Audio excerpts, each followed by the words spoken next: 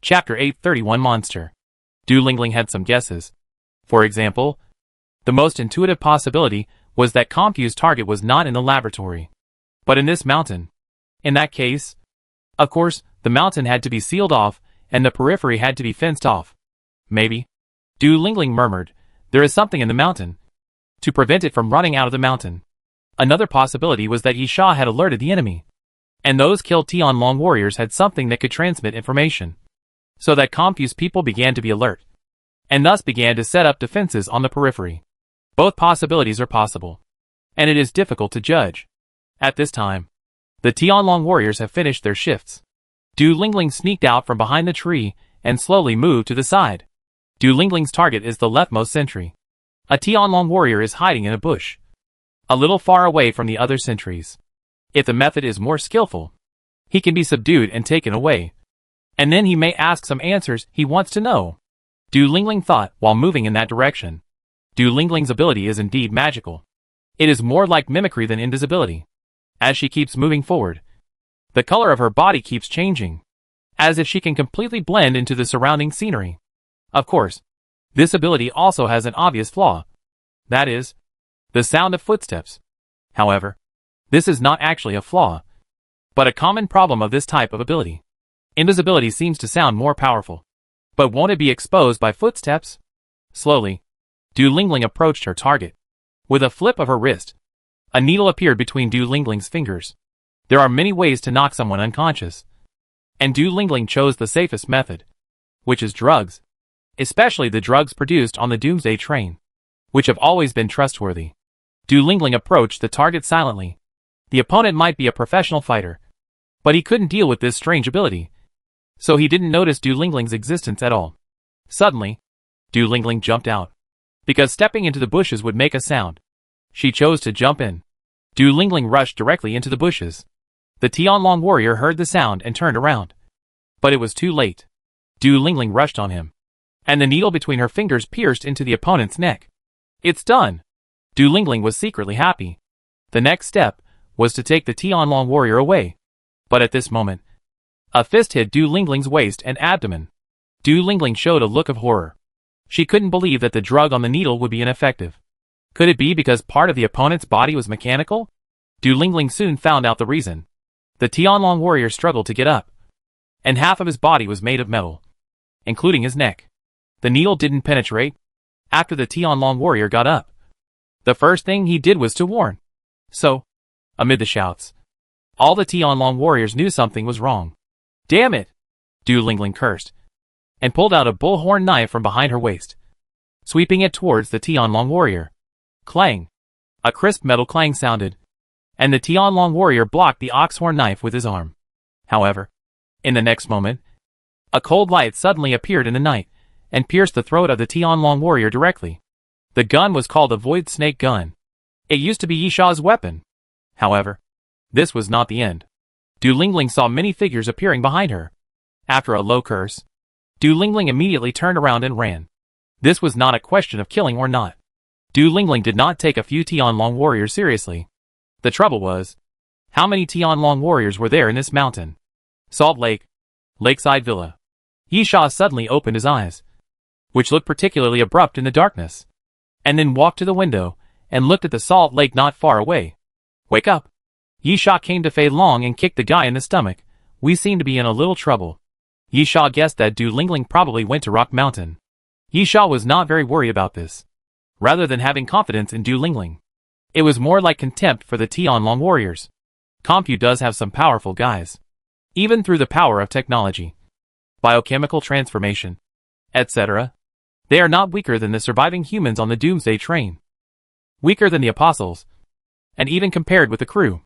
But the so-called three major armed forces were indeed Compu's trump armed forces before the end of the world.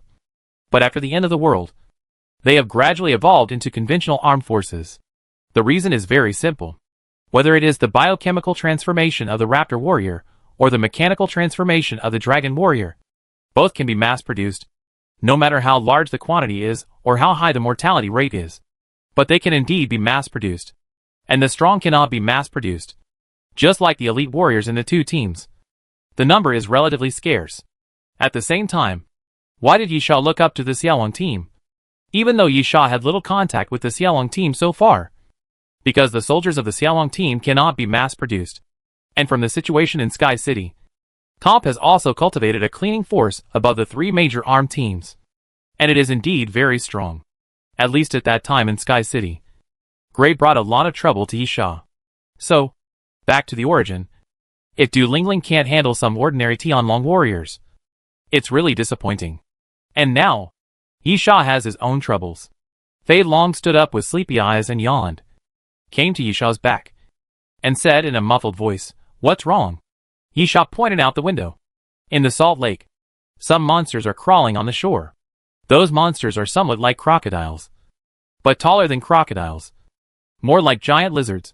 But the head is neither like a lizard nor a crocodile, but like a snake. And the body is very long. About 3 to 3.5 meters. The most important thing is that there are a lot of them. There are so many of them around the salt lake. Yisha, it should be an ancient species. Yisha said halfway, and was a little confused. But if there are a lot of ancient species, they should be relatively common ancient species. There is no reason why I can't recognize them. The rarer the ancient species, the more rare it is. It is normal not to recognize them. And the more ancient species there are, the more common they are. With Yisha's experience in 2 lives, there is no reason why he would not recognize the common ancient species. Fei Long, will they come over here? Yisha sighed, yes. That's why I said, we are in a little trouble. Yisha has seen the monsters gathering and slowly crawling over to the side. Obviously, the monsters will definitely attack the villa. They can't be guests anyway. Chapter 832 Breakout. Those monsters seem to have lived in this salt lake for a long time. But when Yisha entered the villa, he saw that there were no signs of collision or tearing. This means that those monsters lived in the salt lake but never attacked the surrounding buildings. Yisha guessed that there were 2 possibilities. The first possibility was the breath of living people, because he moved in, making those monsters intend to attack. But this may not be big. Those monsters did not show signs of corpseization, and they were not the kind of zombies that chased living things. The second possibility is the smell of blood. Fei Long has killed many people, and his body is covered with blood, which makes him smell bloody. Killing those zombies will also make him smell bloody. Moreover, Yisha thinks this possibility is relatively high. Fei Long, what should we do now? Yisha, since they are surrounding us, and they seem to be quite aggressive. Then, Yisha pulled out the king's holy sword. Except killing them. Yisha smiled. Are there any other options? Yisha waved his hand and opened the door before the monsters completely surrounded him. Yisha was still quite cautious, looking at the guys with red eyes. He tried to approach carefully, naturally to test the intentions of these monsters. Then without any surprise, a monster that was closer suddenly opened its mouth and bit towards Yisha. It was obvious that these monsters were going to attack them, and were very aggressive. Yisha decisively, kill! The moment Yisha shouted this word, the Archon took the lead. And then a white light surged out from the Archon's palm, turned into a light bead, and rushed towards the group of monsters. With a bang, the white light exploded. In addition to the monster that was directly hit, its skin and flesh were torn apart on the spot, and its body was split into 5 or 6 pieces. The white light beam also brought obvious splash damage. The split light beam turned into countless lights that spread around, covering a radius of about 2 or 3 meters. Those lights fell like sharp knives, piercing the bodies of the monsters around. At the same time, Yisha's inference was confirmed. It was the smell of blood that attracted these guys. When some of the monsters were killed, the monsters around them immediately became excited, or violent. And then, there was no kinship. The monsters around rushed forward and ate the dead monsters. Yisha watched all this silently, then made a gesture and walked forward first. A monster suddenly fluttered up and raised half of its body. At this moment, Fei Long raised his palm like a palm leaf fan. Fei Long has very few tricks. Just 2 moves. But as long as it works, it's enough. With one slap, the monster's head was smashed, and it fell to the ground helplessly. Other monsters pounced on it and quickly ate it up. Even its bones were bitten. However, Fei Long's slap was a bit troublesome to deal with these monsters, because it could only kill one at a time. So Yisha decided to do it himself. No rain tonight. Yisha, fortunately. The wind is everywhere. Puff, puff, puff. After Yisha finished speaking, a large group of monsters in front of him burst into blood on their backs, and their bodies were directly cut open by the wind. With just one strike, Yisha killed hundreds of monsters, leaving the bodies behind. He opened an exit in the monster group and immediately walked out quickly. There were still many monsters rushing over, and even though Yisha killed many of them, there were still many monsters. Go that way. Yisha pointed in the direction of Rock Mountain. Since we can't rest in peace, let's go into the mountain, complete the task earlier, and return to the Doomsday train earlier. Fei Long tore open the body of a monster and laughed. 30 pounds of meat. Yisha rolled his eyes. You can't miss it. Fei Long happily responded. And then, do you think these things are edible? While Fei Long was talking, he shook the half of the corpse in his hand, and a large piece of mincemeat fell off. Yisha was not disgusted by this question. Many people had eaten ancient species, including Yisha, in the early days of the apocalypse. When people had just boarded the apocalypse train, skull coins were an important resource for becoming stronger. After understanding their importance, most people would not be stupid enough to exchange skull coins for food. So, at that time, everyone could only endure and eat those unpalatable compressed biscuits, even until they wanted to vomit. If they could hunt down an ancient species that had not turned into a corpse one day, it would be the best time to have a good meal. Therefore, Yisha answered this question seriously, as long as it is confirmed to be non-toxic. You can indeed try it, but the meat looks denser and the lines are tighter, so it is not very good. Fei Long was stunned.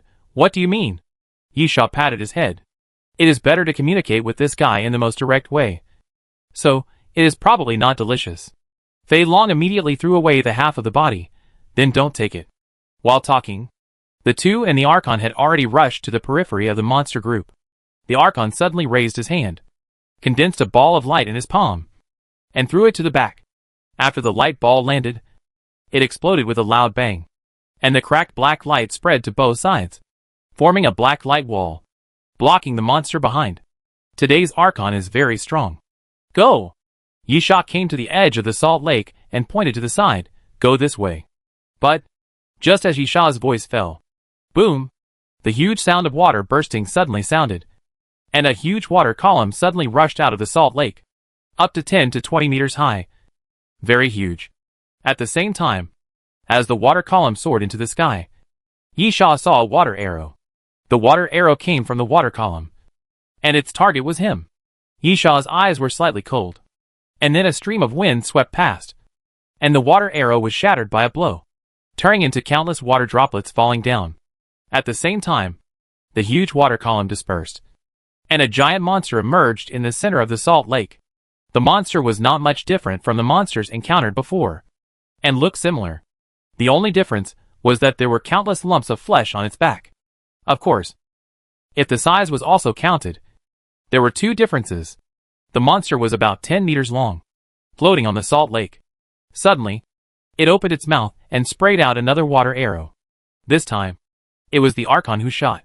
A black ball of light was condensed by the Archon, and then thrown out with force. Boom! The light ball collided with the water arrow, and the water arrow was once again blown to pieces. At the same time, the monster roared, and the water surface was pushed away layer by layer, causing ripples. Chapter 833 Attack. Yisha narrowed his eyes. Killing the ancient species is very valuable, but Yisha is not very interested in the monsters around, because there are too many of them. Once there are too many of anything, it will naturally become less rare. So Yisha doesn't think he can get anything good from those monsters. But this big guy is another matter. It seems to be the king of these monsters. So, will it be stronger? So, will it be more valuable? Yisha, so, let's kill him. The giant monster was very violent. The two water arrows failed, but it did not give up. It opened its mouth again, sucked in the surrounding salt lake water, and sprayed water arrows forward again. Yisha didn't waste words. He closed and opened his eyes, and the wind around him were violent, and he chopped the water arrows into pieces again. It's windy tonight. Very good. Fei Long circled twice in place, scratching his head, feeling a little lost and aggrieved. I can't swim, Falon said helplessly. And then the Archon leaped up, pushed with his left palm, and a white beam flew forward, directly hitting the head of the giant monster. The black light ball and the white beam were obviously not just used to deal with Jones, but had more magical uses. It can even be said that this inexplicable ability is the root of the arbitrator's strength after evolving into the Archon. Not just the improvement of physical fitness.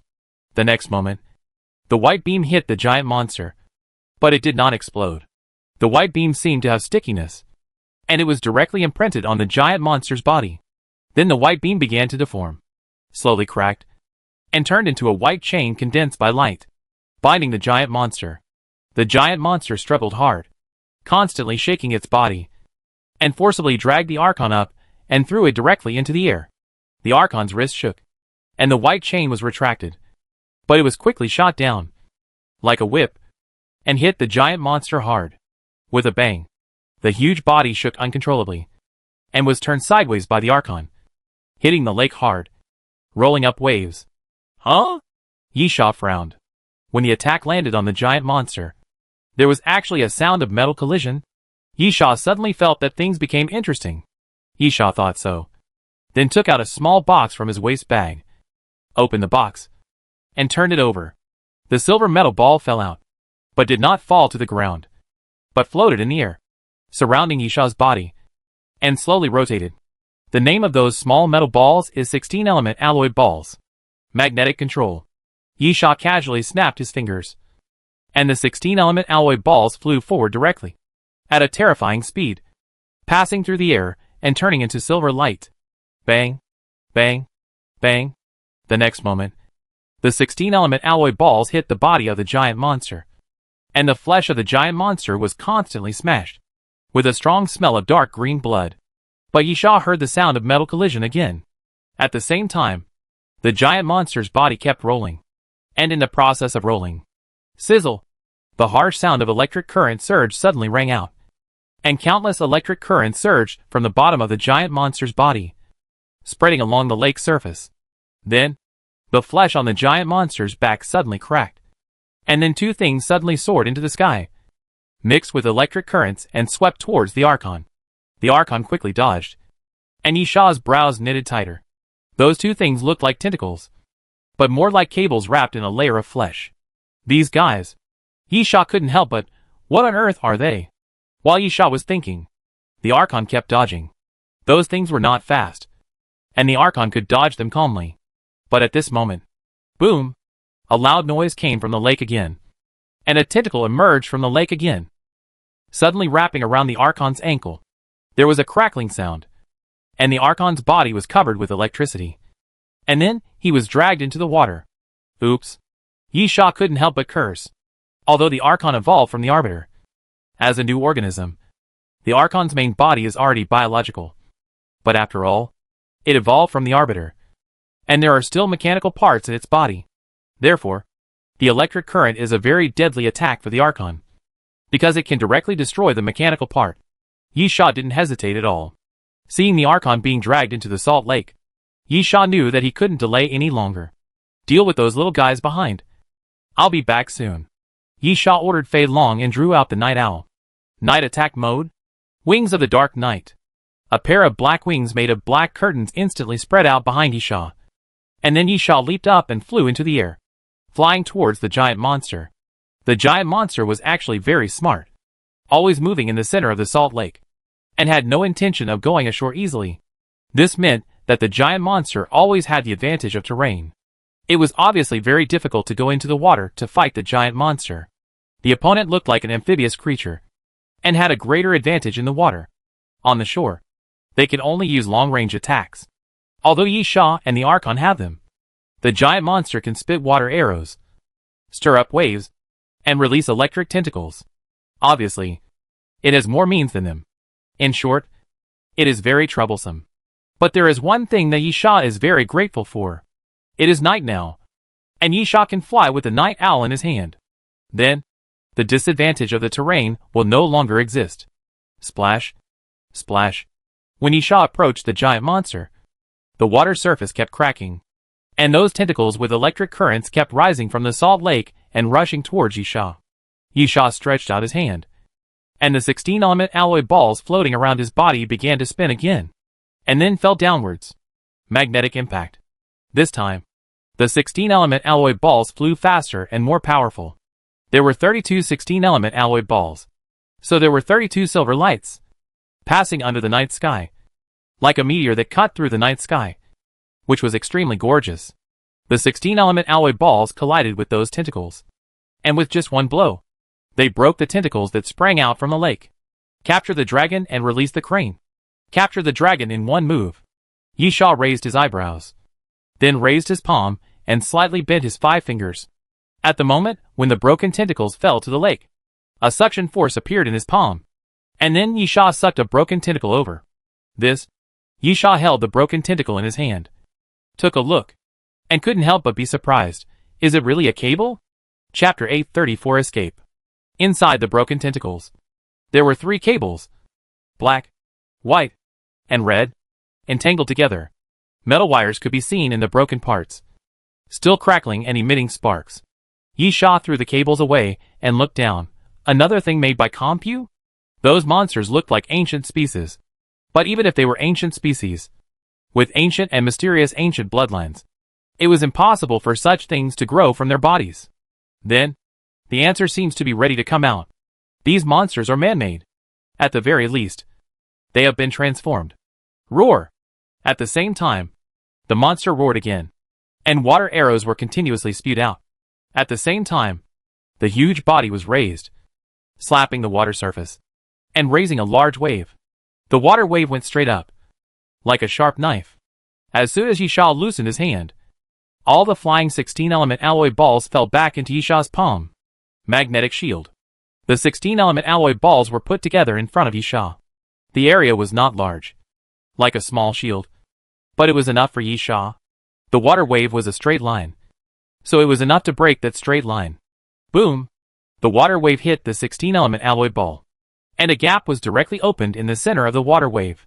The water splashed on Yisha's body with a little coolness. Almost. Yisha looked at the giant monster. It's time to die. Yisha was a little curious about the giant monster, but now he had guessed something, so there was no need to delay the battle any further. Some things could be known through the corpse.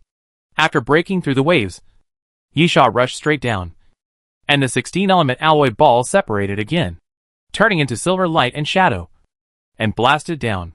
Puff, puff, puff. The 16-element alloy ball hit the giant monster again, smashing the flesh on its back. However, it seems that it is not enough. The giant monster has thick skin and flesh, and this level of injury is obviously not fatal. So, magnetic explosion. Boom, boom, boom. Countless electromagnetic lights appeared on the surface of those 16-element alloy balls, connecting with each other, like a chain of lightning.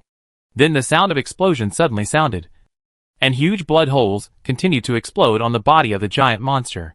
32 16-element alloy balls naturally have 32 blood holes. As a result, the giant monster's body was completely blown to pieces. The giant monster didn't even have a chance to struggle and twitch, and its body turned over, revealing its snow-white belly.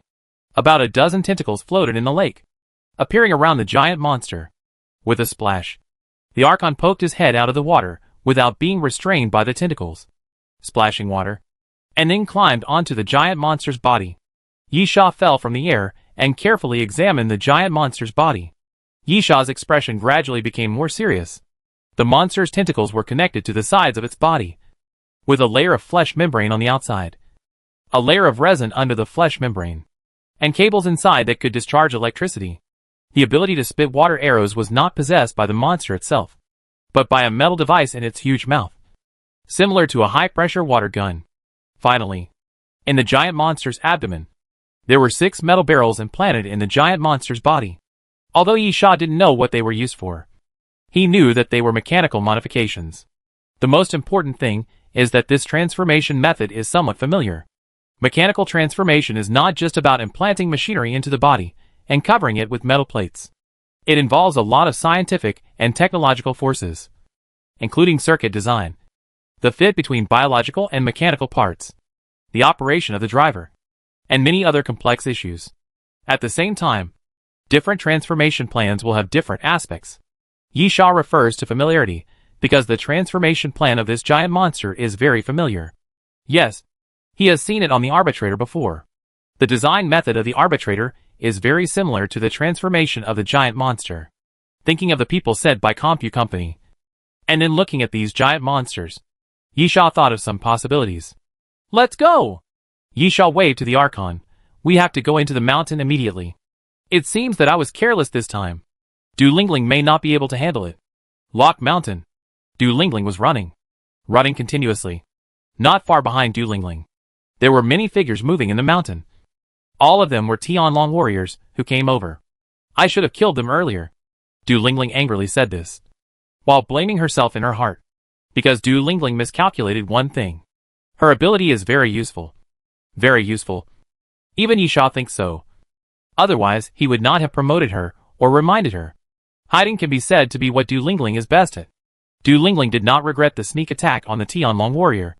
Although she failed, it was an accident. An unpredictable accident. Since it was unpredictable, Du Lingling should not be blamed.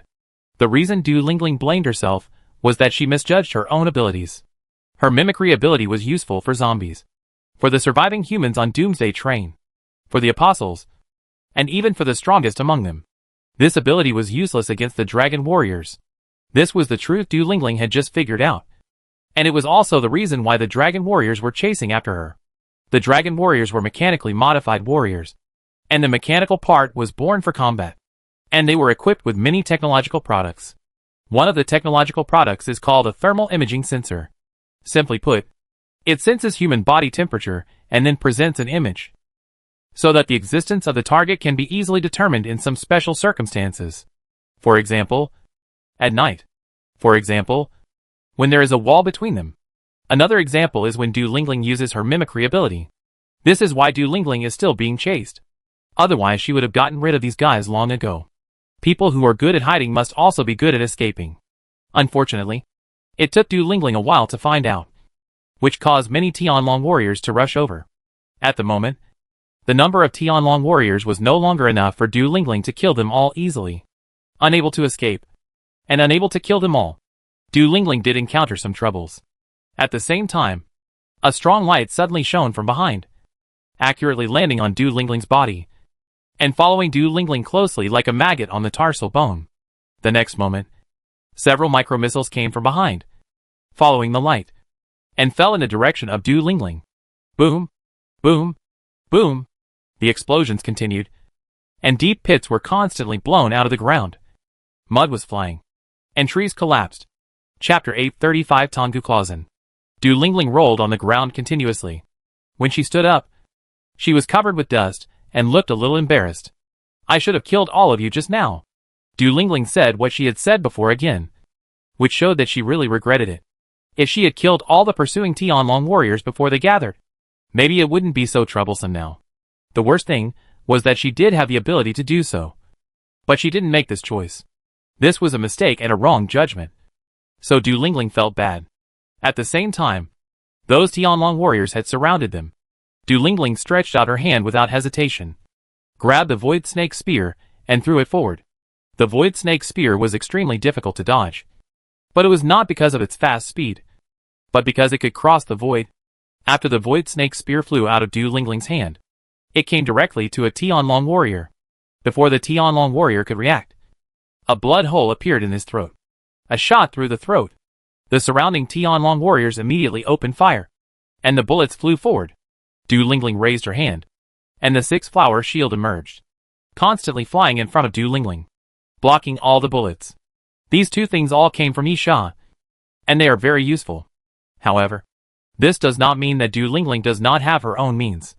The next moment, Du Lingling took a deep breath. A black shadow suddenly emerged from under Du Lingling's feet, and spread to the surroundings. Then, Du Lingling stepped on the black shadow and moved forward. With every step forward, Du Lingling's figure would dim a little. But it was not the kind of transparent disappearance. But it seemed to blend into the black shadow. Then, Du Lingling disappeared. Duh. Duh. Duh. Duh. Duh. The crisp footsteps continued to sound. But strangely, no human figure could be seen at all. In the night, only the clear footsteps made everything seem so weird. Puff!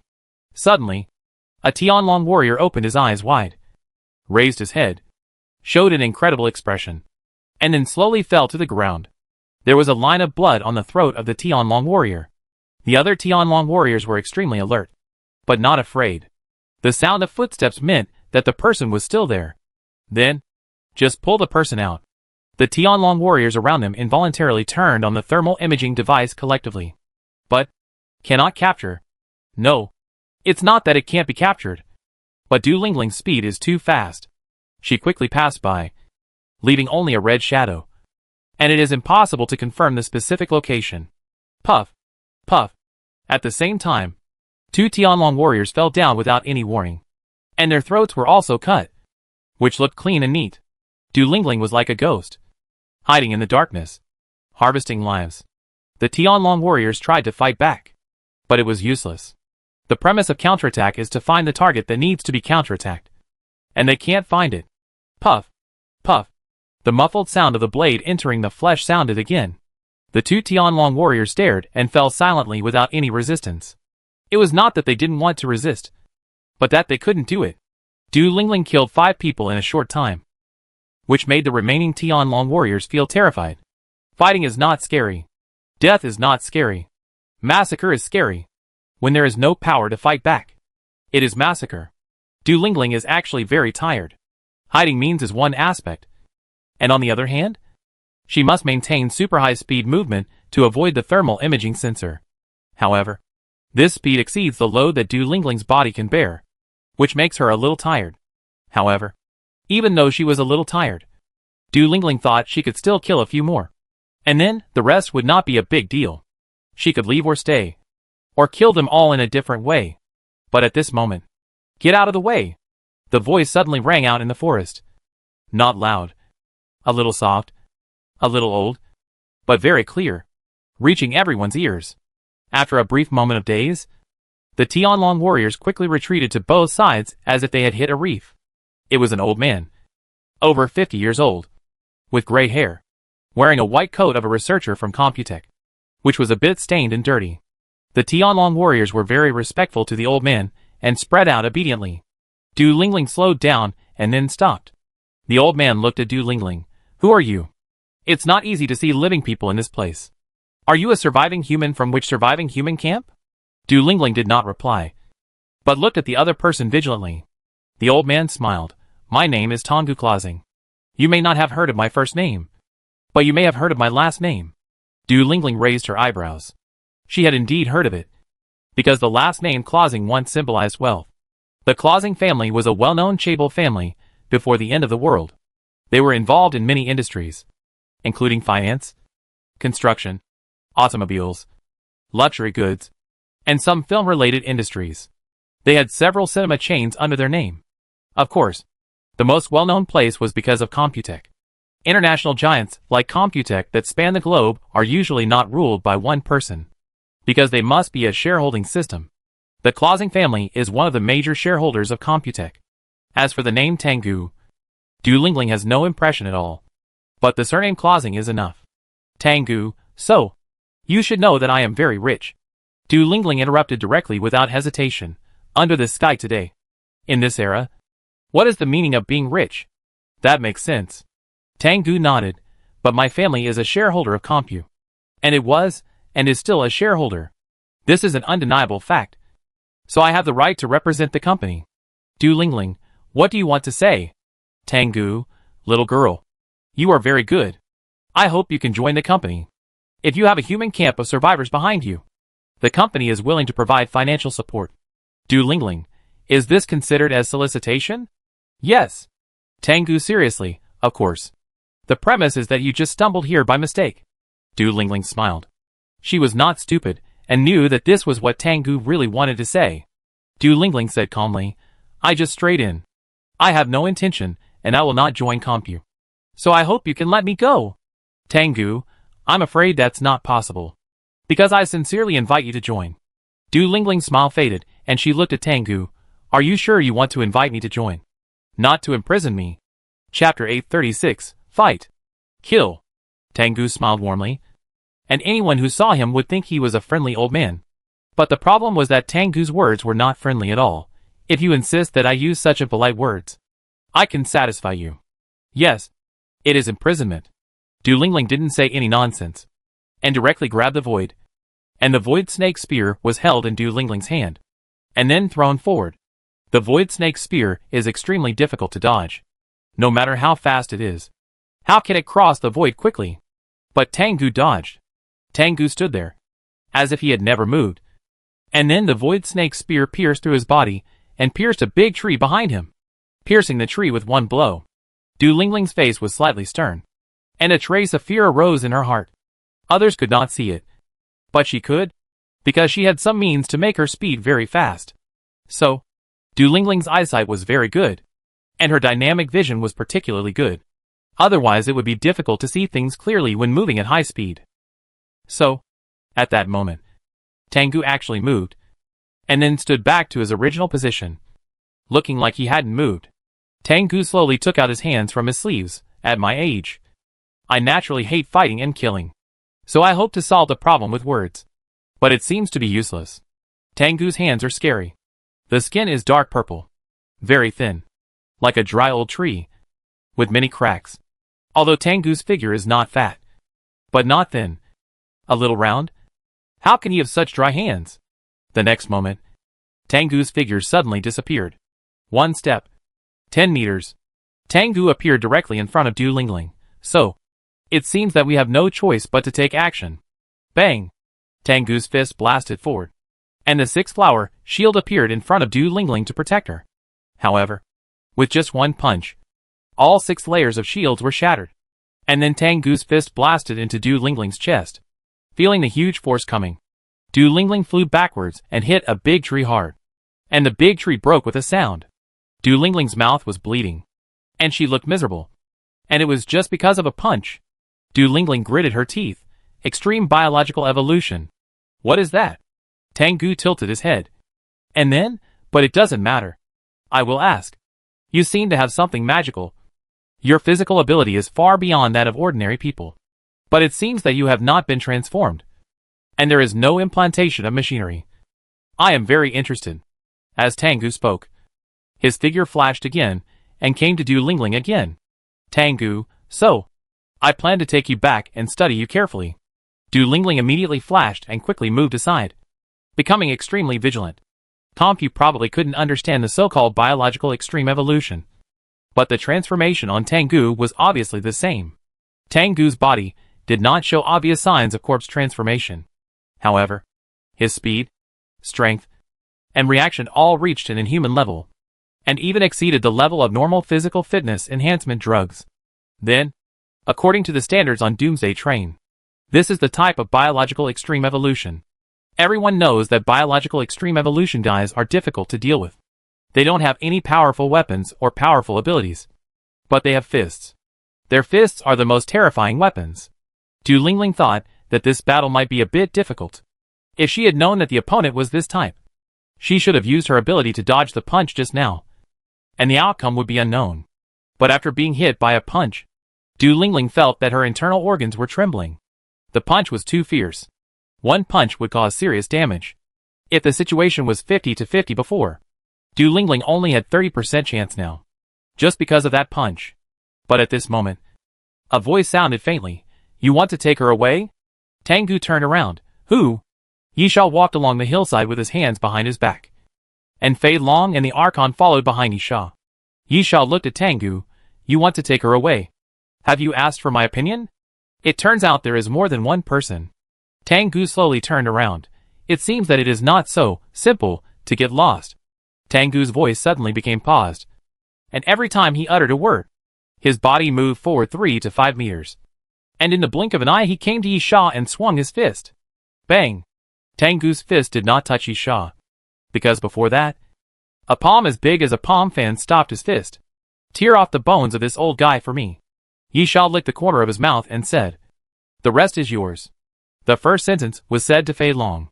The second sentence was said to the Archon. Fei Long's opponent was Tengu, and the Archon wanted to kill the Tianlong warriors around him.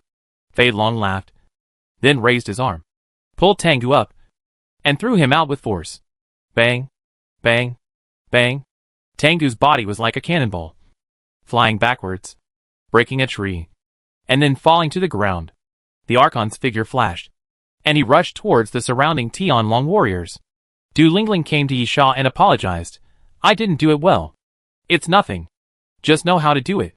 Whether it can be done or not is another matter. Yisha looked at Fei Long with interest.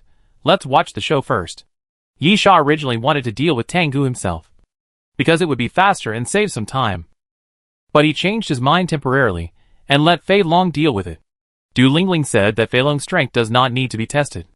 And the little fat man said that Fei Long is a natural supreme being and the best biological extreme evolution body. Even if for Fei Long, the so-called evolution is just eating. Therefore, Yisha really wants to see which one is stronger. This kind of body grown from eating or the body transformed by drugs. Is the real biological extreme evolution really supposed to be like Fei Long? At the same time, Tengu pushed away the tree that was pressing on him and looked at Fei Long. The contempt he had shown towards Du Lingling before was gone. But his eyes became extremely solemn. Since the transformation was completed, Tengu had never met anyone stronger than himself. Now, he saw it. Tengu's face was grim, and he stood up slowly. Although he looked miserable, he was not injured. The so-called biological extreme evolution is not just about running fast and being strong, but also about the strength of the body being far beyond imagination. If not for this, Tengu's bones would have been broken by the blow just now. Chapter 837 Walk. See. Kill. In the night, Tengu's figure flashed again, quickly approaching Fei Long. Fei Long tilted his head, not quite understanding why this guy could still move. Shouldn't the bones have been broken? At this time, Tengu came to Fei Long again. Fei Long instinctively raised his palm and slapped Tengu. But at this moment, Tengu's figure flashed, and he came directly from the front to behind Fei Long, and punched Fei Long's waist fiercely. Tengu sneered. Maybe Fei Long was stronger, but he didn't believe that he would be fine after being hit by his punch. Unfortunately, the sneer on Tengu's face only lasted for a moment before it froze, because Fei Long was really fine. Tengu's fist sank directly into the gap between Fei Long's fat, like a pair of pliers, firmly clamping Tengu's fist. Fei Long turned around slowly and scratched his head honestly. You seem to be more durable. Huh? Tengu raised his head, not quite understanding what he meant. Then, Fei Long raised his palm. Fei Long laughed and said, Then I'll use more strength. The next moment, the palm like a palm fan fell again. Tengu was shocked, because his fist was still stuck in Fei Long's flesh and couldn't be pulled out at all. Bang! At this time, Fei Long's palm fell and hit Tengu's head. With a snap, the head broke and was directly hit and flew away, flying far away, and fell into the depths of the forest and could not be seen. Hiss! The headless corpse was still standing there, and the wound on the neck was gushing blood like a spring, all over Fei Long. Fei Long was stunned for a moment, then shouted unhappily, How did he die? I just put in a little more strength. Hey, will it count if he is dead and then his bones are removed? Fei Long was very unhappy. Yisha asked him to remove Tengu's bones, but now the bones have not been removed, but the person has been beaten to death. How should it be counted? This old man is not as tough as imagined. Yisha pulled down the corner of his mouth, and was a little embarrassed. The opponent he picked for Fei Long didn't seem to be very good, and seemed a little weak. At the same time, the Archon walked back behind Yisha, and behind the Archon, there was a pile of corpses of Tianlong warriors. Let's go! Yisha waved at Fei Long. If it's not demolished. It's not demolished. It's time to get down to business. Du Lingling followed Yisha's footsteps. Things are a bit strange. The people from Compu seem to be looking for something in the mountain. Otherwise it is impossible to have arranged it at the foot of the mountain. It seems that they are trying to close the mountain. Yisha, I know. Du Lingling was surprised. You know? Yisha, it's just a guess. Not necessarily accurate, but I guessed a little bit. The original purpose of this place was to conduct the Tyrant Experiment. And the Tyrant Experiment was derived from the Arbiter Project. Do you know the Arbiter Project? Du Lingling, I heard of it occasionally, but I haven't seen it. Yisha, the Arbiter Project is to combine machinery with zombie bodies, using the mechanical parts to make up for the situation where zombies cannot be controlled. Then, the question is, the stronger the zombies, the stronger the Arbiter created. Right? Du Lingling nodded. Theoretically, it is correct. Yisha, then, if it is correct, should we look for mutant zombies? Du Lingling nodded again. Yi Sha, if we go a step further, should we use ancient species that have transformed into corpses? Du Lingling still nodded. She already knew something. Yi Sha, this is what Compu is looking for. They are looking for experimental samples. Du Lingling, but isn't this the place to study tyrants? Yi Sha smiled. Can't we study these when studying the tyrant? The research on the tyrant itself was born out of the arbitrator project. Of course, usually the research projects of a research institute would not be so messy. But this is the research institute of the first generation of tyrants. This time Du Lingling completely understood. What does the first generation mean? Of course, it means the original. That is, at that time, the research on the tyrant in this institute was not completed. So it is normal to study and explore from all directions. The tyrant experiment was born out of the arbitrator project. And of course, it was studied by creating various types of arbitrators. So, there was an answer. What is the most important research material for this study? It is not those paper data files, or even some computer files, but these experimental samples. As long as there are samples, they can definitely be calculated, studied, and recreated. This is Yi Sha's speculation. There are probably many experimental samples in that research institute, including the middle-aged man they encountered before, who is also an experimental sample. Because the mountain cabin was once abandoned, these experimental samples escaped and spread all over the mountain. Tom's target is not the research institute, but the entire mountain, for the experimental samples running around in the mountain. Yi Sha, of course. I think it's impossible to catch them all. After all, Rock Mountain is not small, and some experimental samples have run far away. And those Tianlong warriors treated the middle-aged man we met very roughly. Du Lingling, so, ordinary experimental samples are not very important. They are looking for important experimental samples. Yi Sha, that's right. Another place where this can be inferred is the monsters in the Salt Lake. Those monsters should also be experimental samples, hiding in the Salt Lake. It is still easy to find them. However, Compu did not take any action to capture them. So those monsters were probably very low-level experimental samples, and were not very important. So they were abandoned. Yi Sha originally thought that Du Lingling would only face some Tianlong warriors, which was no big deal. At most, it would be a little troublesome. But it should not be to the extent that Du Lingling could not deal with it, or threaten Du Lingling's life. But after figuring out what Compu was looking for, Yi Sha no longer thought so. Among those experimental samples, there must be some powerful beings that are difficult to deal with. Since they are difficult to deal with, Compu would not only send some Tianlong warriors to capture them. There must be strong ones coming.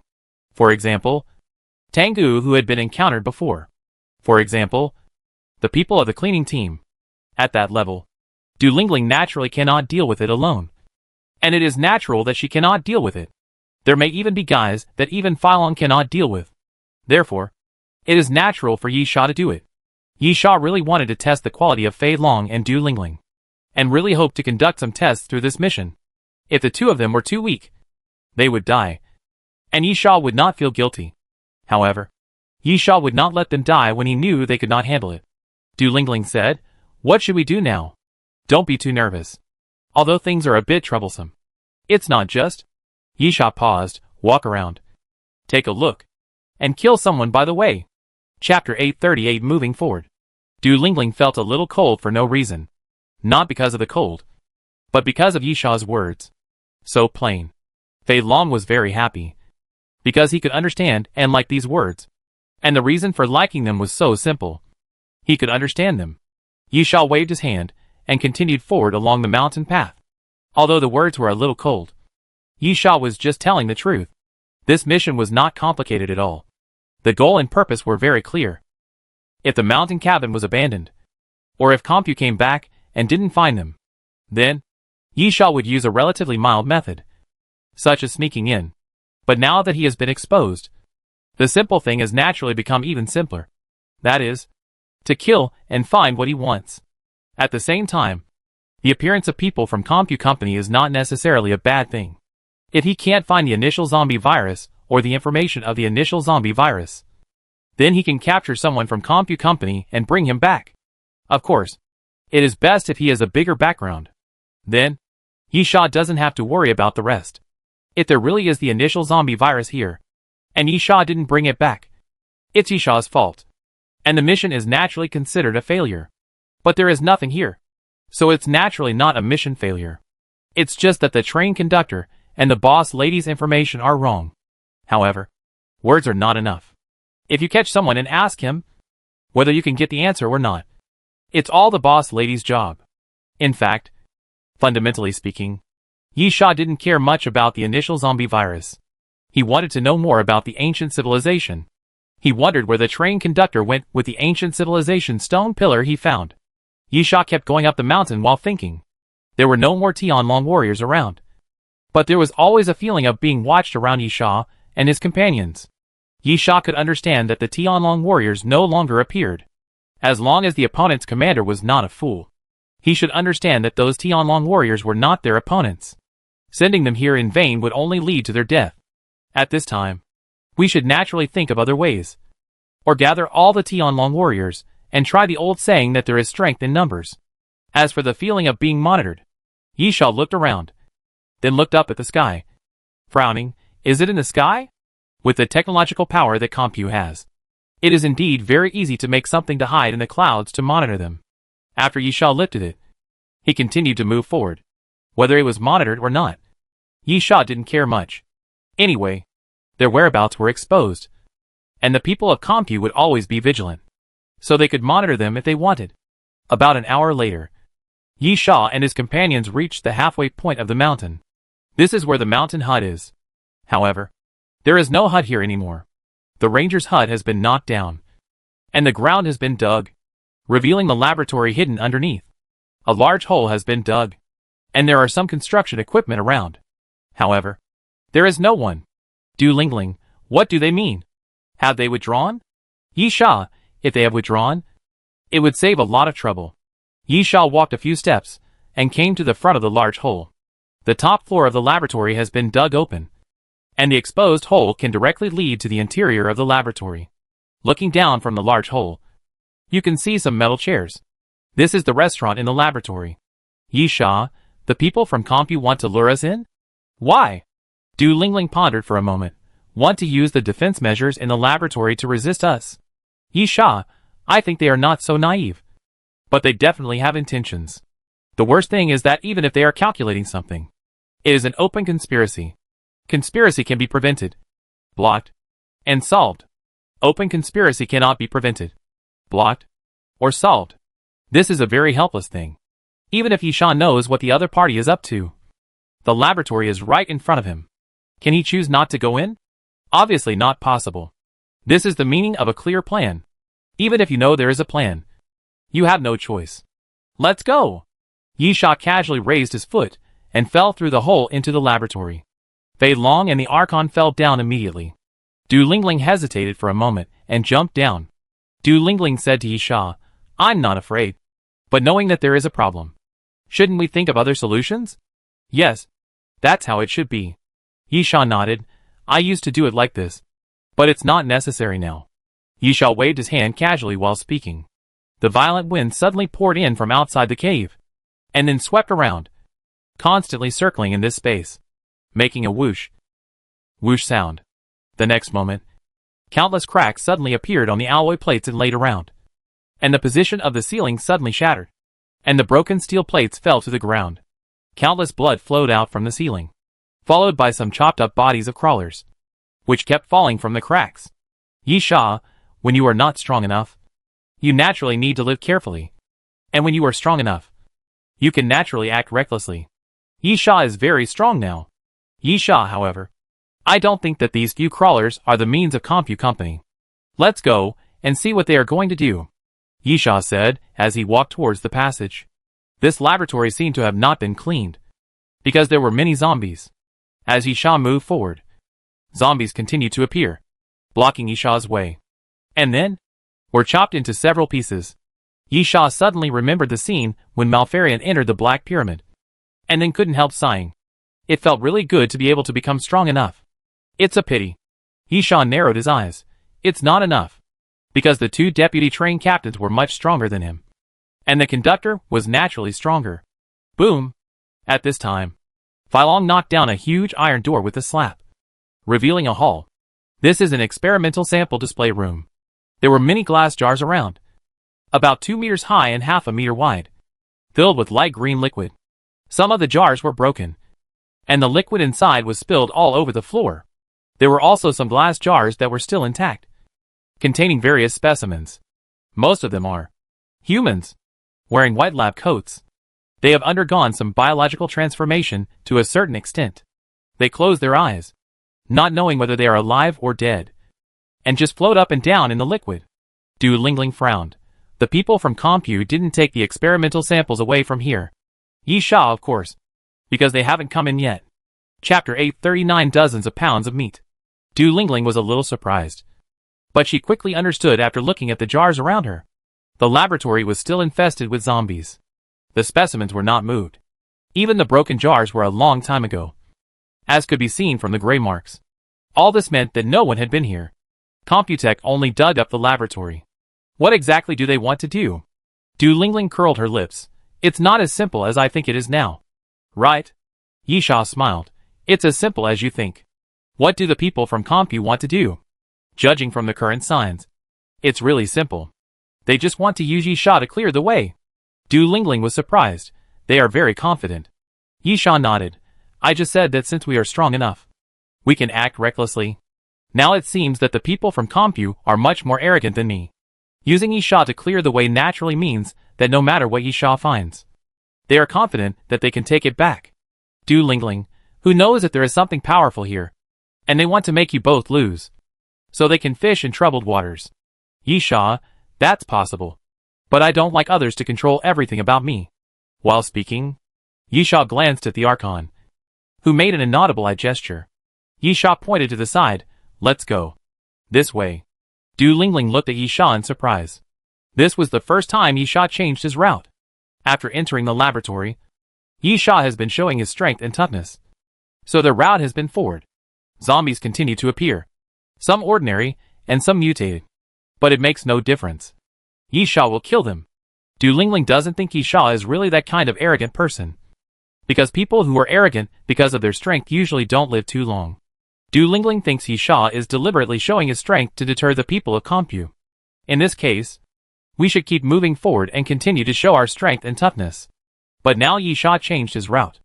Was this a sign of weakness? While Du Lingling was thinking, Yi Sha had already walked into the side passage and walked forward quickly. Yi Sha no longer moved forward, but kept changing his route. He seemed to be very familiar with this laboratory. After about half a minute, Yi Sha destroyed a door. This was a small room, very empty. In the center was an octagonal metal platform. In the center of the metal platform was a metal pillar with many slots and cables connected to it. There are 18 screens around, all embedded in the wall. But there is no picture. But the red light indicating the power is still on and flashing. Du Lingling was surprised. This is Yi Sha. This is the core area of the laboratory. The thing you see in front of you is the supercomputer used to control the entire laboratory. It controls the laboratory's defense system, and also controls the operation of the laboratory. While Yi Sha was talking, the Archon had already walked onto the metal platform. In theory, a laboratory's supercomputer must be the most important thing. Since it is the most important, it will of course be protected. However, although this supercomputer is still in operation, it is already in a semi-disabled state. Moreover, Yi Sha has an Archon. The Arbiter evolved into the Archon, and many of the characteristics of the Arbiter were lost on the Archon. For example, the vine arm from the corpse flower gene. For example, some mechanical parts visible to the naked eye. However, being invisible does not mean that there is no preservation. The meaning of evolution is to become stronger, not to give up what you once had. The Archon came to the metal table and pressed his chest with his hand. The chest actually sank and a hole appeared. The Archon pulled out 2 data cables and connected them directly to the supercomputer. If you look closely, you will find that there are codes flashing in the Archon's eyes. Yi Sha, don't they want me to explore the way for them? It's okay if they don't know. But now that they know, how can I fulfill their wish? Besides, we are just here to find something. Boom! Boom! When Yi Sha finished speaking, there was a loud noise outside the door. It was the cracks in the walls and ventilation ducts around. And the Tianlong warrior suddenly appeared. Yi Sha smiled and said nothing. The people from Compu were indeed targeting the experimental samples. which was what they needed most, and what they had to take away. However, this did not mean that they could tolerate others hacking into the server and taking away the laboratory's research data under their noses. And this is what Yisha was doing.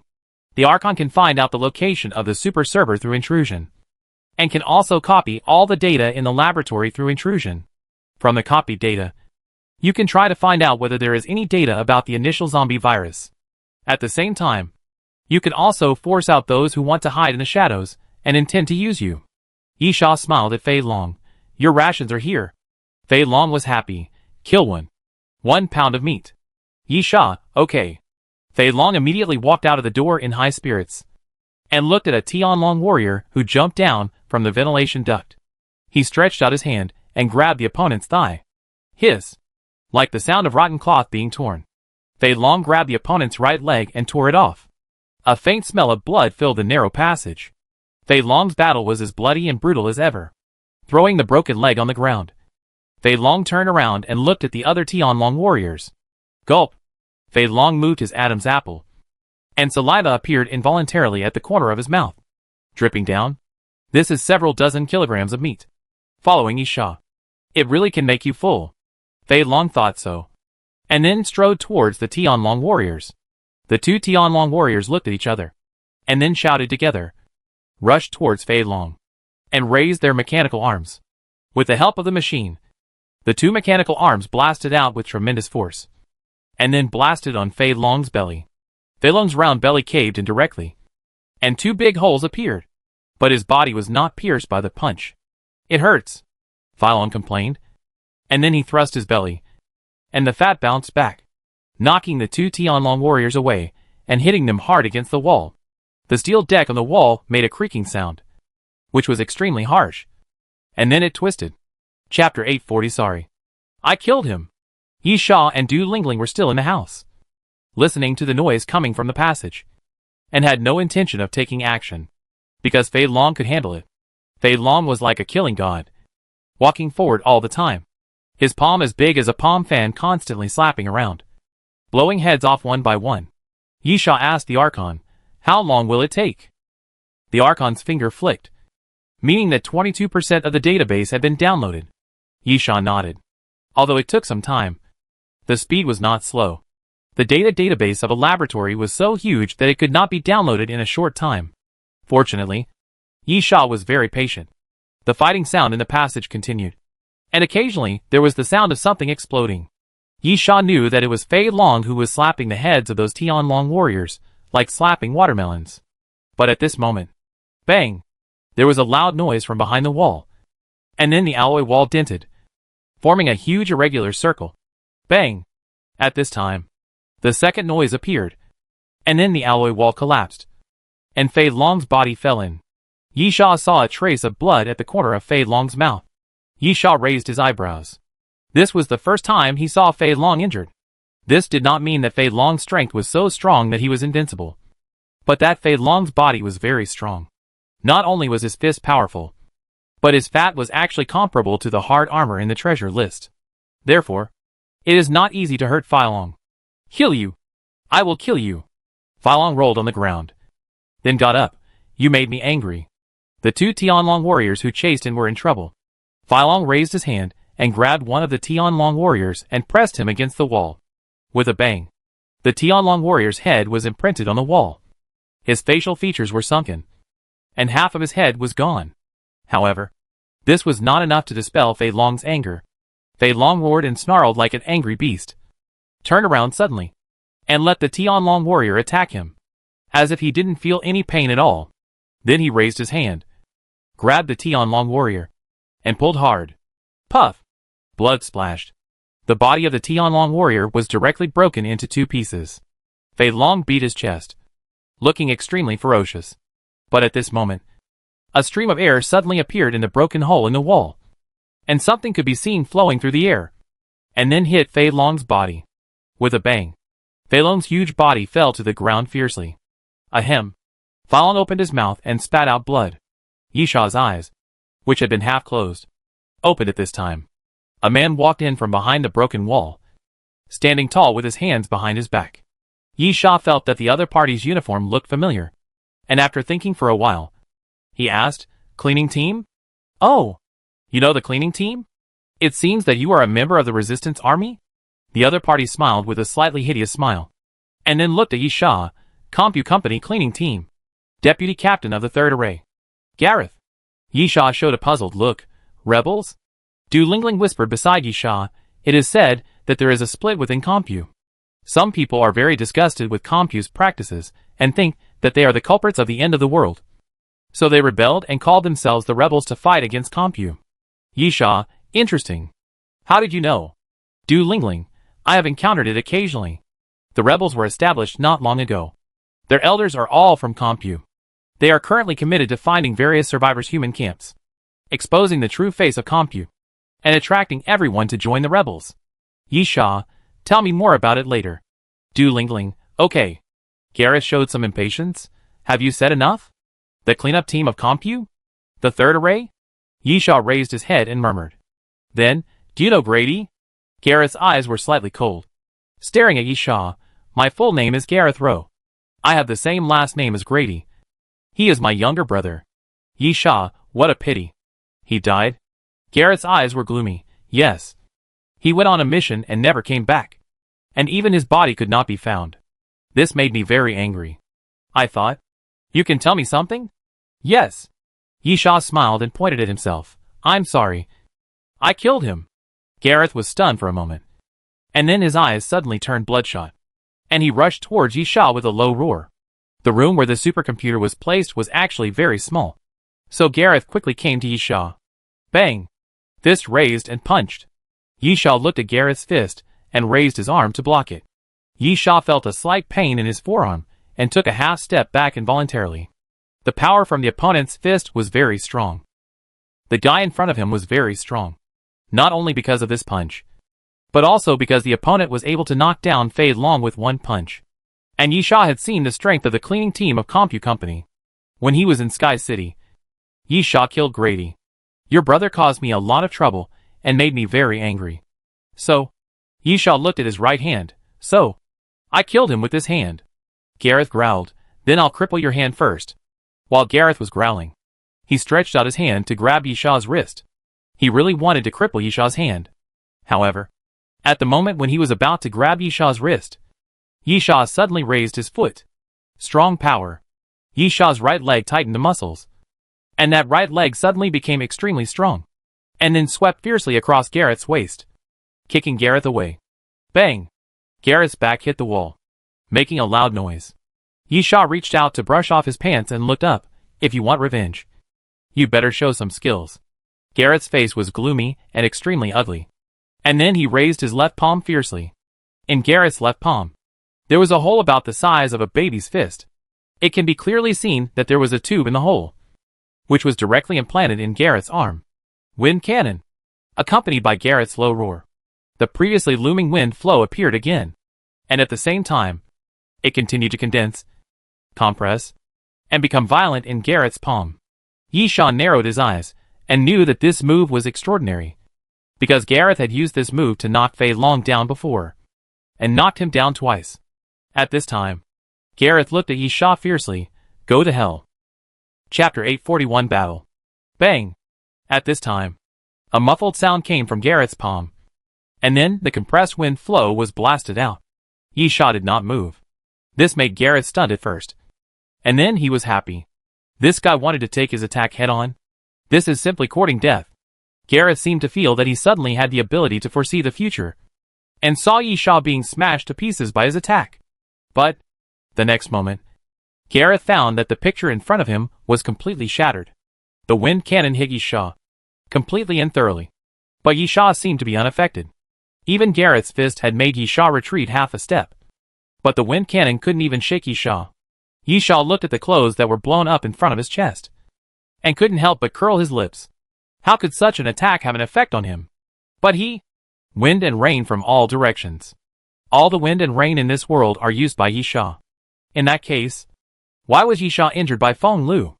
If this is your strongest move, Yi Sha, it's really a pity. Gareth's face changed again, and then he became a little hysterical, shouting continuously, Wind cannon!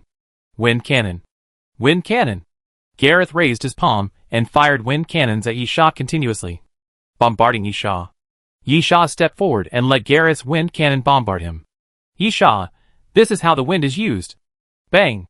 Seeing Gareth condense the wind cannon again, Yisha raised his hand and snapped his fingers. Along with the snap of Yisha's fingers, there was a sound of something exploding in Gareth's palm. And then Gareth's scream suddenly sounded. But his entire palm was blown apart. A bloody mess. A black wind pressure pipe was exposed. But it was blown into a 90-degree angle and completely twisted. Yisha looked at Gareth with pity. This guy was really unlucky. Judging from the first punch alone, Gareth should have undergone biochemical transformation. With strong physical fitness, full strength, and fast speed, and he might be a troublesome opponent. However, this guy had to use the bombardment formed by wind pressure instead of any other attack. Therefore, one of Gareth's arms was disabled.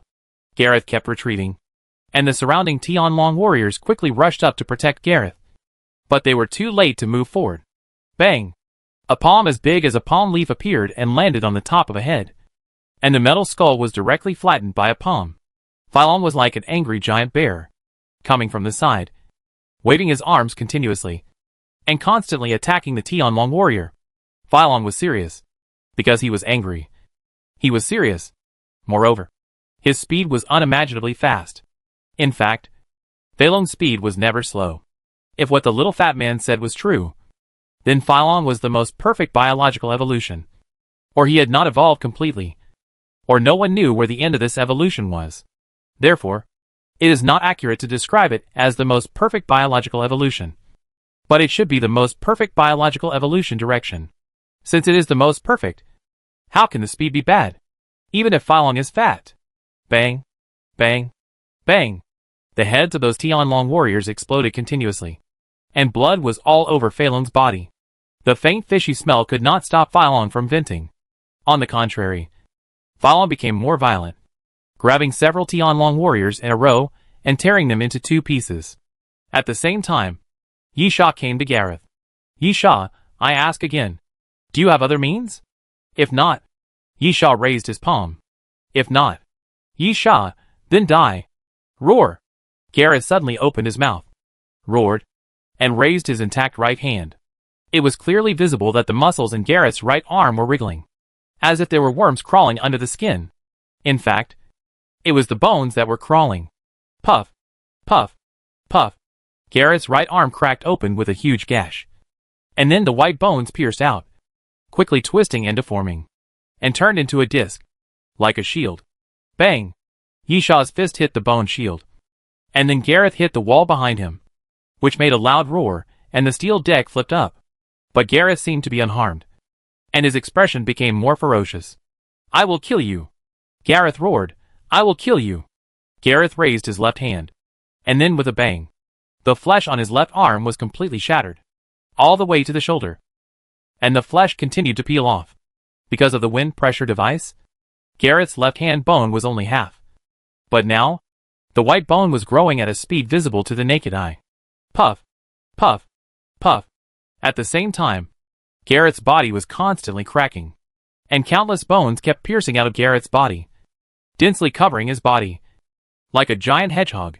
At the same time, those bones were not ordinary bones. Some black color seeped out from the bones, wrapped around the bones, and flashed the color of metal. Yisha was not surprised. He had fought against Grady in Tianji City.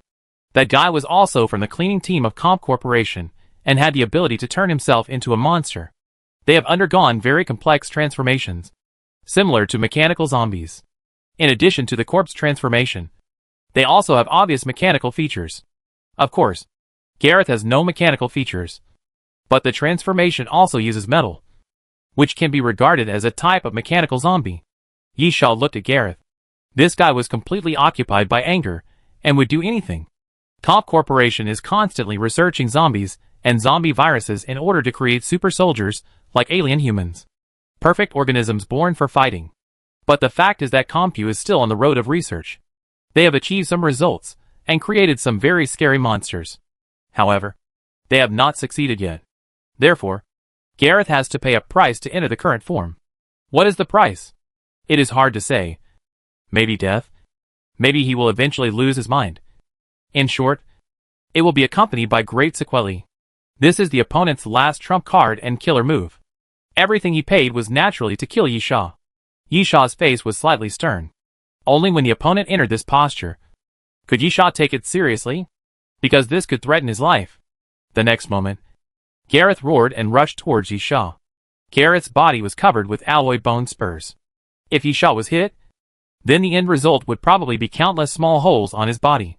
Naturally, Yi Sha would not let the opponent succeed easily. Chapter 842 Fatal Attack. Shock Wave. Yi Sha suddenly raised his hand. An invisible power surged from his palm, hitting Gareth, knocking Gareth away and smashing him hard against the wall. The next moment, Yi Sha took out a small box from the waist bag behind him and poured it on the ground. The 16-element alloy balls fell to the ground, making a ding-dong sound. Roar! Gareth shook his body, roared, and rushed towards Yi Sha again. Yi Sha raised his hand, and the 16-element alloy balls turned into silver light and hit Gareth, followed by a clanging sound.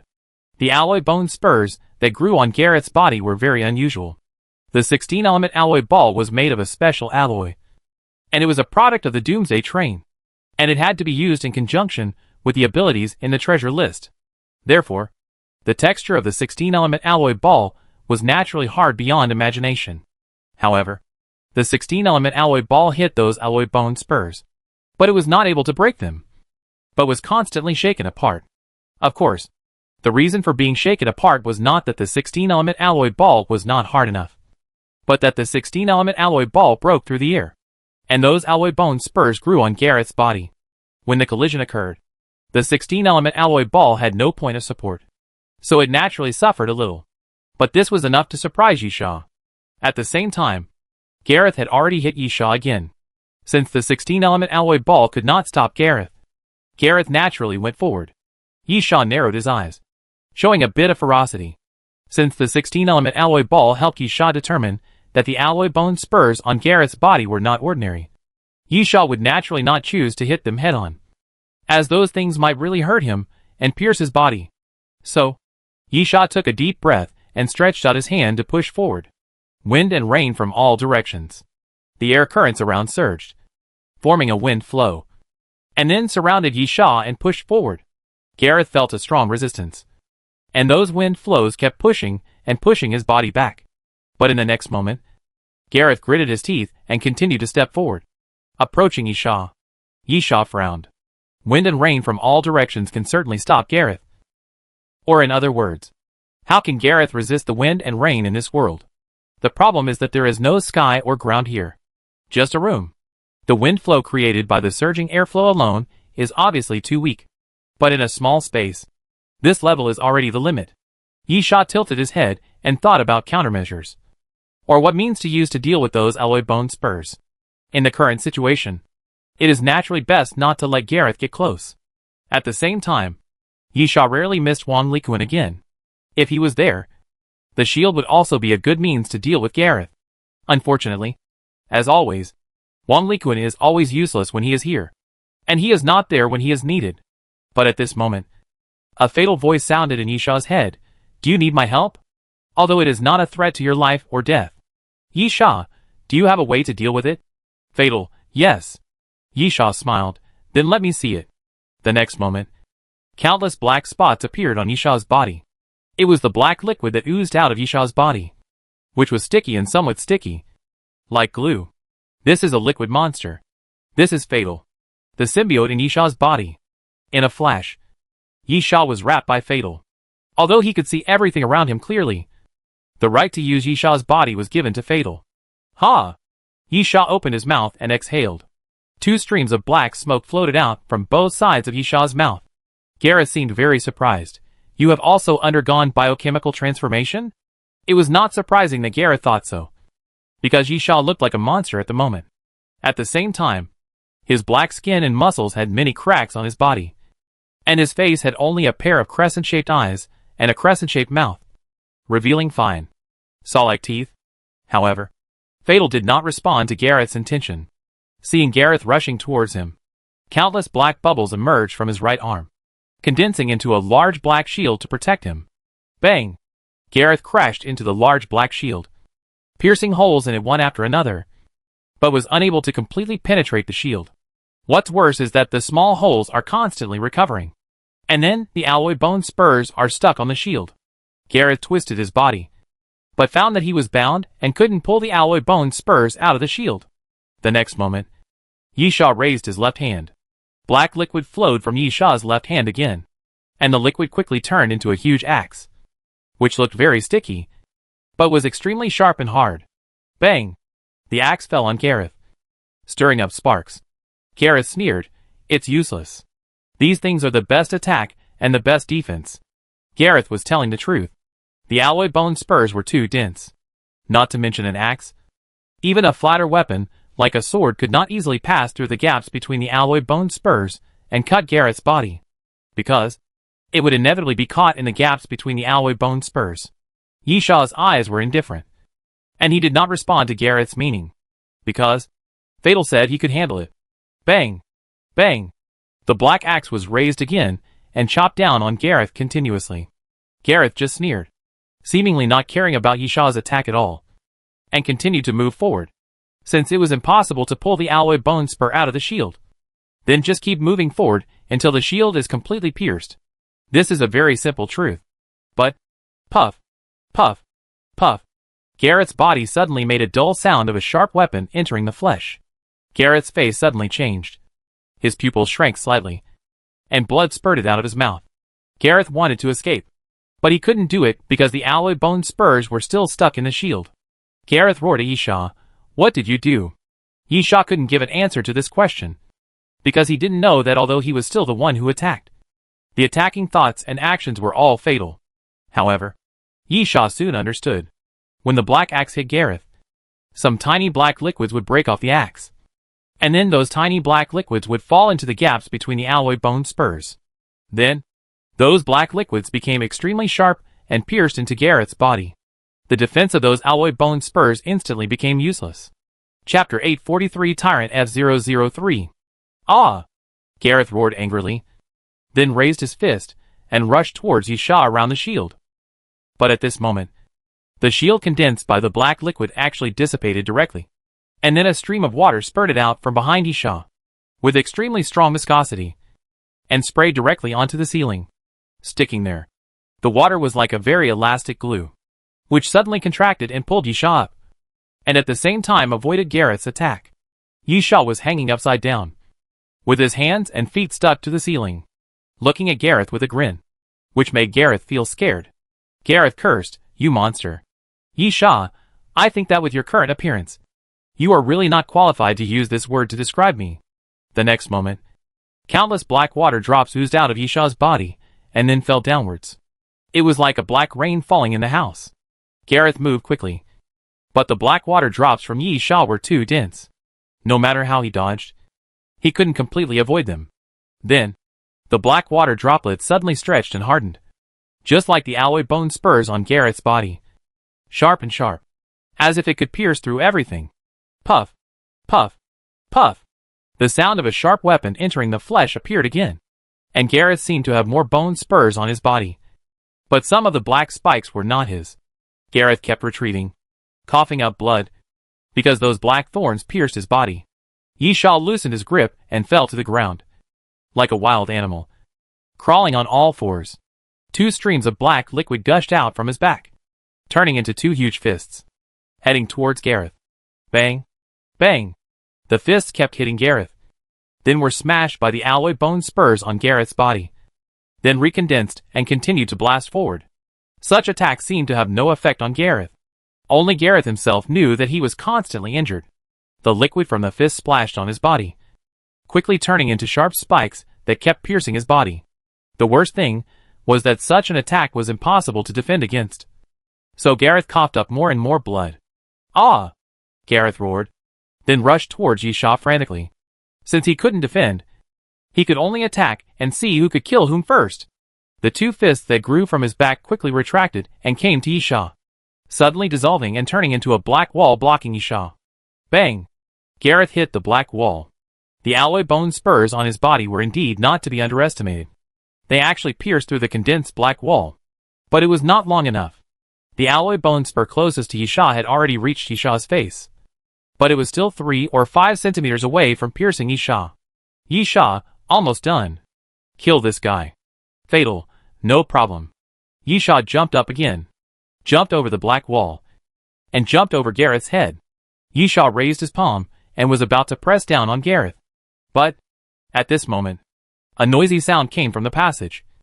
Not the sound of fighting, but the noisy sound caused by shouting due to the chaos. This sudden change made Yisha's movement stagnate slightly. It was just a moment of stagnation, and the wall on the side suddenly made a loud noise. And then the whole wall collapsed, and the ceiling continued to shatter, and suddenly collapsed downwards, pressing hard on Yisha's body, and knocking Yisha back to the ground. With a loud bang, everything around was buried. Du Lingling reacted very quickly, seeing the room showing signs of collapse. She immediately dodged into the corridor. Then, Du Lingling saw a monster, or a mutant zombie. Tyrant. This is the most important experimental specimen that Compu is looking for. The tyrant is not the same as the tyrant that Yisha had seen in the ruins of Kandava. The tyrant's body had no obvious signs of corpse transformation. To be more precise, the body was normal, about 2 meters tall, wearing a black leather jacket, and had no hair. The only thing that can reflect the identity of a zombie is the skin. The skin of the tyrant is grayish-white, and even has some obvious corpse spots. The pupils are grayish-white and lifeless. Crash! A pile of collapsed rubble was pushed away, and Gareth climbed out with difficulty. Looking at the tyrant, he murmured, "Tyrant F003, finally found." At the same time, in the ruins on the other side, some black liquid gushed out from the gaps in the rubble, and then turned into 2 big hands, pushing down the ruins. Yisha shook his body and stood up as well. Gareth shouted loudly, "I will hold on. You capture Tyrant F003 and leave immediately." "Humph!" Yisha sneered, "You hold on? Can you hold on?" Yisha shook his hand violently, and black liquid overflowed from his arm. After sticking to a boulder, Yisha swung his arm again, and the boulder flew out and hit Gareth. Gareth immediately stood up and punched, smashing the boulder with one blow. Yisha shouted, "Kill them all." Without Yisha's order, Fei Long was still chasing those Tianlong warriors, and had no intention of leaving any alive. The Archon protected the supercomputer server, ensuring that the hard disk was intact, and then continued to copy the data faithfully. Du Lingling smiled bitterly. She had to deal with Tyrant F003? The most reasonable matchup should actually let Du Lingling deal with the Tianlong warriors, and Fei Long deal with Tyrant F003. But Du Lingling looked at Fei Long's furious look because of his injury, and knew that it was useless to say this. So she went straight to Tyrant F003. On the other side, at the moment when Gareth smashed the boulder, Yisha had already come to Gareth's side. "Don't worry," Yisha said fiercely. "You are still useful. I won't kill you like this, but I will cripple you." As Yisha said this, he raised his fist and punched. Gareth roared and punched out with the same punch, and the alloy bone spurs on the tip of his fist emitted a faint light. However, Yisha's fist was a feint. The black fist suddenly cracked and turned into a large pool of water, which was more like a sticky colloid, and it was directly sprinkled on Gareth's fist, and then quickly stretched out, like a snake, quickly wrapping around Gareth's arm. The next moment, Yisha's footsteps moved lightly, and moved his body to the side. The fist wind whistled, and Gareth's fist brushed against Yisha's cheek, leaving a small bloody wound on Yisha's cheek, oozing some blood. Then Gareth's screams followed. Chapter 844 Super Zombie? Gareth covered his arm in pain, and the liquid wrapped around his arm suddenly grew many black thorns. The thorns penetrated through the gaps in the alloy bone spurs, and then completely pierced Gareth's arm. Yisha crippled one of Gareth's arms. Then, Yisha wanted to cripple Gareth's legs. The same method. Black liquid suddenly gushed out from the bottom of Yisha's feet, squirming forward and quickly moving towards Gareth. Gareth's face showed fear and pain, and that expression was really awkward. He tried his best to retreat, but the house was not big to begin with, and now most of it had collapsed. So how could he avoid it? "Ah!" Gareth roared, raised his foot, and stepped on the black liquid on the ground. But, will it work? This is the evolution of the liquid monster. The most terrifying thing about the liquid monster is its heart-pounding defense and regeneration ability. With a bang, the liquid was stepped on by Gareth, and it splashed everywhere. but more of it stuck directly to Gareth's feet, and then continued to climb up along Gareth's right leg. Those black thorns grew out again and pierced Gareth's right leg directly. Gareth screamed in pain and knelt on the ground unable to get up, because he had lost one arm and one leg. He couldn't support his body with one hand or one leg.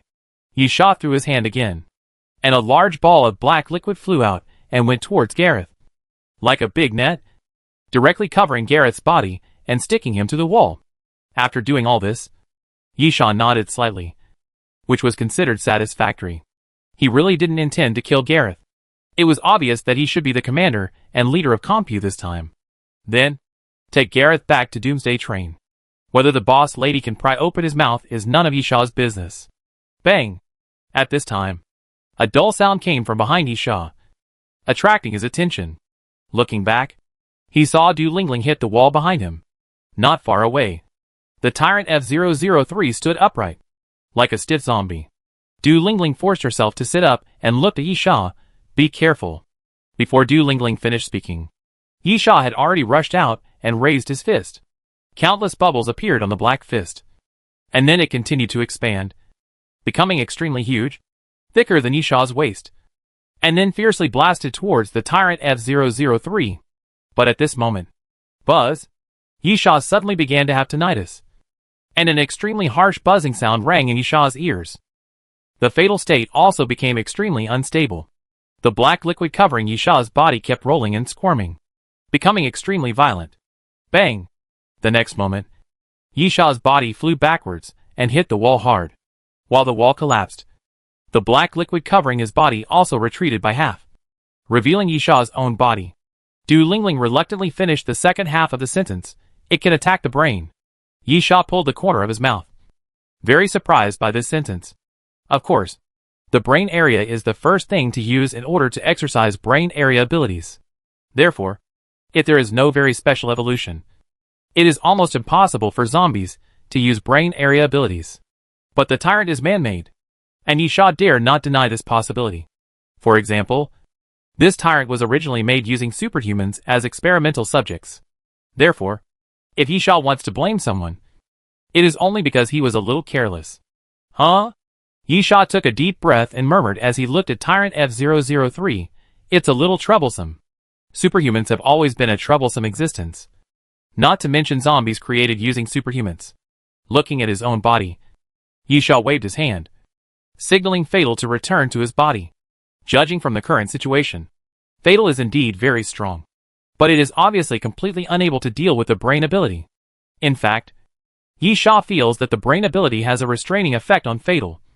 Otherwise, it would not be unable to maintain its form. Fatal did not say much, and the black liquid quickly retreated and merged into Yisha's body again. Let's try again. Yisha took a deep breath and then stepped out towards Tyrant F003 again. About 7 or 8 meters away, the harsh buzzing sound sounded again, and Yisha felt that something invisible was hitting him. Yisha gritted his teeth and chose the dumbest way. What is the dumbest way? Of course, it's to hold on. But Yisha never does things that have no chance of winning and no reason. And there is a reason for holding on. Because Yisha is 8-direction wind and rain. This time, 8-direction wind and rain does not refer to the ability brought by the title, but to Yisha himself.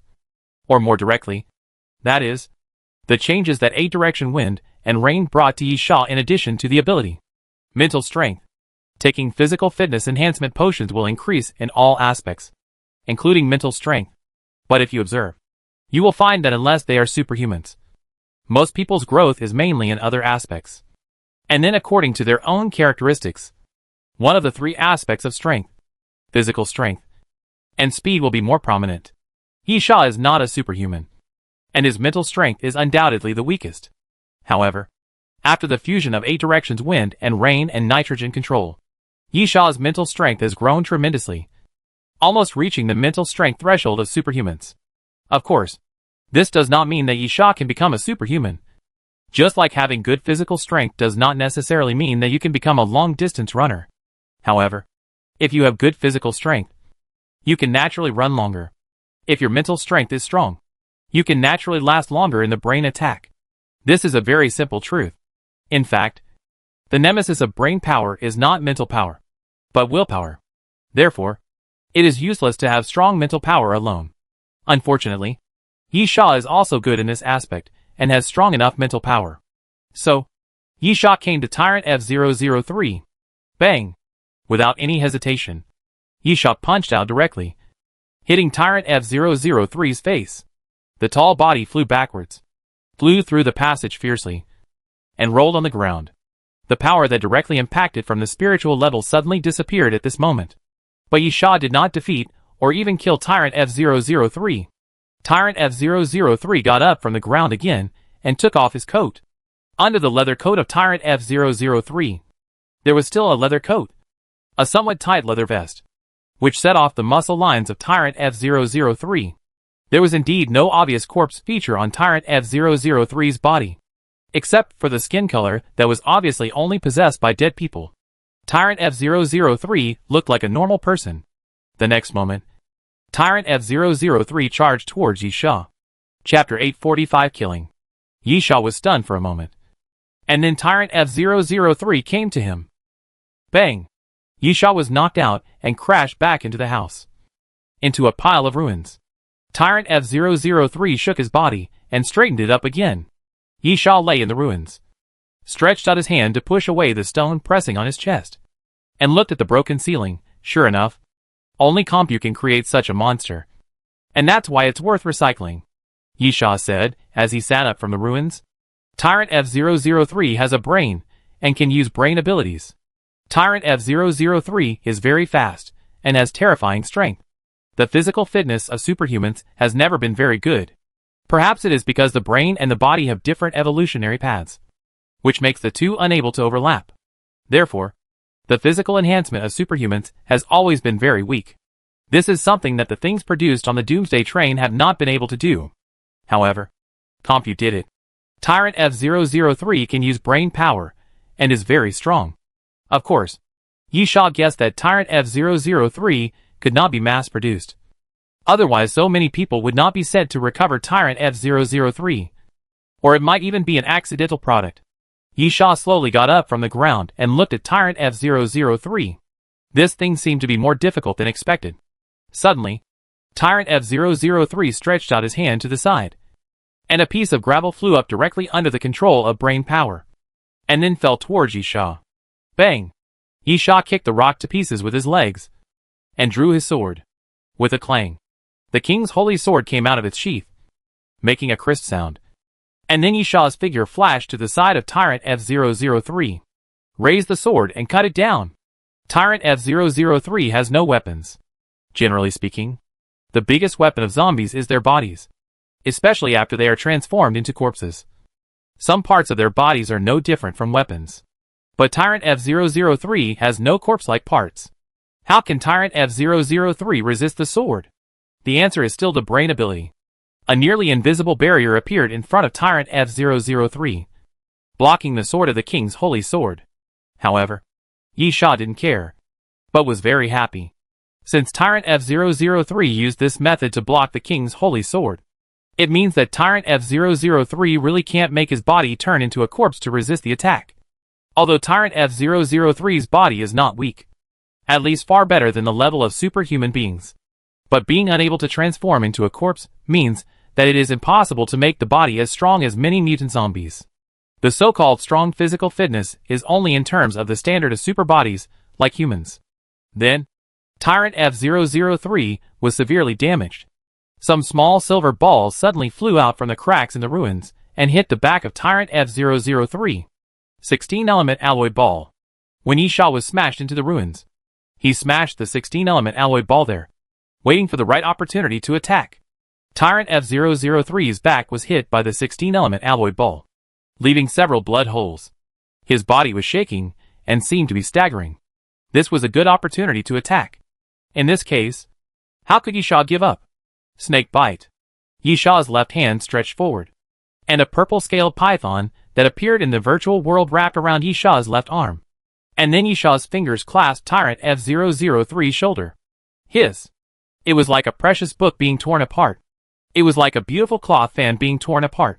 Tyrant F003's left arm was torn off by Yi Sha, and blood kept dripping down, and the blood beads fell on the ground, making a dripping sound. Tyrant F-003's blood was black with a trace of white. Unlike the blood of most zombies, which had a fishy smell, Tyrant F-003's blood had no smell. Tyrant F-003 kept retreating, opening his mouth, without making any sound. But everyone could see that he was roaring in pain. The domain of the king. Yisha didn't waste any words, and directly held the king's holy sword horizontally. The golden halo bloomed on the sword, which was extremely dazzling. Then the golden halo pushed out to the surroundings and spread all over the passage. Yisha stepped forward and slashed with the sword. A barrier appeared in front of Tyrant F-003 again, and at the same time, his hands clenched again, and 2 stones flew out towards Yisha. The next moment, a stone hit Yisha's face, and a stone hit Yisha's lower abdomen, and the king's holy sword pierced into Tyrant F-003's right chest. That barrier was not able to stop the blade of the king's holy sword. Yisha touched the place on his face that was hit by the stone. Sometimes, he actually hated the ability of the king's domain as much as his opponent. The feeling of being out of control was not good. Just like now, Yisha himself didn't know where the sword fell. How could he control the sword to defend? Fortunately, the king's holy sword pierced Tyrant F-003, and he was hit twice by the stone. So it was not in vain. When Yisha thought so, he took another step and went towards Tyrant F-003. That damn buzzing sound rang in Yisha's ears again. Yisha felt a tightness in his chest, although he immediately clenched his teeth to resist. A stream of blood still flowed from the corner of his mouth. This is what superhumans hate and are recognized as strong. For such an attack, it is really hard to defend against it except for forcing it. But fortunately, Yisha held it back. Puff! Yisha raised the king's holy sword and chopped it down with force. The blade cut into the neck of Tyrant F-003, bringing out a stream of blood. You deserve to die. The king's holy sword slashed into Tyrant F-003's neck, but did not cut off Tyrant F-003's head. At this moment, the muscles on Yisha's arm suddenly swelled. Strong power. The sound of a sharp weapon cutting into flesh appeared again. This time, the king's holy sword completely cut through Tyrant F-003's neck. The head fell to the ground and rolled to the side. Yisha breathed a sigh of relief and leaned against the wall beside him. Although it seems that Yisha was not injured, he knew that although his injury was not serious, it was not light. How could he not be injured after several consecutive brain attacks? It's just that the injury cannot be seen with the naked eye. After a short rest, Yisha walked back and came to the almost collapsed room. He first looked at Fei Long. Fei Long scratched his head honestly. Kill them all. Yisha then looked at Du Lingling, who shook her head. Minor injury. Not serious. Yisha nodded. And then start to finish. And then go back. Chapter 846. Otherwise I will kill you. The Archon was still copying the data. Du Lingling got up and took Fei Long to explore the surroundings to see if there were any Miss Tianlong warriors or other troubles. Yisha came to Gareth and fumbled around him directly, and then quickly found a square metal device on Gareth's body, which was connected to a pair of headphones. Yisha, is this used to deal with Tyrant F-003? Gareth glanced at Yisha and didn't speak. Yisha had guessed that Gareth would have this attitude. In terms of strength, if Tyrant F-003 did not use his brain ability, Yisha and Gareth could easily deal with it. But the trouble lies in the brain ability. Yisha's method was to hold on. As for Gareth, Yisha felt that since he dared to recover Tyrant F-003, he must have something that could deal with Tyrant F-003. That is, something that could restrain the brain ability. But Gareth would not say it. Even if Yisha had killed Tyrant F-003 now, he knew the working style of Compu. That is, he would rather not get it himself than let others get it. It doesn't matter. Yisha, if you don't tell me, I can still research it even if I dismantle this thing. Now I have a few questions for you. Did the original zombie virus used in the experiments here? Was Tyrant F-003 artificially created? Or did it mutate after you abandoned this place? Gareth still didn't answer, and Yisha didn't care. While he was talking, he searched Gareth's body again and found a document. It wrote more than a dozen experimental samples, all of which were to be recycled by Compu. Among them, the only S level, which was the most important recycled experimental subject, was Tyrant F-003. There is one of the highest A level, and the rest are all BCD level. As for those that are not recorded, it doesn't matter whether they are recovered or not. Yisha certainly won't recover those experimental samples according to the data. He just wants to confirm whether Tyrant F003 is the most troublesome thing, or whether there are things of the same level. He just wants to take it back for research. The body of Tyrant F003 is enough. About half an hour later, Du Lingling came back with Filong and shook her head. No Tianlong warriors were found. There were some zombies. They were all dealt with. They are not very powerful. Yisha nodded. Let's go back then. Yisha asked Fei Long to carry the body of Tyrant F003 and drag Gareth out of the laboratory. There was no trouble on the way down the mountain, although there should be some experimental samples floating around in the mountain. It took a day to leave Rock Mountain and return to Hammer City, and then successfully return to the Doomsday train. Yisha dragged Gareth into the dining car, and then found that many familiar people were sitting in the dining car, including Little Fatty, Nyepa, Wang Likuan, Yiyu, and even Xia Yuran. Yisha was stunned, feeling that the atmosphere was not right. Yisha, what's wrong? Something. Nyepa one's arms. I'm waiting for you. You should deal with your own business first. Yisha nodded, walked to the bar, and pointed at Gareth. This is someone I met in Hammer City. From Compu. The proprietress was surprised. It's okay to kill him. But why bring him back? Maybe I can find out something. Of course. That's not my job. And then?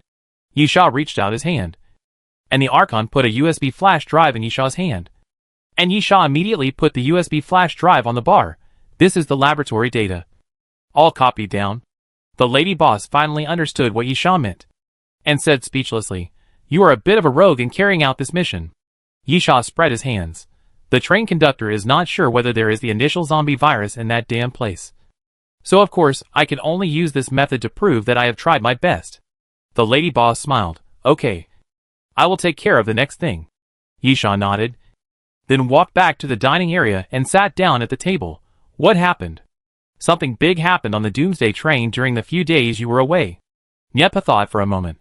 One of the flight attendants was replaced, and the vacant position of the flight attendant was filled. Replaced? Yisha tilted his head. Currently, only himself and Jones got the position. Yisha couldn't help but ask, Gonlin killed Jones? Yiyu was surprised. You know? Yisha calmly. It's not hard to guess. Why is Yisha so wary of Gonlin? Because the growth rate of that woman is really scary. And most importantly, Gonlin is really hard to understand in many cases. But Yisha knew very well that Gonlin was definitely not the kind of person who was willing to be a flight attendant and provide services. Others had different opinions on this matter, but Yisha seemed very calm and didn't know what to say. Yisha, speaking of another thing, if there was just one more flight attendant, I don't think you would sit here and wait for me to come back. Because even if it was a big deal, it would have nothing to do with us. Nyepa, the little fat man, and Yiyu were almost killed. Speaking of this, the faces of the little fat man and Yiyu suddenly became ugly. After all, this is not an honorable thing. Nyepa continued. The new flight attendant who did it is called Xia Tian.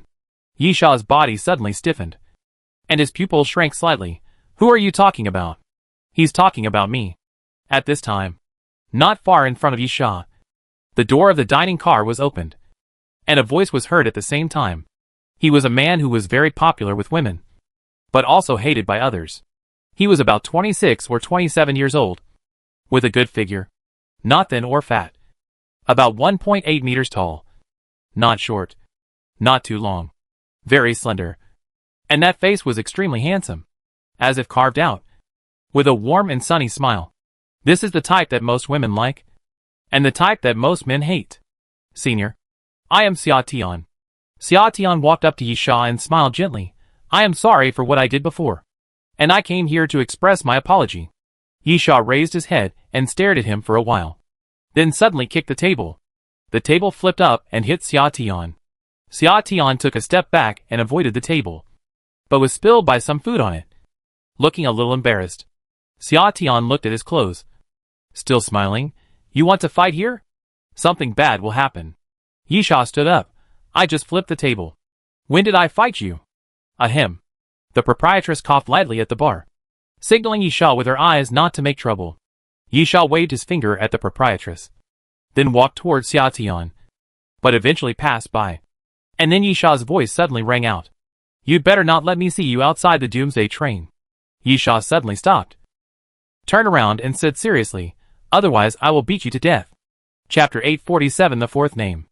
After Yisha finished speaking, he walked out of the dining car. Others were a little confused. Yisha's behavior seemed a little too radical. Even Yu and the little fat man who were almost killed by Xia Tian. Niepa silently waved his hand, signaling everyone to disperse, and then chased in the direction where Yisha left. After walking out of the dining car, Niepa saw Yisha leaning against the aisle connection of the train. Niepa, this doesn't seem like something you would do. Yisha, what do you mean? Niepa, even if you and little fatty were almost killed by him, with your personality, you wouldn't get angry so directly. Nor would you get so angry. Yisha, why were they almost killed? Niepa, they teamed up for a mission, had a conflict, and then fought. Originally, everything was fine. This kind of thing happens often. But if the other party is a newly promoted flight attendant, then this matter may not be so simple. Mission conflict is a good reason to kill. So whether you and little fatty are alive or dead, I will not be angry, because that means they are not strong enough. Yisha, at most. I met him afterwards and took revenge. Yes, it was just a matter of convenience. This is indeed your style of dealing with things. Niepa, so, I don't quite understand why you reacted so strongly. Do you know the guy named Xia Tian? Yisha looked up at the ceiling. Does he know him? Yes, he does. From the first day, he boarded the Doomsday train. Yisha had a death list in his mind. At the top of that list, there were 5 names. In no particular order. Jinani is one of those 5 names. Nan Junxian is one of those 5 names. Zheng Duoqing is one of those 5 names. Xia Tian, too. So, as long as he is not on the Doomsday train, Yisha will really beat him to death. Or be beaten to death by him. Because only one of them can survive. Don't worry about it. After a long time, Yisha breathed a sigh of relief. Since he is the chief clerk, he is in competition with us. Unless the train conductor nominates us to cooperate in the mission, it is foreseeable that we will fight each other. Niepa nodded. Yisha, then, remember to kill him if you have the chance? It's that simple. Of course. I hope I can do this myself. Although Yisha did not answer the question directly, Niepa already understood Yisha's attitude. So he nodded. Yisha, you chased me. Didn't you just want to ask me why I was so angry all of a sudden? Niepa, Zhang Yu wants to see you about Jones. Yisha was puzzled. See me? Niepa, yes. Although he didn't say it clearly, I can guess what he meant. Since Jones is dead, then even if he is alive, he must have almost died. And Gan Lin became the chief steward. So how should he live? Yisha, so, he has to find a new purser for protection? Niepa, this is one aspect that can be guessed. But I think Zhang Yu should ask for more. He seems to be very loyal to Jones. Yisha, you want me to help Jones get revenge? Niepa, probably. That's what I feel. But what benefits can he give you? At this time, Gan Lin's voice sounded, and the door on the other side was opened, and Gan Lin walked into the passage. Yisha glanced at Gan Lin. There was an eagle standing on the woman's shoulder, with red pupils and long neck feathers. Or rather, it was not an eagle's feathers, but a circle of mane similar to that of a beast, as red as fire. At Gan Lin's feet, there really was a beast standing. To be more direct, it was a wolf. A black wolf. It looked ordinary. But black smoke continued to pour out from the back of the black wolf, carrying a strong smell of death. The smell of death gave Yisha a sense of déjà vu. And then he raised his eyebrows. Yisha thought of the netherworld monsters he had seen in the Black Desert, most of which had this smell. However, the smell of death on the black wolf was obviously stronger than any netherworld monster Yisha had seen in the Black Desert. The price he can pay is nothing more than helping you do something. Gan Lin looked at Yisha and smiled. Is this enough for you to deal with me? Yisha glanced at Gan Lin. Then, this is something I should consider. Do you need to worry about it? I just remind you that the principle you follow is equal exchange. And Zhang Yu can't give you something of equal value. Gan Lin smiled. You treated me like this before. So don't let others off the hook. Yisha, did you finish? Well, so I plan to go to the dining car to eat. Gan Lin smiled and walked past Yisha, and stroked the back of Yisha's hand with her fingertips. If you are willing to go to my personal compartment, we may be able to eat something else. But unfortunately, I know you are not interested. After Gonlin finished speaking, she pushed open the door and entered the dining car. Nyepa looked at the door. This woman is dangerous. Yisha, I know. Nyepa, so? I think Zhang Yu's request is not something that cannot be considered. It is better not to have dangerous and uncontrollable things. Yisha spread his hands. Then I should kill the train conductor. He is the most dangerous. Nyepa raised his eyebrows. We can just joke about this kind of thing in private. Yisha glanced at Nyepa. He knew very well that Nyepa was not a timid person. He said this just to be cautious. Yisha, you know my style of doing things. If she doesn't provoke me, I won't attack her. Besides, you also said that she is very dangerous. If I attack her, I may have to pay a considerable price. To be honest, I sometimes regret it. Nyepa, what do you regret? Yisha, maybe. When I first met her, I should have killed her. Nyepa, this is really a very high evaluation. So, what about Zhang Yu? Yisha, if he wants to see me, then let him come. We have to see his bargaining chips, and what price he can pay. Besides, I don't believe he will be loyal to Jones. Nyepa, your view is too extreme. I don't deny that people who live in this difficult era must learn to be treacherous in order to live longer. But this does not mean that everyone can be denied. Yisha smiled. Isn't that better? Revenge is something that needs to be done by yourself to get pleasure. It's meaningless to ask others to help you with revenge. Nyepa raised his eyebrows and understood what he meant. If Zhang Yu couldn't impress Yisha, Yisha would not take action. But that didn't mean that Yisha would not protect Zhang Yu. Take action and protect are two different things. By the way, Yisha, notify others to collect information about the initial zombie virus. It will be useful. Nyepa was stunned. You want to find that thing?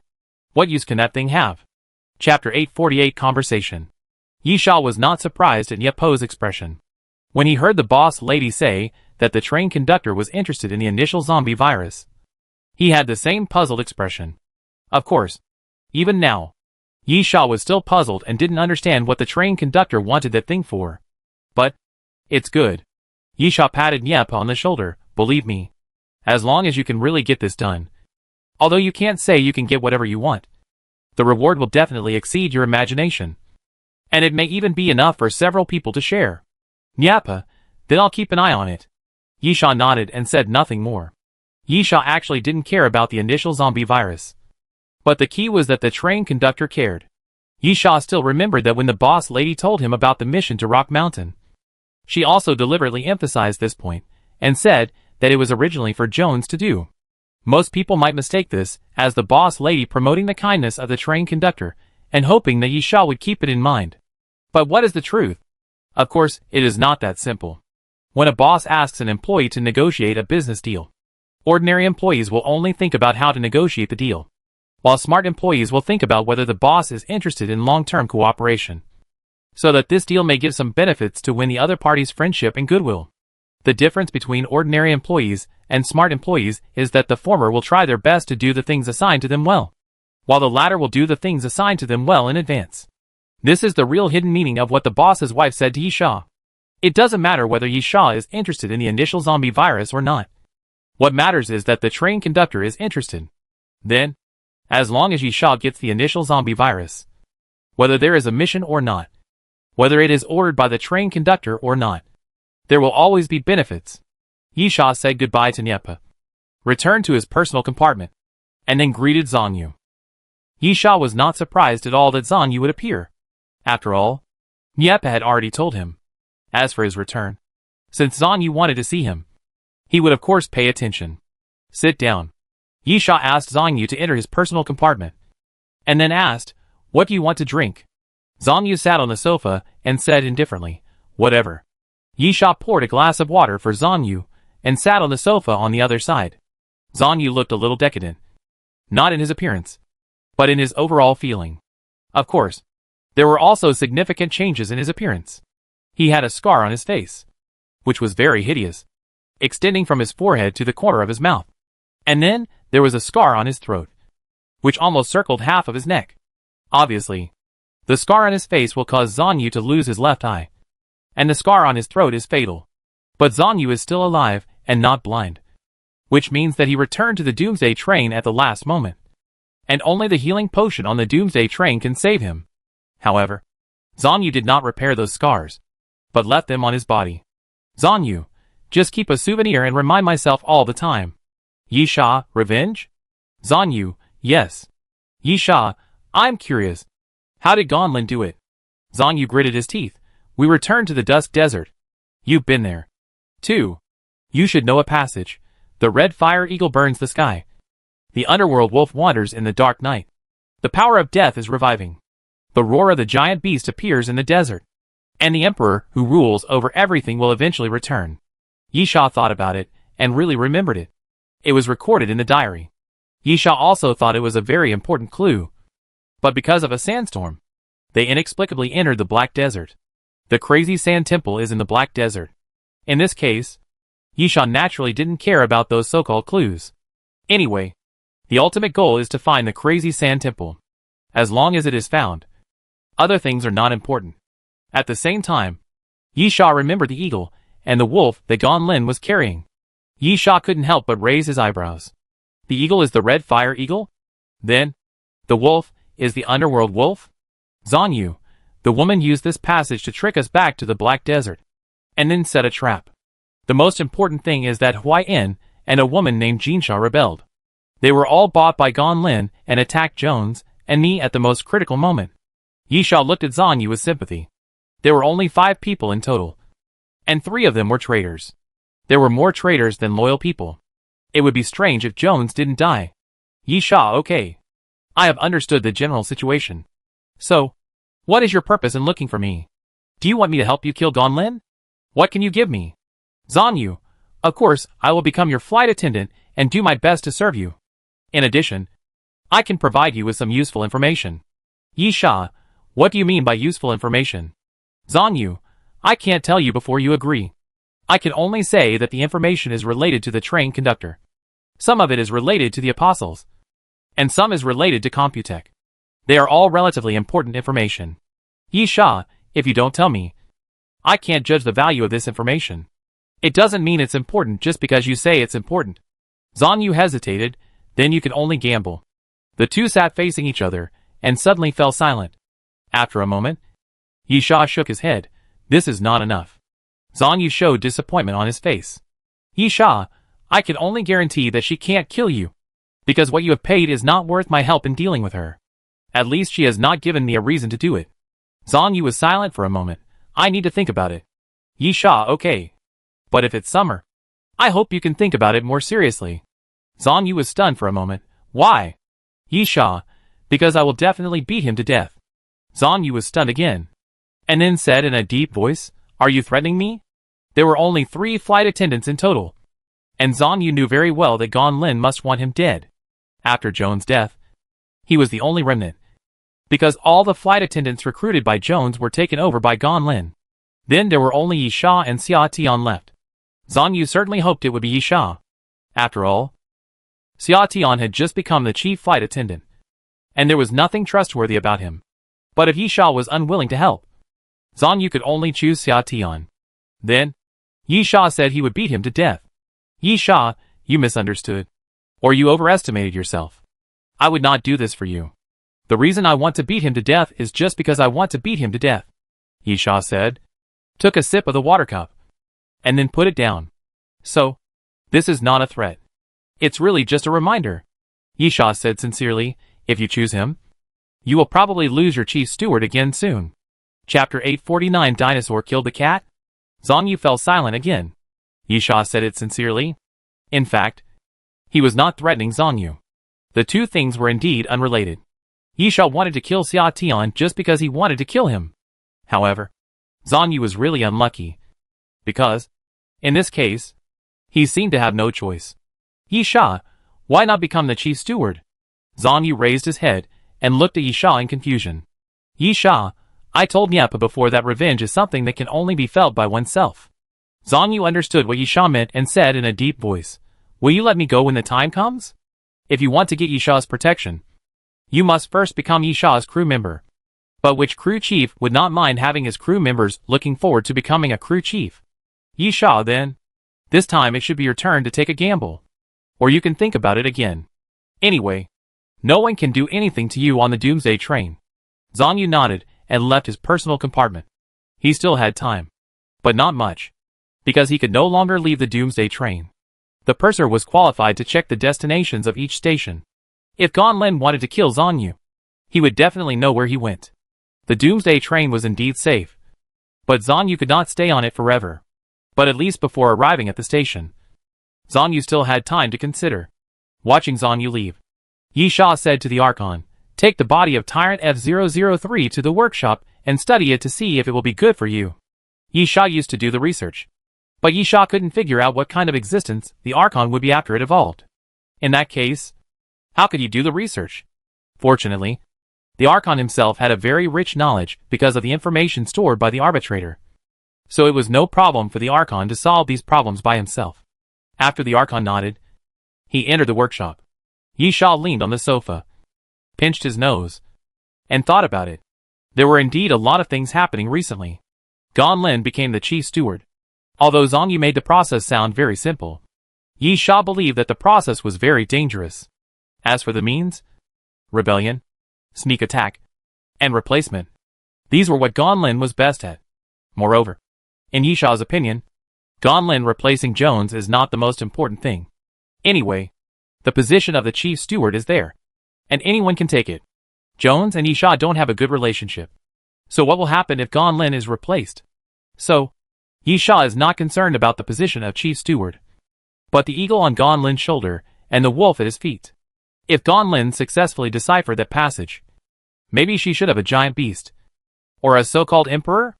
In short, Yi Sha felt trouble from the red fire eagle and the underworld wolf, which meant that Ganlin's strength had greatly improved, which was what Yi Sha cared about.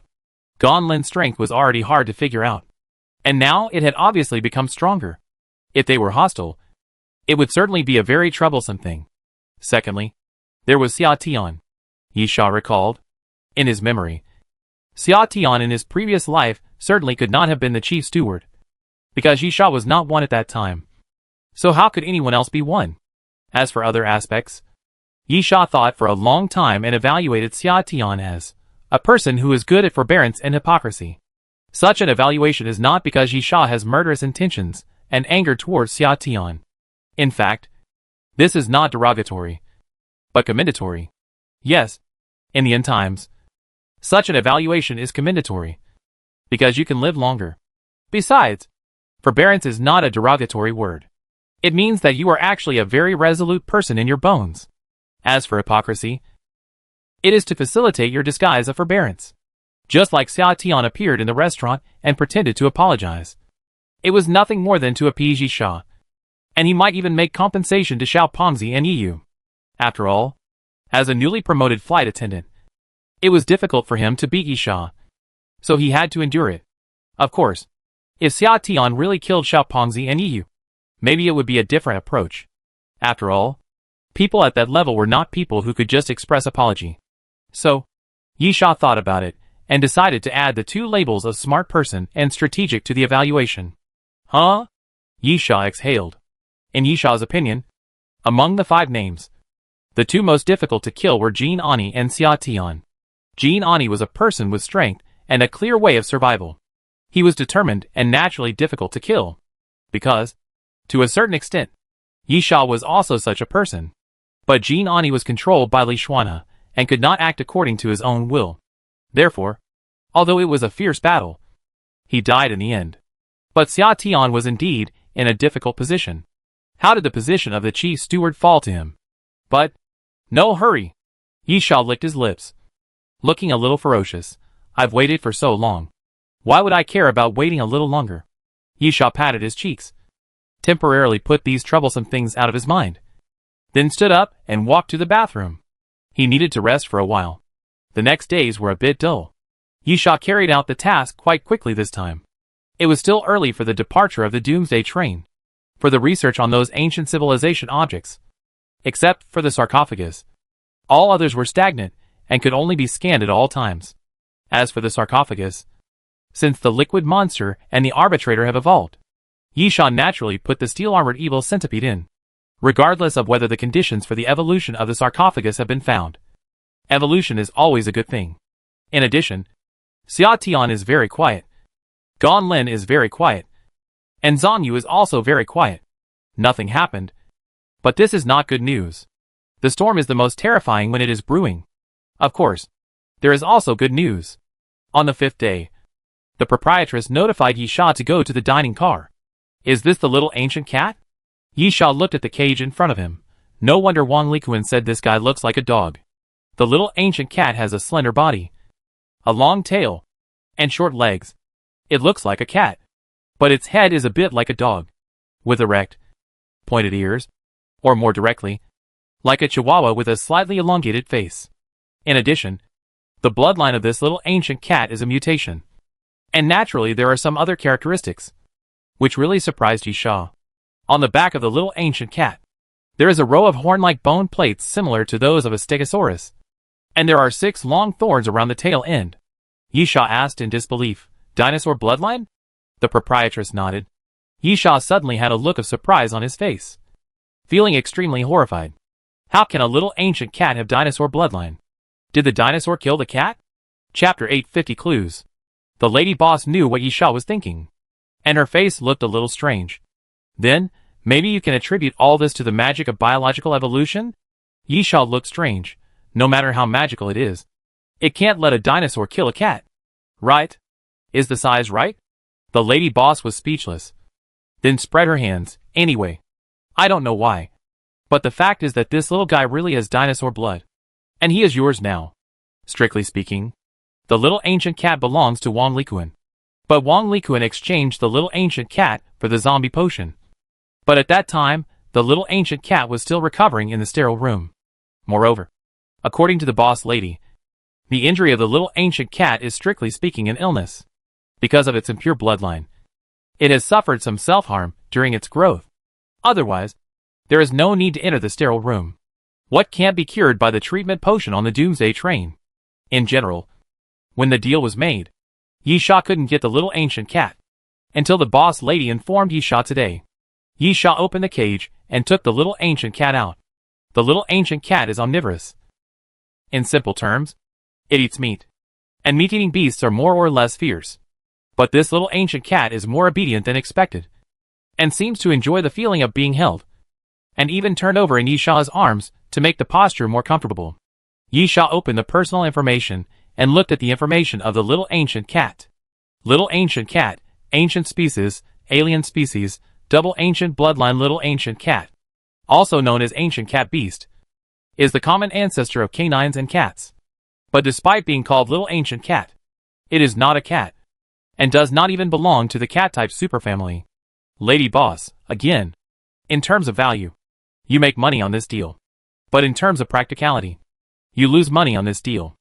A young little ancient cat can't bring you much help. Yi Sha, but this is the end of the world. Its growth cycle does not need several years, or even more than 10 years. The lady boss nodded, yes. But it still takes a lot of effort. As long as you like it. Yi Sha put the little ancient cat on his shoulder. Not bad. Yi Sha had raised corpse flowers before, and couldn't help in the early stage. So Yi Sha didn't care about the little ancient cat's young age.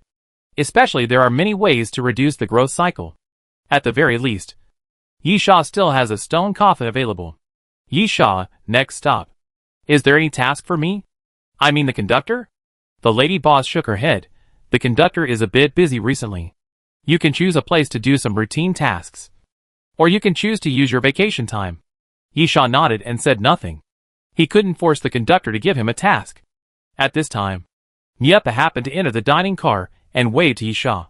Yi Sha left the bar and sat down at a table with Niepa. What's going on? Niepa, 2 things. The first thing is that Zhan Yu talked to me. He is willing to pay some price in exchange for his own safety. But he does not intend to be your flight attendant. Yi Sha lifted his chin and pondered for a moment. He doesn't trust me. Which is understandable. Niepa, what do you think? Yi Sha, I'm curious. You fought with him in the Black Desert and were badly injured. Right? Why do you always help him pass on messages? Niepa rolled his eyes. That also requires him to know other people. Yi Sha thought about it, and it was true. When Yi Yu and Wang Likuan were captured by Gan Lin, the fat guy disappeared, and Zhan Yu had never seen anyone else. Yisha, okay. I don't really care whether he becomes my flight attendant. Especially since he has his own enemies. Nyepa, I'm just a messenger. You can talk to him about the details yourself. There is another thing. You asked about the initial zombie virus last time? Yisha nodded. Any news? Nyepa, I asked other people and also tried to collect some information myself. But that's all. They are all insignificant information. You may have heard some of the content. In short, it is more likely to be hearsay. Yisha, if there is no news, what do you want to talk to me about? Nyepa, but I found someone who may know. Have you heard of the name Chen Jiejun? Yisha frowned. This name is so familiar. Yisha is sure that he should not have met this person, whether in the previous life or this life. But this name really seems to have been heard somewhere. Nyepa, a self-made entrepreneur, the owner of the chain of pharmacies. Wan Gu de Yao Tang. Yisha suddenly realized, that guy. Yisha finally remembered the owner of this name from Nyepo's reminder. Chen Jiejun. This name is a representative of inspiration.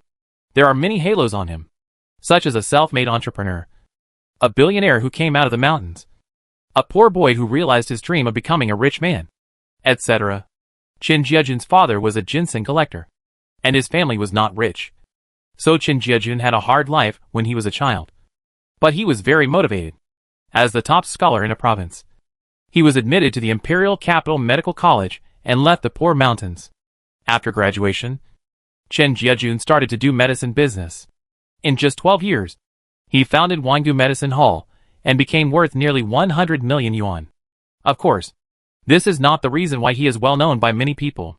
The reason why Chen Jiejun is quite famous is that in addition to being a businessman, although he is not very old, he has made great achievements in traditional Chinese medicine. He also invested in a health program related to traditional Chinese medicine on TV stations. And he personally participated in it. To be honest, Yisha vaguely remembered that program. And it seemed to be quite popular. Of course, up to this point, everything about Chen Jiejun has nothing to do with the topic between Yisha and Nyepa. What is relevant is later. When Chen Jiejun was 42 years old, he announced that Wangu Medicine Hall was acquired by Compu. And he himself joined Compu and became the executive president of Compu's Asia-Pacific region, China branch. Nyepa, Chen Jiejun is on the Doomsday train. Car 77. Yisha was surprised. He wasn't beaten to death. Although there is no definite conclusion or direct evidence as to whether the zombie virus was created by Compu. But the place where the zombie virus first spread was indeed Compu's technology city. So everyone assumed that the coming of the end of the world was inseparable from Compu. Those Compu's employees, or those who had some relationship with Compu, who boarded the Doomsday train, would have a miserable end, because they would become the target of public criticism and the object of venting. Although most of these people were ordinary employees of Compu, many were even just salesmen in Compu's health product stores. Chapter 851 Intelligence. Even the salespersons in those stores, who definitely had nothing to do with the so-called zombie virus, became the target of venting. Not to mention Chen Jiejun? So, Yisha had sufficient reason to ask that question. Why was he not beaten to death? What was the reason for not being beaten to death? Nyepa, I am also very curious. But even if you ask, I don't know. I am not from the number 77 carriage. But I know he is really alive. Yisha pondered for a moment. From the perspective of Chen Jiejun as the executive president of the Asia-Pacific region and the Huaxiao branch, he is considered to be in a high position and should know something. But if he is really important, he should not be on the Doomsday train.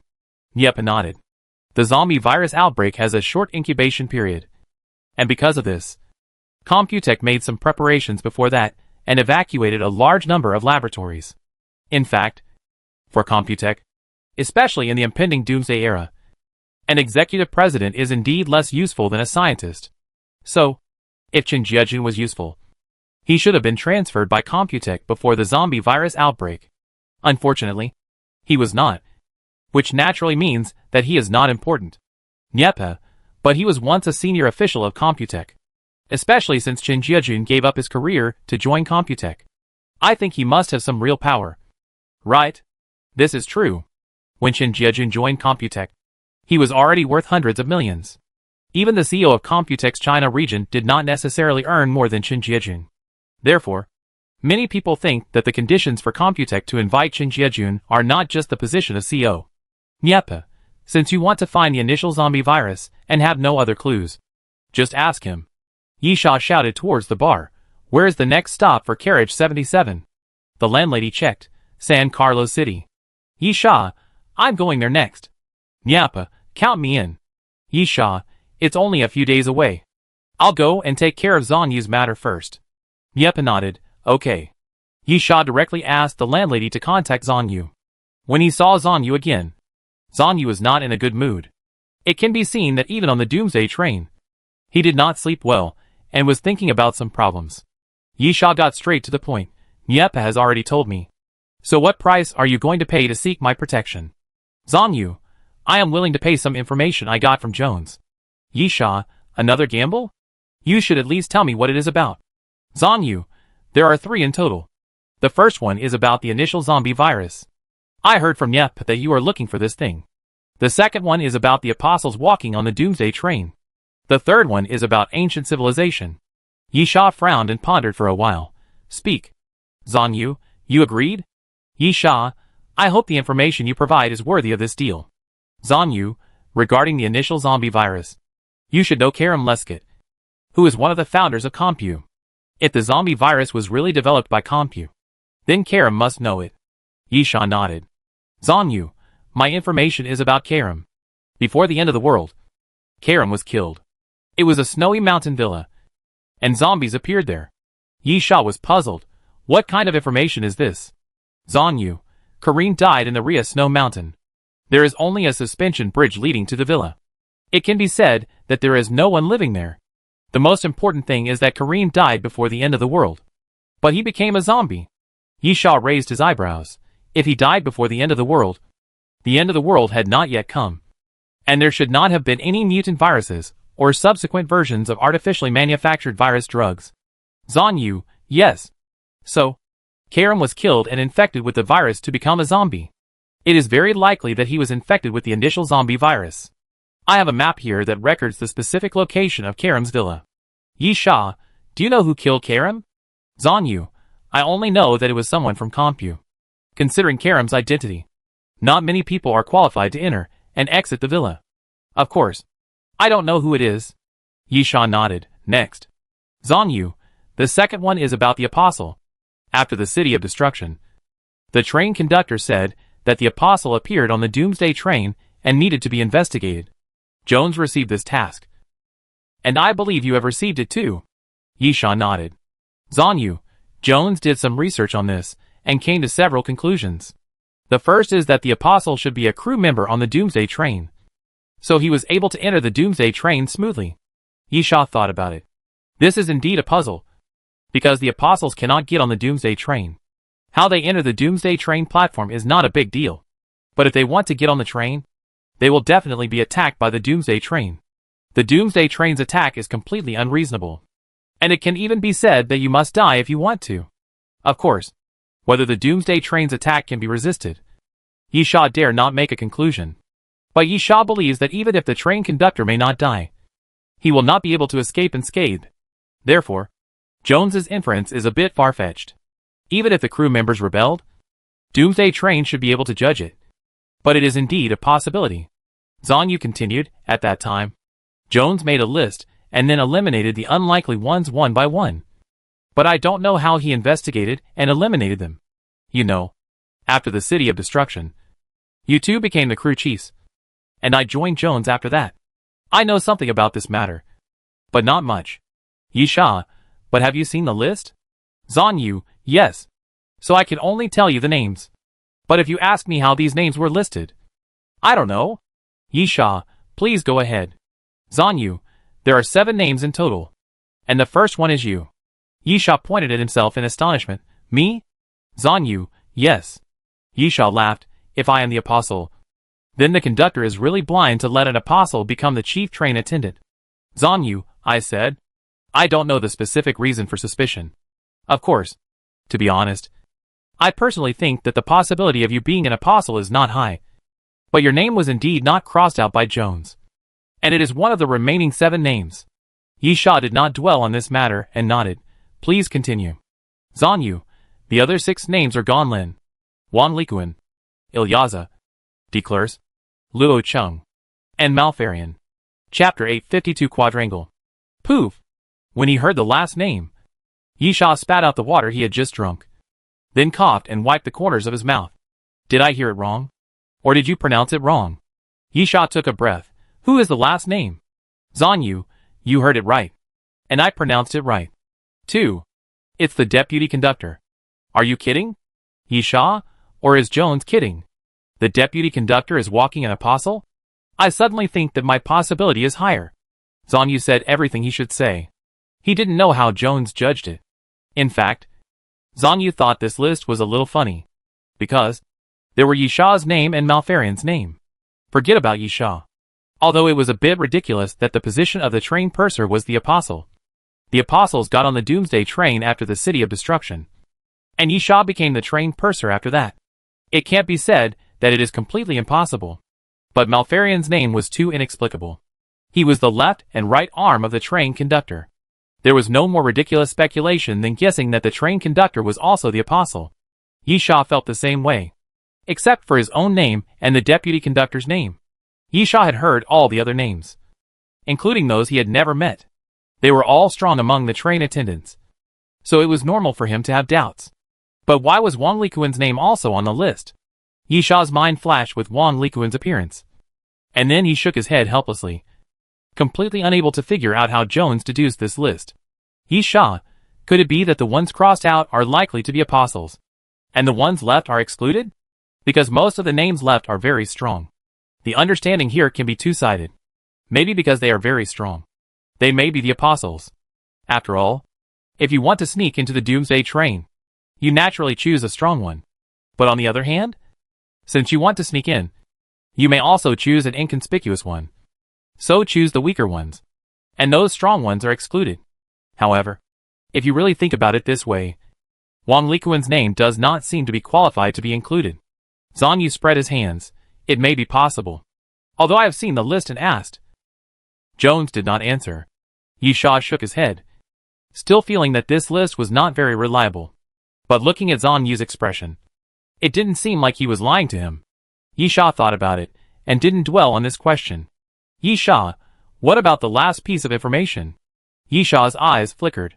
But he quickly hid his emotions. To be honest, among the 3 pieces of information, Yisha cared most about ancient civilization. If the initial zombie virus could be found, it would certainly be beneficial. Not to mention getting a lot of benefits from the train conductor. It would also leave a good impression of being able to do things on the train conductor. But Yisha himself didn't know what the train conductor's intention was to find this thing. And he was not very interested. He just looked for it if he could find it. Zanyu probably just happened to know something. As for the list, it was also important to find the Apostles' Walk. After all, it could be exchanged for a bottle of X potion, which was very important to Yisha in terms of value and significance. But the list was quite unreliable, so Yisha lost some of his thoughts. Therefore, the last ancient civilization items were the highlight, and Yisha had always been very interested in those things, especially after using the sarcophagus to evolve the Arbiter and the liquid monster. Zanyu, there were many civilizations in ancient times, but they perished. Right? Yisha nodded.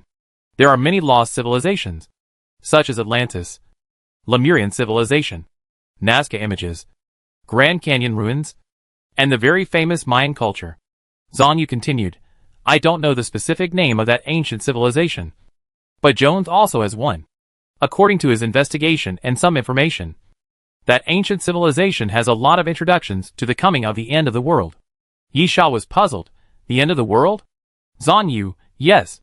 This kind of thing is very common, such as the Mayan prophecy. Yisha rolled his eyes. That's nonsense. Halley's Comet, Heaven's Gate, 2012 are all very exciting. When will they come true? Zanyu, but we are in the end of the world now. Yisha was stunned. Then, yes. But I don't think it has anything to do with those so-called prophecies. Zanyu, who can tell the truth? But at least the ancient civilization that the train conductor wants to find is amazing. Isn't it? I don't deny that. Yisha thought for a moment. Then, go on. Zanyu, according to the information Jones found, that ancient civilization had predicted the end of the world. And the end of the world really came. Which means that the end of the world had appeared before us. Yisha, Don't tell me that zombies are a relic from ancient times. Zon Yu spread his hands. I don't have an answer for this. But there are indeed many things that don't make sense. Such as the revival of ancient species. Do you think those things must be related to the zombie virus? Yisha was choked up, and could only say, continue. Zon Yu, Jones concluded that the coming of this apocalypse must hide some secrets. And this secret is likely related to that ancient civilization. Or that ancient civilization was destroyed by the apocalypse that had occurred before. And the ancient civilization items left behind are warnings to future generations. Yisha, the apostles are also looking for those things. And the train conductor is also looking for those things? What's their reason? If it's just a warning, why are they looking for it? Anyway, the apocalypse has come. Why bother looking for a warning? Zon Yu dipped some water, then drew a triangle on the table, wrote the apostles and ancient civilization on 2 points, and Compu on the last point, but drew a question mark on the side. Zon Yu, this is the speculation I once made with Jones. We believe that the apostles and ancient civilization must be related. But the key point is that there is no clue to prove that the two are related to the end of the world. But Compu is obviously related to this end of the world outbreak. Yisha, so? The question mark means that as long as we can figure out the role played by Compu, and its relationship with the first two, maybe we can know the secret of the end of the world? Zon Yu, yes. That's what we infer. Yisha, have you ever thought about a question? Zon Yu, what? Yisha, what role does Doomsday Train play? Zon Yu paused, then tried. Maybe I should draw a square? Yisha knocked on the table with his knuckles. The first piece of information is useful. The second piece of information is unreliable even to you. And now the third piece of information is accompanied by a lot of speculation. It's hard for me not to doubt whether you are fooling me. Chapter 853 San Carlos City. Zon Yu thought for a moment, and suddenly lowered his voice. I will provide another piece of information about the location of the ancient civilization artifacts. What do you think? Okay. Yisha pondered for a moment, and said, but don't blame me for not reminding you. If you can't find the things, you can guess the consequences. Zon Yu, we found it when we were looking for the Crazy Sand Temple. It is located in the temple of the City of God's Favor. There is at least one ancient civilization artifact. Yisha, did you use the word at least one? Zon Yu, yes. There is a fragmentary notebook left over from ancient times. Although it is not from that ancient civilization. It refers to that ancient civilization. It records some of the texts, and then points to the 3 temples in the City of God's Favor. Yisha, that notebook? Zon Yu Donma, since I have told you the news, can I still keep the notebook? Yisha nodded, then picked up the phone, dialed Gonlin's number, and turned on the hands-free. Hello? Are you willing to look for me? I want to inform you of something. Hearing Gonlin's voice on the phone, Yisha said directly, don't touch Zon Yu. Understand? Gonlin didn't seem to be surprised, as if he had guessed it long ago, and said directly, then you owe me once again. Twice. Yisha naturally knew that the first time Gonlin was referring to was the diary left in the ancient river city. Yisha, when are you going to collect the debt? I don't like to owe others things. Gonlin, when I need you, I will find you. As for Zon Yu, I can promise not to chase him. But if he attacks me or my flight attendants, that's his own problem. Yisha, yes. Yisha agreed, hung up the phone, and looked at Zon Yu. Zon Yu, if I die. Yisha interrupted, if she did it, I will kill her. Maybe you should pray that she doesn't keep her promise and kill you? Then I can help you get revenge? Zon Yu ignored Yisha's teasing and stood up solemnly. Thank you. Yisha, take care. Zon Yu finally breathed a sigh of relief when he left the dining car. Zon Yu was facing a dead end. The most important thing was that the conductor knew where each stop was. It would be too easy for him to know where Zon Yu was going. And Zon Yu couldn't stay on the Doomsday train forever. So, this matter must be resolved. Zon Yu would only have a chance to turn the situation around if he could enter and exit the Doomsday train normally. On the other side, Yisha pinched his nose. Either there was no information, or the information suddenly became too much. Yisha sat there, pondered for a while, and split the information. First of all, Yisha eliminated the list. Although he believed that Zon Yu did not lie, it was too unreliable. It was mainly about ancient civilization and the initial zombie virus. Yisha asked the proprietress, will the next stop be the City of God's Favor or the Ria Snow Mountain? The proprietress shook her head, indicating that the next stop would not lead to these two places. In this case, Yisha had nothing to worry about. He could only go there by himself during his vacation. Then, the next stop was to find Chen Jiejun to see what information he could get. In the last 3 days, the Doomsday train finally received an announcement of departure. The Doomsday train will arrive in San Carlos City in 5 hours. Release Task 1. Collect 3 types of ancient blood. Release Task 2. Collect Y-cell zombie viruses. Release Task 3. Enter the basement of the church to find the rare Y-cell zombie samples hidden. You must successfully obtain 3 types of ancient blood or Y-cell zombie virus in the 3 tasks to get back on the Doomsday train. Complete 2 of the 3 tasks to get a special reward. Complete 3 of the 3 tasks to get a special reward and a randomly designated weapon selection reward. Crew Mission 1. Rob and kill the transport team of the Comp Corporation and snatch the meteorite fragments being transported. Crew Mission 2. Find the Hidden Ghost transport team and get the enhanced Y-cell zombie virus from them. The carriages entering San Carlos City this time are Carriage 5, Carriage 77 Death Carriage, Carriage 79, and Carriage 95. Yisha received the platform information announcement from the mysterious voice after a long absence. Yisha's target is of course Chen Jiejun. But this time is different from the situation of selecting a crew member. Yisha is not selecting Chen Jiejun to be a crew member, but is purely looking for someone. So he cannot rely on the boss's wife to help locate. San Carlos City is a large-scale port city. It is obviously not an easy task to find someone in it, or it is a time-consuming task. In this case, Yisha also paid attention to the platform mission. Anyway, he had to walk around the city, so Yisha didn't mind clearing the mission. The ordinary mission was still so familiar. Related to Compu Corporation. The Y-cell virus was a relatively rare cell virus. Unlike other zombie viruses that were infected through blood, the Y-cell virus was a cell infection. As for the difference, Yisha was not very clear. But since most zombie viruses were blood type and cell type was a minority, the latter would naturally be more precious. Otherwise, how could it be said that things are rare and valuable? In general, the 3 missions are quite standard and seem to have nothing special about them. What makes Yisha more curious is the crew mission. Usually, crew missions are different from ordinary missions, but they are generally more or less related, such as location and target. But the final purpose is different. The Doomsday train will not let the crew compete for food with the surviving humans in the ordinary carriages. However, the 2 crew missions this time seem to have nothing to do with ordinary missions, and even a little bit inexplicable. Compu's transport team? Meteorite? This mission is very abrupt. Yisha doesn't understand why a meteorite appeared. The second mission, getting the enhanced Y-cell zombie virus, is more normal. After all, it is related to the Y-cell virus, but it is actually more weird. Both teams are Compu's transport teams. One transporting meteorites and the other transporting viruses? Why not send them together? Wouldn't it be safer to work together? Yisha always felt that the missions of these 2 crew members were a bit weird. Yisha thought so.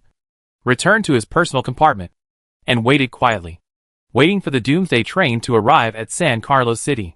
5 hours was not a long time. And soon, a platform full of Renaissance atmosphere appeared outside the window. The platform has strong retro elements and a typical Rococo style. And such a platform is naturally to set off San Carlos City. Chapter 854 Sudden.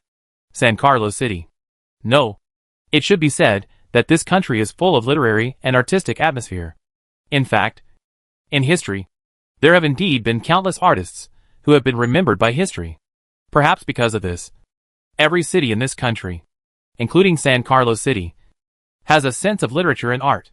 However, although San Carlos City is full of literary and artistic atmosphere, and is also one of the most famous scenic spots in the Mediterranean. In fact, this city is a prosperous commercial city with its main industries being metal processing, machinery, shipbuilding, food and building materials. Of course, the Compu branch is also indispensable. Chen Jiejun is not a crew member, but a surviving human in an ordinary car. After leaving the Doomsday train, he naturally has to find a way to complete the mission. If Yisha wants to find someone, it is best to start from the mission. The 3 ordinary missions are all related to the Y-cell virus. And according to the information, this thing is an artificial zombie virus created by Compu. So of course, he should start from the Compu branch. Yisha took out his phone and sent a text message, Composite branch? Yep, replied. Great minds think alike.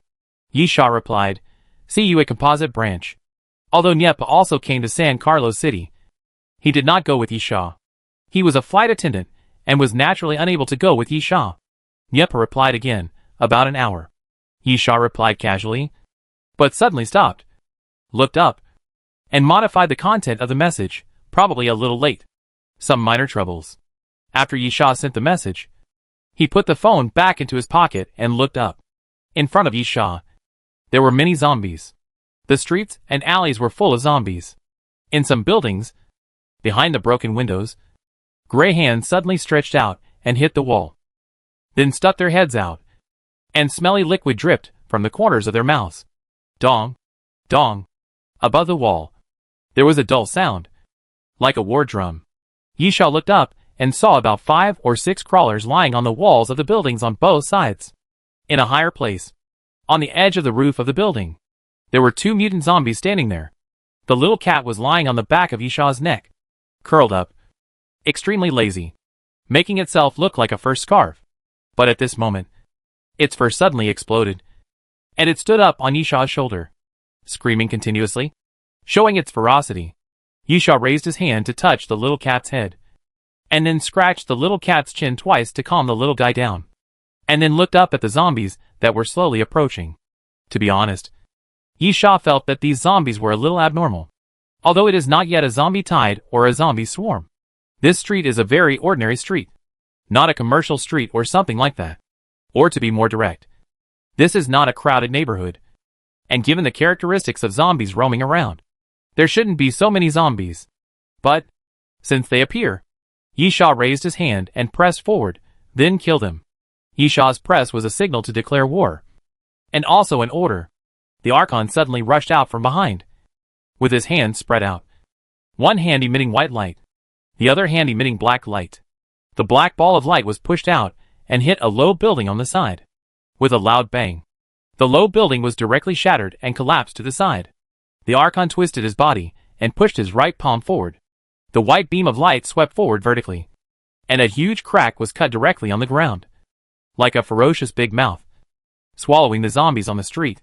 At the same time, a roar was heard from the tall building on the side. Several corpse flower vines broke through the wall and hit the crawlers, knocking them off the wall of the building and smashing them down. Several abandoned vehicles parked on the roadside were hit by the crawlers and immediately flattened. Yisha was not idle either. He suddenly jumped forward and then held the hilt of the sword. Clang! The sword came out, and golden light overflowed. Yisha held the king's holy sword and rushed directly into the zombie group. The king's holy sword kept slashing around, and then the heads of the zombies flew up. Roar! The next moment, roars rang out around Yisha, and several creepers jumped on the vehicle, baring their teeth and claws at Yisha. The little ancient cat roared unwillingly. But unfortunately, although the roar of the little ancient cat was ferocious, it was too small and naturally lacked power. Yisha patted the little ancient cat's head, and then when the creepers around him pounced, the wind blew up from the flat ground. The wind was as sharp as a blade. The wind swept over the creepers' bodies, and then the air was filled with a faint smell of blood. The crawlers fell to the ground, but their bodies were completely cut into pieces. Yisha's eyes did not linger on the crawlers for too long. Although the crawlers were mutant zombies, they were only the lowest level mutant zombies. In Yisha's eyes, they were not much different from ordinary zombies. So, Yisha raised his head and looked at the 2 tall buildings around him. The 2 mutant zombies were gone. Yisha turned around and saw the 2 mutant zombies. One of the mutant zombies was short, with dense spikes on his arms, something like an octopus sucker on his palm, and a pointed mouth. Rather than a mutant human zombie, it was more like a beast standing upright. On the contrary, the other mutant zombie was unusually tall, reaching a height of more than 2 meters, with strong muscles all over his body. Even though many parts were festering and the flesh was mutilated, it still couldn't hide the ferocity of the mutant zombie. Crunch! A sharp sound appeared, and the mutant zombie came to a street lamp, twisted it directly, and then held it in his hand as a weapon. Yisha narrowed his eyes. Those ordinary zombies were not a concern, and the crawlers were not very scary. The real trouble was these 2 mutant zombies, which were quite strong. The next moment, the short mutant zombie suddenly started running. Not only did it look like a beast, but the way it ran was also very similar. It actually ran on all fours, and then suddenly jumped up and landed on the wall of a building next to it. The suction cup on the palm has adhesive force, which can make the mutant zombie stick to the wall, and then continue to approach Yisha as he runs. However, the attack did not come from the front, but from behind Yisha. The tall mutant zombie came behind Yisha at some point, waving the street lamp and sweeping towards Yisha's head. Bang! Before the street lamp hit his head, Yisha suddenly raised his right arm. Chapter 855, Fighting. The sound of metal twisting was heard, and when the street lamp collided with Yisha's arm, it was completely turned into a U-shape. At the same time, Yisha suddenly activated his blood-transforming ability, and countless blood thorns surged out from Yisha's back and pierced into the body of the mutant zombie. Unfortunately, it failed to hit the head. The mutant zombie growled, raised the twisted street lamp again, and smashed it towards Yisha's head. At this time, the little ancient cat on Yisha's shoulder suddenly jumped out and bit the wrist of the mutant zombie. With a bang, the street lamp fell to the side due to the bite of the little ancient cat, and a piece of the ground was cracked. Yisha was very satisfied with the performance of the little ancient cat. Yisha had experienced the larval stage of the corpse flower, and knew how weak the larval stage was. The little ancient cat could only deal with ordinary zombies at most, and the number was still in the single digit. But Yisha was satisfied with the ferocity and loyalty of the little ancient cat. The next moment, the mutant zombie swung his hand violently and threw the little ancient cat out. Yisha took the little ancient cat and then slashed the mutant zombie's neck with a sword, chopping off the opponent's head. The head fell to the ground and rolled to the side. The mutant zombie's body froze involuntarily, like a car without oil or a machine without power, and then fell backwards. At the same time, the mutant zombie that looked like a beast fell from the sky, intending to take advantage of this moment to attack Yisha. But at this moment, you killed brute force warriors. Cumulative number 1. Boom! The ground cracked, and the corpse flower vines emerged from the ground. After jumping into the air, they suddenly rolled up and entangled the mutant zombie, pulling it down from the air. Yisha took a step forward, and a golden sword suddenly fell from the air, unusually bright and dazzling. Puff! The next moment, the king's holy sword pierced into the head of the mutant zombie, piercing through the opponent's head. Blood mixed with brain matter flowed out from the wound bit by bit. You killed the beast man. Cumulative number 1. Apocalypse reward, rotten tongue. Yisha cut off the opponent's tongue and threw it directly to the little ancient cat. The little ancient cat opened his mouth and swallowed the tongue and chewed it. Devour. Grow. Evolve. This is why Yisha is not worried about the little ancient cat's weakness. In this era where common sense cannot be used, it is too easy to shorten the growth cycle. Mutated zombies can only be regarded as ordinary food. If it is the flesh and blood of ancient species, it is a great tonic for the little ancient cat. After feeding the little ancient cat, Yisha looked around. The zombies had been killed. But at the end of the street, about 30 or 40 meters away, there were several people holding weapons with slightly dull eyes. Yisha knew that they were people attracted by the fighting. People on the Doomsday train. If he was seriously injured, for the sake of the precious mutant zombies and the things on his body, the other party might help him. Human nature is the most difficult to guess, whether it is good or bad. So the best way is not to guess. Just like now, Yisha does not need the other party's help, nor will he give the other party a chance to attack him, because the other party dare not. In this era, strength is the truth. Yisha ignored the other party and let the corpse flower sneak back to the ground. The Archon stood behind Yisha loyally, and then passed by the surviving humans. Yisha walked away. Those people did not speak or take action until Yisha disappeared, and suddenly breathed a sigh of relief. Those who could kill dozens of zombies in one breath, including many mutant zombies, did not need their help, and they did not have the courage to have evil thoughts. Walking along the street, Yisha checked the map, determined the location of the Compu branch, and then moved forward quickly. The Compu branch was not difficult to find because it was an office building. Before the end of the world, it was public and even one of the landmark buildings in San Carlo. Of course, this reduced the possibility of the presence of Y-cell virus there. But if there was a research room or laboratory, it would not be so easy to find. Therefore, The usual procedure was to go to the Compu office building to look for clues. It took Yisha about 2 hours to arrive in front of the Compu office building. There was a store on the side, close to the street, which was an electrical appliance store. A sample TV in the window suddenly flickered, and then Yapo's voice rang out. So slow? Yisha, I encountered some troubles on the way, and the zombies here are a bit weird. Nyapa, I also found that the monsters here don't seem to be scattered, but gathered there in groups. Yisha, did you fight them? Nyapa, just went around. As he spoke, a window on the 3rd floor of the office building opened, and Nyapa leaned out and waved to Yisha. Corpse flower vines jumped out from the ground, directly sending Yisha and the Archon to the 3rd floor, and jumped in through the window. Nyapa, not only in the city. The situation in this building is similar. The zombies don't seem to be scattered, but gathered in some areas. Some places are very open and safe, and some places are full of zombies as soon as the door is opened. Yisha, do you know why? Nyapa spread his hands. This is only the 3rd floor. I just started the search. Yisha, Chenjiajun? Nyapa, no living person has been seen in the building so far. Yisha nodded. Then, should we wait and see? Or should we go for a walk first? The Y-cell virus seems to be quite rare, and there is no harm in getting a copy. Nyapa, whatever. I can do it. The main thing is to find clues to the crew mission. Yes. Yisha showed a look of realization. You can't return to the Doomsday train if you can't complete the crew mission. This is another right of the crew chief, if it is not a specific order from the train conductor. Yisha has to do the mission during non-holiday periods, but he can choose to send crew members to do it, or do it himself. Simply put, the degree of freedom is relatively large. Unlike the surviving humans and crew members in ordinary carriages, they are not assigned tasks, and there is no situation where they cannot return to the Doomsday train if they do not complete the tasks. Of course, this is a situation with both advantages and disadvantages. Yisha can indeed avoid those troublesome tasks, but the problem is that those troublesome tasks will give good rewards, and Yisha will naturally not be rewarded for them.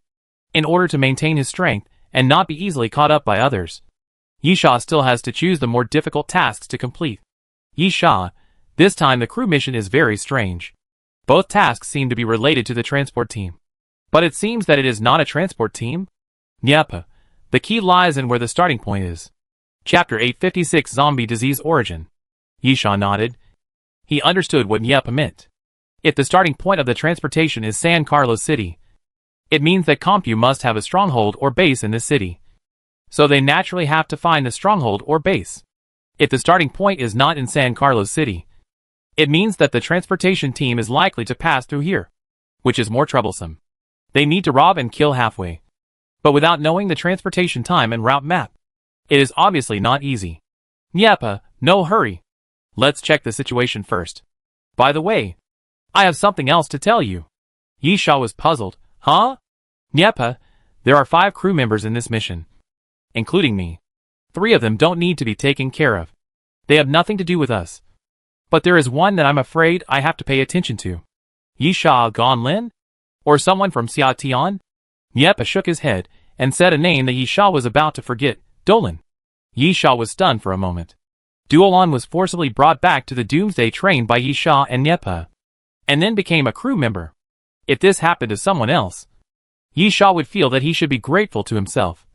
But Duolan would definitely not, because he was the boss of the survivors' human camp, and he developed very well and rebuilt the civilized order. As a result, he had to give up everything and was brought back to the Doomsday train by Yisha and Nyapa. Which of the 2 lives is better? Anyway, Yisha couldn't tell. So Duolan might really hate Yisha and Nyapa. Yisha, then you should have met him. Didn't he say anything? Nyapa said. Neither of them said anything. Then they walked out of different exits. Yisha thought for a moment. Don't think too much. There's no need to take the initiative to find him. But if you run into him, be a little wary. That guy has some strange abilities. After boarding the Doomsday train, he can be said to be like a fish in water. Moreover, he started as a crew member. The speed at which he becomes stronger is probably terrifying. Nyapa nodded to show that he knew. The 2 of them were talking as they walked through the corridor. On both sides of the corridor were typical office buildings, with tempered glass separating the areas and desks placed inside. No zombies. But, bang! Yisha walked forward. And suddenly, there was a muffled sound from the side. As if something hit the glass wall, which scared Yisha. Looking sideways, a zombie hit the tempered glass, with its entire face imprinted on it, moving and leaving blood marks. Then more and more zombies moved from the back to the tempered glass, sluggishly, staggering, and constantly bumping into it. Nyappa, this is what I mean by weird. Look at the office areas in front.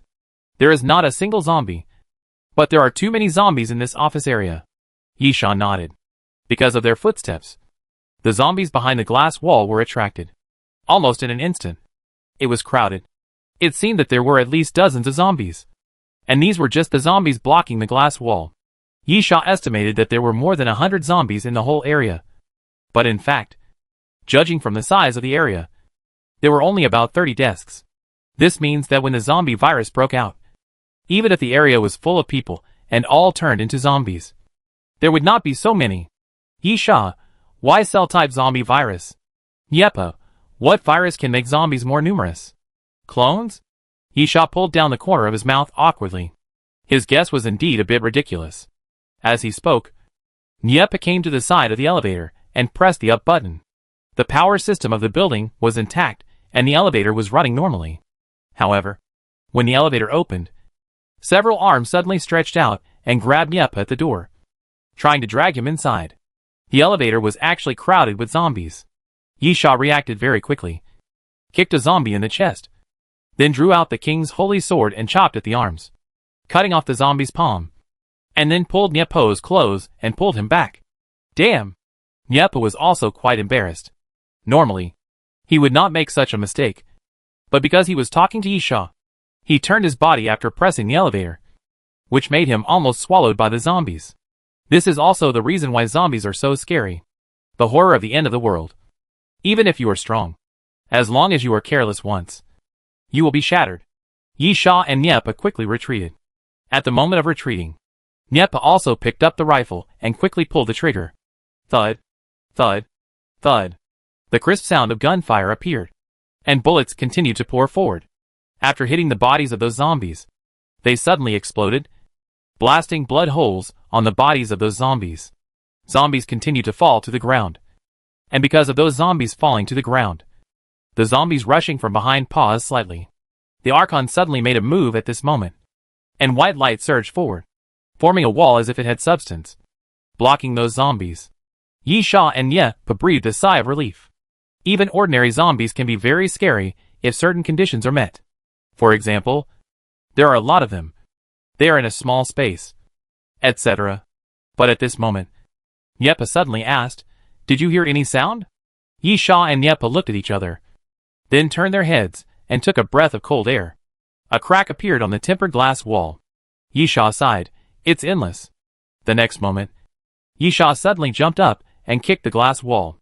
Since the zombies inside will definitely crash out, it is better to attack first. Crash! The glass wall instantly broke into countless pieces. But at this moment, Yisha kicked the zombies to the ground. Nyappa turned the gun without hesitation and started to fire wildly. "Nyappa, I will suppress the fire."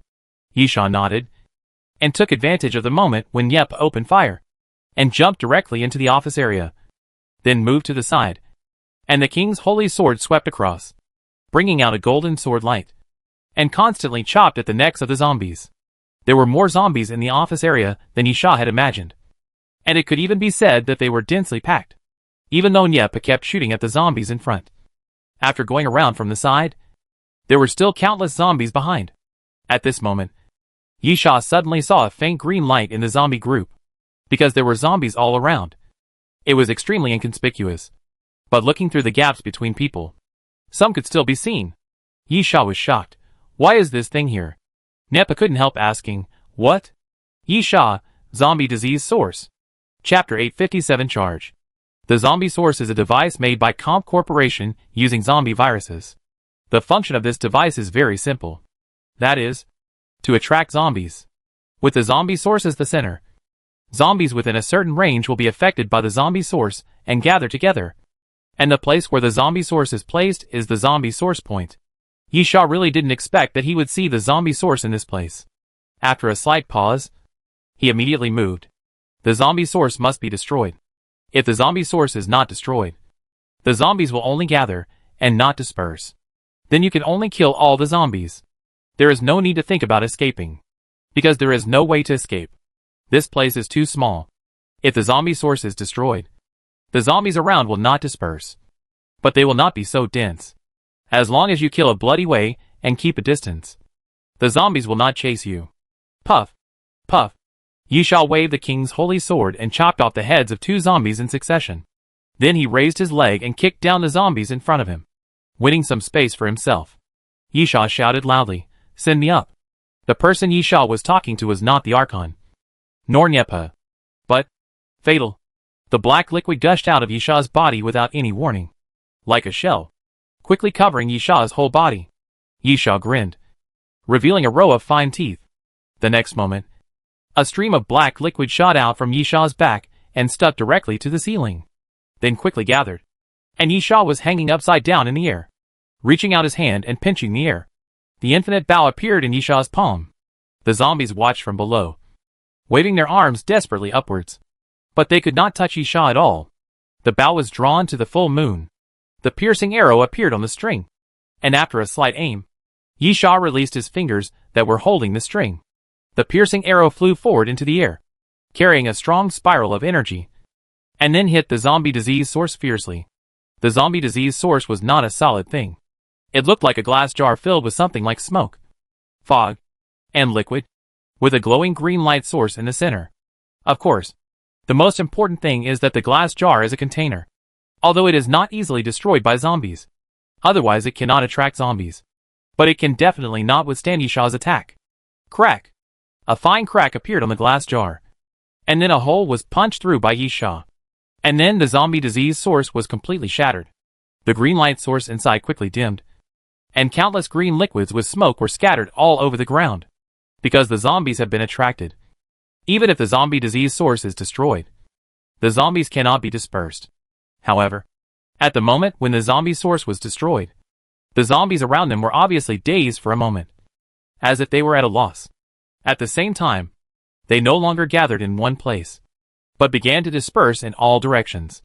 Only the zombies close to Yisha and Nyepa were still attacking frantically, and then slowly attracted the zombies around them. That direction. Yisha shouted to Nyepa, pointing to a tempered glass wall on the side, "Get out from that position." After Yisha handed his body to the Fatal, he could easily leave without hunting zombies. He could just walk through the ceiling. But he had to get Nyepa and the Archon out of the zombie group. Seeing Nyepa nodding at him, Yisha didn't waste any words. He climbed forward a little, let the deadly retreat some black liquid, pulled out 2 crystal bars from the red flame bomb hanging on his waist, and threw them into the zombie group. Boom! Boom! The explosion sounded, and then the flames pushed out in all directions, engulfing the surrounding zombies.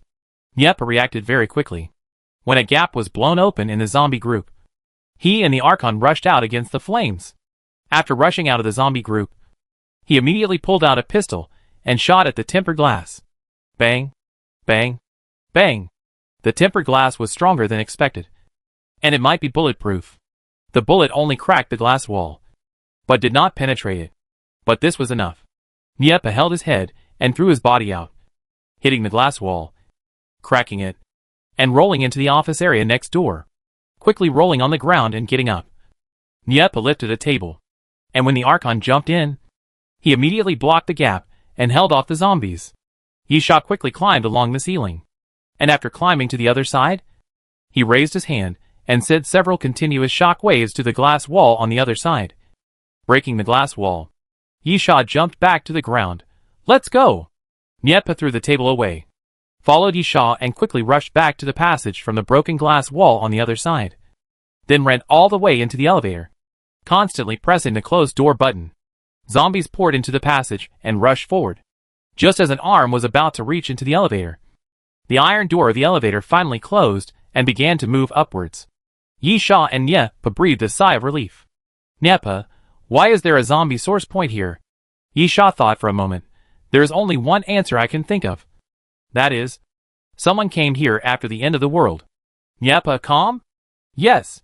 Yisha, I also found that the zombies on the street are all gathered in one place. So there may be a zombie source point on the street, which means that the other party has a large number of zombie sources. Niepa nodded. Whether it is the people on Doomsday train or the apostles, it is possible to get a few zombie sources, but it is almost impossible to have a large number of zombie sources. Yisha, the only one that can hold a large amount is Compu, because they can produce a large number of them. What's the intention? Niepa, they must have a purpose to place a large number of zombie sources. Right? Niepa just finished speaking, and suddenly raised his eyebrows, and Yisha's eyes lit up. Obviously both of them thought of something. After looking at each other, they both said the answer in unison. Staff mission. Staff mission. After saying that, Yisha and Niepa laughed at the same time. Of course, Compu couldn't be performing a crew mission, but they were transporting something. And if nothing unexpected happened, that thing was likely in this building. In order to transport the things out safely, avoiding zombies was naturally the best way. So they used the zombie disease source point to lead the zombies away and create a safe route from the building to the street, and then from the street to the outside of the city. Such an approach would definitely require a large number of zombie pathogens, which others could not do. But Compu certainly had no problem.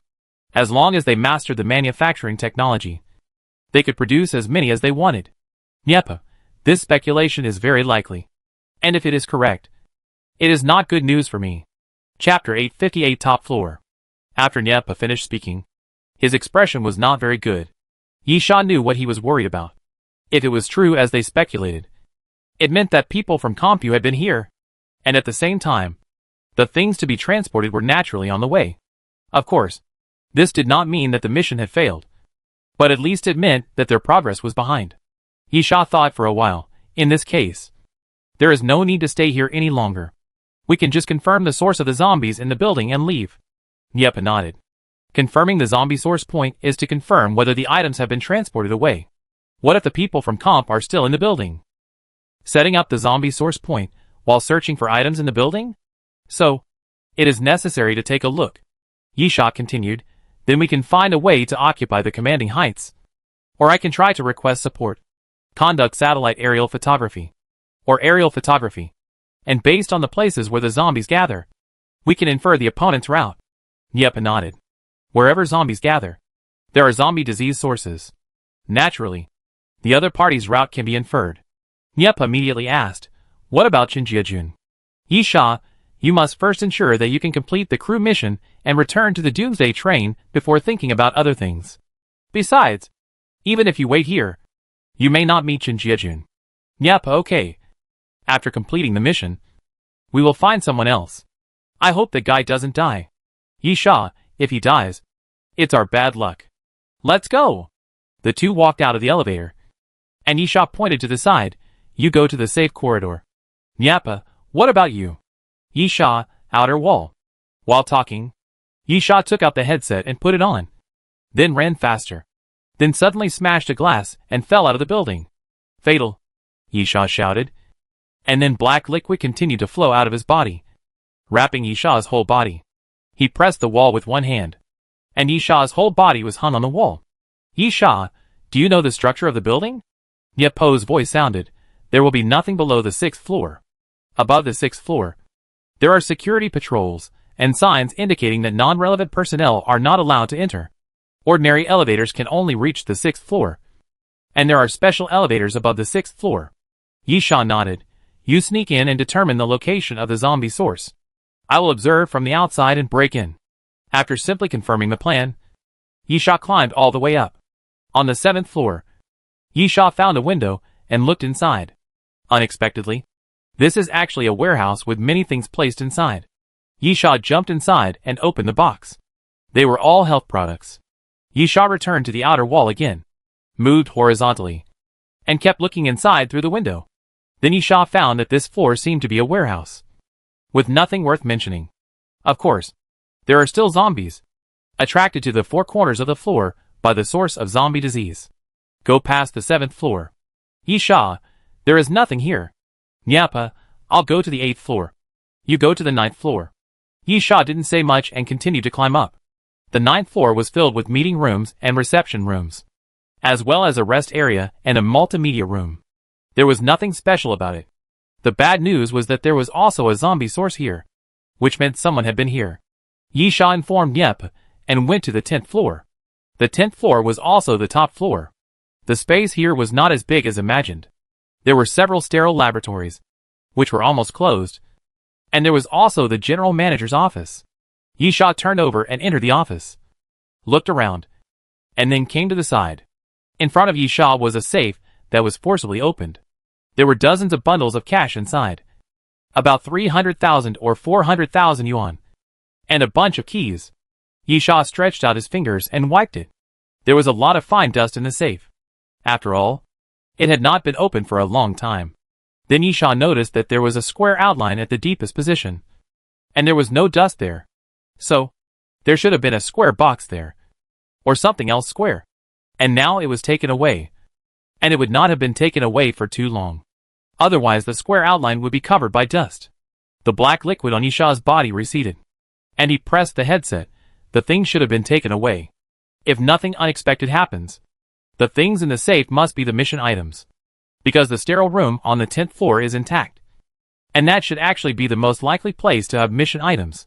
In addition, of course, the zombie disease source also appeared on the 10th floor.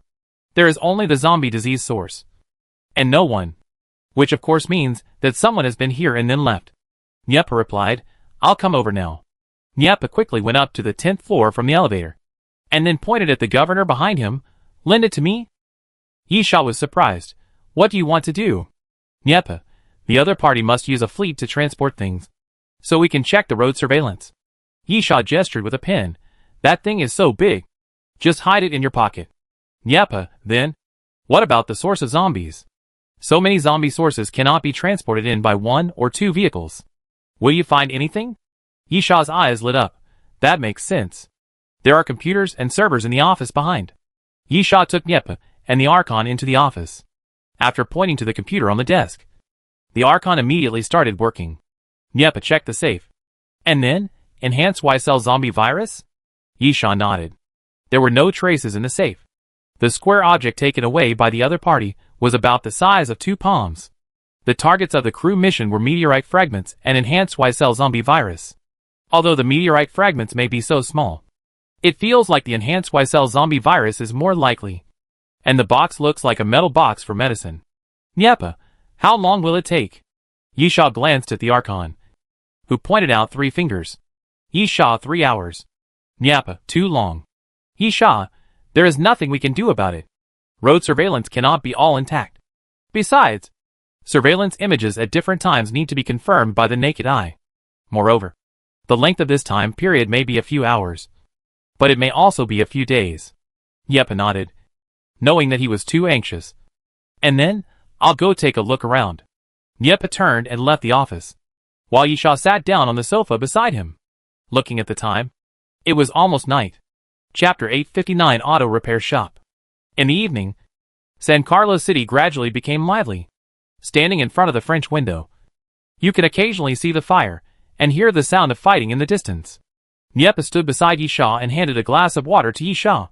That is the famous San Carlo Church in San Carlos City. Nyepa took a sip of water. Under the church, there is an underground palace left over from the Middle Ages. It is a famous tourist attraction. Yisha, but now there are rare Y-cell zombie samples there. If you are not a flight attendant, and I am not the chief flight attendant, we are probably there now, fighting with zombies, and guarding against humans, or our companions, who may appear at any time. Nyepa, what are you thinking about? Nothing. Just pure sighing. Yisha raised his head, and poured water into his mouth. Then said, "Let's go. It's almost time. We should also work." Yisha turned around, and the Archon came to Yisha and handed him a few pieces of paper. Most of those pieces of paper were printed pictures from road surveillance. A convoy consisting of 5 trucks and 3 armed off-road vehicles, speeding through the streets. Yisha looked at the photos continuously, and then said to Nyepa, "They entered the city from the east, and the trucks were full of zombie sources. Then, they set up a zombie source point every other area, activated it to attract zombies, and then reached the branch building." The last piece of paper was a printed city map, and the governor had drawn a route map with red lines. Nyepa, the entry and exit routes must be the same. After all, The zombie source points have been set up along the way. There is no need to waste more zombie sources to set up another route, which is even more risky. Yisha, but the surveillance cameras on the highways out of the city didn't capture the convoy. Yisha said, as he looked at the Archon in confusion. The Archon took out 2 photos, pointed at the time displayed on them, and then turned the computer screen over to the map screen. Meilungsi Auto Repair Shop? Yisha looked at the photo the Archon picked out, which was a highway near the auto repair shop, and then said, they entered this auto repair shop. The Archon nodded. Nyepa, does that mean they didn't leave the city, but entered this auto repair shop? What's the reason? The Archon did not answer Nyepo's question, but made a gesture that only allowed entry but not exit. Yisha, anyway, the location has been determined. We will know after we go and take a look. Nyepa nodded in agreement. This is the most direct method. After leaving the branch building of Compu and returning to the street, they directly followed the route drawn by the Archon. This route is the route the other party took to enter the city, because there is a zombie disease source. There is almost no trouble. The zombies on the street have long been attracted to other places. Yisha, the car repair shop is on this route. I don't know what the team went there for, but since the route has not changed, it should be out of the city. I just don't know why they entered the repair shop and didn't come out. Nyepa didn't reply. If you want to know the answer, you can find out by taking a look. The car repair shop is not far away. The most important thing is that with the speed of Yisha and Nyepa, even if it is a little far, it will not delay for long. After arriving at the auto repair shop, a closed iron gate blocked Yisha and Nyepo's way. Nyepa looked down and observed the surroundings, then said, it was done by the team members. There were some zombie corpses around, and there were traces of fighting, but not many. Nyepa closed his eyes slightly and reconstructed the scene at that time.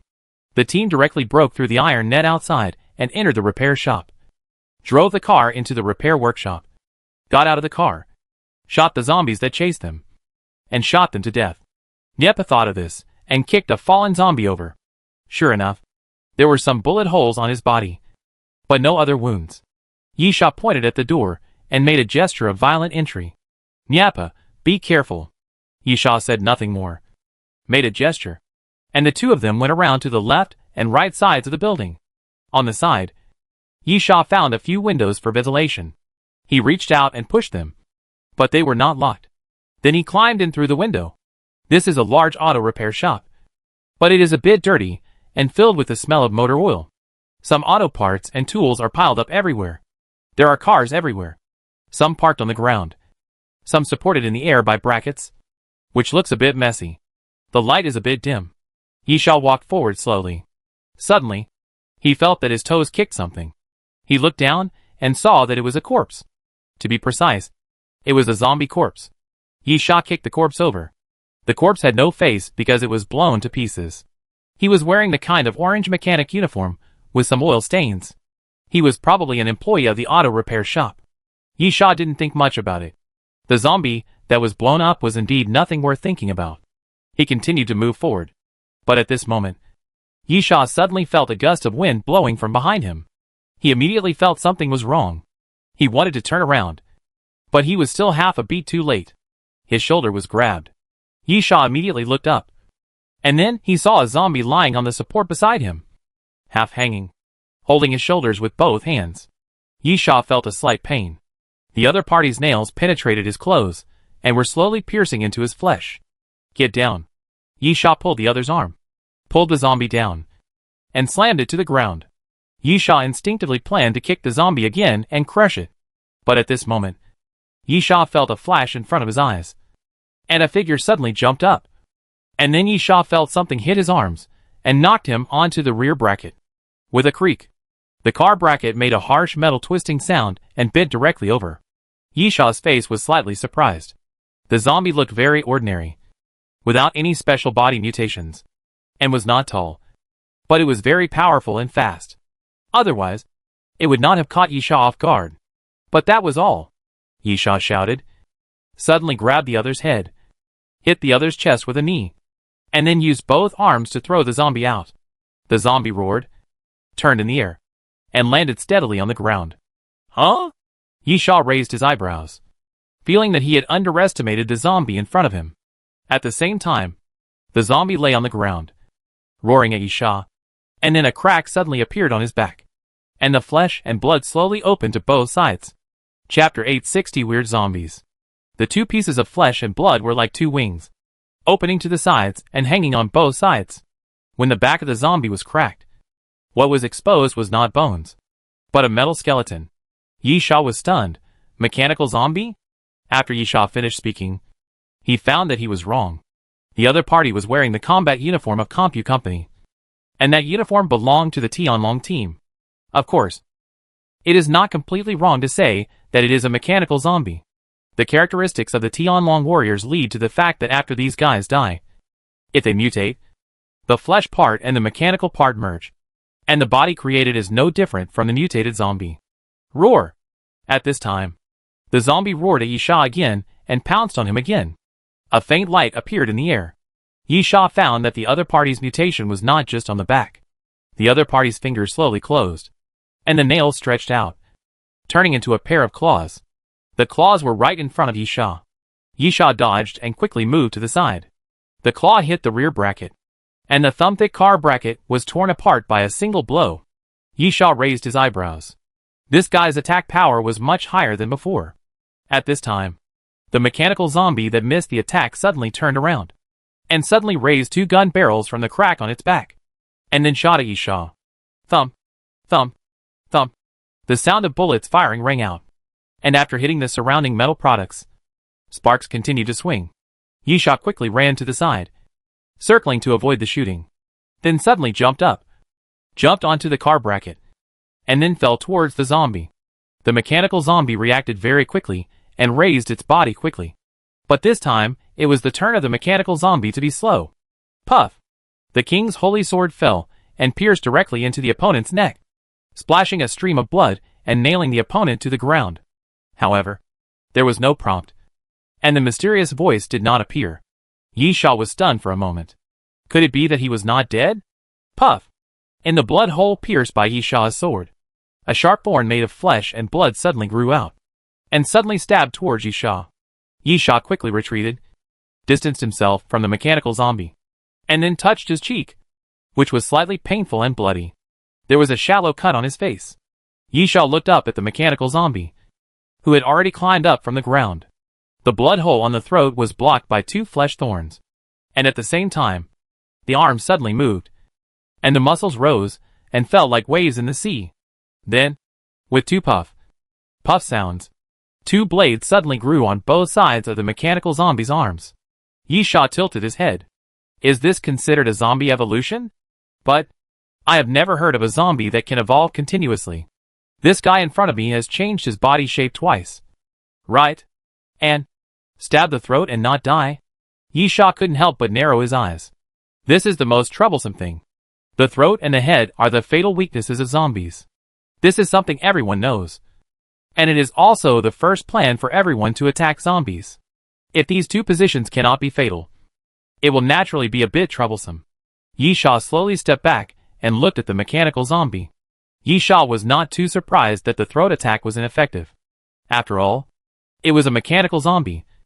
Just like the weakness of the previous arbitrator was not the head, but the core chip in the chest. Then, the mechanical zombie in front of him might be the same. Yisha was looking for a possible weakness. Chest? Waist? If the mechanical part has an operating program, where would it be? Bang! As Yisha was thinking, the side car support suddenly collapsed, and a car supported on it suddenly collapsed to the ground with a bang and flipped to one side. Nyepa flew out from the other side and fell heavily to the ground. Yisha was stunned. You also started fighting? I didn't hear any gunshots. Nyepa got up from the ground with a somersault. Don't use firearms. It's all gasoline. Nyepa pointed at the cylindrical iron cans around him. Then you shouldn't have been beaten so badly. Yisha looked sideways. And then, just ignore what I said. Behind the collapsed support, a dozen mechanical zombies appeared. Their bodies were metallized and mutated to a certain extent, staggering, and were walking towards Yisha and Nyepa. These guys should be from the transport convoy.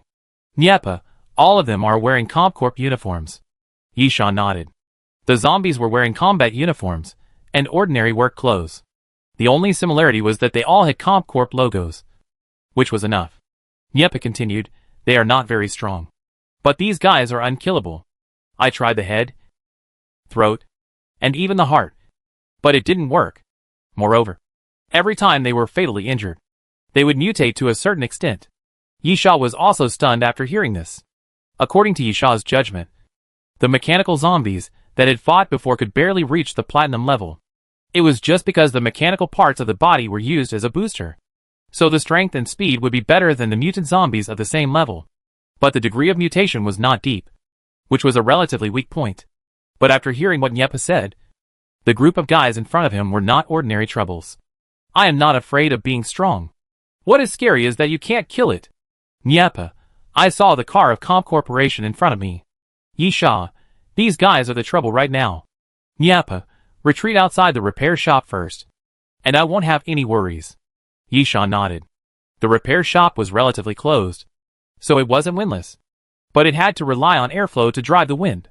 The power of the 8-direction wind and rain would be relatively small. Retreating outside the repair shop would also help Yisha show his strength. Yisha, then retreat. The group of mechanical zombies had already forced the two into a corner. Yisha didn't waste any words and clenched his fists. Strength. Yisha's muscles suddenly tensed and expanded. And then he elbowed backwards, blasting a big hole in the wall. And then jumped out. Niepa followed closely behind. And those mechanical zombies obviously had no intention of letting the two of them go. And they all flew over. But just after jumping out of the gap in the wall, they were met with a round of strafing. Niepa raised his gun and fired directly at the gap in the wall. Thump, thump, thump. Continuous gunshots rang out, and bullets poured forward. Yisha stood aside and watched. Being able to use firearms, Niepa suppressed the group of mechanical zombies in one go. And the group of mechanical zombies could not break out of the fire net at all. But it was useless. Yisha watched a zombie's head being shot through. And then it exploded inside the zombie's brain. And half of the head was instantly shattered. But some granulation tissues emerged on the edge of the shattered head. And then tumors grew out one by one. The zombie shook his body. But he was not dead at all. Chapter 861 Old Friend. Yisha's face became more serious. Because, as Niepa said, these zombies seemed to be unkillable. And they would mutate after suffering fatal injuries. This was the most troublesome part. Mutation of course meant becoming stronger. If they could not be killed, they would keep mutating. Yisha's heart was chilled when he thought of this possibility. Yisha immediately said, "Get out of the way. Let me try." Yisha shouted at Niepa. And then watched Niepa cooperate and dodge to the side. Yisha's eyes opened and closed. A sudden breeze. The surrounding night winds seemed to gather together in an instant, moving forward and surrounding the mechanical zombies. Puff, puff, puff. The sound of flesh and blood breaking apart continued. And countless cracks appeared on the bodies of the mechanical zombies. Their bodies stiffened. And then their bodies slowly dislocated and turned into a pile of meat falling to the ground. Yisha thought, I don't believe they can still get up like this. But just as Yisha was thinking this, some flesh buds suddenly stretched out from the edges of the meat blocks, squirming and sticking together. Then the meat blocks slowly gathered together and unexpectedly merged into one place, forming a huge meatball. Puff, puff. Two tentacles suddenly broke out from both sides of the meatball and waved in the air. Yisha was stunned. Is this going to evolve into a meat tree? Yisha really didn't expect that at this level. He couldn't kill the other party, and even let the other party evolve into a troublesome thing like a meat tree. Then, Yisha glanced at the pile of mincemeat on the other side. Those mincemeat had not been put together yet, and Yisha saw some metal parts in them. Yisha waved his hand, and the wind blade raged again, chopping all the metal parts. This was Yisha's previous speculation. If the opponent was similar to the arbitrator before evolution, with a running chip or something, then this attack would definitely destroy the chip. However, it was still useless. Those pieces of meat still gathered together, and those metal parts turned into liquid state, like liquid metal, wrapping the pieces of meat. The pieces of meat continued to gather and form the second meat tree, which was a metal meat tree wrapped in metal. It was even more mutated than the first one. Damn. Yisha couldn't help but curse. What kind of monster is this? It's not that Yisha and Niepa can't beat them. Even the meat tree can't be their opponent. But the key now is not whether they can beat them or not, but whether they can kill them. Suddenly, Yisha felt a little burning. Retreat! Yisha shouted to Nyepa, and immediately retreated 3 to 5 meters to the rear, and then saw a flame suddenly fall from the roof of the repair shop, covering a piece of meat tree. The piece of meat tree kept wriggling in the flames, as if struggling violently, and the smell of burning gradually spread, and then at a speed visible to the naked eye. The piece of meat tree quickly shrank. Yisha and Nyepa looked up and found a man standing on the roof of the repair shop, holding a flamethrower in his hand. Use fire attack. The man looked at Yisha and Nyepa. The only way to kill these things is to burn them clean. Yisha and Nyepa looked at each other and understood each other's intentions from each other's eyes. Other things can be discussed later. They must kill the 2 monster zombies in front of them first. Yisha took out a red flame bomb and threw it to Nyepa. I'll get him away. Nyepa nodded, grabbed the red flame bomb, and moved to the side. Flame? What is the best way to create fire? Of course. Explosion. Of course. Yisha could use the dragon transformation. But it was not worth it to let the dragon transformation enter the time limit just for the meat tree. As for using the explosion, the red flame bomb would be enough. But the meat tree must be moved away. The repair shop was full of gasoline. If it was affected by the explosion, it would cause a big mess. While thinking, Yisha quickly approached the meat tree. The biggest disadvantage of the meat tree is that it cannot move. This is also the reason why it did not attack Yisha and Nyepa immediately before, because the tentacles it grew were not long enough to attack the two. But if Yisha approached actively, that would be another matter. The 2 tentacles moved very fast, and quickly broke through the air towards Yisha. The tips of the tentacles were extremely sharp after being tightened. However, just as they approached Yisha, puff, puff, 2 muffled sounds appeared, like rotten cloth being torn apart, and then the 2 tentacles broke. The next moment, Yisha slid to the back of the meat tree. With a clang, Yisha drew out the king's holy sword and stabbed it directly into the bottom of the meat tree. Then he pried the meat tree up with force. Nyepa had been ready on the side. He watched the meat tree fly towards him. Before the tentacles of the meat tree grew back, he raised his hand, pulled out a revolver, and pulled the trigger. Bang! The muzzle of the revolver was emitting flames, and the sound of the gunshot was not like a pistol at all, but a hand cannon. Then a crack was blown out on the body of the meat tree. And then Nyepa pulled out 2 crystal bars of red flame bombs and threw them into the crack, embedding them into the body of the meat tree. Boom! Boom! 2 explosions sounded in succession.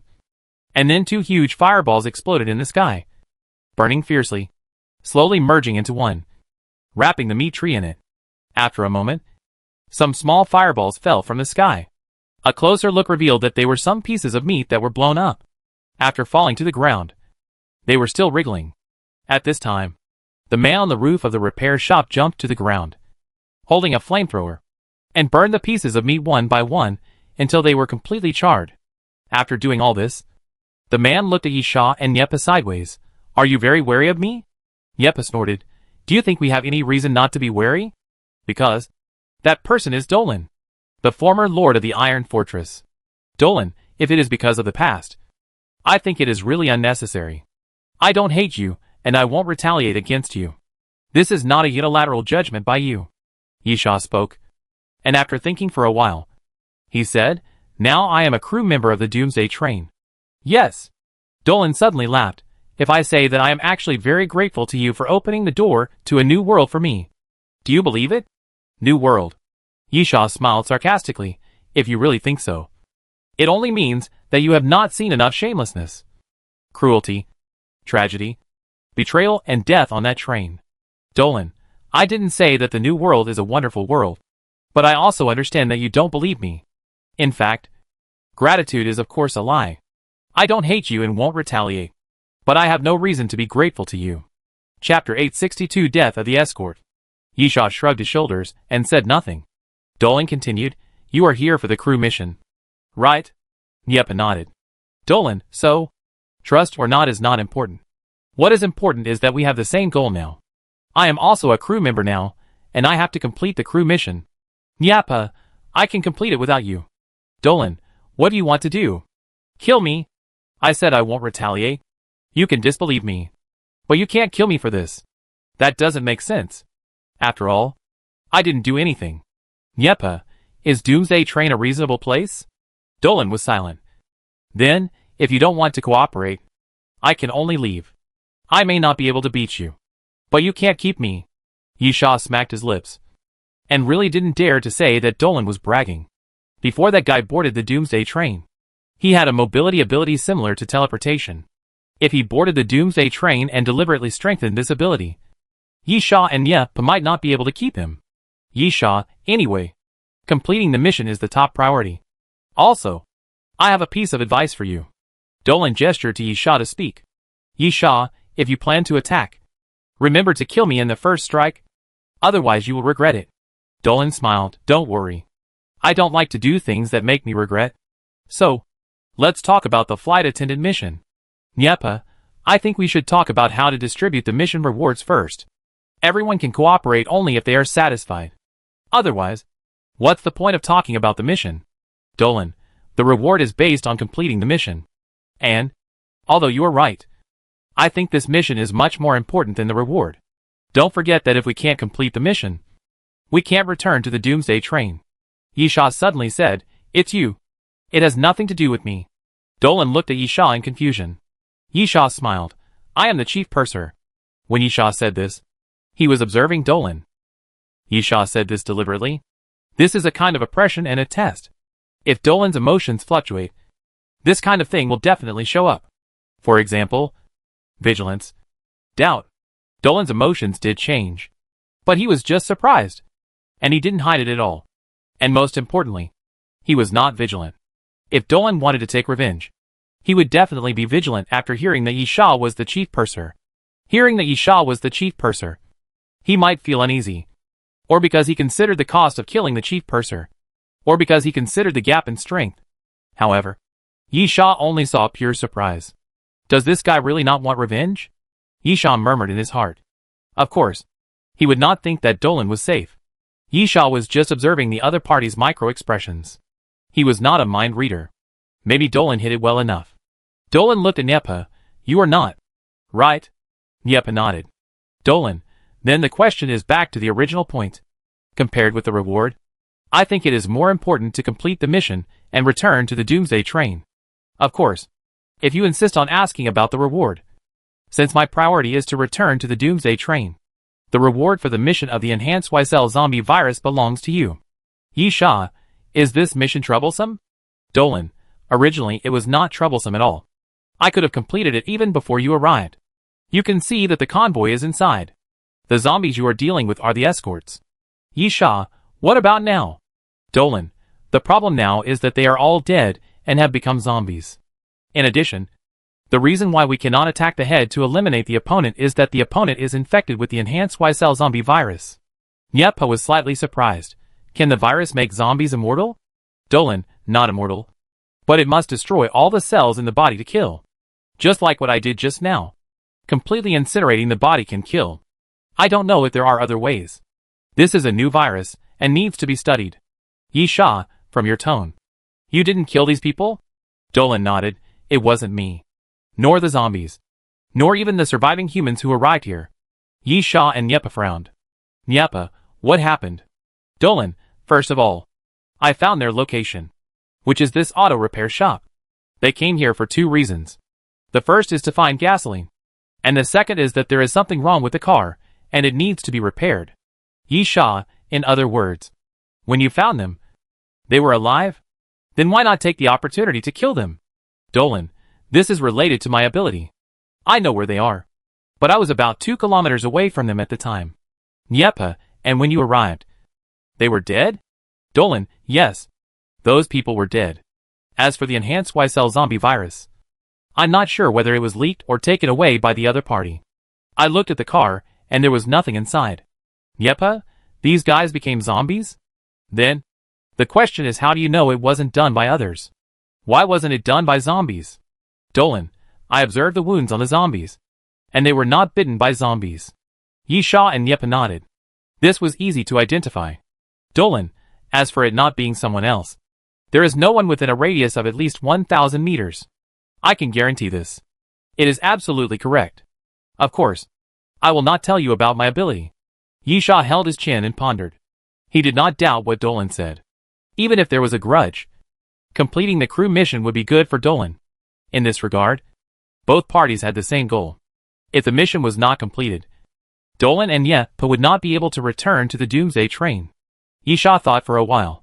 I want to see the cars of Compu. Dolan, okay. There should be no zombies now. Re-entering the auto repair shop, Dolan took out a flashlight to illuminate the surroundings, then ran to the side to turn on the light. Dolan, before you came, I had a fight with those zombies. They were difficult to kill. So I retreated, found the flamethrower, and ran back. Dolan was explaining why he knew where the light switch was, so that Yisha and Yepa would not be suspicious. Yisha nodded without saying anything, then walked deeper into the repair shop and found the Compu company's fleet. The truck was an ordinary truck, but the cabin was more advanced, with a temperature-controlled cabin and a shockproof cabinet, while the armed off-road vehicle was nothing special, just equipped with some weapons.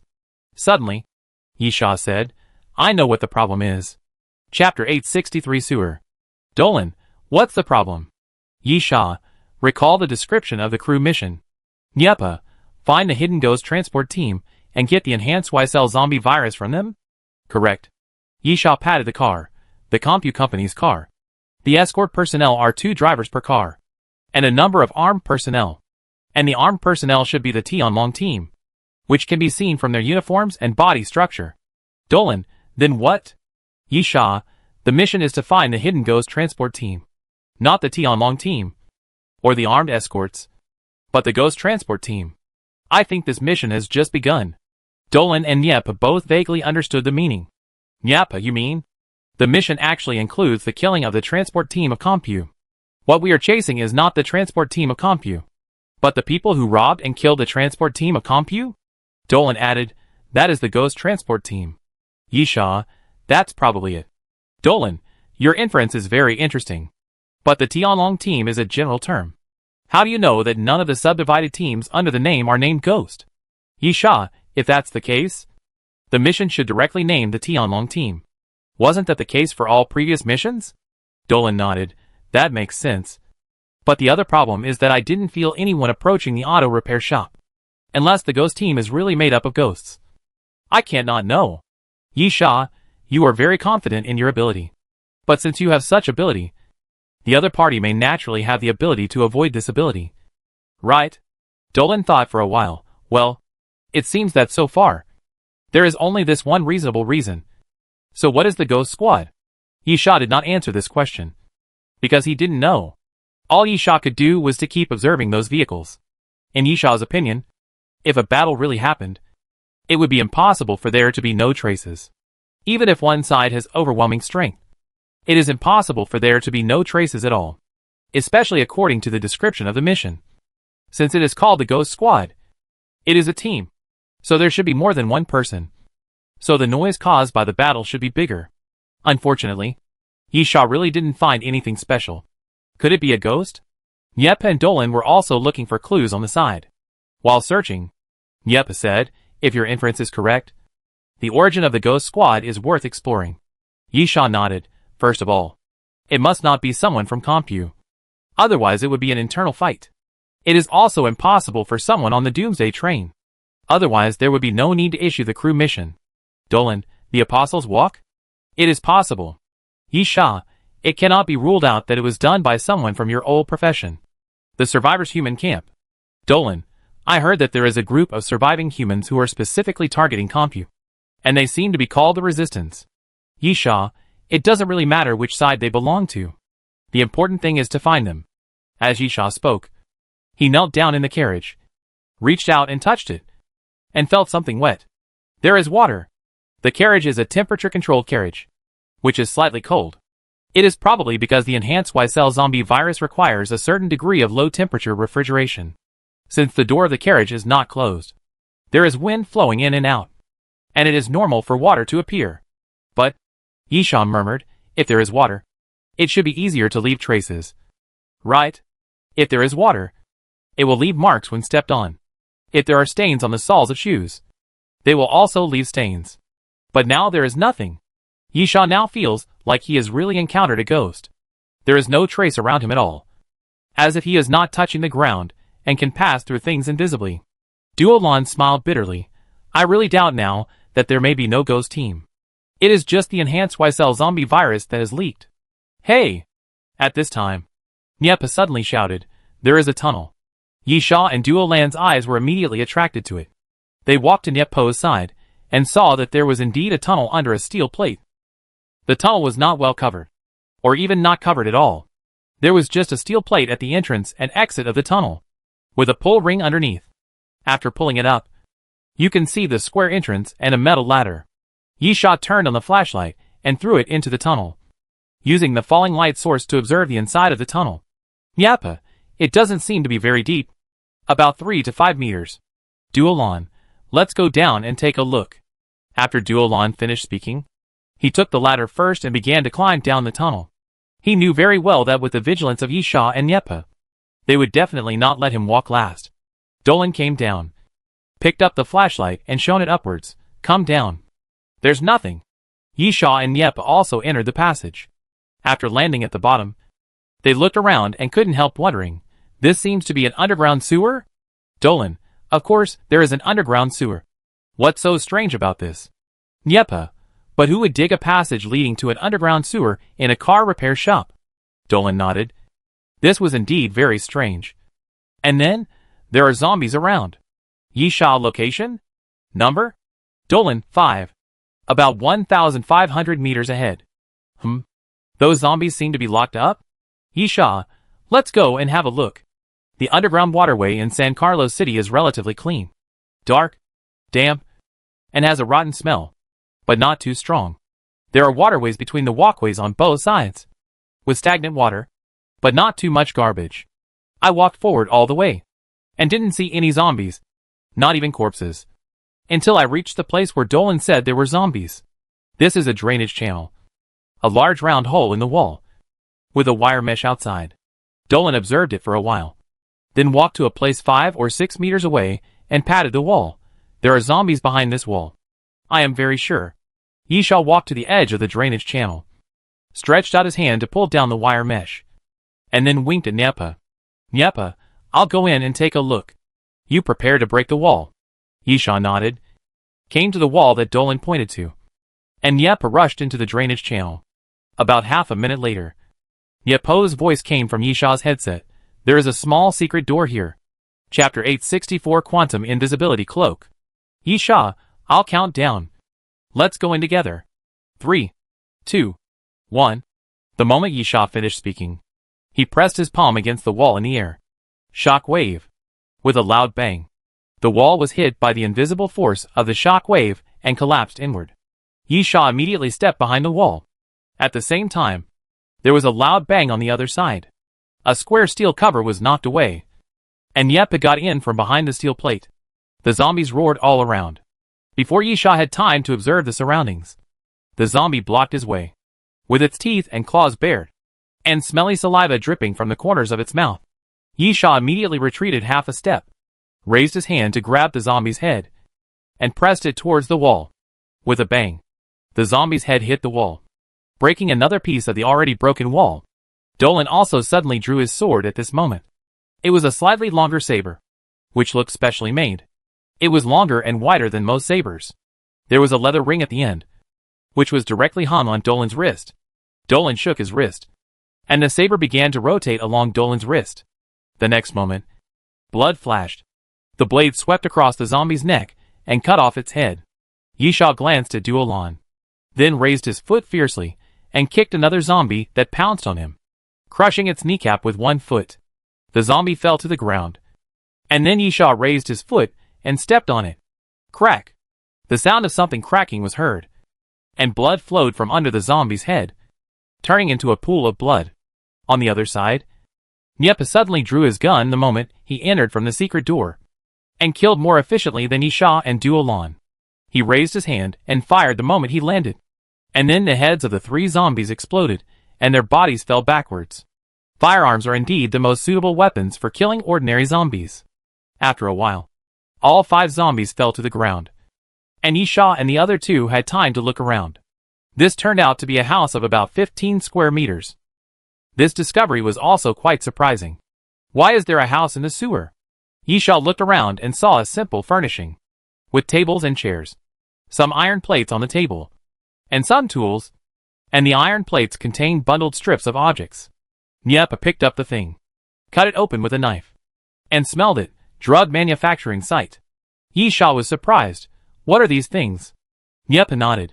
It seems that the car repair shop above is just a cover. This is their main business. But it has nothing to do with our mission, Niepa said as he stuffed the things into his backpack. Yisha glanced at Niepa. Well, in a sense, this thing is indeed a luxury. On the Doomsday train, some crazy, or simply brainless guys, may really buy this thing. Yisha, that's enough. Let's go. Yisha turned around and prepared to leave. But at this moment, Yisha looked in the direction of Duolan and found that Duolan was quietly winking at him. Yisha had a blank expression on his face and was about to step out from the broken wall, but suddenly stopped and blocked the broken wall. Hey! Yisha turned back and urged Niepa, hurry up. Niepa ignored Yisha, and Yisha directly blocked the gap and did not move, as if he was going to wait for Niepa to finish. Quietly, Yisha glanced at Duolan. Duolan raised his drooping eyelids, and his eyeballs moved quietly to the side. Suddenly, Yisha suddenly jumped up. Raising his foot, Yisha suddenly kicked at a wall on the side. There was clearly nothing there. But when Yisha kicked, several faint air currents appeared in the air, resembling the outline of a human figure. Then there was a bang, as if something hit the wall, and whitish kept falling from the wall. Yisha was also surprised, although Duolan gave him a look, indicating that there was someone here. Yisha was somewhat skeptical. There were two reasons why Yisha was skeptical. The first was that Yisha did not trust Duolan very much. The second was that Yisha did not feel the breath of other people at all. You know, with Yisha's current strength, it is extremely difficult to hide under Yisha's nose without being discovered. But there really is someone. Dolan suddenly shouted. That guy rushed out. Yisha immediately chased out from the gap in the wall. But when he looked around, he could not see anyone. Niepa rushed out right after him. Let me do it. Thump, thump, thump. Niepa fired directly with his gun. The sewer was not spacious, and Niepa also reacted very quickly. He first fired horizontally to one side, but missed the target. So he immediately turned to the other side for a covering fire. This time, Niepa's shooting did not miss. An obvious airflow could be seen in the air, as if the bullets had penetrated the air as well. Of course, it was just an illusion. The bullet just hit the target, and the target could not be seen with the naked eye. However, it didn't matter if he couldn't see it, as long as he could confirm the location. Yisha immediately flashed and quickly came to that location, then jumped up and stepped down hard. Boom! Yisha stepped into the waterway and crushed it, and the water splashed. However, it didn't hit, but Yisha had a blank expression on his face, although the opponent dodged this attack. What about the next attack? The man's position has been completely exposed. The reason for exposure is naturally because of the splashing water. No matter how invisible you are, you can only be invisible. But it does not mean that you do not exist. Therefore, when the water splashes around, the water that is shattered in the air without landing is naturally the opponent's position. Dolan took a step forward, emitting light, and then suddenly disappeared, and suddenly appeared again. However, the position where he appeared was already 10 meters away. Bang! Dolan blocked the man directly, kicked him out with a kick.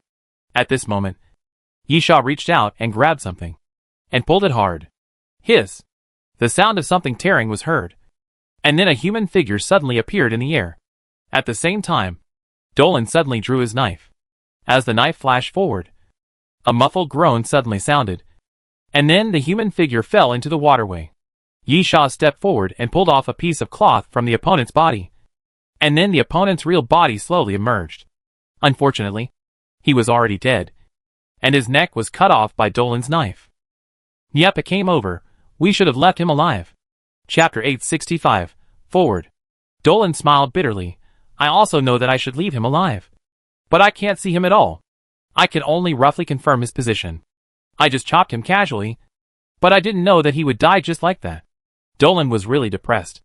It was really just a casual slash. I don't know whether the other party was unlucky or I was unlucky. Yisha, if he died, he died. Look at this thing. Is it a quantum invisibility cloak? Dolan took the torn piece and put it on the back of his hand, and then found that a part of his arm had disappeared. Duolan's eyes lit up. It's really a quantum invisibility cloak. But it's been broken. The piece of cloth-like quantum invisibility cloak was not only torn into 2 pieces by Isha, but also had many bullet holes punched in it by Nyepa. Although it can't be said to be completely useless. It is basically useless. Nyepa, it's not a big deal. Nyepo's words did not cause any objection from Isha and Duolan. As the name suggests, quantum invisibility cloak means invisibility. It was of course rare before the end of the world. But the invisibility ability was directly sold on the Doomsday train. How attractive can this quantum invisibility cloak be? Dolan thought for a moment and said, these are probably the members of the ghost team. I also know why I can't detect their existence. Isha was curious. Why? If Dolan's ability is similar to the perception of superhumans, then invisibility is actually meaningless. Invisibility does not mean disappearance. People are always there. Dolan pointed at the other party's outfit. The gas mask with oxygen cylinder covers the breathing. There is a very light fragrance on the body, which is used to cover the body's breath. This pair of shoes is also not ordinary.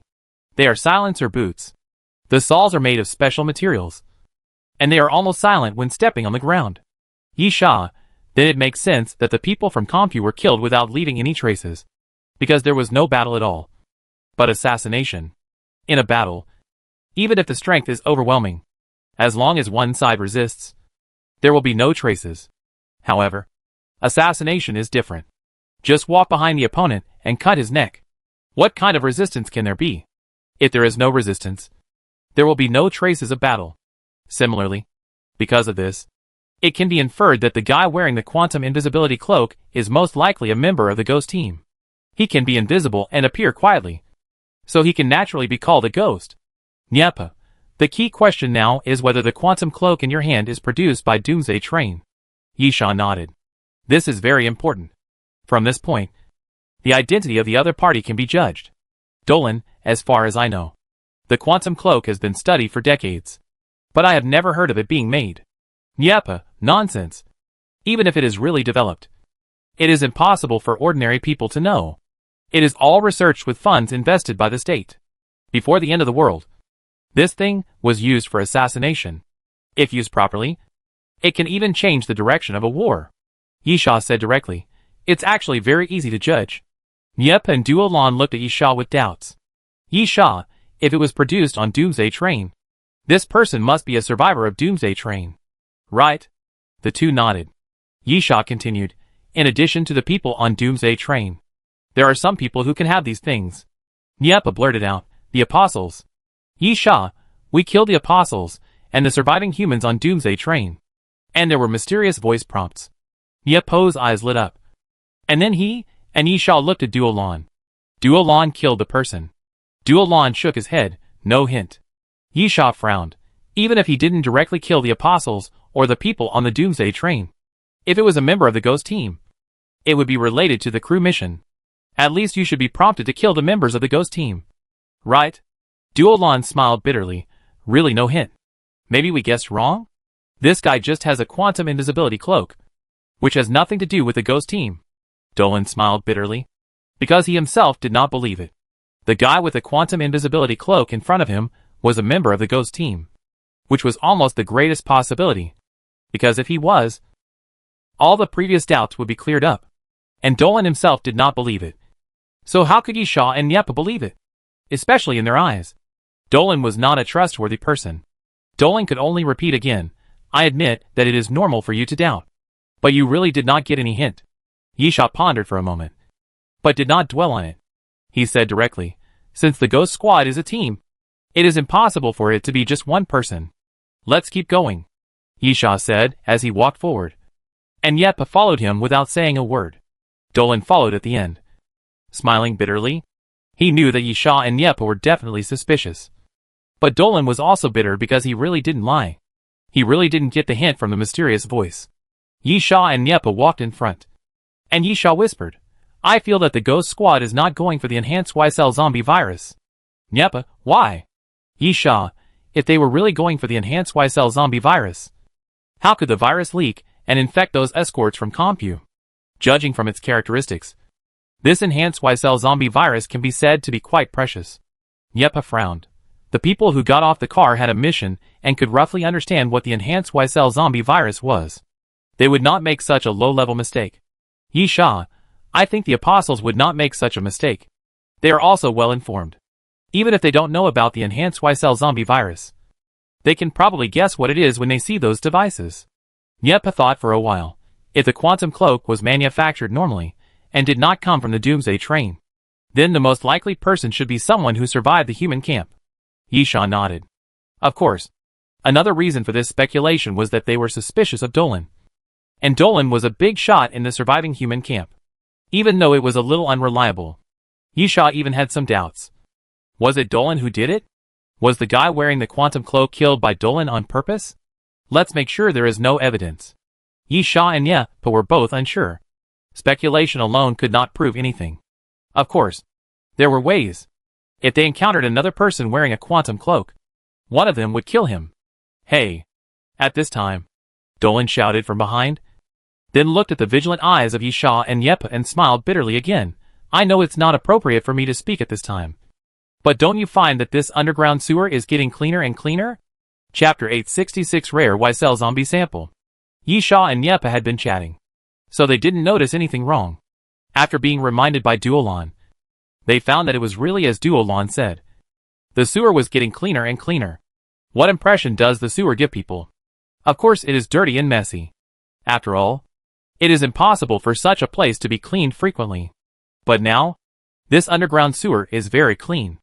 Although the cold and rotten musty smell is still there. It is caused by the environment. But it is not dirty. Yi Sha, there's something strange about this place. Nyepa, be careful. Yi Sha and Nyepa stopped talking, but became more alert and continued to move forward. Then the three of them were stunned at the same time. At a fork in the road not far away, they actually saw a guard room. There is a guard room in the underground sewer? Who built this place? The brain circuit is too strange. After a moment, Yi Sha came to his senses first and clapped his hands. San Carlo Church. Nyepa and Dolan also understood. As the name suggests, the Church of San Carlo is one of the landmark buildings of San Carlo. In fact, the Church of San Carlo is not just a church, but a famous tourist attraction in the area, because there is a palace under the Church of San Carlo. It is said that in the Middle Ages, San Carlo was the capital of a certain country. The emperor was an extremely timid person, because he was afraid of being attacked by the enemy. He built an underground palace and many tunnels for escape, and lived in the underground palace all day. It is not clear whether this rumor is true or not. It is true that there is a tunnel leading to the underground palace under the Church of San Carlo. When the city of San Carlo was built later, the underground palace was not demolished, but was preserved as a historical relic and connected to the underground waterway. Of course, the underground waterway at that location is not used, and is completely isolated. After all, the underground palace under the Church of San Carlo has become a world-famous tourist attraction. So it is natural to spend a lot of manpower and financial resources to protect and maintain it. Nyepa, so, we are running to the base of the Church of San Carlo? Yi Sha nodded. The underground palace should be in front. The normal entrance and exit of the underground palace is of course at the Church of San Carlo. But since it is connected to the underground waterway area, it can theoretically enter from the underground waterway. Yi Sha guessed that this is probably because of the guard room. Yi Sha walked into the underground palace and suddenly said, I remember there is a mission in the underground palace. Right? Dolan recalled. Enter the basement of the church and look for the rare Y-cell zombie samples hidden. Nyepa, it seems that there is only one church in San Carlo City. And that is San Carlo Church. Yi Sha, that's the place. Boom! As soon as Yi Sha finished speaking, the side wall suddenly collapsed. And then a figure suddenly flew out from behind the broken wall, lying on the ground and coughing up blood. It turned out to be the surviving human on the Doomsday train. Dolan pointed behind the collapsed wall. A fight has begun. Behind the wall is a hall where a fight is taking place. There are about 11 or 12 survivors of the Doomsday train, besieging a mutant zombie. The mutant zombie is very short, about 1.5 meters tall, hunchbacked, crawling on all fours, with a particularly thick spine on the back and sharp claws. Unlike most zombies with grayish-white skin, this mutant zombie's skin is dark purple, even a little black. Yep, answered. That mutant zombie is probably a rare Y-cell zombie sample? Yi Sha nodded. Yi Sha, and the other two didn't care much. Although it had the word rare. It was just a task in an ordinary carriage after all. So rare was naturally relative. The crew's task was to find the enhanced Y-cell zombie virus. A comparison would show that the latter was much more advanced. It was not just the virus itself, but one was just a sample that needed to be extracted, while the other was directly the virus. The difference was immediately clear. So, to put it bluntly, Yi Sha and the other two looked down on it. Therefore, Yi Sha and the other two had no intention of snatching it. They were just watching the show. However, after a moment, Yi Sha suddenly said, "It doesn't look like they are besieging the mutant zombie. Right? They should be being captured and killed?" Puff! As soon as Yi Sha finished speaking, the chest of a surviving human was scratched by the mutant zombie, leaving 3 claw marks. The 3 claw marks were so deep that they almost cut the chest of the surviving human, and the bones were visible. Yes, these surviving humans are looking for rare Y-cell zombie samples. But it is obvious that they are not opponents of rare Y-cell zombie samples. On the contrary, they are being hunted down and slaughtered. But this is meaningless to Yi Sha and the other two. Yi Sha did not want to rob the other party's achievements. And of course, he did not intend to save people, since the rare Y-cell zombie samples had nothing to do with Yi Sha. What does the life and death of these people have to do with Yi Sha? Life or death is all your own choice. Life or death is just a misjudgment of your own reality. This is the end of the world, and everyone has to pay the price for their choices. But at this moment, Nyepa suddenly raised his eyebrows. "Help! Save people." As Nyepa spoke, he had already raised his gun. Yi Sha looked at Nyepa in confusion. This guy was not such a noble and kind person. Nyepa, the guy hiding behind on the far left, is Qin Jiajun. Yi Sha was stunned for a moment, and looked to the left through the collapsed wall. There stood a man in his 50s, holding 2 sabers in his hands, with sweat all over his forehead, looking extremely nervous. Although Yi Sha had heard of Qin Jiajun's name, he was not very clear about his appearance. But since Nyepa said it was probably true. Damn. Yi Sha could not help but curse, and said to Nyepa, "You catch the people. I'll deal with the zombie." Yi Sha really didn't intend to worry about the lives of those people. He was not a kind person who pitted others. But since Qin Jiajun might be useful to him, he naturally had to save him. With a leap, Yi Sha jumped directly from behind the broken wall and stretched out his hand in midair. Capture the dragon and release the crane. Capture the dragon in one move. A powerful suction force suddenly appeared from Yi Sha's palm, and the mutant zombie was directly sucked over by Yi Sha, and was strangled by the neck. The next moment, Yi Sha lifted the mutant zombie and smashed it hard to the ground. With a loud bang, the ground cracked inch by inch, and the mutant zombie was directly embedded in the ground.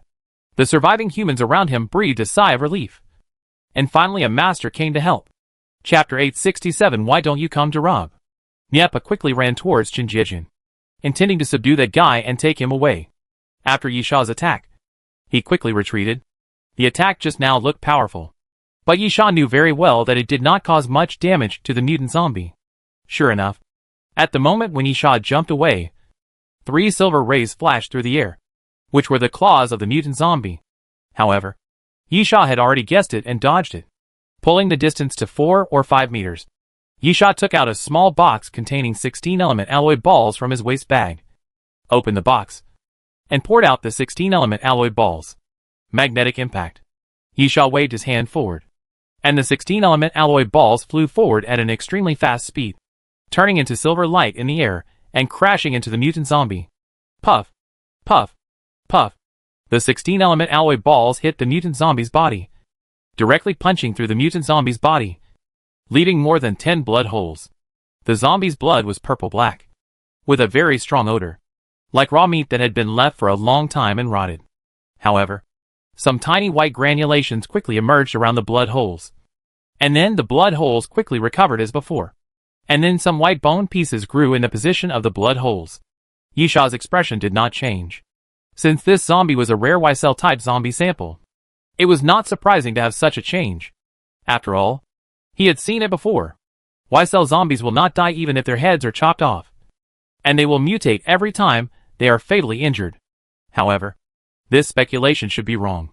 Strictly speaking, new mutations should occur with a certain degree of serious injury, because those blood holes are not fatal. Of course, The mutations are not obvious. Just some bone fragments that strengthen defense. Since he had killed it before, Yisha naturally knew how to kill it. And then turned to look at Dolan. Use a bomb. Dolan sprayed a flame with a flamethrower. It was very weak. And the flame was less than half a meter. Dolan said, "The fuel is running out." Yisha didn't waste any words. He looked at the zombie running towards him, and threw his hand again. Magnetic shield. The 16-element alloy ball floated in front of Yisha, and quickly pieced together to form a shield. Bang! The mutant zombie did not have such a thing as wisdom. It rushed straight into the magnetic shield, and then stumbled and fell to the side. Of course, the magnetic shield was floating in the air, so it was strong enough. But there was no point of support, so it was also knocked away by a blow. And after hitting the wall, it was dispersed into 16-element alloy balls. However, this moment was enough for Yisha. Yisha had already grasped 2 crystal bars of red flame bombs in his palm and threw them towards the mutant zombie. Boom! Boom! The 2 crystal bars fell beside the mutant zombie and exploded immediately. The hot flames rolled around and engulfed the mutant zombie. The roar of the mutant zombie continued to come out of the fire. Yisha put his hands behind his back, his face slightly grim. There was no mysterious voice prompting, which meant that the mutant zombie was not dead yet. Sure enough, a moment later, the mutant zombie walked out of the fire step by step. His body was burned to a charred color, and there was even flames on his body. But he was not dead yet. White bones kept piercing out of the mutant zombie's body, and flesh and blood began to grow on those bones at a speed visible to the naked eye. Mutated again. Yisha's face was slightly grim. The most troublesome thing about this Y-cell zombie virus is not how strong the zombies it creates are, but that the zombies it creates are difficult to kill. This is the most troublesome thing. Obviously, the flames ignited by the explosion just now were not enough to burn this zombie to ashes. In this case, Yisha licked the corner of his mouth, his face showing a ferocious look. "I will cut you into pieces and burn you again." The 16-element alloy ball on the ground floated up again and crashed into the mutant zombie. After the mutant zombie evolved twice in a row, it became much stronger. This time, the 16-element alloy ball hit the mutant zombie, but it failed to penetrate its body. Roar! The mutant zombie roared at Yisha, and then rushed towards him. But at this moment, Yisha sneered. Puff! The muffled sound of flesh being cut appeared. A stream of black blood suddenly burst out from the mutant zombie's shoulder, and scattered all over the ground. Then, an arm fell to the ground. The mutant zombie fell to the ground, tilting his head to look around, seemingly not understanding why his right arm suddenly disappeared. Then, the mutant zombie's head also fell to the ground, and his left arm broke into several pieces. His thighs, calves, and soles were all shattered into a pile of body parts.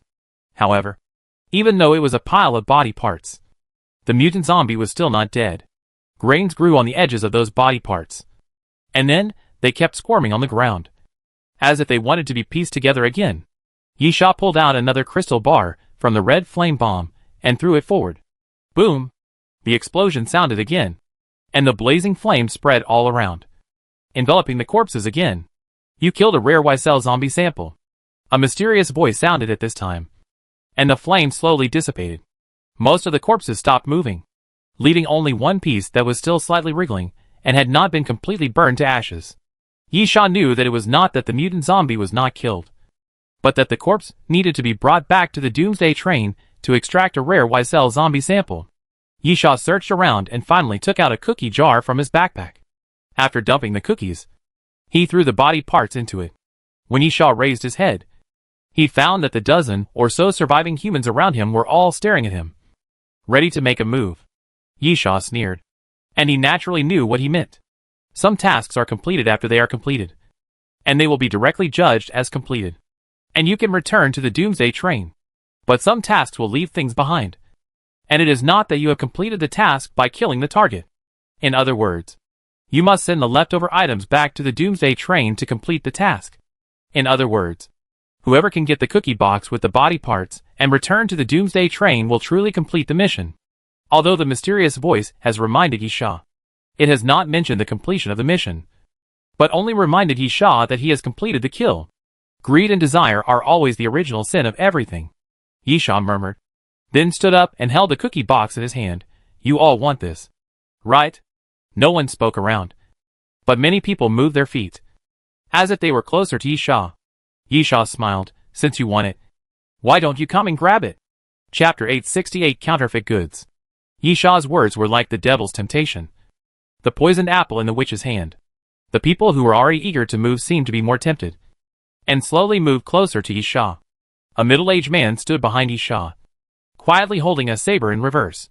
The saber seemed to be unusual. It was translucent, and although it looked like metal, the texture was like jade. Suddenly, the middle-aged man took the lead and stabbed Yisha's back with the saber raised. Seeing that the tip of the knife was about to pierce Yisha's back, Yisha suddenly moved to the side, and the blade brushed past Yisha's body. The next moment, Yisha turned his body suddenly, and his 5 fingers became claws. Puff! Yisha's fingers directly pierced into the middle-aged man's body. The middle-aged man's face suddenly changed, and he coughed out a mouthful of blood. Gun form.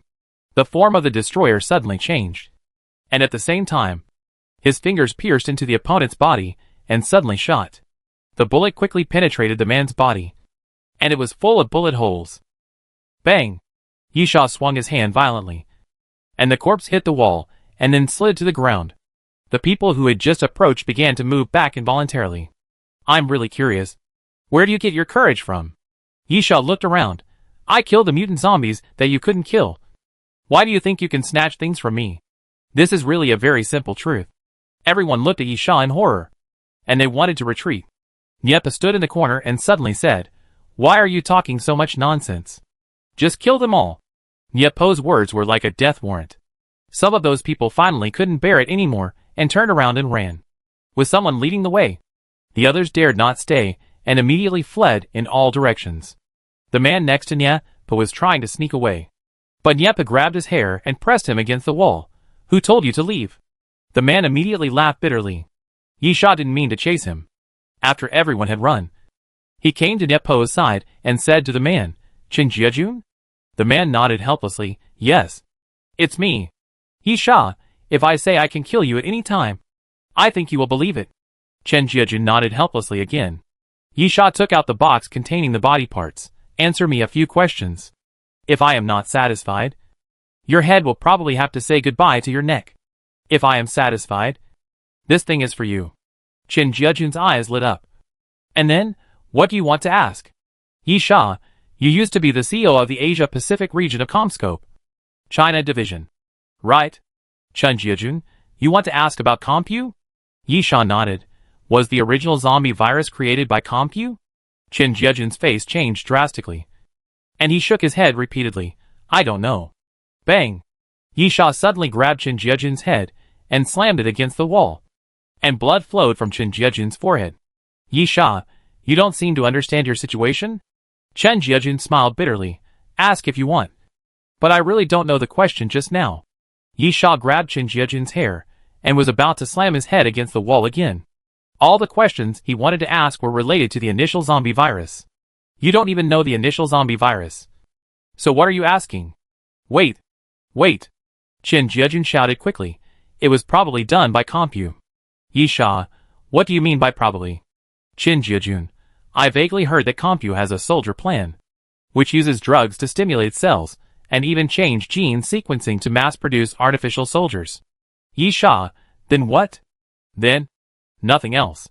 Seeing Yisha about to take action, Chen Jiajun hurriedly said, I am just the executive president, mainly responsible for business matters. I really don't know about research matters. Besides, everyone knows that although Computech is a global company, it mainly does huge business in Europe and the United States. The managers in the Asia-Pacific region are all small fry. Not to mention me, who is in the Chinese branch. Niepa couldn't help but, I heard that you joined Computech at the peak of your career. I don't believe you have no real power in Computech.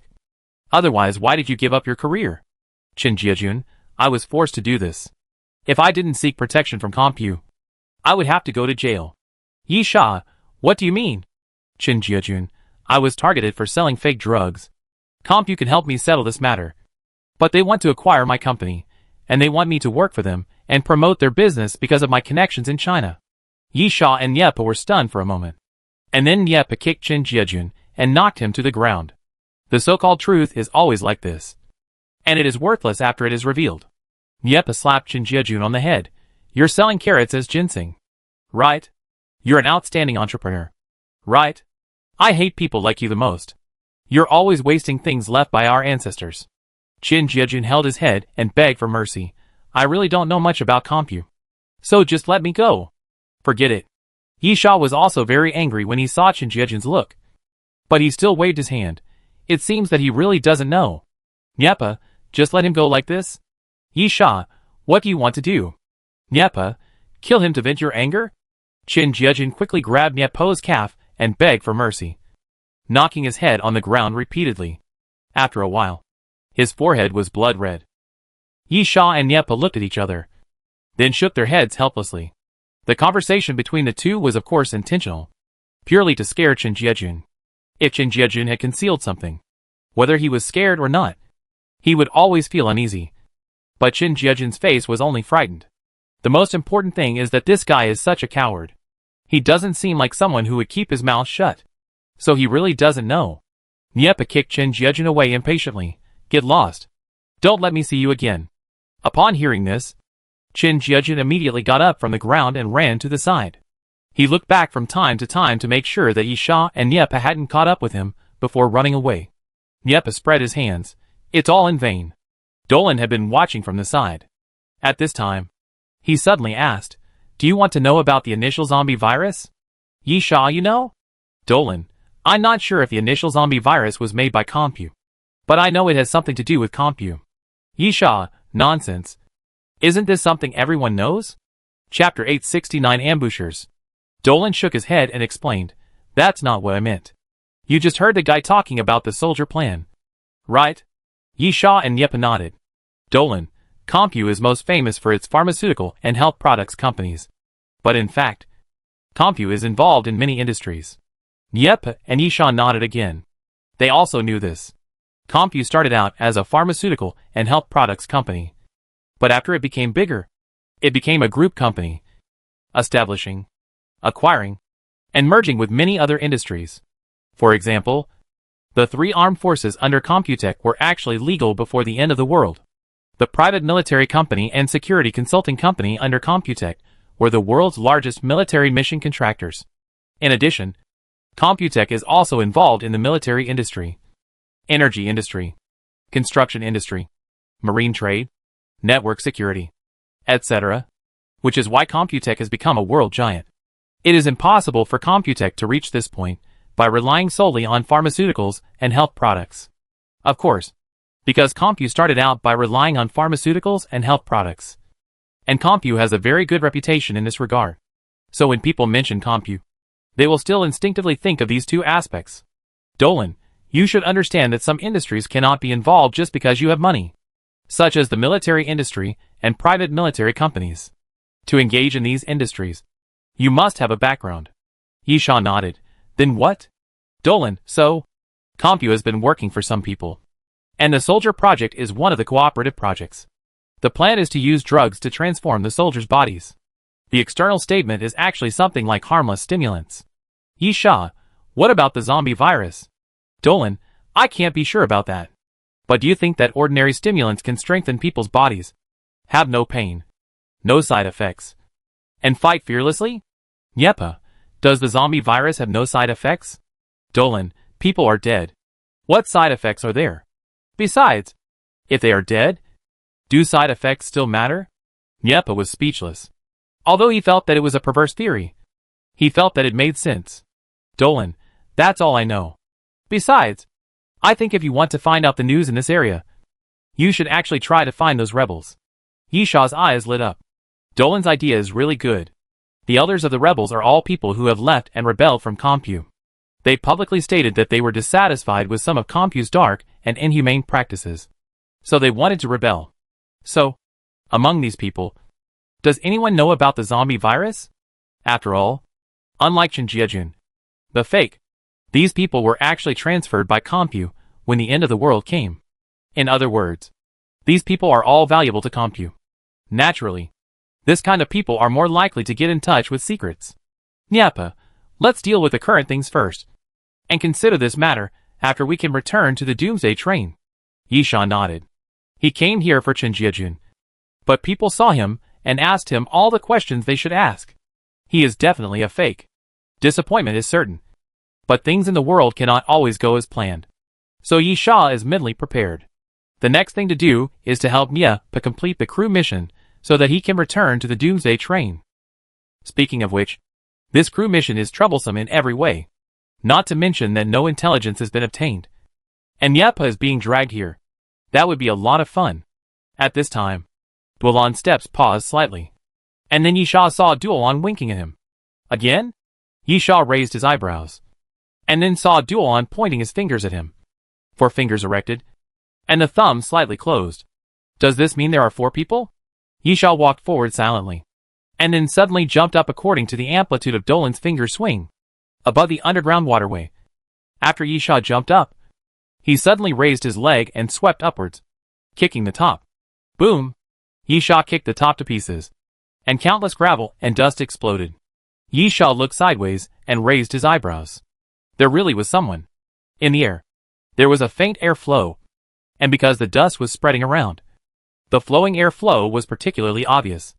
Quantum invisibility cloak is not omnipotent. At the same time, the opponent saw that he was exposed. So he stopped hiding deliberately. He turned his wrist, pulled out a knife, and slashed towards Yi Sha. Yi Sha curled his lips and raised his hand to swing forward. Shock wave. The invisible force rushed forward, hit the opponent with a bang, and directly blasted the person away. On the other side, Dolan ran to the side while shouting to Niepa, 3 o'clock, 8 o'clock, 11 o'clock. Niepa did not use a rifle, but pulled out a pair of revolvers from the holster behind his waist at the same time. Double guns fired. Niepa raised his arms at the same time and shot at the place where Dolan said. Niepa did not aim, but pointed the muzzle at the torso. Niepa did not want to kill people, because there were indeed many. Even if Dolan told Niepa the location, what Niepa had to do was to force the opponent out, as long as he broke through the quantum invisibility cloak. Of course, the quantum invisibility cloak could no longer be perfectly invisible. Bang, bang, bang. The gunshots continued. Niepa was indeed a good gunner. Yi Sha had never seen anyone better than Niepa. He was not only accurate, but also fast. Almost the moment Dolan reported the location, Niepa had already determined the position in his head, and then shot, accurately hitting 3 people. After the gunshots, some blood could be seen on the ground. At the same time, because the quantum invisibility cloak was broken, it could be clearly seen that something flashed in the air. Niepa sneered, "Let's see where you can run this time." Yi Sha fell back to the ground and looked at Duolan. These guys are not that powerful without quantum invisibility cloaks, so I won't bother you to do it. Right? Dolan smiled bitterly and nodded. This was also a good thing for him, which could prove his innocence. At the same time, Yi Sha and Niepa rushed to both sides at the same time. Those wearing quantum invisibility cloaks did not intend to retreat. They thought that even if their whereabouts were exposed and the quantum invisibility cloaks were slightly damaged, most of their bodies could still be hidden and they still had an advantage. So, they wanted to kill people. What to kill Yi Sha and Niepa? Yi Sha looked at the other party rushing towards him, and couldn't help but curl his lips. This really saved him trouble. Chapter 870. The corpse disappeared. Melee mode? Yi Sha shouted, and the inside of the destroyer made a mechanical sound, and it quickly switched modes. The next moment, Yi Sha took a horse stance and stepped forward without hesitation. Heavy punch. Yi Sha punched out, and electric currents flowed from both sides of the destroyer, connecting into one, making a crackling sound. And a puff of white gas gushed out from the back of the destroyer. There was a whistling sound in the air around. And then, there was a continuous flow of air in the air. And then the wall on the side suddenly made a loud noise, and was smashed down. Yi Sha immediately dodged and went to the side. He stretched out his left arm, and the steel-armored evil centipede suddenly moved and quickly fell into Yi Sha's palm, turning into a centipede sword. Yi Sha raised his hand, and the centipede sword swept forward. A ripple appeared in the air, and then there was a clang, and a crisp metal clang sound suddenly sounded. Yi Sha could feel the other party fall to the ground, and immediately shook his wrist, twisted the centipede sword in the air, and slashed down. Blood flowers flew. The air suddenly bloomed with a blood flower, and the quantum invisibility cloak was completely cut open, and the body underneath gradually appeared. You killed a member of the ghost transport team. A mysterious voice reminded Yisha. And he looked to the other side. There were 4 members of the ghost transport team. And Yepa also cleanly dealt with the remaining 2. Yisha and Yepo's eyes met in the air. And then, they quickly surrounded Duo Lan from the left and right. Duo Lan was stunned for a moment. And then he regained his composure. What do you mean? Yisha, I need an explanation. Dolan was stunned again. Then he was not sure. You mean? You killed him with a mysterious sound? Yisha indifferent. Yes. Yepa, so? You have to explain why you killed them without a mysterious sound. Besides, I was curious just now. You said you can be sure that no one is close to the auto repair shop? Dolan, yes. Yepa, if so, it means that the quantum invisibility cloak can hide your ability. Then why can you sense the location of these people now? Dolan was stunned for a moment. Then he realized the problem. Why? Yisha repeated, so? I need an explanation. Dolan was silent for a moment, as if thinking, and then shook his head. I can't explain. But I really didn't feel anyone approaching the auto repair shop before. And there was no mysterious voice when I killed the previous man. I didn't lie. Yisha, then I can only say sorry. As Yisha spoke, he swung his body left and right, and suddenly moved, and met Dolan and swept him with a kick. Duolan's body radiated light, which was like silk, with mixed colors, like the aurora. Then Duolan's figure flashed and disappeared suddenly. When he appeared again, he was already 5 or 6 meters away. Thump, thump, thump. Yepa quickly shot at Duolan. But Duolan did not seem to intend to fight with the two. His figure kept flashing, and then went farther and farther away. Yisha chased forward for more than 10 meters, compared the speed of both sides, and finally shook his head. The main reason why Dolan was able to be caught was that Dolan didn't know about Nyepo's existence. Nyepa used a sniper rifle to cripple one of his legs, so he couldn't run. And now, Dolan will naturally not give Nyepa such an opportunity again. Of course, another reason is that as Nyepa once worried, Dolan boarded the Doomsday train and was like a fish in water. He obviously became stronger quickly. Nyepa caught up with him. I said this guy would be a trouble. Yisha, I don't think he was lying. Nyepa was puzzled. Yisha, let me ask you. If he had a problem, shouldn't he want us to not kill the members of the ghost team? Because this would directly verify whether he was lying. But he still winked at me and pointed out the location of these 4 guys. Nyepa, maybe he found out that the ghost team was going to attack us, and there was no way to avoid it. If he shouted it out in advance, he could use it as an excuse, or influence us emotionally. Yisha, it's possible. As Yisha spoke, he squatted down and began to examine the bodies. It was true that Yisha did not trust Dolan, but he also felt that this was strange, because Yisha could not think of Dolan's motive for lying. The crew tasks were related. Simply put, if Dolan completed the task, Nyepa could also return to the Doomsday train. So, on the surface, the crew members did need to cooperate. However, there was also competition. That is, the reward for the crew task. If Dolan completed the crew task, then all the crew members could indeed return to the Doomsday train. But except Dolan, no one else could get the crew reward. Therefore, if we must consider this aspect, if there is a problem with Dolan, there is only one possibility, that he wants to take the reward for himself. Yisha made 2 assumptions for this. The first is that Dolan completed the task, so there is no need to mix with Yisha and Nyepa. The second is that Dolan did not complete the task. So would it be bad for him to tell the other party that he is a member of the ghost team? There is one point that Dolan himself said before, and Yisha also agreed.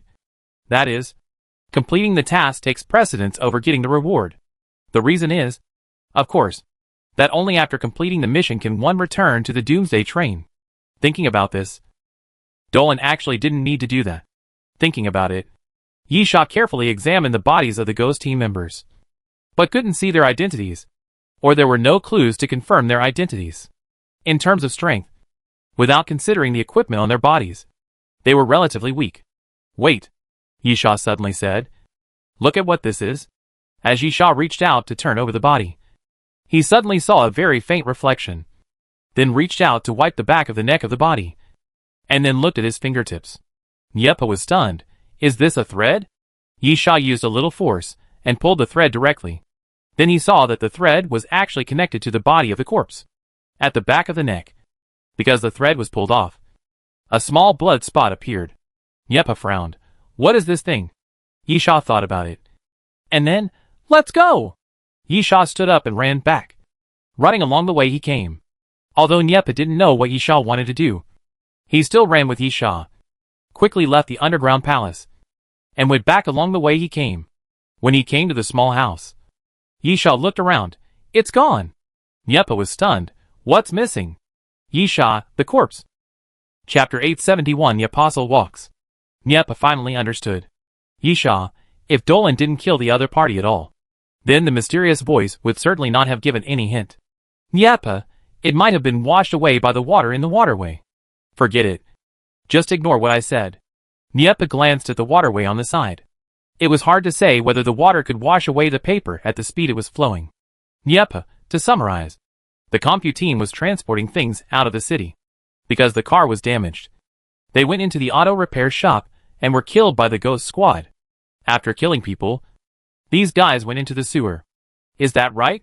Yisha nodded. Yepa, the one we encountered earlier seemed to be killed by Dolan, but he was actually pretending to be dead. So there was no mysterious sound. We too really killed him. So there was a mysterious sound?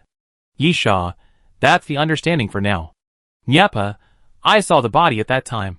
I don't think it was pretending to be dead. And why can he know where the person is for a while, and not know where the person is for a while? Yisha shook his head and didn't answer, pointing to the house on the side. Go and see if there is any change. Yepa shrugged his shoulders and entered the house. Yisha took out the radio wave exploration device, quickly started it, and then carefully checked the surroundings. Damn. At this time, Yepa's voice came from the house. One wall was smashed open, and it was hollow inside. There was a freezer inside, all full of food, and a lot of it was taken away. Yisha raised his eyebrows, glanced at the screen of the radio wave exploration device, and then rushed out in one direction. Shock wave. Yisha punched in one direction, and the invisible force went forward. With a bang, the wall on the side was shattered. Yisha looked around carefully, and then saw ripples in the waterway. Found it. Yisha did not hesitate to attack again, stretching out his hand to grab the air.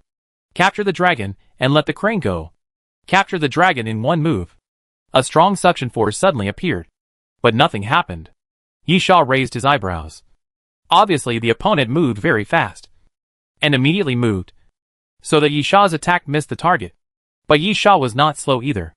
When he missed the first strike, he immediately grasped the void, and the infinite bow appeared in Yisha's sight. Explosive arrows. Yisha quickly pulled the bowstring, and 3 explosive arrows appeared on the bowstring. Then Yisha loosened his hand, and the explosive arrows flew forward. After landing, they suddenly exploded. The fireballs continued and spread to all directions. Yisha sneered. See where you can run this time. Yepa also returned to the sewer. At the same time, a figure slowly walked out of the flames. Yepa raised his gun and fired without hesitation. Thud, thud, thud. The gunshot suddenly sounded, and the bullet flew out, passing through the flames and shooting at the opponent. The figure waved his hand, as if he was using some defensive props in front of him. But the opponent obviously underestimated Yepa's gun. Yepa's skill in using guns is indeed very good. But if it is just an ordinary gun, then even if Yepa plays with the gun in a fancy way, it will be meaningless. Therefore, Yepa's gun is not ordinary, and the bullets are naturally not ordinary bullets. Bang, bang, bang. Those bullets suddenly exploded. Although the power was not very great, the power of more than a dozen bullets exploding at the same time and overlapping each other could not be underestimated. The figure was blown away directly, and then slid out of the flames. Yisha raised his eyebrows. Apostle walk? The figure that emerged from the fire grabbed the burned quantum stealth cloak and threw it aside. The outfit revealed was the typical state of the apostle walk, wearing a cloak, a mask, and a red scarf on his left wrist. Yisha looked at the other person's body. The quantum cloak was new, but judging from the body size, it was most likely the corpse from before. Yepa was on the other side. Go! Yepa rushed out the moment he finished speaking. He was more anxious than Yisha, and he had a reason to be more anxious than Yisha. The appearance of this apostle meant that Yisha's speculation might be correct. No matter what happened, the other person might be related to his crew mission. Yisha did not need to complete the crew mission. Anyway, he could return to the Doomsday train whether he completed it or not. But Nyepa had to complete it. Nyepa pulled the trigger again and shot at the opponent. The Apostle had suffered a loss before, so he would not withstand Nyepa's shooting again, but quickly ran to the side. Nyepa took out the Tiger King grenade without saying a word and threw it forward. Boom! The Tiger King grenade exploded not far from the Apostle, with white light bursting and a sharp whistle. This is also the terrifying part of the Tiger King grenade. The grenade is mixed with flash bombs and stun bombs. Although the power is not necessarily great, it is very difficult to deal with. The Apostle felt a little dizzy, and Nyepa had already rushed to the Apostle. Gunfighting. The bullets in the magazine had been used up, and Nyepa chose close combat without saying a word, smashing the opponent's head with the butt of a gun. Bang! The Apostle blocked the attack. But at this moment, Nyepa suddenly pulled out a revolver, without even raising the muzzle, and shot directly at the Apostle's foot. 871 Apostle. The ground was broken, and the bullet deviated slightly. Even so, the Apostle was sweating coldly. If he was hit and a foot was shot through, and he wanted to fight again when he lost the ability to move, it would be no different from seeking death. Get out of here! The Apostle shouted, lifted his cloak, and pulled out a rope from his waist and threw it at Nyepa. The rope suddenly hardened in the air and turned into a stick, which hit Nyepa hard, causing him to stagger. But there is also Yisha. Yisha suddenly dodged and came behind the opponent, raising his foot and sweeping. Bang! Yisha kicked the opponent, sending the Apostle flying and slamming him into the wall. The body of the Apostle was pressed against the wall, and bright red blood flowed from under the mask. Nyepa, if you don't want to be tortured, you'd better be honest. The Apostle snorted coldly, and suddenly raised his hand, and a few crystals flashed in the air. Nyepa quickly dodged, stretched out his hand and grabbed the thing in his hand. He looked down and was stunned. Thread? Yisha thought of something at this time, and immediately shouted at Nyepa, let go. But one step too late. Nyepa instinctively loosened his hand, but at this moment, the Apostle shook his wrist violently. Blood flew. Ah! Nyepa screamed and kept pushing back, holding his left palm with his right hand. But he couldn't stop the blood flowing from between his fingers. Chapter 872, String Control Technique. Nyepa lost 2 fingers. The thumb and index finger were cut off and fell to the ground. Of course, this was a pretty good result. If it weren't for Yisha's reminder, Nyepa would have lost his entire palm. Nyepa tore off a piece of clothing and quickly wrapped it around his fingers, then gritted his teeth. Those strings were extremely thin, and their sharpness was unimaginable. String control technique. The Apostle shouted in a low voice, shaking his wrist, dancing flower. Those thin threads were scattered in the air, and then suddenly scattered, and then came towards Yisha from all directions. Yisha's eyes were slightly stern, looking at the thin threads coming from all directions, and suddenly stamped his feet. A gust of wind suddenly rose from under Yisha's body, met those thin threads, and blew them away directly. The Apostle was stunned for a moment, and then immediately shouted again, string control technique, poisonous python. The thin threads quickly entangled in the air, and after entangled with each other, they turned into a white python, bearing its fangs and claws towards Yisha, and biting down directly. Yisha's expression remained unchanged. He just raised his right fist. Melee form. Yisha whispered, heavy punch. Yisha took a step forward, and as the destroyer changed its form, electricity continued to flow from both sides. When Yisha punched out, white smoke suddenly spurted out from behind the destroyer, giving it a boost. Bang! The next moment, Yisha's fist collided with the white python entangled by the wire. Almost in an instant, the white python was smashed to pieces by Yisha's blow, and turned into countless thin wires again. Puff! The Apostle opened his mouth and spurted out a mouthful of blood, which kept flowing out from under the mask. He kept retreating until he was close to the wall, and then stabilized his body. Yisha put his hands behind his back and took a step forward. What else can you do? Use it all. The Apostle did not answer, but Yisha vaguely saw that this guy's fingers were gently hooked, obviously doing something. At this time, Nyepa shouted from the side, behind you. Yisha looked back and saw that in the forks around him, there were constantly flashing figures, and a sound like groaning kept coming out. Then, zombies appeared one after another, and slowly surrounded Yi Sha. Yi Sha frowned and thought for a while. So that's it. Yi Sha felt that he finally understood what was going on. In fact, it was just 2 robberies. The people from Compu took out the things, but were robbed and killed by the Ghost Squad. And then, the Ghost Squad was robbed and killed by the Apostle Walker. Yi Sha and Yepa were the third group of people. And the Apostle Walker should have the ability to control corpses. So he pretended to be the Ghost Squad before. And he sent the later Ghost Squad to assassinate Yi Sha and others. Although there are still some doubts. The matter can be sorted out at this point. But there are too many coincidences. So many that Yi Sha doesn't believe them. But think about it carefully. It is because there are too many coincidences that this mission is a mess. You deal with that guy. At this time, Yepa said, I will deal with the zombies. As Yepa said this, he hung the gun around his neck, and then stuck his arm under his ribs. Yepa broke 2 fingers. Especially the index finger and thumb. Which had a great impact on him. Whether it was his left hand or his right hand. He wanted to aim. No. It should be said that if you want to hold something, hold it tightly. And hold it steadily. You need these 2 fingers. Now Yepa can't even hold the gun steadily. How can he aim? Fortunately, if it's just dealing with zombies, Yepa can still do it. After clamping the gun under his ribs, Yepa replaced the magazine and pulled the trigger with his other intact hand. As for the problem of aiming, Yepa used the method of movement to keep the muzzle in a horizontal position. And then, the muzzle would move naturally with the movement. This is not an easy task. Holding a gun with your arm is different from holding a gun. The shooting feeling is completely different. Not to mention the recoil. Maybe after practicing, you can shoot in this way. But if it is the first time, the biggest possibility is that you don't even know where the bullet will fly. Yepa is the same. But after a quick adjustment, and firing about half of the bullets in the magazine, Yepa slowly adapted. Yi Sha also sighed that when it comes to playing with guns, Yepa is really at a high level.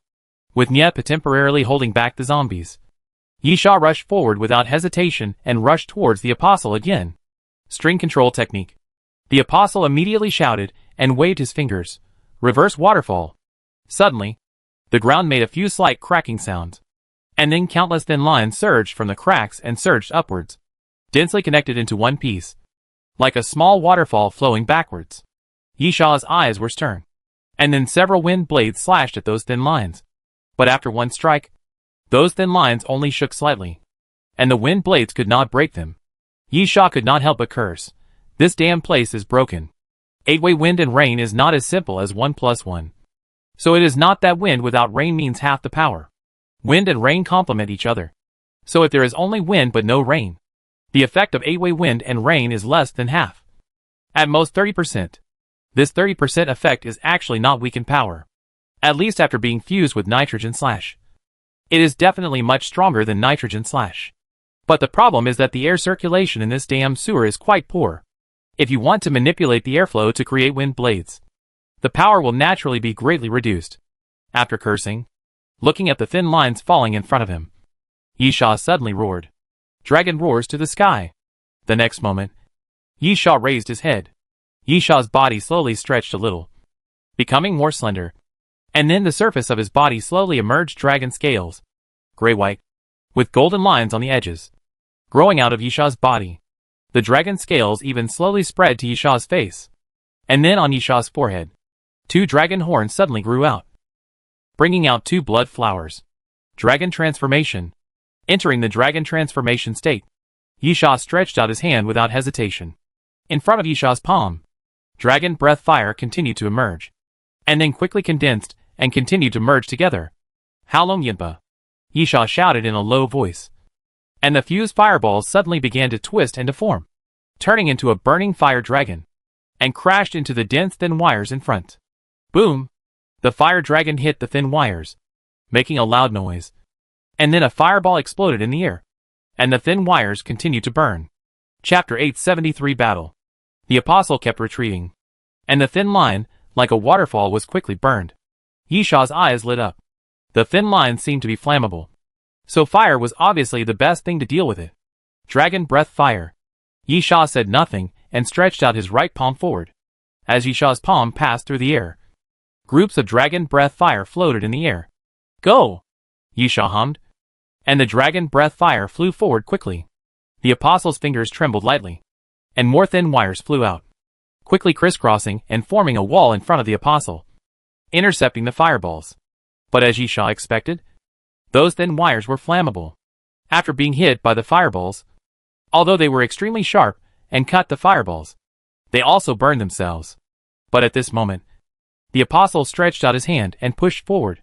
Wind and fire spread all over the prairie.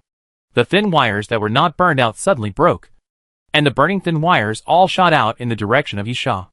Yisha raised his eyebrows and opened his mouth. Dragon roar. A sharp dragon roar came from Yisha's throat, and the air around him suddenly surged. Like a strong wind, the apostle took several steps back, felt dizzy, and then blood flowed from the corner of his mouth again. Although the dragon roar is not a brain ability, it will also cause some damage to the brain, and has characteristics that the brain ability cannot resist. At the same time, the burning thin lines flying towards Yisha were also blown away by the turbulent airflow. But, behind Yisha, the air suddenly surged, and then two sharp knives appeared behind Yisha. Those controlled by the apostle were not just ordinary zombies, but also members of the ghost squad. Feeling the sudden strong wind behind him, Yisha almost instinctively jumped to the side, but was still cut by a sharp knife, tearing a hole in his clothes, and faintly bleeding. Yisha looked coldly at the side and back, where the two members of the ghost squad were retreating. There was a faint air flow in the air, but it soon disappeared. These guys are really troublesome. Yisha grinned. And then, but, they should have been killed by you. You just manipulated the corpses. Right. Yisha sneered, suddenly cut his palm, and then threw it to the side. The blood fell on the two members of the ghost team, and then black smoke appeared in the air. Crack, crack. The crisp sound of bone vibration sounded, and then two white skeletons suddenly emerged from the air. Their bodies were like humans, holding bone weapons, but their heads were white bone dragon heads. Dragon 2 soldiers. Yisha waved his hand again, and the blood fell to the zombies on the other side. Then the zombies twisted their bodies in pain, and black smoke continued to pour out of their bodies. Then the bodies of the zombies split open, and one by one, the Dragon 2 soldiers came out. Yisha snapped his fingers, letting the Dragon 2 soldiers rush towards the zombies, giving Yepa some breathing time. And Yisha strode towards the apostle again. Now, Yisha looked at the apostle. What other tricks do you have? The apostle was wearing a mask, and his expression could not be seen. He just hooked his fingertips, and those extremely sharp lines reappeared. Vortex array. The apostle waved his arms vigorously, and those thin lines directly wrapped up Yisha, and then spun rapidly, forming a huge vortex that trapped Yisha in it, and then suddenly tightened. It seems that you have run out of tricks. Yisha sneered, and suddenly reached down and pressed down. How long Yinpa? Dragon breath fire continued to emerge around Yisha, and then quickly gathered together again, turning into a flame dragon and surging towards Yisha's feet. The fire dragon fell to the ground and immediately exploded, turning into a circle of flames that rushed to the surroundings, burning the thin wires that kept spinning around. However, after the attack, Yisha found that the real intention of the apostle was not to attack him, but to escape. Boom! Then Yisha was trapped for a short time, and the apostle suddenly threw his hand, and countless thin wires rushed to the top, directly cutting off a piece of the top, and then jumped out and returned to the ground. Yisha raised his head and looked at the gap. Chase him. Yepa shouted at Yisha. What are you still standing there for? Don't worry. He can't get away. Yisha glanced at Yepa. How are your injuries? Yepa looked at the two fingers that were half missing, and couldn't help cursing. Then, the injury is not serious. The bleeding has stopped, and a cell activation agent has been injected to speed up the recovery. But the injury is a finger, which is very troublesome. The broken fingers are not a problem. They can grow back when they return to the Doomsday train. But the problem is that the loss of two fingers has a great impact on Yepo's combat power. His main weapon is a gun, and without the index finger and thumb, it is almost equivalent to being useless. Yisha, can it be reattached? Yepa took out the severed finger from his pocket, looking at the cut surface of the wound. It can be reattached. But the problem is, where can you find a doctor to reattach my finger? Besides, even if it is reattached, it will be unable to move for a while. Yisha nodded. It is indeed a bit troublesome. Yepa was a little anxious. If you have time to care about my injuries, you might as well go and chase him. Don't worry. Yisha smiled, I said. He can't run away. And he definitely can't run away. As Yisha spoke, he grabbed Nyepo's shoulders, then leaped up and used the dragon claws that appeared in the dragon state to forcefully pierce into the wall. With the force, he jumped again, and Yisha also jumped back to the ground. The conversation between Yisha and Nyepo was delayed for 1 or 2 minutes.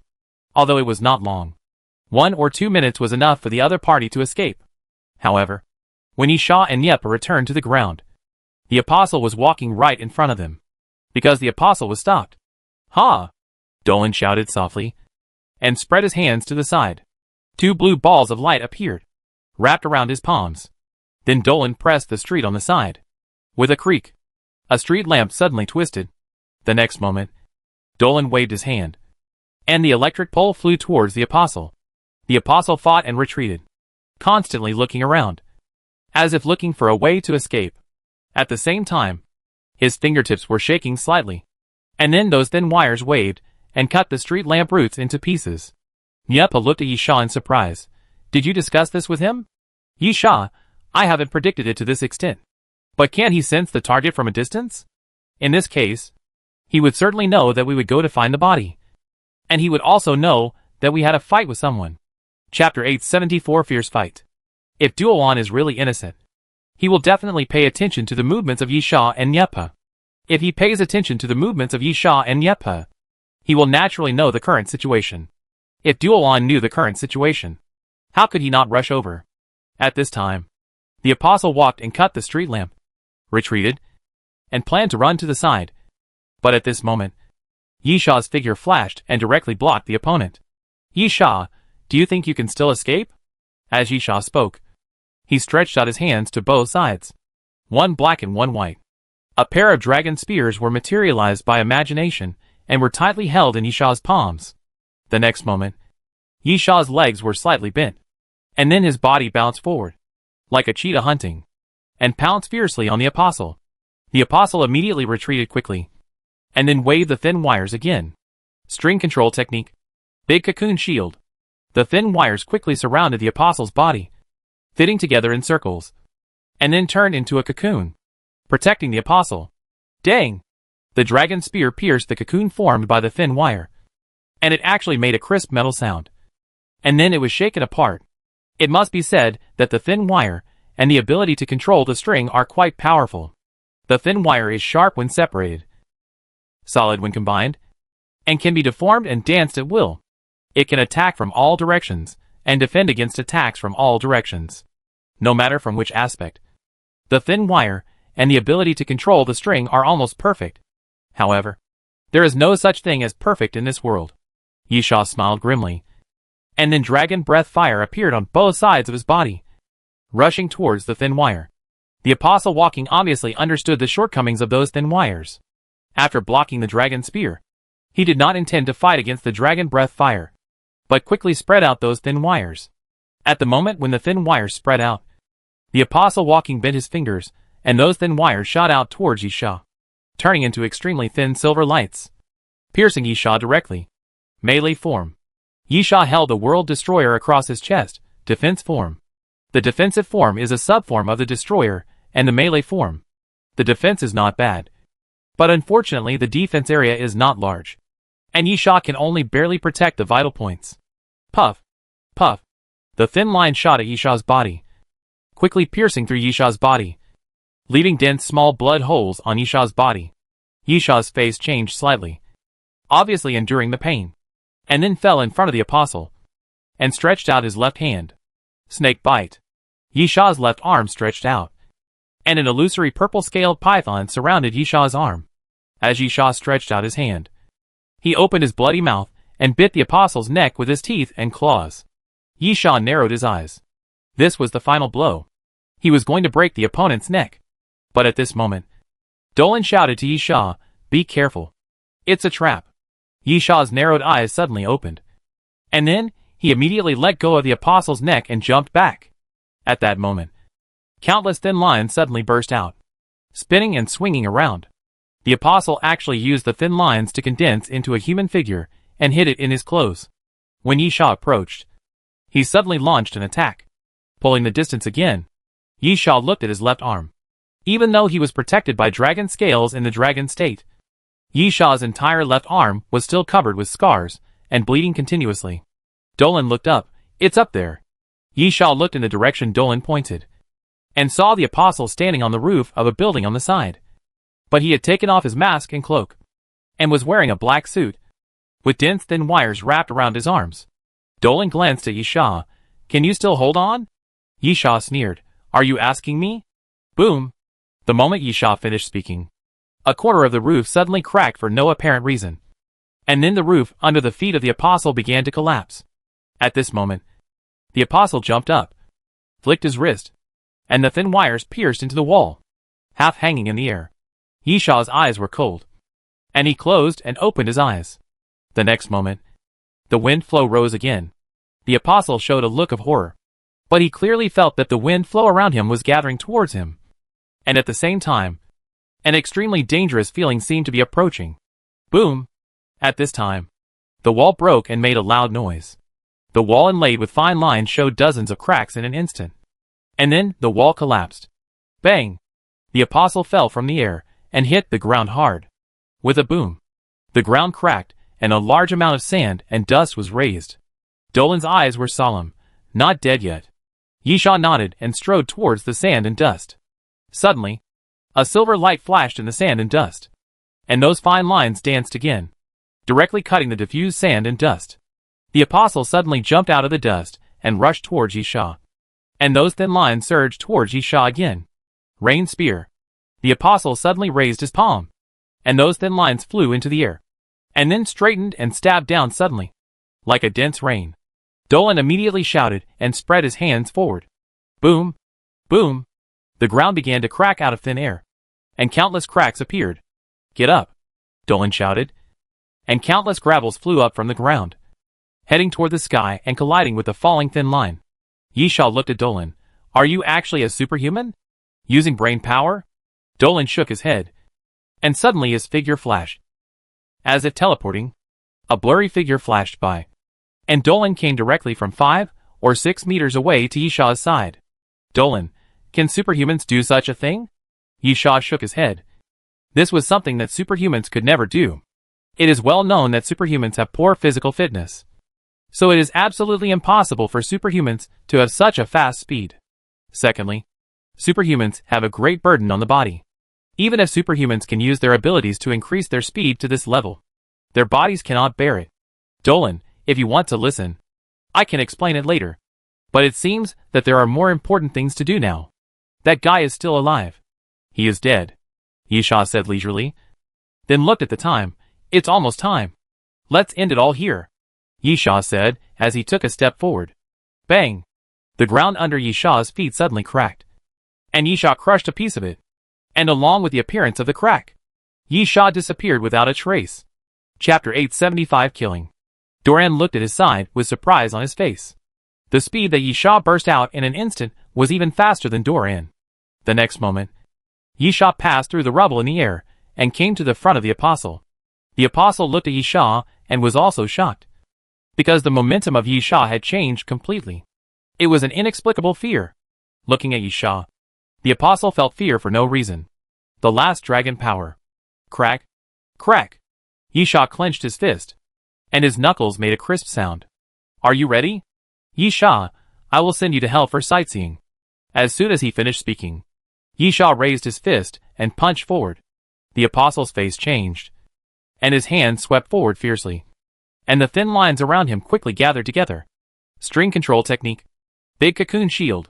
The thin lines quickly surrounded the apostle's body, circling around, quickly forming a cocoon, wrapping the apostle in it. Yisha's fist didn't stop at all. He just clenched his fist and blasted forward. Bang! Yisha's fist blasted the big cocoon, and then a stream of air exploded directly behind the big cocoon. And then Yisha blasted a big hole directly in the front of the cocoon. Those thin lines stretched and swept across Yisha's arm, leaving a trail of blood. But Yisha seemed to be unaware of it. He just raised his fist and blasted forward fiercely, hitting the opponent's chest with one punch. With a bang, the body of the apostle flew backwards, crashed through the cocoon, crashed through the guardrail on the street, and then crashed into the wall, with the whole person embedded in the wall. Yisha fell back to the ground and walked towards the other party. "You are still alive? It seems that you are more durable than I thought." As Yisha spoke, he raised his fist again. The body of the apostle was embedded in the wall, and he kept coughing. Every time he coughed, blood would flow out of his mouth. His face was as pale as gold paper, and it was obvious that he was at the end of his strength. String control technique. The apostle saw Yisha approaching, gritted his teeth, and used his strongest attack at this moment. Roaring at Yisha, "Dance of the Vermilion Bird." This is the strongest attack. This is the last dagger before death. The apostle used up his last strength and waved his arms forward. And then those thin lines floated up and down, like waves, one layer after another. At the same time, those thin lines brushed the ground, constantly splashing sparks. And then the thin lines burned, with the ups and downs of the waves. The dancing thin lines are like the wings of a red bird. At this moment, Yisha's fist arrived. There was only 1 second left for the dragon transformation, and this punch was naturally Yisha's last blow. The last blow before death. Boom! The thin line swept forward, coming towards Yisha from all directions, carrying rolling heat waves, and seemed extremely violent. But it was not enough. The next moment, Yisha's fist wind arrived, and those flying thin lines were blown away by Yisha's fist wind with just one blow. And the burning thin lines broke into pieces and scattered on the ground. Then, Yisha's fist hit the apostle. Puff! The apostle opened his mouth and spurted out blood again. His chest collapsed directly after being hit by a punch. Then the clothes on his back tore apart, and even his spine was pierced. The apostle's eyes widened, but lost their luster. It was obvious that he was dead. "You killed the apostle." Cumulative number, 60. Yisha took things from the apostle. The apostle didn't have much stuff on him, which could be seen from his opponent's methods. His main attack was string control. Of course, Yisha had to admit that the string control technique was indeed powerful. Not every opponent was qualified to make Yisha enter the dragon transformation. After searching for a while, Yisha found that the source of those thin lines was actually 2 rings, and those thin lines were all drawn from the rings. The name of the 2 rings was the string pair rings. But what made Yisha more vomiting blood was that these 2 rings were not allowed to be used if you didn't know the string control technique, which meant that they were completely useless in Yisha's hands. Of course, if you think about it carefully, you can understand that the string weapon is too alternative. Yisha shook the thin lines, and they just shook twice. Therefore, even if he didn't have the ability to control the strings, Yisha couldn't use the power at all. This was an unsolvable problem, and Yisha had no choice but to go back to Doomsday Train and ask the proprietress if she had the ability to control the strings. In addition, there were some conventional weapons: a dagger, a crossbow, a pistol, and some inexpensive things like magazines and grenades. After a while, Yisha took out a small iron box with half a tube of light yellow medicine in it. Yisha threw it to Nyapa. "Is the thing right?" Nyapa took the things and nodded. "Call it a day. The crew mission is complete."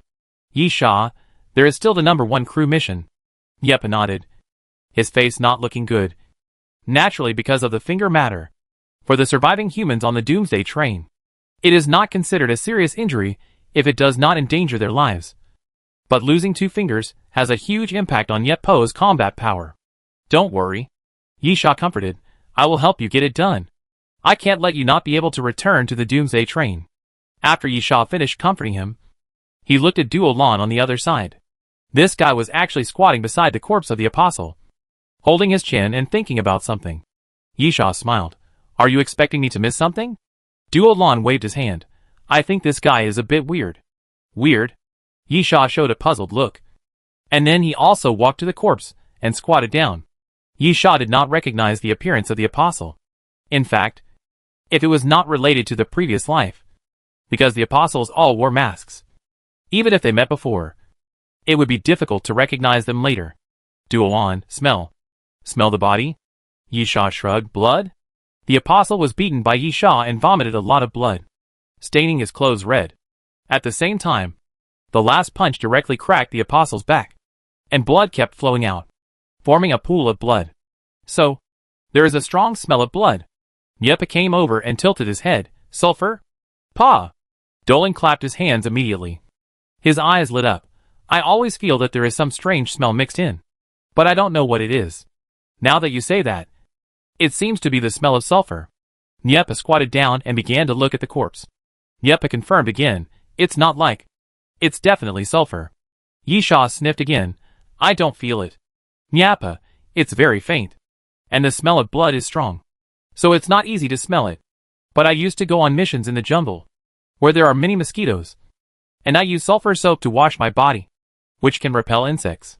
Because I use it a lot, I am more sensitive to this smell. Chapter 876 Volcano. Yisha wondered, but what does this mean? People are not allowed to bathe with sulfur soap. Dolan thought for a moment. Then suddenly pulled open the clothes of the apostle, felt inside the lining, and then excitedly said, I know. Yisha, what do you know? Dolan, volcano. Volcano? Yisha was still confused, but soon understood. Are you talking about the volcano outside the city of San Carlo? Yisha remembered that there was a world-famous dormant volcano in San Carlos City. It was once a dangerous volcano, with a high frequency of eruption cycles. Of course, it is currently dormant. At the top of the volcano, you can even overlook the entire San Carlos City. Yisha, you mean? This guy has been active in the volcanic area. Dolan, in addition to the smell of sulfur, there is also the ash in his underwear and on his body. It was not caused by your fight. These are volcanic ash. When you think about the fact that there is such a famous volcano near San Carlos City, the answer is almost certain. Yisha, I mean. So what? Nyepa, did you forget what I said before? There is a hidden frozen storage in that room? That guy is here to find food. Yisha finally figured out what the two guys meant, and pondered for a moment. You mean there are other apostles walking around here, hiding in the volcanic area? Nyepa, I think you should put it another way. It should be, what are the apostles doing here? What are they doing in the volcanic area? Yisha, that makes sense. After hearing what Nyepa and Duolon said, Yisha couldn't help but think about this question. Yisha wasn't surprised to see the apostles, although he didn't see them at every stop. These guys were like cockroaches. They would suddenly appear. After a while, he got used to it. The key is what the apostles came to San Carlos City for. No. If Nyepa and Duolan's inference is correct, then the main purpose of the apostles is not San Carlos City, but the Suya volcano near San Carlos City. Ancient civilization artifacts. Yisha's eyes lit up, and this thought flashed through his mind. If the destination of the apostles is San Carlos City, then the target of the apostles is really hard to guess. Yisha also encountered the apostles in the base of Compu Company, and those guys were not just looking for ancient civilization artifacts. The apostles are also interested in some things of Compu Company. But if the destination of the apostles is the wild, then most of them are ancient civilization artifacts. After all, it is unlikely that the items of ancient civilization will appear in the city. Of course, it is not that there are no items in the city, such as museums or some tourist attractions such as relics. But in the wild, what else can the apostles find besides the items of ancient civilization? Moreover, Yisha couldn't help but think of something. The apostles seemed to have found powder suspected to be left by meteorites, but they were cut off by themselves. Those powders have been integrated into Noah's steel. What is the other one in this crew mission? Crew mission 1, rob and kill the transport team of Compu and snatch the meteorite fragments. Of course, the mission content is aimed at the transport team of Compu, not the apostles, but they can be robbed. Thinking of this, Yisha suddenly became interested. Yisha, I understand what you mean. Let's not talk about the apostles. You have only completed the second crew mission now, right? Do you have any clues about the first crew mission? Nyepa shrugged his shoulders. Except for the time when he just got off the car. He had been hanging out with Yisha. What clues could he have? This question was mainly for Dolan. Dolan, there are a few clues that are not really clues. Yisha, tell me about it. Dolan, I checked the museums in San Carlos City or the surrounding areas to see if there is any information about meteorites, but I found none. There has never been a meteorite falling here, and there are no related items on display. San Carlos City still has a strong artistic atmosphere. There are more than 40 museums and galleries. It is understandable that Dolan would think in this direction. Maybe it is a meteorite on display. But, is this clue meaningful? Dolan was embarrassed, so I said it was a little clue that was not a clue. Nyepa, it's not completely meaningless. At least it is certain that the meteorite fragments should have been transported from other places and passed through San Carlos City. Dolan, I thought about it. So I checked the information in this regard. Unfortunately, there have been no incidents related to meteorite impacts in the surrounding areas of San Carlos City and nearby cities. Of course, there are no similar exhibitions. Yisha was puzzled. Why are the flight attendant missions so weird this time? Another Apostle Walker came out to interfere. It's so troublesome. Dolan, in fact, it is possible that they were transported from a farther place. Maybe just passing through San Carlos City. Yepa shook his head. That's unlikely. If the distance is very long, they would just use a plane. Dolan, did the plane have an accident? Or do they want to hijack the plane? Yepa rolled his eyes. Are you sick? Let us hijack a plane? What can we use to hijack? Can we find a plane to fly? Even if it flies. Do you want to crash it directly? Dolan didn't reply. He didn't mean to argue. He just said it casually. But if you think about it carefully, this idea is really unreliable. Doomsday train will give more difficult tasks. But it will never give impossible tasks. The most important task is to rob the meteorite fragments. It is the first crew task. The reward is inferior to the second crew task. Naturally, it should be easier than snatching the enhanced Y-cell zombie virus. As a result, the latter is transported by car, and the former is transported by plane?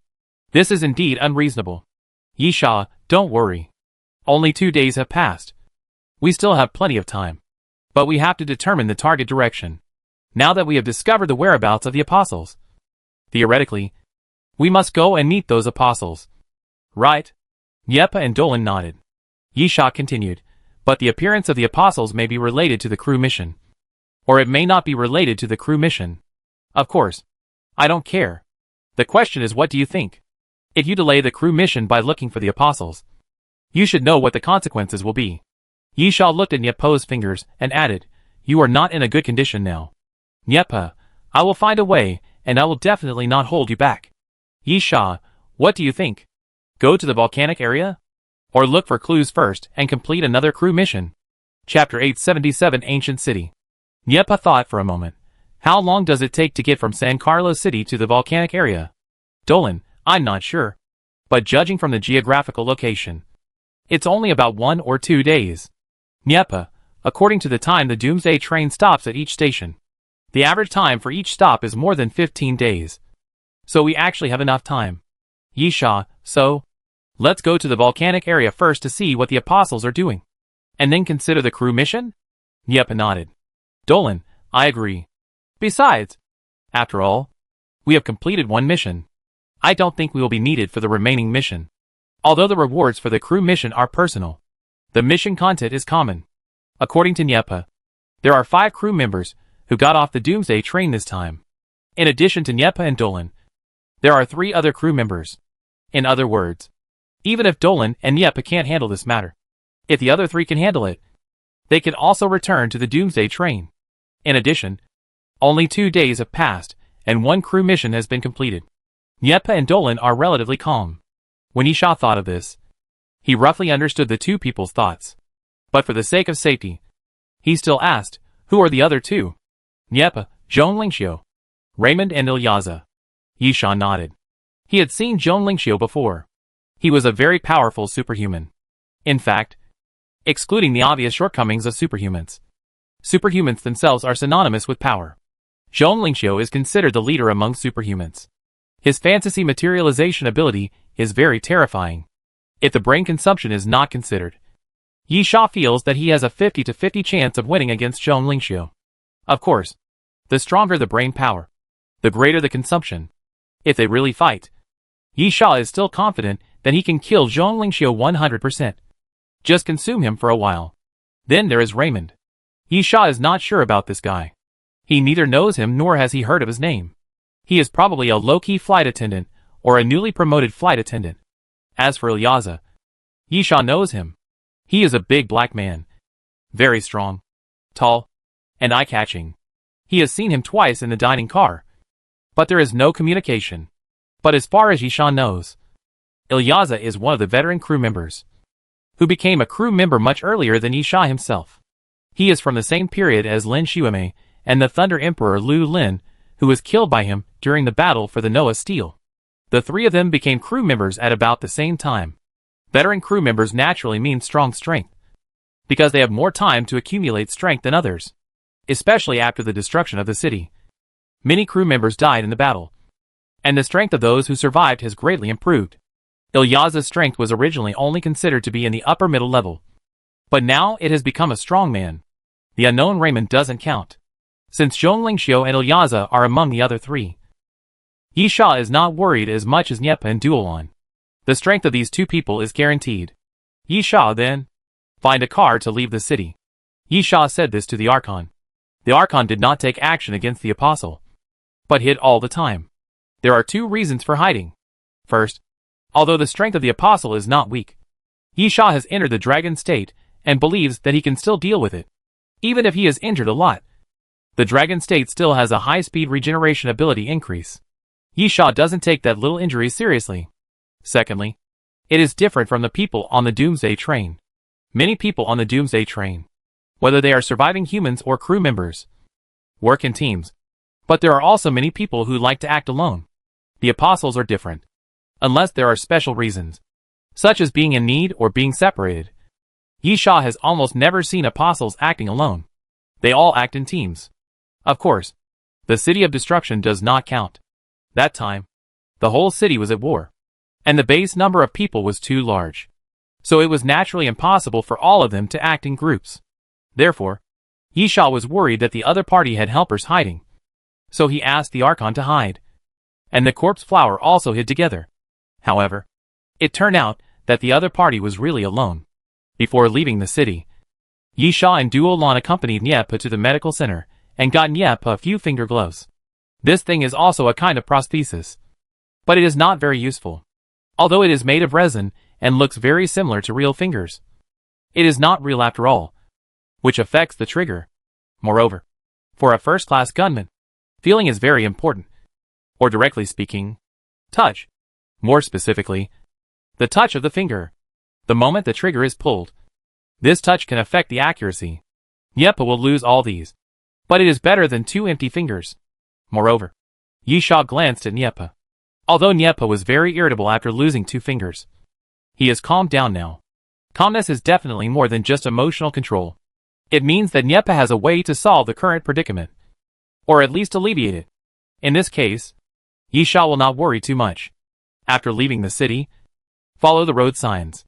Dolan was responsible for driving, and said, "We will definitely not be able to make it today. We will probably have to camp outside." Yisha, no problem. Who hasn't survived in the wild before? Pa! Before Yisha finished speaking, Duolon suddenly slapped the steering wheel, startling both Yisha and Niepa. It was so scary. Niepa immediately glared at Duolon. "What are you doing?" Dolan, "I've been wondering. What do the Apostles do in the volcano? Is there anything they're worth them going to?" Yisha was silent. In terms of time, Duolon had been a flight attendant for a much shorter time than Yisha and Niepa, and he also missed some of the battles between the flight attendants and the Apostles. Therefore, Yisha first thought of the ancient civilization objects, and Niepa probably thought of them too. But Duolon might not even know that the ancient civilization objects existed. However, Yisha and Niepa tacitly did not say anything, and their trust with Duolon was always below the passing line. Duolon continued, "I just thought of a possibility. Their destination might not be the volcano." "Yisha, what do you mean?" "Duolon, ancient city." Yisha showed a look of realization. In the 8th century BC, there was a small fishing village relying on a natural harbor in the Mediterranean. It gradually developed into a city in the course of history. It was magnificent and majestic, with many ancient buildings such as the Temple of the Sun, the Colosseum, the Wizard's Hall, etc. It was one of the largest cities at that time. Unfortunately, no one expected that the volcano, not far from the ancient city, would suddenly wake up one day, open its bloody mouth, and swallow the famous ancient city in an instant. So, the ancient city disappeared overnight. Chapter 878 Colosseum. The mountain peaks are majestic and stretch for hundreds of miles. Nanrongjishir stood on the top of the mountain and looked forward. There was a circle of sunken holes with several pores inside, which continuously ejected high-temperature gray-white gas. The hot feeling made Nanrongjishir's face slightly red. At this time, an apostle suddenly came behind Nanrongjishir. The apostle said, almost all the people sent out have returned. Only Korber has not been contacted. Maybe something happened. Nanrong Jishur silently took out a wooden tablet from his pocket, on which was engraved something like a star map. Nanrong Jishur silently stroked the wooden tablet with his thumb, just like an ancient gypsy fortune-teller, appearing pious and with a hint of weirdness. Crack! Suddenly, a crack appeared in the center of the wooden tablet, almost running through the entire wooden tablet, cutting the star map. Something has happened. Nanrong Jishur stared at the wooden tablet, then pointed to the north and said, "Send 2 people to take a look in that direction." This inexplicable order did not make the apostle walk confused, because he knew Nanrong Jishur's identity very well. And he also knew that Nanrong Jishur was carrying something with unpredictable power. The wooden sign was obviously one of these things. Therefore, the apostle believed that Nanrong Jishur's order was meaningful. Wait a minute. Nanrong Jishur suddenly spoke again. "I have a bad feeling. Let Qianjiala go over." The apostle's expression hidden under the mask was a little surprised. Qianjiala was one of the few masters among them. He didn't know what the bad premonition was, but it was obviously not a small matter to send Qianjiala out. The apostle agreed softly and left quickly. Nanrong Jishur looked at the pit in front of him again. The gray-white mist surging, and the gray sky in the distance. It seems to be raining? Nanrong Jishur fell into deep thought, with a solemn expression, and no one knew what she was thinking. Dolan pointed to the road sign, which indicated the direction of the ancient city. Now the ancient city has reappeared in the world as a relic through archaeological excavation. Although it was once buried by volcanic ash, the streets and houses are relatively well preserved, and about 1/3 of them have been excavated. Now it exists as a very famous tourist attraction around San Carlos City. Yi Sha couldn't help but ponder. Dolan's speculation is not impossible. After all, ancient civilization objects are mostly hidden in such relics. Yi Sha, where are the ancient city and the volcanic area? Dolan, it's on the way. The distance from the ancient city to the volcanic area is about 10 kilometers. Yi Sha looked at the sky, since it's on the way. Then, how about resting in the ancient city tonight? Taking a walk, and then going to the volcanic area tomorrow morning? Niepa nodded, no problem. The ancient city was originally what Duolan had thought of, so he naturally had no problem with it. After slightly changing the route, Duolan headed towards the direction of the ancient city, and arrived at the location of the ancient city around dusk. Looking at the ancient city in front of him, Yi Sha couldn't help but frown. This is indeed an ancient city full of ancient atmosphere, going in and out of half-ruined houses, markets, shops, looking at various reliefs, various ruins, and the breath of time can be felt everywhere. The problem is that this relic is too deliberate. Of course, this feeling does not mean that the ancient city is fake, but since the ancient city was excavated, it has always existed as a tourist attraction, which makes the feeling of historical sedimentation obviously fade. Occasionally, the signboards appear, and the ground is obviously cleaned and maintained. Although it is now overgrown with weeds again, it must have been manually trimmed before. These are completely a sensory destruction of the cultural heritage of the ancient city. However, what Yi Sha cares about is naturally not these. The key point is that there are ancient civilization objects in this place where tourists once gathered, came and went in and out. This probability is too low. So low that it approaches zero infinitely. Because if there really is, it would have been discovered and taken away by someone long ago. Unless there are hidden, unknown relics in this ancient city. Wait a minute. Yi Sha suddenly raised his eyebrows. It seems that only 1/3 of this ancient city has been excavated. Dolan nodded, yes. This kind of ancient city excavation needs to be very careful. There is a professional team in San Carlos City that has been excavating the ancient city for many years. But so far, only 1/3 is open to the public. A small part is not open to the public, and more relics are still buried.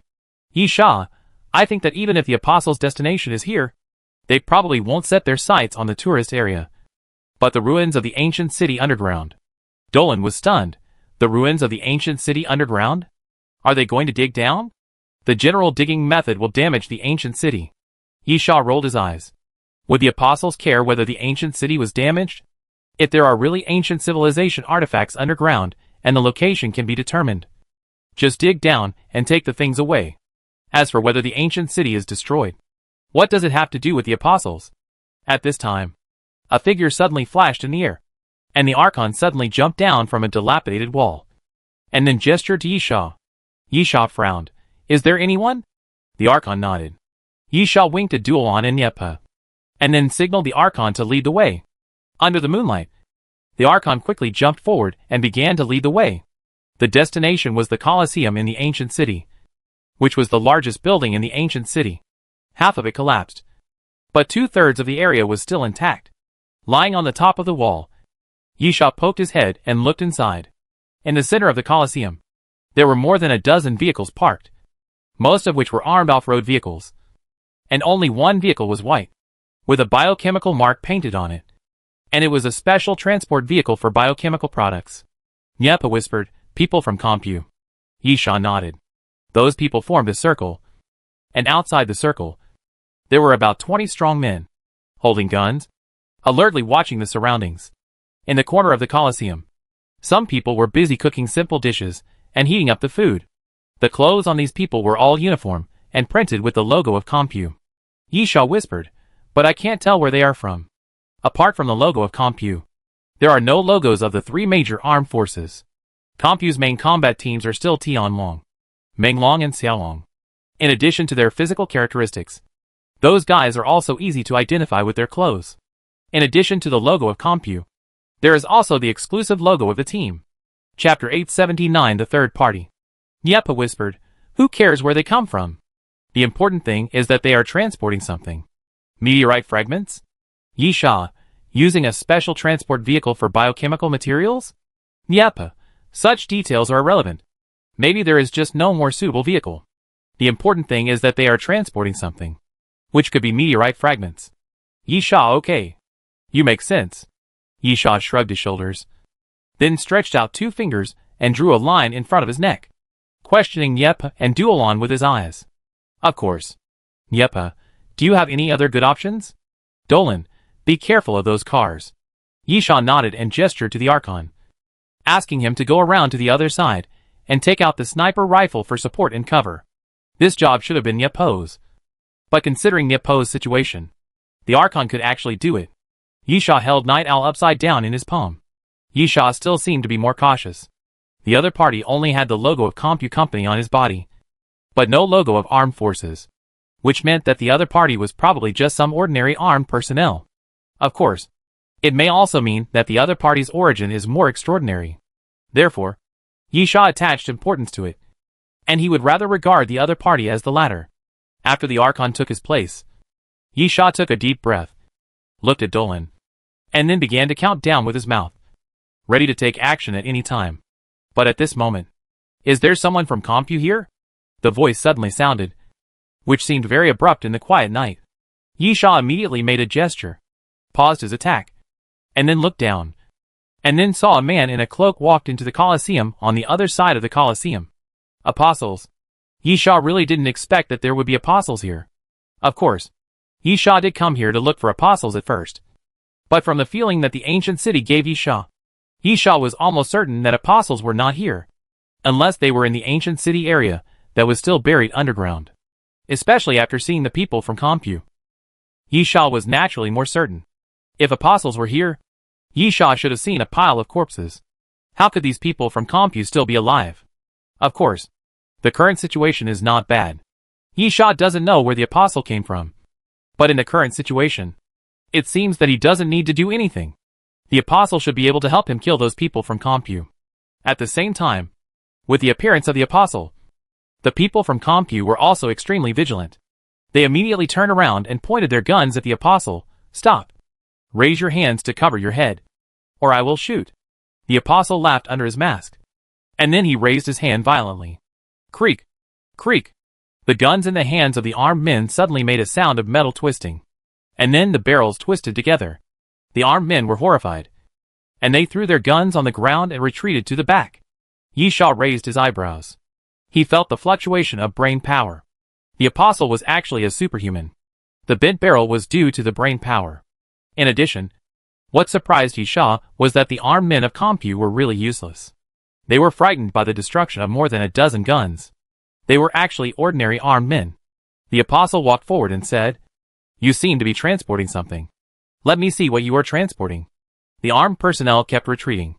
Most of them were frightened, But there were still some brave ones, who secretly climbed onto the armed off-road vehicle, and suddenly turned the machine gun on the vehicle to shoot at the Apostle. Two. The machine gun fired. The muzzle spewed flames. And the bullets kept going towards the Apostle. But just when the bullets were about to hit, the Apostle turned his face to the side. And then the bullets were strangely suspended in the air. Give it back to you. The Apostle waved his hand.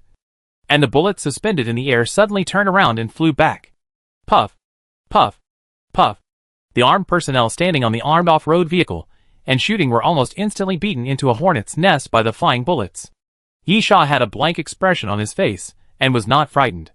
The Apostle seemed very strong. But this strength was meaningless.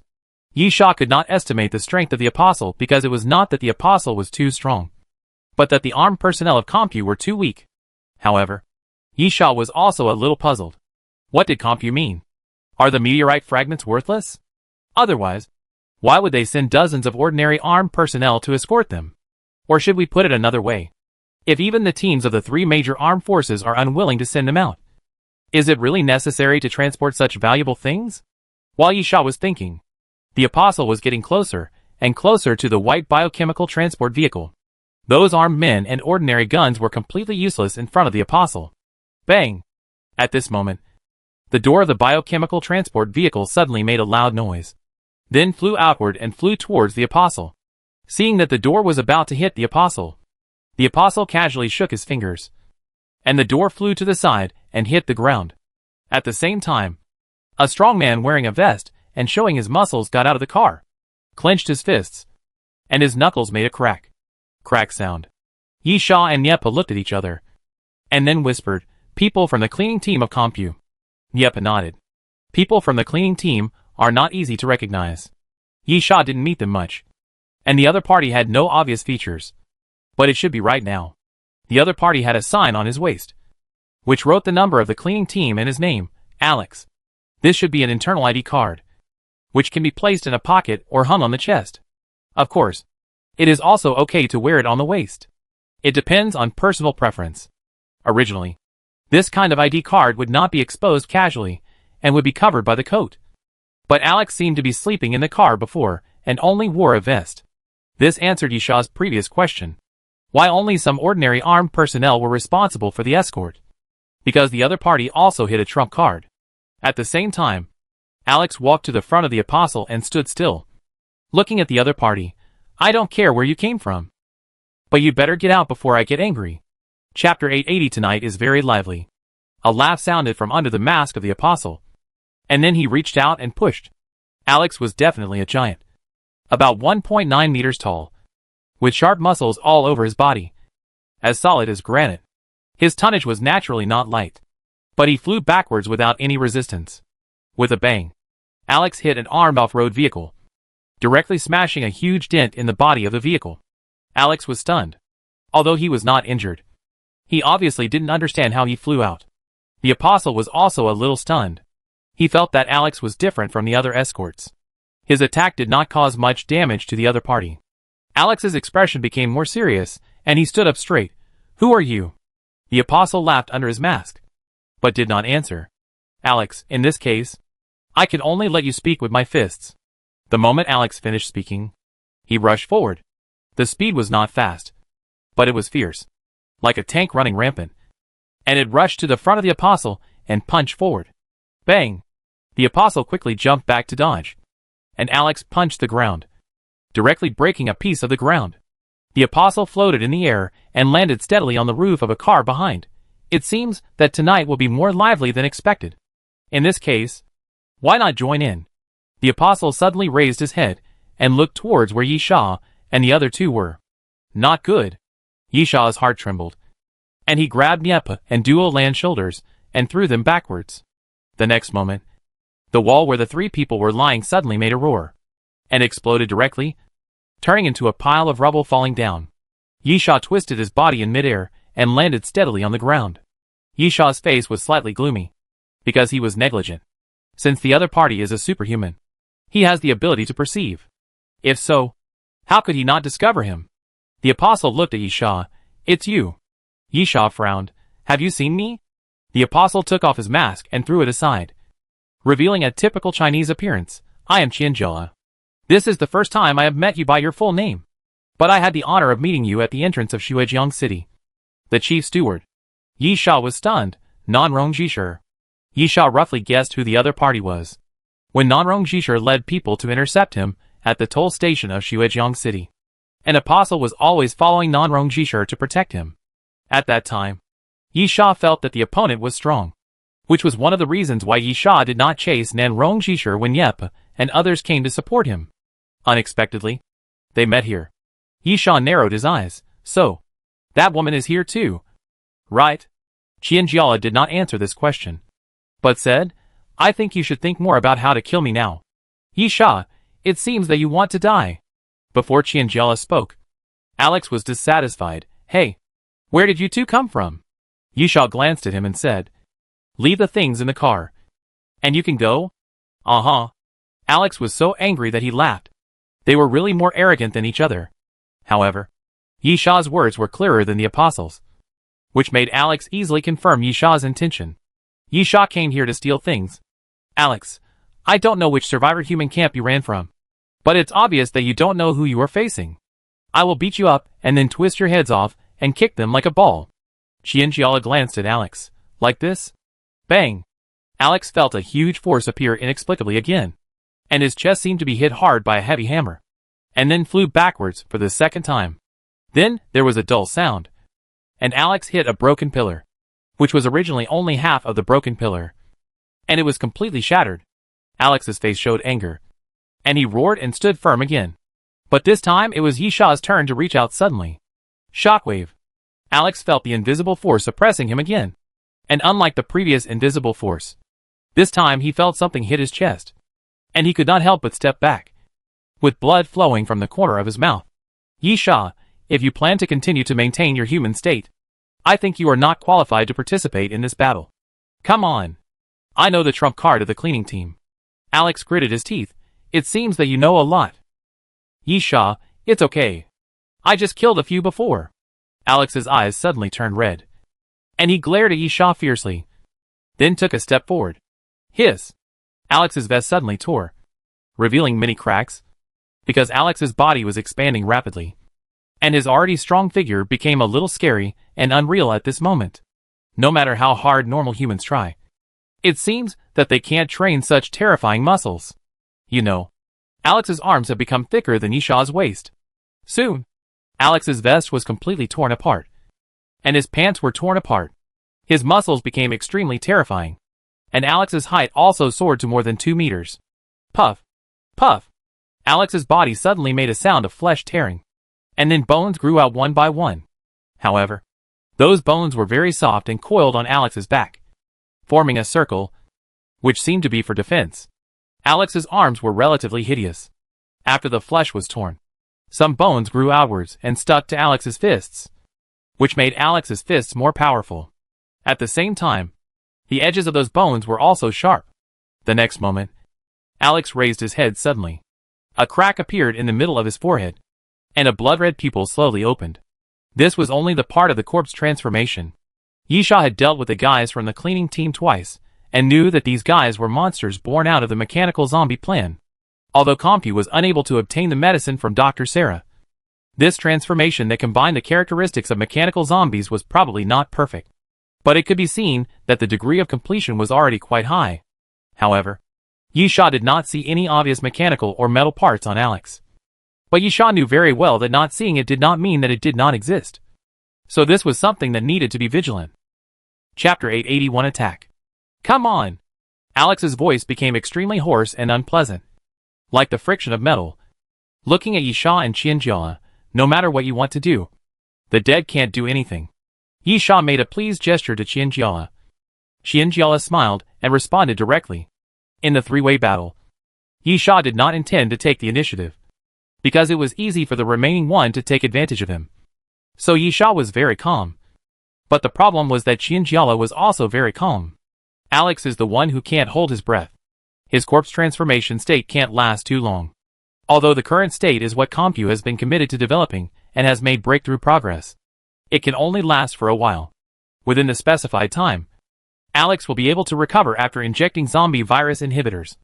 But it will take some time to recover from the trauma left by his body after transformation. But if the time is exceeded, Alex will have only two outcomes: completely losing his mind and becoming a real mutant zombie. Or death. Boom! Alex suddenly punched the ground, smashed a piece of the ground, and then grabbed it with one hand and threw it towards Qianjiala. Qianjiala looked at the flying boulder with an expressionless face. When it was about to be hit, he suddenly stretched out his finger and waved it, and the stone suddenly changed direction and flew to the side. Puff! An armed escort was hit by the stone, and he didn't even have the chance to groan. His head was smashed to pieces, and the headless body fell to the ground. Alex looked around coldly. Get lost. Stay away from me. The armed escorts looked at each other, and then dispersed in unison. Yi Sha and Qianjiala had no intention of stopping them, and let them leave. Alex's eyes were bloodshot.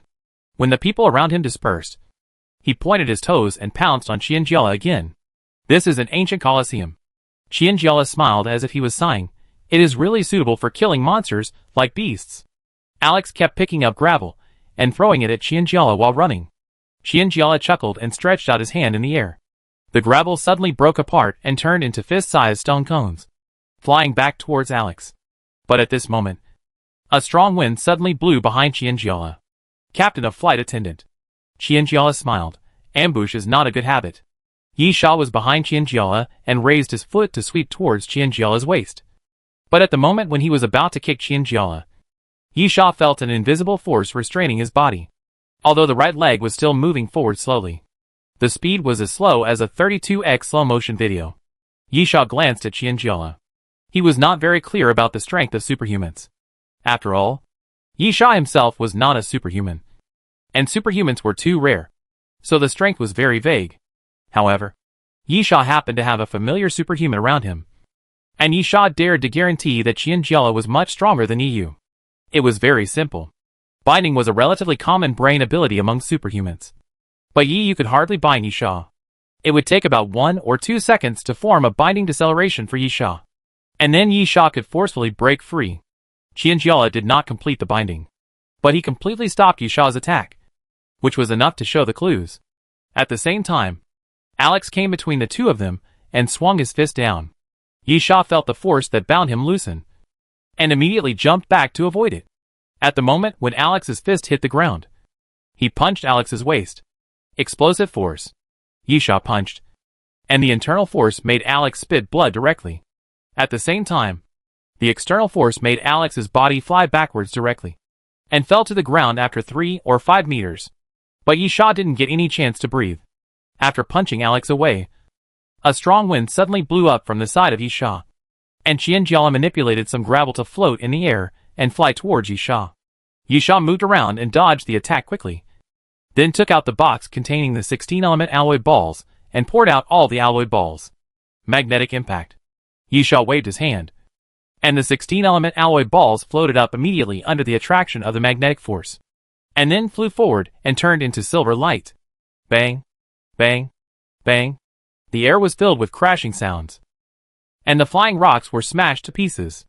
After blocking an attack, Yi Sha suddenly turned his body sideways and stretched out his palm. With a bang, Alex's fist appeared in front of Yi Sha's and was blocked by Yi Sha's fist. The next moment, both of them punched at the same time. Bang! Bang! The dull sound of fists hitting flesh. Both of their fists hit each other's faces, and both of their bodies fell backwards at the same time. This punch showed the toughness and bloodiness of the two men.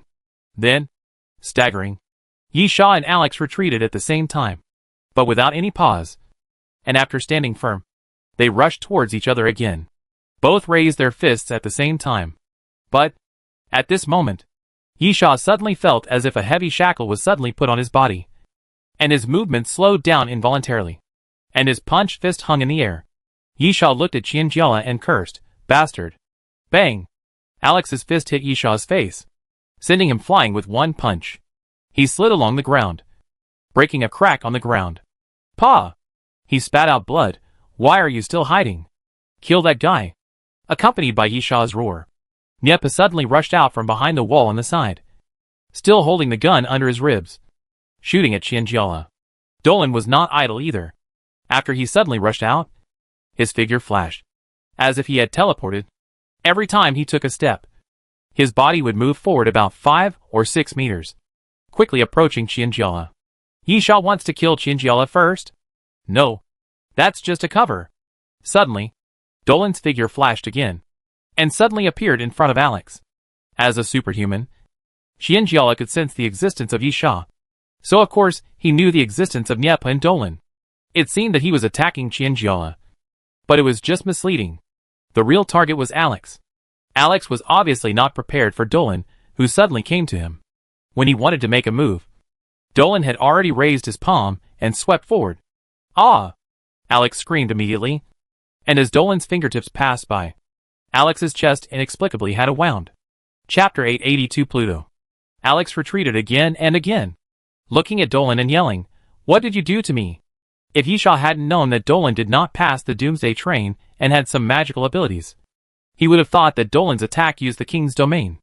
Because, even if Dolan's nails were as sharp as blades, in fact, in that attack just now, Dolan did not touch Alex's body, and the wound appeared.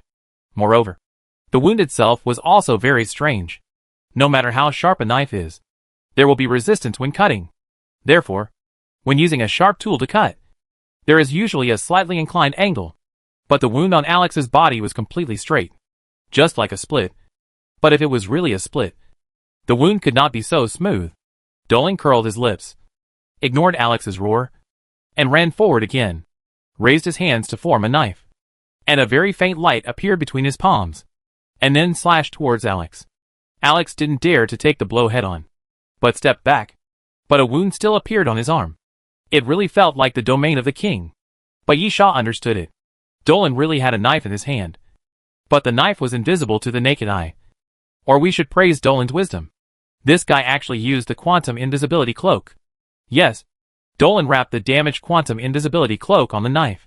And the palm-raising shape was just to cover up a small part of the handle that could not be covered. As for the strange wound, it was because if the attack was made at an angle, the quantum cloak would also be cut open.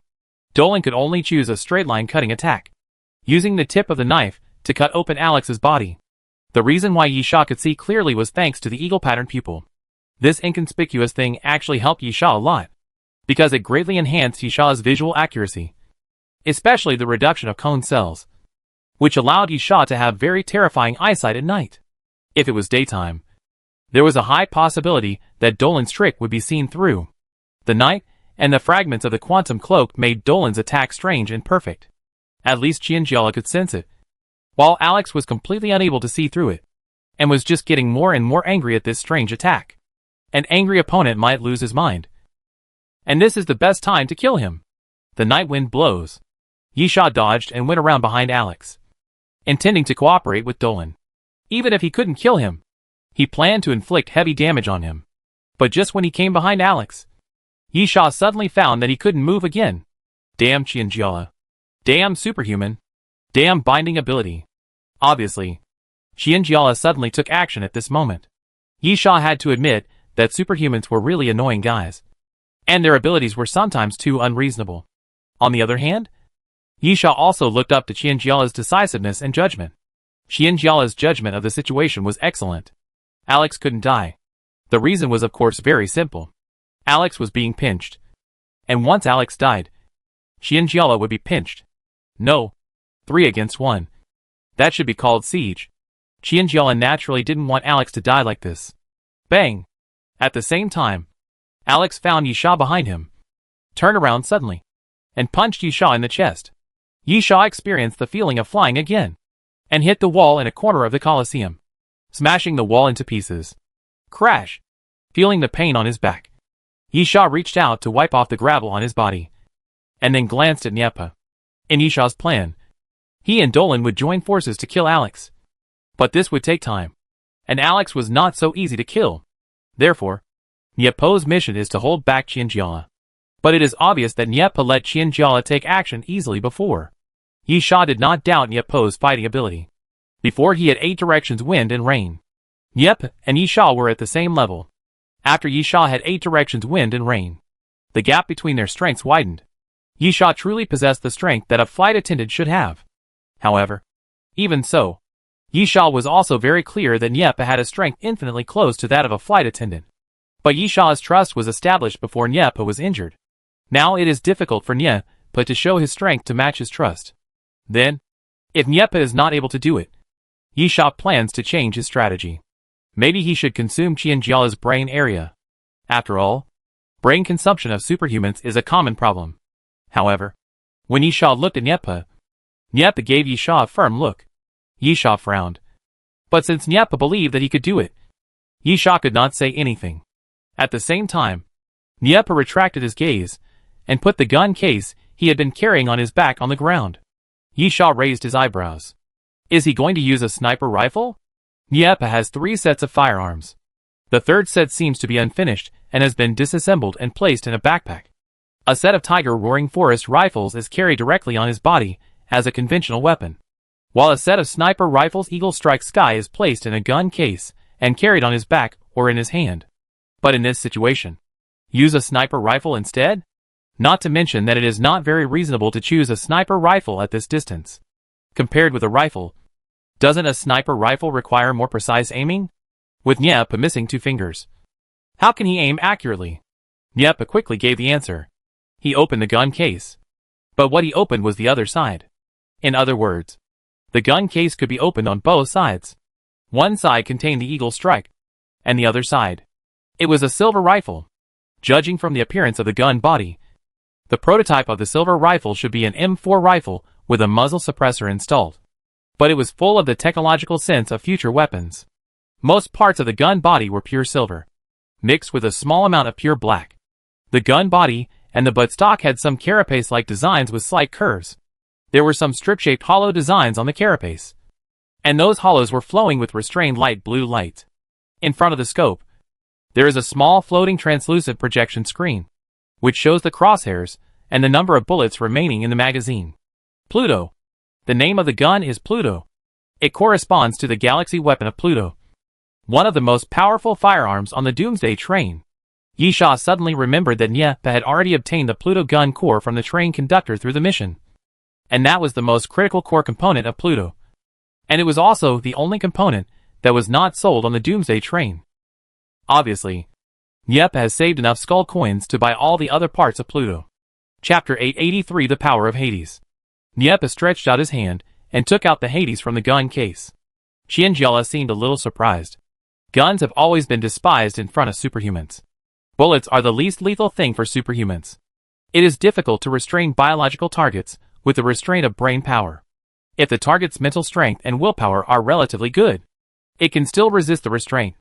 Of course, it is also related to the strength of brain power. But if it is to restrain inanimate objects, especially those that are light and small, it will be very easy, such as bullets. Therefore, guns can be said to be the weapons that superhumans are least afraid of, even if the Pluto in Nieppe's hand looks very unusual.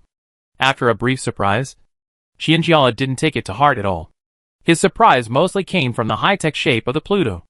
At the same time, Nieppe lifted the Pluto, still holding the gun in that awkward posture, using his arm to clamp under his ribs, and then aiming by moving. It was very tiring and troublesome, and the accuracy was far lower than the normal way of holding a gun. Then, Nieppe pulled the trigger, because the muzzle of the gun was equipped with a muzzle suppressor. The sound of the gun was a bit dull and mute, and there was no fire from the muzzle. Qianjiala didn't care about it at all. The moment Nieppe pulled the trigger, he waved his hand. If nothing unexpected happened, the bullet would be fixed in front of him, whether it was a single shot or a sweep. No matter how many bullets there were, it would be meaningless. But, poof! A bright blood splashed out from Qianjiala's shoulder, splashing on Qianjiala's face with a hint of warmth. And then Qianjiala felt the sharp pain from his shoulder. Looking from the side, Qianjiala found that there was a blood hole on his shoulder caused by the bullet. But where is the bullet? Where is the bullet? Where is the bullet that was supposed to be blocked? No bullet. It's not that it was not blocked, but there was no bullet at all. Nieppe fired the gun, and then Qianjiala was injured. The so-called bullet seemed to not exist at all. At this time, Nieppe did not pause at all and began to move sideways. Thump, thump, thump. Nieppe fired at Qianjiala again. This time, he had bullets, and they were densely packed because Nyepha was shooting horizontally. After Qianjiala was injured, he immediately put away his contempt, stretched out his hand, activated his brain ability, and more than a dozen bullets were suspended in front of Qianjiala and fixed directly. Then, Qianjiala raised his hand directly, and two huge rocks flew up from the side and smashed down towards Nyepha. Nyepha's movement was very agile, but facing the flying boulder, Nyepha chose to stand still this time, and then held Pluto and towered on the ground. Black smoke suddenly appeared on Pluto's gun, and then at the moment the boulder fell, the smoke was like a giant beast opening its mouth and directly surrounded Nyepha's body. Bang! Bang! The two huge rocks fell and smashed the black smoke into pieces, but did not hit Nyepha's body, because Nyepha disappeared. Qianjiala raised his eyebrows, and then said, "This kind of ability can't be hidden from me." Whether Nyepha used super high-speed movement or abilities like teleportation, Qianjiala was not afraid. What could be hidden from the perception of superhumans? Here, Qianjiala turned his body suddenly and easily determined Nyepha's position. However, the moment he turned his body, he saw Nyepha's smile and the finger that pulled the trigger. The bullet shot out of the muzzle had a deflected force. Obviously, losing two fingers had a great impact on Nyepha. But, ghosts crying and gods howling. Suddenly, the sound of ghosts crying was heard all around. Then Qianjiala looked at the flying bullet, as if he was watching a slow-motion playback. And it was a super slow-motion playback. The bullet flew towards him slowly, little by little, and then Qianjiala saw a piece of white mist in front of the bullet. The white mist turned into a skull, grinning at him ferociously. Hallucination? Qianjiala looked at the skull coming to him, and instinctively thought it was just an illusion. But he didn't dare to touch it head-on. Instead, his figure flashed. His body floated up directly, and he dodged it. But at this moment, Qianjiala suddenly felt something was wrong, and sensed Nyepha's position, and then looked up suddenly. Nyepha jumped above his head without knowing when. Shoot randomly. Nyepha curled up his body and kept tumbling irregularly in the air. But he didn't forget to pull the trigger. The sound of gunfire continued to ring, and with Nyepha's body tumbling, bullets continued to shoot in all directions, covering a large area. What a smart move. Yisha praised from a distance, sincerely admiring Nyepha's experience. Because of his two broken fingers, Nyepha had difficulty aiming accurately, so he could just conduct area shooting and let the bullets cover a certain range, so that he wouldn't have to pursue accuracy. Moreover, the Pluto seemed to be worthy of the title of one of the strongest firearms, and seemed to have some strange effects, such as the disappearing bullets and the bullets that turned into skulls. Yisha also understood where Nyepha's confidence came from. It was hard to say whether he could kill Qianjiala, but even if Nyepha lost two fingers, he was still able to hold Qianjiala back. In that case, the battle here should end soon. Yisha glanced at Alex, who was struggling with Dolan, and took a deep breath. Martial arts supreme. After taking a deep breath, Yisha's breathing frequency changed a little, and then Yisha's momentum suddenly changed. He stared at Alex tightly and slowly extended his right foot. Suddenly, boom! With the sudden force of Yisha's toes, the ground was crushed by Yisha, and then Yisha's figure suddenly disappeared and rushed towards Alex. Yisha had no intention of sneak attack, and naturally no intention of hiding, so he looked fierce and extremely fierce. Dolan had seen Yisha from the corner of his eyes, and when Yisha rushed up, he did not hesitate to pull away to the side and let Yisha take the front position. 8 trigrams double palm. Yisha came to Alex, took a step, and then pushed his palms forward, moving very slowly clockwise, creating an arc, and at the same time, one palm print hit Alex's chest. Bang!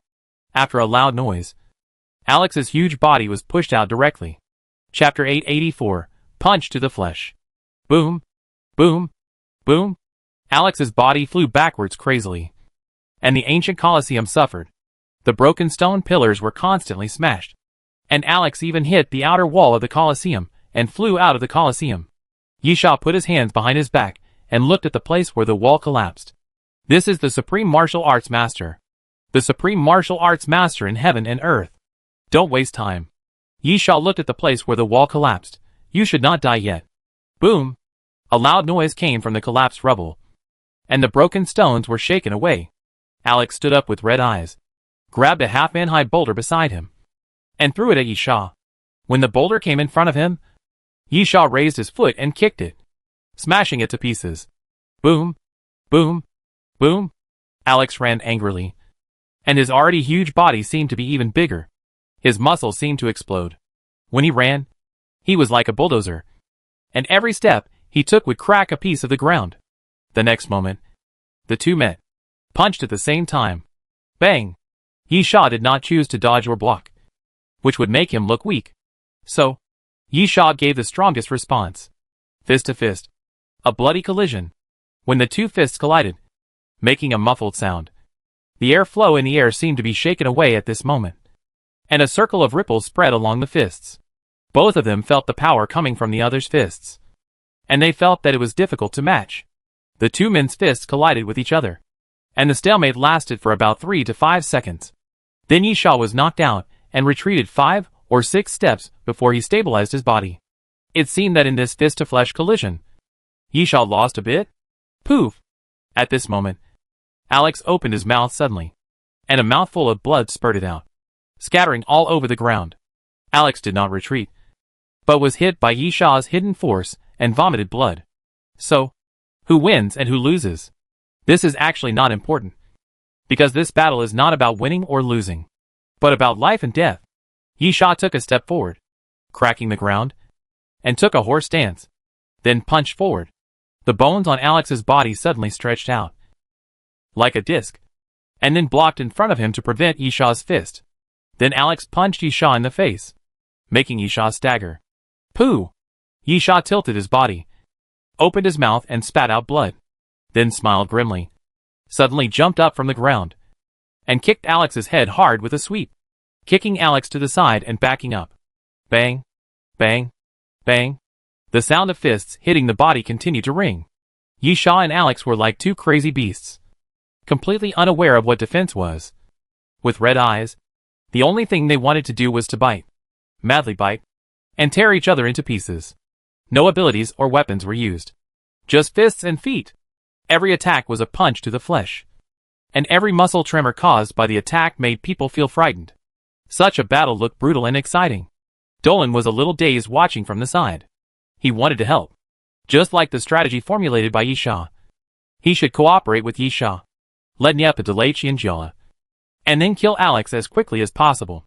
But at the moment, Dolan really didn't know how to insert himself into this battle, let alone whether he should intervene in this battle. Bang! Bang! At this time, the muffled sound of the fist hitting appeared again. Alex punched Yisha on the cheek, and because of his height, Yisha could only hit Alex's chin despite trying to raise his arm. The next moment, the two retreated together. A cut appeared at the corner of Yisha's mouth, and blood kept oozing out. Yisha licked it with the tip of his tongue, and then spit out the blood. Alex's chin was crooked, obviously dislocated by Yisha's punch, but Alex didn't seem to care at all. He just pinched his chin with both hands and twisted it back. Both of them showed their extremely fierce side. Appeal. Yisha took a deep breath. I think it's time to end this fight. Alex grinned. That's exactly what I want to say. Then use all your skills, Yisha, otherwise, you won't have a chance to punch. While Yisha said this, he used his legs and arms to tighten his muscles. Strength. Yisha finally used the power beyond the martial arts supreme, the strength from the 12 trials of immortality. Yisha's muscles suddenly expanded, although he didn't look as scary as Alex. He looked like a muscular man. Alex's face was solemn, and then he raised his head and roared to the sky. Crack! Crack! Alex's already terrifying body was still getting bigger, and his height even reached about 2.2 meters, turning into a giant. At the same time, the bones in Alex's body were constantly growing longer, and seemed very soft, surrounding Alex's body, one circle after another, and finally wrapped Alex's body with bones as armor. Bang! Bang! Both of them took a step forward at the same time, crushing the ground, and then raised their fists. Alex's fist went from top to bottom, while Yisha's fist went from bottom to top. This was a punch that would decide the winner. But at this moment, Alex's body suddenly stagnated, and he felt like a turbulent sea in his body. Yisha's mouth curled up, revealing a sly smirk. Hidden power. In the previous hand-to-hand fight, Both of them were crazy attacks with fists hitting flesh. Yisha looked more miserable, because Alex was indeed stronger. But the fact was that Yisha used dark energy in every punch. However, Yisha restrained himself and did not let the dark energy burst out. Reason? Of course, there was only one.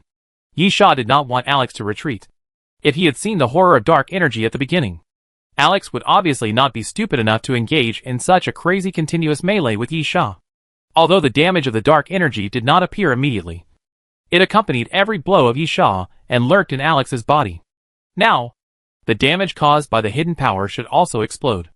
Alex clenched his teeth, and his body stopped for a moment, so that Yisha's fist had already reached him first. Ah!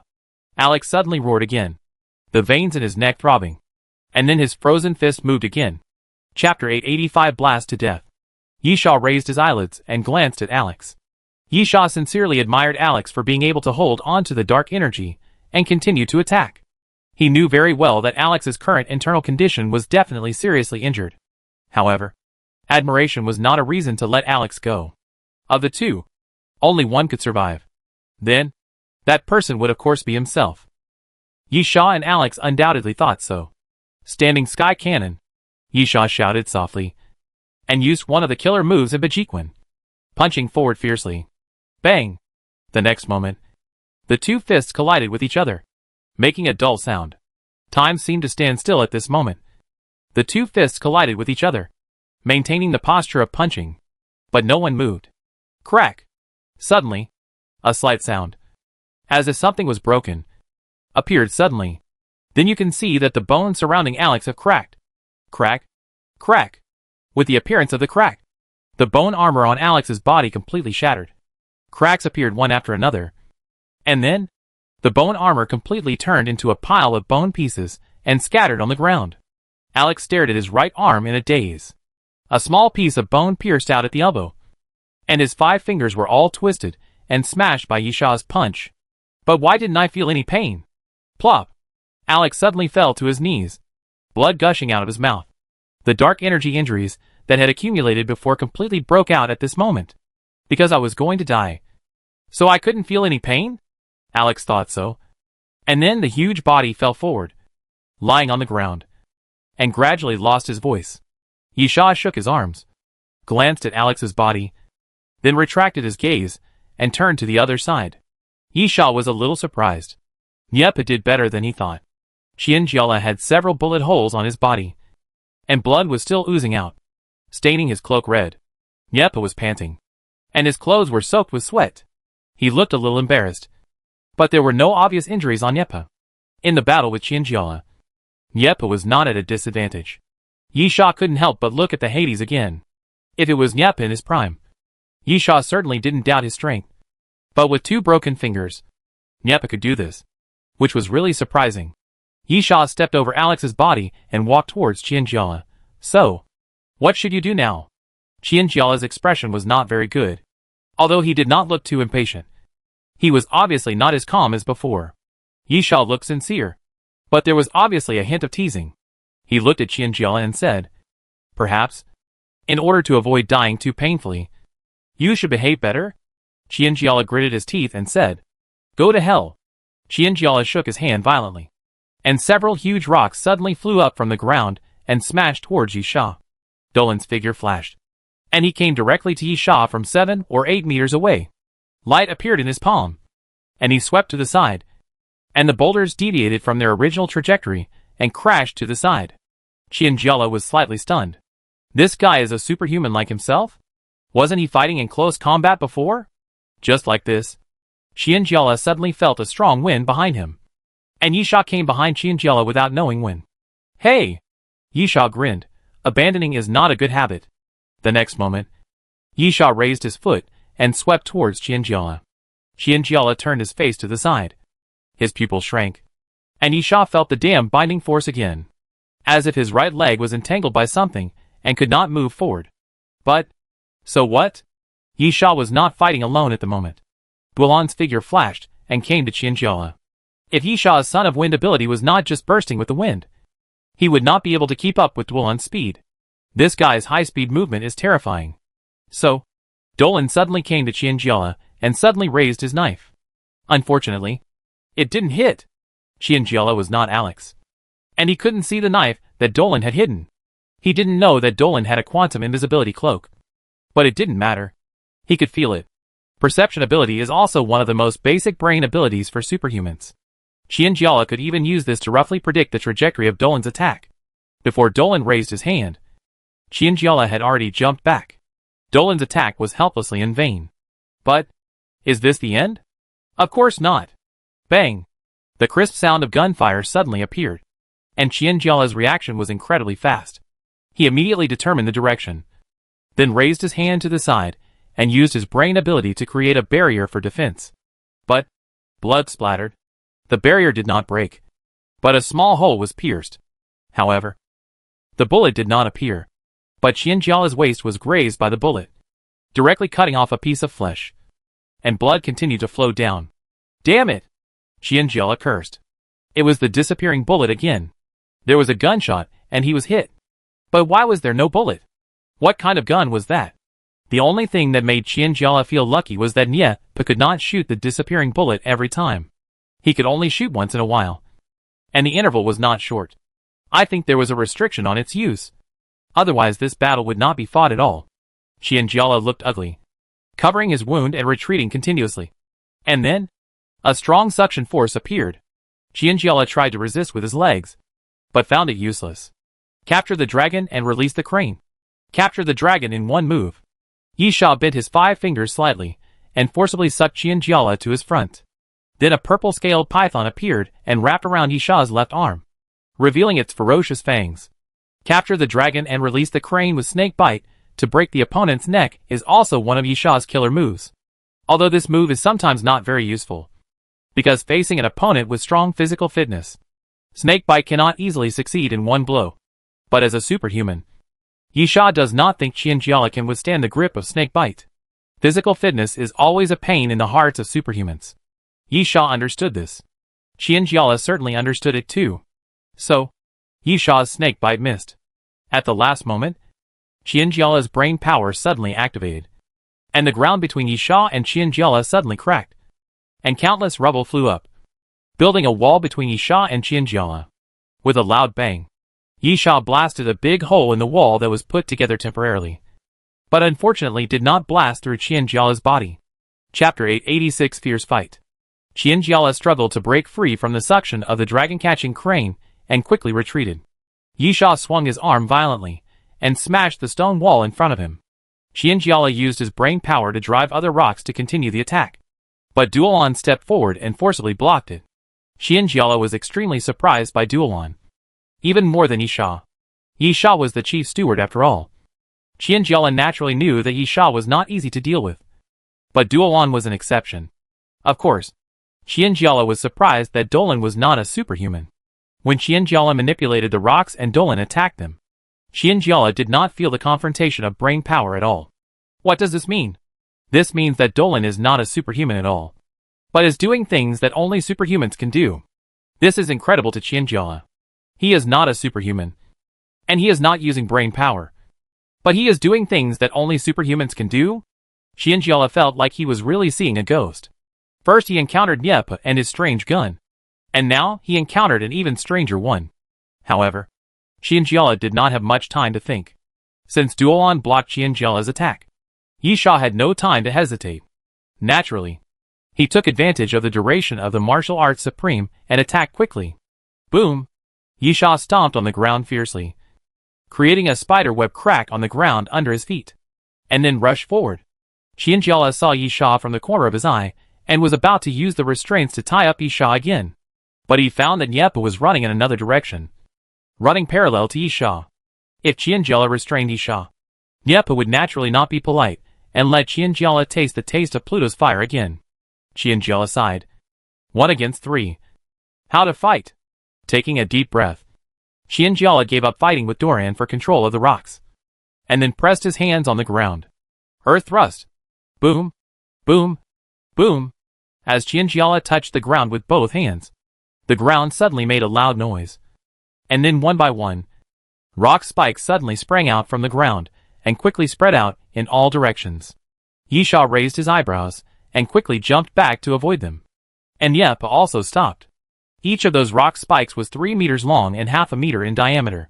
Moreover, they did not pierce out from the ground in a straight line, but crisscrossed and pierced out at different angles, crossing each other, attacking and blocking the routes of Yisha and Yepa. Ha! Qianjiala shouted again, and the ground roared again.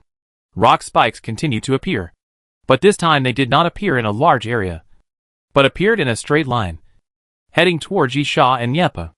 Yepa quickly jumped back, tapping his toes and dodging backwards. He was injured in his fingers, not his legs, so his mobility was not weakened at all. This attack was not very fast, and Yepa had no problem dodging it. Yisha narrowed his eyes. When the rock spikes came to him, a turbulent flow suddenly exploded in front of Yisha, and then the rock spikes were cut into pieces, turning into a pile of rubble falling to the ground.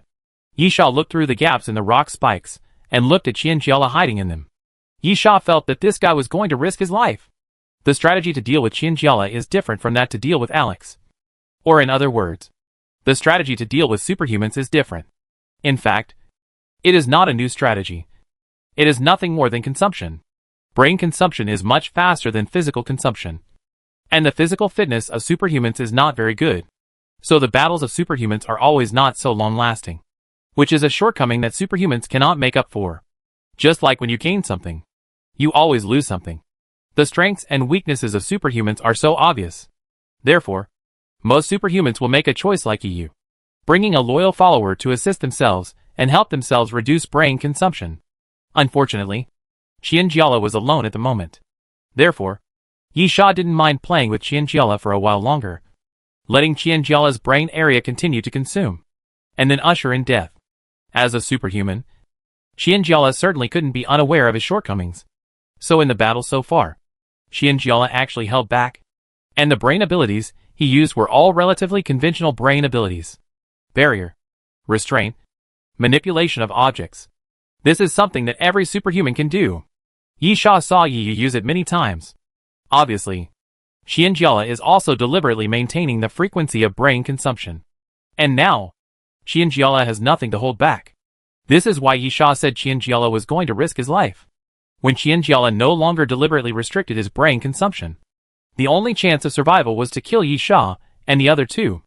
Otherwise, Qianjiala would never be able to walk out of this coliseum alive tonight. Son of the earth, Qianjiala growled, and then pressed his hands to the ground again. Boom! Boom! The earth roared, and large pieces of spider web cracks spread around. Then, the ground in front of Qianjiala made a loud noise and collapsed directly downwards. Then the cracked boulders suddenly floated up, constantly pieced together, condensed, and shaped, and finally turned into 2 stone giants that were 7 or 8 meters tall, standing in front of Qianjiala. Qianjiala roared, "Kill!" Boom! Boom! The 2 stone giants stepped forward, and the ground shook with every step they took. And then they raised their huge fists and fell down with a bang. Bang! Yisha quickly jumped back, and the rock giant fell to the ground, accompanied by a loud noise, and the ground collapsed directly into a large pit. Yisha raised his eyebrows. What a terrible destructive power. But Yisha looked at Qianjiala, too slow. Yisha fell back to the ground, watching a rock giant attack him again. His figure flashed, brushed the rock giant's fist, and rushed towards Qianjiala. Rock spear. Qianjiala glanced at Yisha coldly, then stretched out his hand, activated his brain power. The ground under his feet cracked, and 2 rock spears condensed from rocks flew towards Yisha. Pa! Yisha ran, then stretched out his hand and snapped his fingers. 2 streams of wind swept past from the side, cutting the 2 rock spears into pieces. The next moment, Yisha came to Qianjiala. Raise your fist and hit.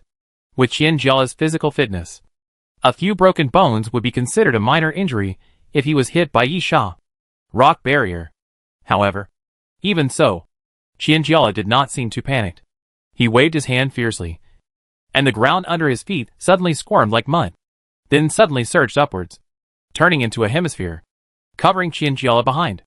Chapter 887. The ground turned into mud, but when Yisha's fist arrived, it immediately turned into hard rock. Boom! Yisha's fist fell and smashed the rock into pieces. The scattered rocks hit Qianjiala and forced Qianjiala back out. Yi Sha, is this all you can do? If so, you can prepare your last words. While Yi Sha was speaking, he quickly moved 2 steps to the side to avoid the heavy punch from the rock giant. The fist smashed the ground to pieces, and everything around seemed to be shaking. The walls and stone pillars of the Colosseum kept dropping stone chips. But, so what? The destructive power of the 2 rock giants was indeed terrifying. But if the fists could not hit the target, no matter how terrible the destructive power was, it would be meaningless. Because of their huge size, the movement speed and attack speed of the 2 rock giants were too slow. The movement speed can actually be compensated by the huge body. After all, if the body is huge enough, the distance of each step is also very large. But the attack speed cannot make up for it. Feeling the wind of the fist, Yi Sha could dodge the attack of the rock giant with his eyes closed. Qianjiala suffered a great deal of brain consumption. But he only came up with these 2 things. It really looked like a failure. A wrong choice of battle. But at this moment, Yi Sha saw Qianjiala curled his lips. Was he smiling? Yi Sha suddenly had a bad feeling. I think you misunderstood. Qianjiala looked at Yi Sha. I never expected that the attack of those 2 big guys could kill you. At the same time, another rock giant suddenly turned around and faced Yi Sha head-on. The bad feeling in Yi Sha's heart suddenly became stronger. Of the 2 rock giants, one was of course coming for Yi Sha, and the other was attacking Niepa and Dolan. Of course, with the attack speed of the rock giants, Niepa and Dolan did not feel much threat. Needless to say, Dolan's super high-speed movement is naturally not slow, and Niepa's movement speed is not slow either. Firearms are Niepa's main weapon. Just like Yi Sha's bow, both belong to medium and long distances. Unless he uses a sniper rifle, Niepa often needs to roam. Now, the 2 rock giants came towards Yi Sha at the same time, giving up Dulan and Niepa. If I really can't survive, then it would be an honor to drag a crew chief to die with me. Qianjiala grinned. His smile was a bit ferocious and fierce, and suddenly raised his hand. These 2 big guys are actually used like this. Crack, crack. The sound of something cracking suddenly sounded. Yi Sha looked up, and then saw that many cracks suddenly appeared on the bodies of the 2 rock giants. Qianjiala shouted, landslide. Boom! The bodies of the 2 rock giants suddenly split apart, turning into countless boulders that fell downward. Yi Sha immediately moved his body and wanted to retreat. However, Yi Sha found that he could not retreat. Those ground spikes. The ground spikes released by Qianjiala earlier played a decisive role at this moment, densely occupying a large amount of space. And the route that Yi Sha had rushed in before was also blocked by the newly emerged ground spikes. Yi Sha's pupils shrank. Qianjiala showed another aspect of his strength, which was his battle strategy. From the moment, he suddenly exploded and released a large number of ground spikes. Qianjiala had set a trap. The obvious weakness of the 2 rock giants was that they were baits to lure Yi Sha. Qianjiala wanted Yi Sha to kill him and be surrounded, with nowhere to go. Then, Qianjiala's killer move arrived. The 2 rock giants collapsed much faster than expected, and the rocks fell much faster, because this was not an ordinary collapse, but a collapse under Qianjiala's control. Ah! Yi Sha raised his head and roared, punching above his head continuously. Bang! Bang! Bang! Yi Sha seemed extremely violent, and his fists kept hitting the collapsed boulders, crushing them piece by piece. Really fierce. Qianjiala smiled happily because his strategy succeeded, and looked at Yi Sha, but it's not enough. Bang! Yi Sha smashed another rock. But at the moment when the rock exploded, the next rock that was more than half a person's height was already in front of him. This time, Yi Sha wanted to raise his fist, but it was too late. Yi Sha could only pull his arm back a little, put it in front of him, and plan to use his arm to bear down the rock. Bang! The next moment, the rock hit Yi Sha's arm. Damn it! Yi Sha gritted his teeth. It's so heavy. Yi Sha felt a huge force, which was not the force of a normal rock falling. With Yi Sha's current physical fitness, although he could not say that he would not be injured at all, he could definitely bear it. But now, Yi Sha couldn't help but bend his knees, and was almost knocked to the ground. Qianjiala's brain power was also applied to those rocks. Yi Sha looked up at Qianjiala. This guy was still smiling. That smile made people feel extremely disgusted. Bang! Another rock fell down, and hit the previous rock. Yisha felt the impact of the huge force again, and couldn't help but kneel on one knee. And this is not the end. It's just the beginning. Because the two rock giants had completely collapsed. Bang, bang, bang. Countless boulders fell one after another, constantly hitting and piling up, and then formed a towering stone tower, pressing Yisha underneath and burying him. Yip and Dwellon's eyes suddenly turned red, showing a bit of anxiety. If it was just an ordinary rock fall, they believed that even if Yisha would be injured, his life would definitely not be in danger. But from Yisha's performance just now, it was obviously not an ordinary rock fall. Yisha was obviously struggling to hold on. Besides, even if the two of them were idiots, they should have realized by now that this was a heavy blow that Qianjiala had been planning for a long time. Cough. Cough. At this time, Qianjiala suddenly coughed and covered his mouth with his hands. When he put them down, his palms were red. Qianjiala also felt a slight sweetness in his throat, and a fishy smell with a metallic taste quickly dissolved in his mouth. That was the taste of blood. The sequelae of excessive brain consumption still appeared, and Qianjiala felt a tingling and dizziness in his head. However, Qianjiala didn't care at all. If he could kill Yisha by paying this price, he would be willing to come 10 times, or even 100 times. Besides, I may not die here. Qianjiala looked up at Yep and Duolon, who were rushing over, and smiled. After all, the most troublesome one has been solved. No. But at this time, Yisha's voice suddenly sounded, "You will definitely die."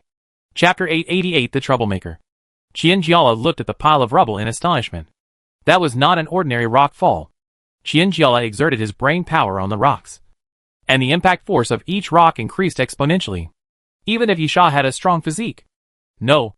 Even if Yisha was made of iron, he would be smashed into an iron lump.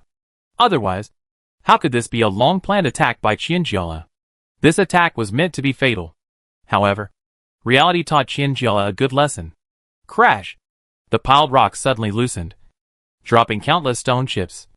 And then with a boom, the top was pushed open, and countless boulders rolled in all directions. A corpse flower vine came out first, and swept away the piled rocks. The bottom of the rock gradually appeared, and 5 or 6 corpse flower vines were intertwined and smashed to pieces.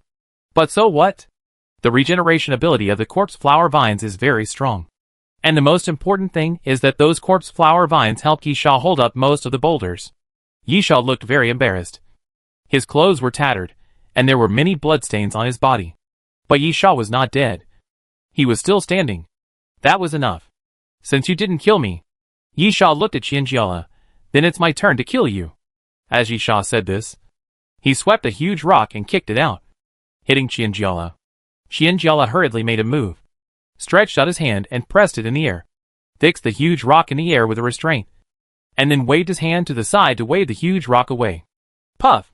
But at the moment when the boulder fell to the ground, Qianjiala felt a sweetness in his throat, and a mouthful of blood spurted out again.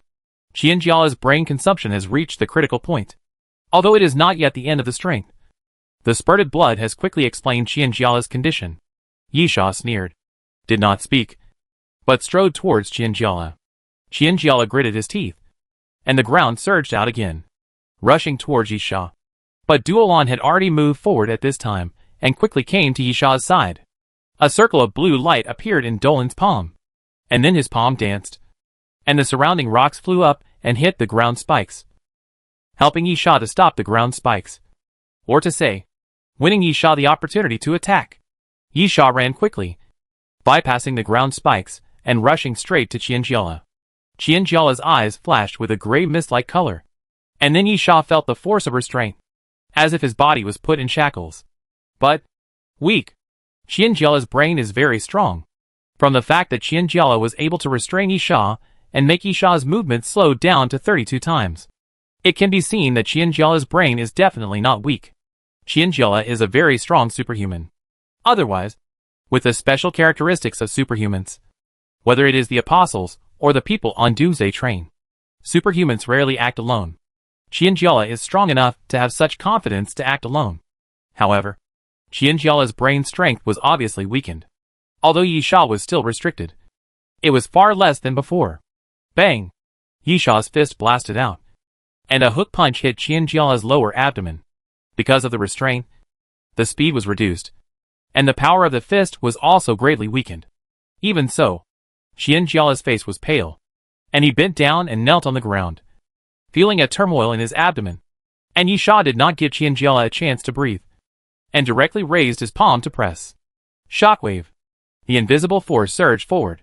Qianjiala's restraints were completely ineffective against the shockwave. How could he restrain an invisible attack? Bang! Qianjiala was hit hard again. His body flew backwards, and fell to the ground 5 or 6 meters away. I agree with what you said before. Yisha, then it's time to end. Unfortunately, it's not me who's going to end, but you. Qianjiala curled his lips and smiled miserably, as if he had given up. This is what superhumans are like.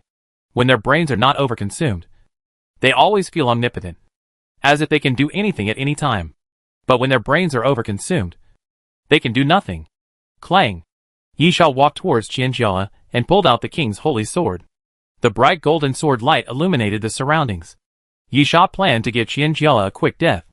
But at this moment, behind Qianjiala, a large area of black light and shadows suddenly appeared. The light and shadow rotated counterclockwise, and soon formed a circle of black light and shadow vortex. Yisha was stunned. This scene seemed familiar. The next moment, Yisha suddenly came to his senses. He no longer approached Qianjiala at a walk, but rushed to Qianjiala at full speed in an instant. The sword was raised, and the sword light was brilliant. The golden sword light brought out a crescent arc and quickly chopped down towards Qianjiala's neck. But, with a clang, the king's holy sword chopped on the ground, cutting a crack in the ground. And before that, Qianjiala was sucked into the black light and shadow vortex, completely disappeared without a trace. Nanrong Jishur. Yisha roared, "You bitch! Get out of here!" Yisha's voice kept echoing in the silent coliseum, but no one answered. Of course, Yisha was familiar with the black light and shadow vortex, because Nanrong Jishur had escaped from his hands twice with this trick. And this time, he successfully rescued Qianjiala.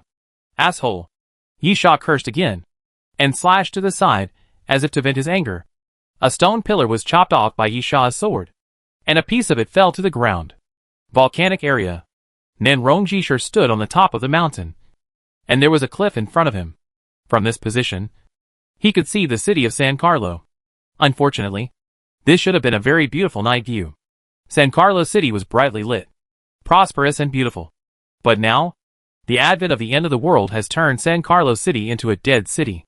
Nanrong Jishur could not see anything except the darkness. At the same time, behind Nanrong Jishur, a black light and shadow suddenly appeared, slowly rotating, and turned into a vortex. Then the center of the vortex suddenly cracked, and Qianjiala fell out of the black light and shadow vortex. Cough! Cough! Qianjiala fell to the ground, coughing lightly, and was seriously injured. Nanrong Jishur, is it a big problem? Qianjiala, it's mainly brain damage. Give me some time to recover. And other injuries are not a problem. But we don't have much time. That annoying guy is here again. Nanrong Jishur, notify others and get it done as soon as possible at all costs. Chapter 889 Meteorite Fragments. After Yisha slashed with his sword as if to vent his anger, he was still very unhappy. He cursed Nanrong Jishur for being a difficult woman, although when he was sure that Qianjiala was the apostle walking beside Nanrong Jishur, Yisha guessed that the woman would probably come too. But he never expected that Nanrong Jishur would rescue Qianjiala at the most critical moment. Is this the nth time that woman has messed up the situation? Yisha's anger was not without reason. Dolan came up and warned, "Are there any other apostles walking?" Yisha, don't worry. She's not around. Yisha has always been very cautious. In the end times, living cautiously is not a mistake, but a rule of survival. Yisha, the Archon has not taken action because he is alert to the surroundings. The woman should not be around. The ability just now can probably be used remotely. Dolan didn't know who the woman Yisha was talking about, but he knew from Yisha's expression that Yisha was very unhappy. So he didn't ask more questions to avoid provoking Yisha. Nyepa stepped forward and patted Yisha on the shoulder. At least we fought to the end and are still alive. We still won this battle. Yisha nodded. Nyepa, let's go and see what those people from Compu are transporting. Maybe my crew mission can be completed. Then we can concentrate on dealing with the apostles. It's also good news. Yisha nodded again and walked with Nya put to the special transport vehicle for biochemical products. Dolan, I'll take a look around. A lot of people from Compu just ran away. Duolon dodged and used super speed to move away, while Yisha and Nyepa walked towards the car. Opening the car door, there was a metal shockproof cabinet at the back, which also had a safety lock function. Yisha was a little impatient and violently dismantled the door and took out a metal box from it. The box was quite advanced, and it was actually opened by hydraulic activation. The sealing and protection were very good. When it was opened, several white gas sprayed out from both sides. In the metal box, there was a black stone piece about the size of 3 palms, with some light white spots on it, which looked not much different from ordinary stones. The only thing is that it is clearly a stone, but it has a faint metallic luster. Moreover, compared with ordinary stones, this piece of stone is obviously very smooth, a bit like a pebble, but with edges and corners.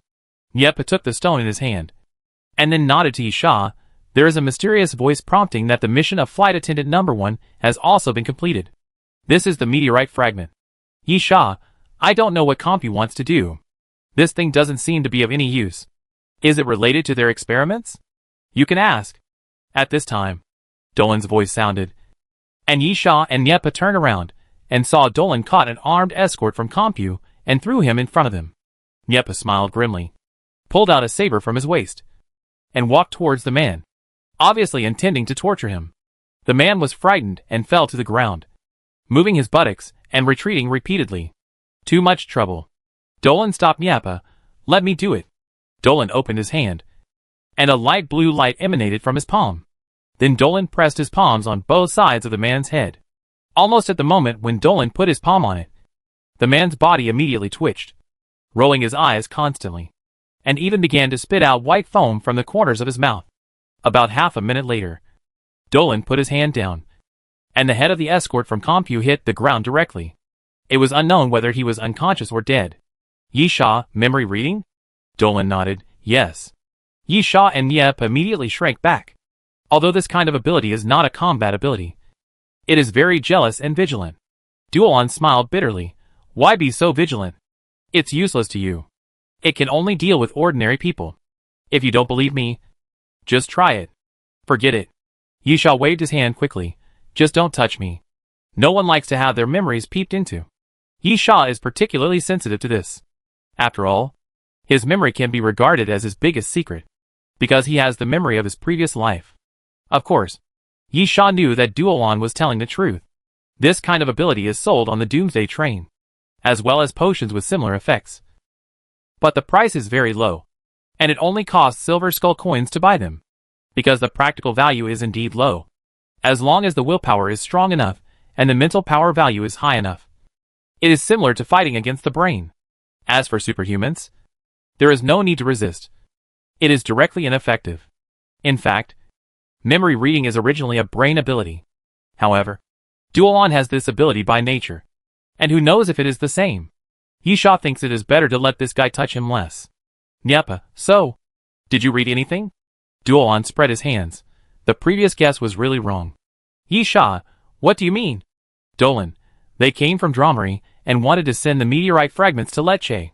They did fly, but the plane had some problems, and was forced to land at the airport in San Carlo, and use land transportation to send the meteorite fragments there. Yisha lifted his chin, and thought of the powders he had found that might be related to meteorites, and were later incorporated into the Noah's steel. He couldn't help but ask, do you know what research Compu did with the meteorite fragments? Or what is the use? Dolan, it's not clear. Because this meteorite fragment was originally in the experimental base of Compu in Dromary City. Their mission is to go to the experimental base to retrieve the meteorite fragment and then transport it. Yisha nodded. Since the meteorite fragment was not newly found, but was originally in the hands of Compu, it was difficult to confirm its use. Because if there was any research related to the meteorite fragment, it might have been carried out long ago. The current transportation of meteorite fragments is mostly to restart the research. The previous research data has been there, just waiting for the things. Besides, an ordinary armed escort can't expect the other party to know much. If Alex is still alive, it is possible to obtain more intelligence. Dolan, I think this crew mission is just an episode. The other party just happened to pass through San Carlos City, and carried it out by the way. The second crew mission related to the Y-cell zombie virus is the main one. Yisha and Niepa nodded in agreement. Compared with the previous damn crew mission, which was extremely complicated and inexplicable, the meteorite fragment mission was much simpler and more direct. Of course, Yisha and the other two were lucky this time. They happened to meet the other party leaving the city and camping in the ancient city to rest.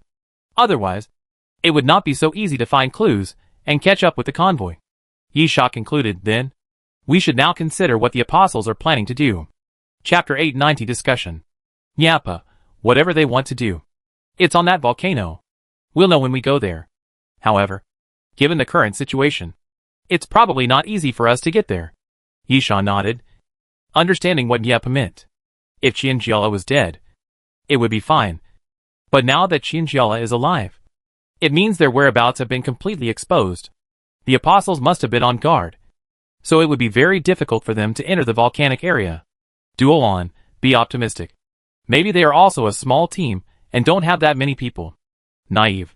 Nyapa, if it is a small team, how could they send Qianjiala? Are there enough people? Duolon spread his hands. In that case, should we move now? Yisha, there is no need to move. I don't think the other party will send people to the ancient city. From their perspective, they probably think we will evacuate. By the time they arrive, we will be gone. Duolon nodded. That makes sense. Yisha, secondly, if they really want to send the people here, I would be happy to do so. It is easier to deal with the apostles if they are scattered rather than gathered together. Nyapa, I think the biggest possibility is that we will be blocked after entering the volcanic area. If the apostles are really doing something in that mountain, they will definitely not let us go up the mountain so easily. Yisha nodded again. A bonfire has been lit in front of the three people. Duolon is cooking broth there, and some fragrance has already emerged faintly. Yisha leaned against the corner, stretched out his hand to stroke the back of the little ancient cat's neck, and then stuffed a piece of dried meat into the little ancient cat's mouth. This little guy can hardly help in the battle at present, and can only hide when the fight starts. But Yisha still has expectations for the future of the little ancient cat. It is originally a relatively rare ancient species, and it is also a mixed blood. Although the mixed blood is a bit weird, it is okay to be a mixed blood, which means that the little ancient cat has a great probability of evolving into a mutant ancient species. At the same time, while teasing the little ancient cat, Yisha was also thinking about what Nyapa said. The current situation seems to be good. Alex is dead. The meteorite fragments are obtained. And although Qianjiala is not dead, he is also half crippled. But in fact, Yisha knows how troublesome it is. He must be extremely vigilant about the apostles in the future. The most troublesome thing is that Yisha doesn't know how many apostles are walking in the volcanic area. Will he face several or dozens of them? Dolan, maybe. We should contact other crew members? Yisha shook his head, not optimistic about this method. First, it is not easy to gather the remaining 3 crew members in San Carlos City, because they are not familiar with each other and have no contact information. Secondly, those 3 people are not crew members of Yisha, and they can completely ignore Yisha's orders. Call for support? Yisha murmured, but quickly rejected this idea. Calling for support is feasible, but it is not suitable for the current situation, because it is different from the situation in Sinew City. Back in New Jade City, Yisha was sure that what the other party was looking for was an ancient civilization item, so it was certainly okay for Yisha to ask for help from the Doomsday train. After all, that was what the train conductor wanted. But because the train was about to depart, the train conductor did not send anyone, but allowed Yisha to return to the Doomsday train at the next stop. But the nature is the same. If you can find something that can impress the train conductor, then you can negotiate conditions and interests with the train conductor. The train conductor will not be dissatisfied, but will praise you for it. At the moment, Yisha couldn't confirm what the apostle was looking for in the volcanic area. Asking for help from the Doomsday train at this time would only show his incompetence, or even that he wouldn't get any support. This was something Yisha didn't want to see. Yisha knew very well that if he wanted to become stronger, he had to continue to rely on the Doomsday train and the train captain. Or to put it bluntly, he had to grow up in a sleazy way. In this case, of course, he couldn't show his incompetence. Dolan scooped a bowl of broth for Yisha. What do you think of using the quantum invisibility cloak? Before Yisha could say anything, Nyapa rejected it directly. There are also superhumans in the Apostles' Walk. Dolan nodded. The quantum invisibility cloak is not unsolvable. Motion sensors, infrared devices, and thermal imaging scanners are all the nemesis of quantum invisibility cloaks. So quantum invisibility cloaks are not so omnipotent.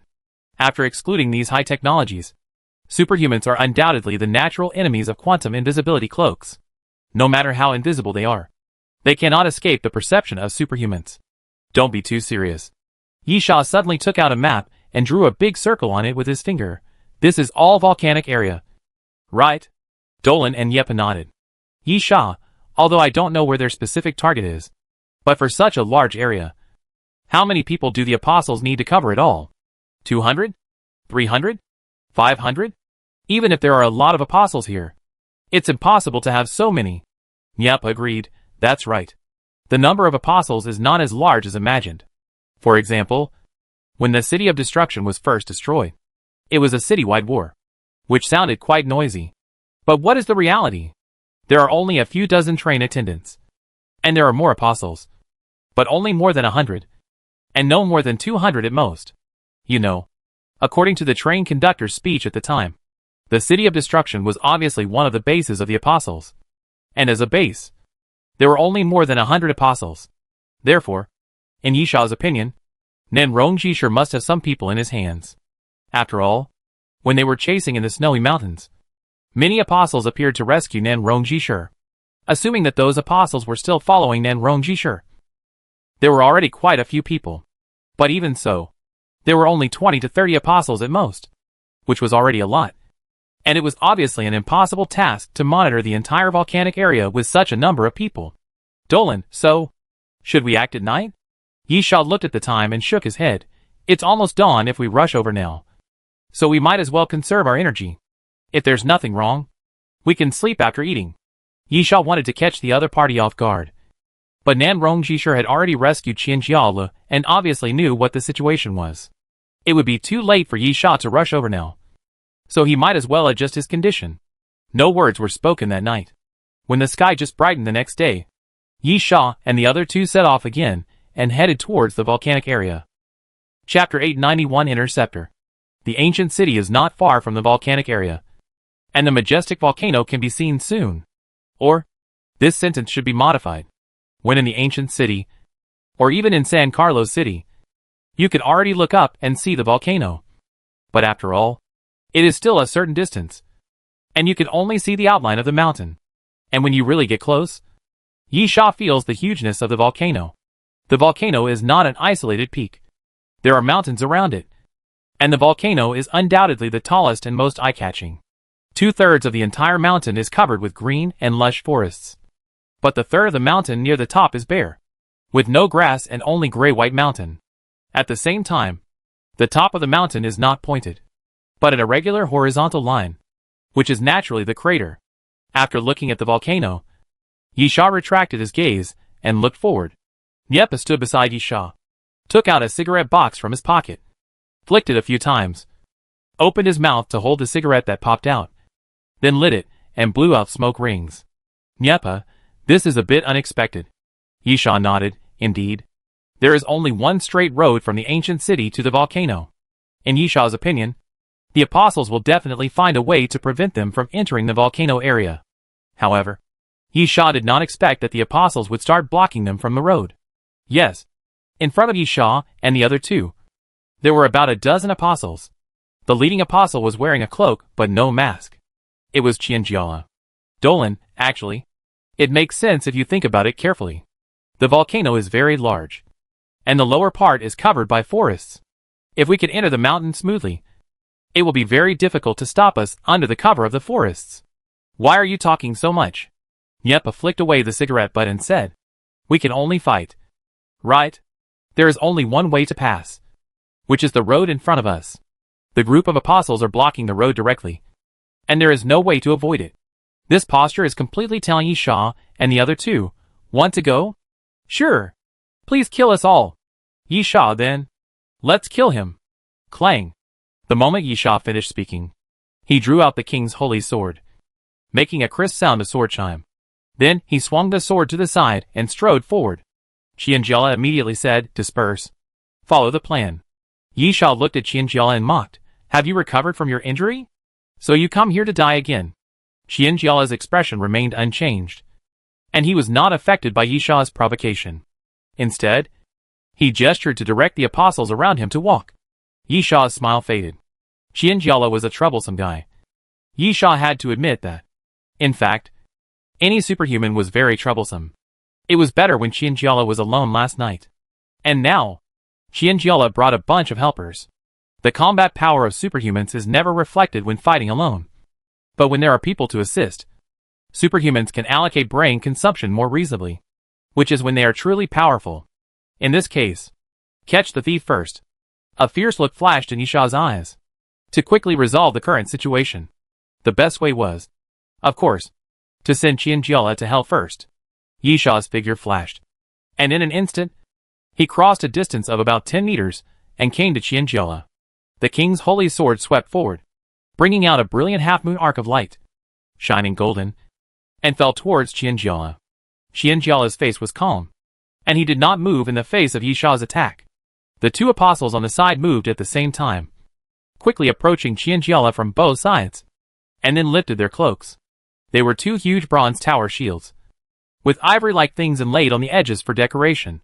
When Yisha brought down his sword, the two tower shields crossed and blocked Qianjiala. Bang! Yisha swung his sword down, and the king's holy sword made a loud noise when it hit the shield. The two tower shields did not move at all, but Yisha's wrists were numb from the shock. Really hard. Yisha cursed inwardly, and then the two shields moved away, and Qianjiala reached out to Yisha. Bang! Yisha felt as if he was hit by something, and his body was quickly pushed backwards, twisting his body in the air. Yisha barely managed to stabilize his body and fell back to the ground. At the same time, Qianjiala took a step forward, half knelt on the ground, and pressed his hands to the ground. 10 directions prison, Qianjiala shouted in a low voice, and the road under the feet of the crowd began to shake violently. At the same time, the vibration of the ground continued to spread, and soon left the road and spread to the wasteland on both sides of the road. Boom, boom, boom, accompanied by the earthquake. The ground continued to crack, and then one after another, crisscrossing stone walls surged from the ground. Yisha glanced at the ground, saw a crack appear, and immediately moved sideways to the other side. But before he could stand firm, another stone wall rose up, and Yisha could only retreat again. After a while, Yisha found that there were dense walls all around him, and at the same time, those rising stone walls completely separated Yisha and his companions. Yisha raised his eyebrows, looked around and murmured, "A maze?" Yisha shook his head. It was not a maze. The stone walls were crisscrossed and looked like a maze, but the scale was not large enough, and the area covered was not enough to be called a maze. On the contrary, if Qianjiala really used his ability to create a maze to trap them to death, Yisha would be happier, because it would inevitably consume a lot of Qianjiala's brain area and cause a great burden. Especially, they just fought last night, and Qianjiala appeared in front of them again. Yisha didn't think that Qianjiala's brain consumption and injuries could be completely recovered in one night. So, the strategy remained unchanged. As long as Qianjiala's brain was consumed, he would soon collapse due to excessive brain consumption. So, what was the purpose of Qianjiala creating these stone walls? Because it was not to trap them. Because it was impossible to trap them. Or he simply wanted to separate Yisha and the others, and then defeat them one by one? As Yisha was thinking, the two walls on the side suddenly surged like mud, and then two stone men suddenly walked out of the wall, holding stone sticks in their hands, and swung them towards Ming. This trick again? Yisha grinned. Isn't this the stone giant from yesterday? But it has shrunk to a normal human size. What use can this thing have? Yisha thought so. Met the two stone men, and punched them. Chapter 892. Whatever you want to do, I will destroy it. Bang! Bang! Yisha quickly punched and hit the heads of the two stone men, and then with a crash, the heads of the two stone men cracked. Yisha was stunned. The strength of this stone man seemed to be quite low. If Yisha had to give an example, it would be like dealing with ordinary zombies.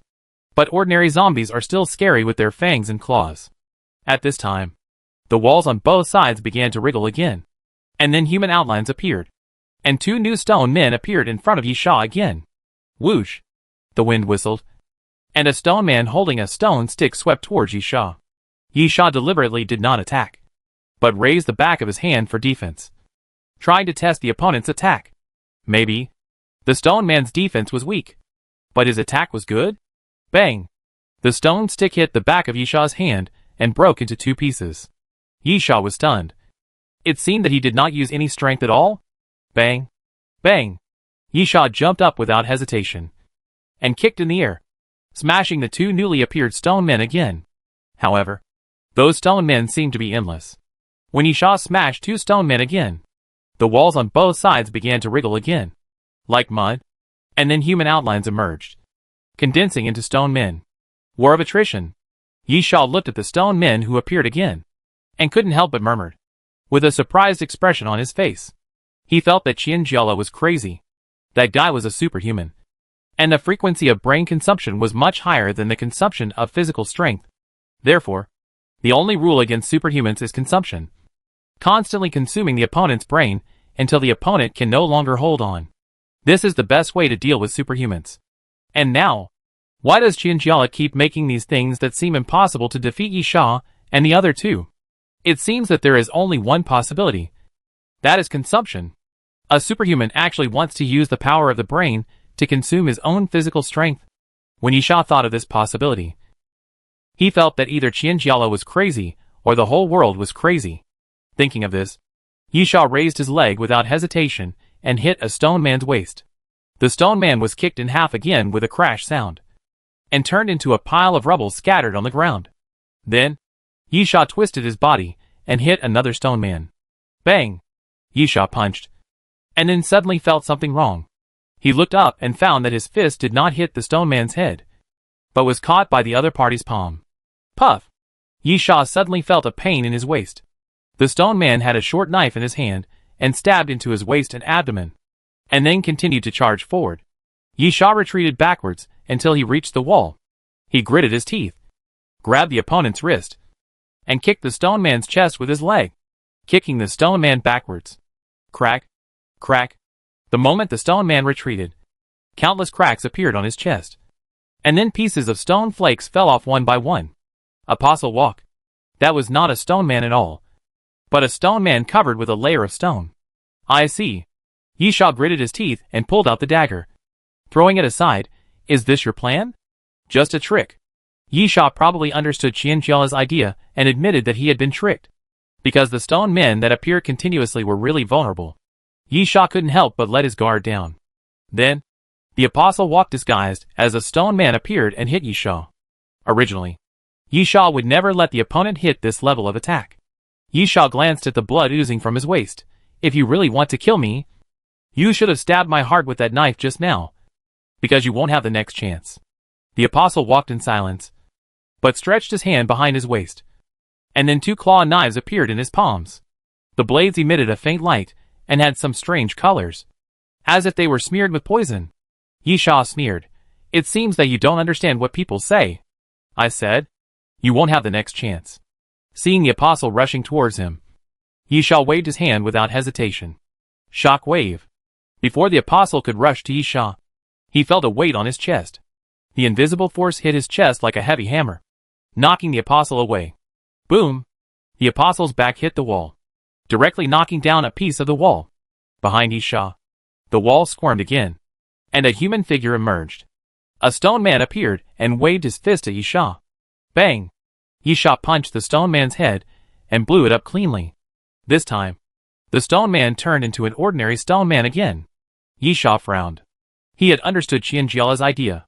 He probably wanted to play a trick. A large number of stone men would attack with the disguised apostles.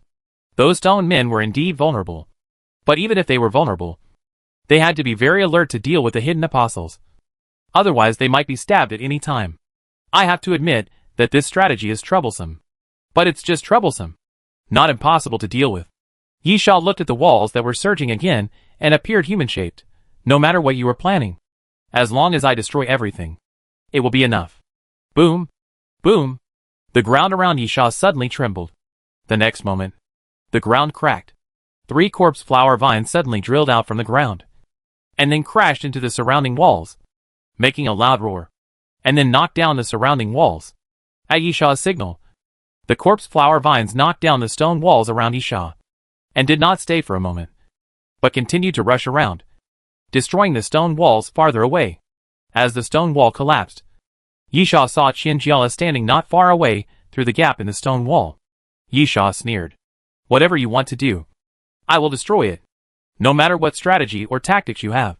This is the simplest and most brutal way to crack it. Qianjiala's face was not very good, but he was not afraid. Instead, he directed the apostles around him to walk and quickly resist the invasion of the corpse flower vines. At the same time, Yisha stepped forward and approached Qianjiala again. Snap! Yisha stretched out his hand and snapped his fingers. A wind blade suddenly appeared and flew forward, cutting through the stone wall continuously and heading straight for Qianjiala. Unfortunately, when it was about to hit Qianjiala, it was blocked and fell. Chapter 893 Fighting. It was still the two apostles who were guarding Qianjiala. At the most critical moment, they rushed out with their shields horizontally. With a bang, the two tower shields smashed forward and shattered Yisha's wind blade. Yisha couldn't help but look at the two of them. He was not too surprised that they could resist the attack of the king's holy sword before. The king's holy sword was weak in attack without any effect, which has always been a disadvantage. But now Yisha was using the wind blade, which was invisible, extremely fast, and powerful. The two apostles were able to accurately judge the attack position and make defenses, proving that they were extraordinary. At the same time, the wind blades from Yisha were easily blocked without leaving even a mark. But the wind blades were shattered, which means that the two tower shields are not ordinary items. Special bodyguards? Yisha licked his lips and smiled. Interesting. It is necessary for superhumans to be equipped with bodyguards. If someone is dedicated to defending superhumans, the brain area used for defense can be saved. In fact, Yu did the same. However, when it comes to bodyguards, Yisha also has one. At the moment when the two apostles used their shields to push Yisha away, the Archon suddenly appeared, spreading out his left palm.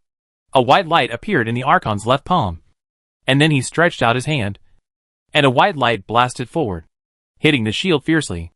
With a bang, the two apostles retreated repeatedly, but the Archon's attack did not stop. With the shaking of the Archon's wrist, the white beam that shot out suddenly turned into a white chain condensed by light, which directly wrapped around the opponent's shield. The Archon pulled hard, trying to pull the shield away. The apostle reacted very quickly and quickly grasped the shield. But the price he paid for this was that he and the shield were thrown aside by the Archon. Yisha took the opportunity to charge forward, facing the remaining apostle, and swept his arms hard. Shock wave. With a bang, the invisible force overflowed forward, hitting the tower shield, making a crisp collision sound, and then blasted the man away. An apostle was dragged away. An apostle was blown away. Yisha finally came to Qianjiala. We meet again. Yisha grinned at Qianjiala. Please accept the gift. The king's holy sword was raised high. Under the sunlight, the golden sword was filled with a golden halo, making the king's holy sword look even more dazzling. The next moment, Yisha slashed with his sword. There was no one in front of Qianjiala who could help him resist the attack, so he could only do it himself. That invisible feeling of restraint appeared again. The king's holy sword was only a few inches away from Qianjiala's forehead, but it suddenly stopped, and the invisible shackles directly bound Yisha's body. Although he could not stop Yisha's movements, he also made Yisha's movements extremely slow. At the same time, Qianjiala quickly took 2 steps back by restraining Yisha with his brain power, and then waved his hand fiercely. A crack suddenly appeared on the ground, and then a spike suddenly emerged and stabbed towards Yisha's chest. Just as he was about to be killed, the Archon suddenly stood in front of Yisha, condensed a black light in his right palm, making his palm as sharp as a knife, and slashed forward fiercely, breaking the ground spikes. Yisha also broke free from the restraints at this moment, and moved forward again with a wind blade. The two apostles immediately retreated quickly, ready to help Qianjiala block the attack. But at this moment, the Archon attacked again. The Archon had white light in one hand and black light in the other. The white light ball quickly turned into a chain, swung forward, and smashed hard on the tower shields of the two apostles, forcing them back while the other hand pushed forward fiercely. The black light ball flew at a high speed and landed on the ground in front of the two people. With a bang, the black light ball exploded, smashing a piece of the ground and shaking the two apostles away. Yisha was not idle either. At the moment when the Archon attacked, he also raised his left arm. Railgun form. The destroyer made a clear mechanical rotation sound, and then quickly changed its form, splitting into pieces of metal, and then quickly reorganized into the shape of a gun barrel. The next moment, Yisha raised his hand and fired. The pulse bombs were fired continuously, and after arcing in the air, they accurately landed on the tower shields in the hands of the two apostles. Boom! Boom! Boom! The pulse bombs exploded continuously. There was no flame, no black smoke, and the explosion of the pulse bomb looked restrained and low-key. But if you underestimate the power of the pulse bomb because of this, you would be wrong. The azure light overflowed as the pulse bomb exploded, and then the two apostles were blown away to the sides, rolling on the ground continuously, with blood stains on their bodies, and a bloody mess under the torn clothes. Yisha did not stop at all. Let the destroyer return to the melee form, and then continued to charge towards Qianjiala. The king's holy sword was raised again, slashing towards Qianjiala. But it was just a feint, and Yisha's real killing move was concentrated on his left hand. Heavy punch. At the moment when Qianjiala dodged the king's holy sword, Yisha suddenly punched out. There was a crackling sound from the destroyer's gloves, and blue arcs suddenly appeared on both sides, jumping and connecting into a line. And then a puff of white gas sprayed out from the hole at the end of the destroyer. Qianjiala felt the danger, although he didn't know how powerful the heavy punch of the destroyer was. Qianjiala felt that if he was hit by a punch, it would not be a simple matter of breaking a few bones. Barrier. Qianjiala immediately used his brain power to open the barrier and protect himself. The next moment, Yisha's heavy punch arrived. With a bang, half a meter in front of Qianjiala. Yisha felt that his fist was blocked by the barrier. But Yisha did not withdraw his attack, but took a step forward and increased his strength again. Crack! Crack! The almost invisible barrier made a crisp sound. And then with a snap, the barrier was like a broken glass, with countless cracks. And then it fell off piece by piece, and before it fell to the ground, it turned into light and disappeared. At this moment, Yisha's fist hit Qianjiala's chest firmly. Puff! Qianjiala opened his mouth and spurted blood, and then his body flew out uncontrollably. Chapter 894. The top of the volcano.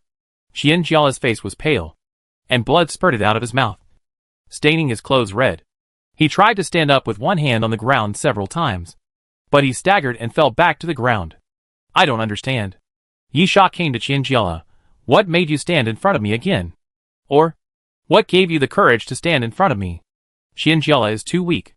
Of course, it does not refer to Qianjiala's own strength. But Qianjiala is too weak at the moment. Qianjiala was much weaker in terms of attack speed and brain strength. As Yisha said before, it was only one night. Even if the apostles had some special means to quickly heal Qianjiala's injuries, the excessive consumption of the brain would definitely not be able to recover in just one night. Yisha looked at the battle between Yep and Duolon. Although the apostles were very tenacious, they were no match for the two of them. Half of them had been killed, and the others were just struggling to survive. This made Yisha feel that, including Qianjiala, these apostles were walking to die. Qianjiala gritted his teeth and did not answer Yisha, but stretched out his hand and pressed on the ground again. Earth spike. The ground made a boom. Boom sound again, and countless cracks appeared. One by one, 3-meter-long spikes continued to pierce through the ground. Yisha had no expression on his face. He had seen this move last night. It was exactly the same move. Yisha would naturally not be hit easily.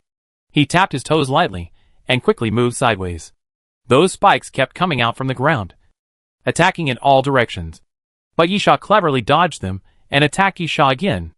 Yisha raised his sword, and Qianjiala's eyes flashed with strange colors. Yisha felt restrained again, and then Qianjiala shook his hand violently, and a rock flew up from the cracked ground and hit Yisha fiercely. Bang! Yisha was hit by the rock and retreated 2 or 3 steps. But he did not suffer much damage, because the force of the rock hitting him was much weaker than expected. On the contrary, Qianjiala felt a little dizzy and suddenly spit out blood. The power of the brain began to backfire, and Qianjiala's brain was overconsumed again. Even so, Qianjiala shook his body and stood up again. Yisha casually brushed off the stone chips on his chest It seems that you are really not afraid of death? Qianjiala gritted his teeth. For faith. The next moment, the two apostles holding shields walked again, one on the left and one on the right, rushing towards Yisha, trying to protect Qianjiala. However, the Archon would not give them such an opportunity, and neither would the corpse flower vine. With a bang, a ball of light surged out of the Archon's right palm, fiercely hitting the tower shield and blasting an apostle away. At the moment when the apostle stabilized his body, a white chain was released from the light of his left hand again, directly wrapping around the apostle's ankle and dragging him to the ground. On the other side, the corpse flower vine was even more violent, continuously surging out of the cracked ground, and constantly attacking the other side. 1, 2, 3. The tower shield was hit by the corpse flower vines with a bang. Bang sound until the apostle was knocked out. Yisha came to Qianjiala again, thrust the king's holy sword in his hand forward, and stabbed it directly into Qianjiala's chest. Puff! The sound of flesh being torn apart sounded, and Yisha pierced Qianjiala's chest with a sword. Faith? Yisha, I wonder if you are willing to share with me. What is your faith? Puff! Yisha said, as he pulled out the king's holy sword, causing a splash of blood. Cough! Cough! Qianjiala coughed lightly, staggered back while holding his wound, blood oozing out from between his fingers. Yisha looked at Qianjiala and approached again. Faith? Living is faith. When a person dies, there is nothing left. Faith? Ridiculous. Qianjiala's face turned pale, and he looked at Yisha with disdain. What can a person like you understand?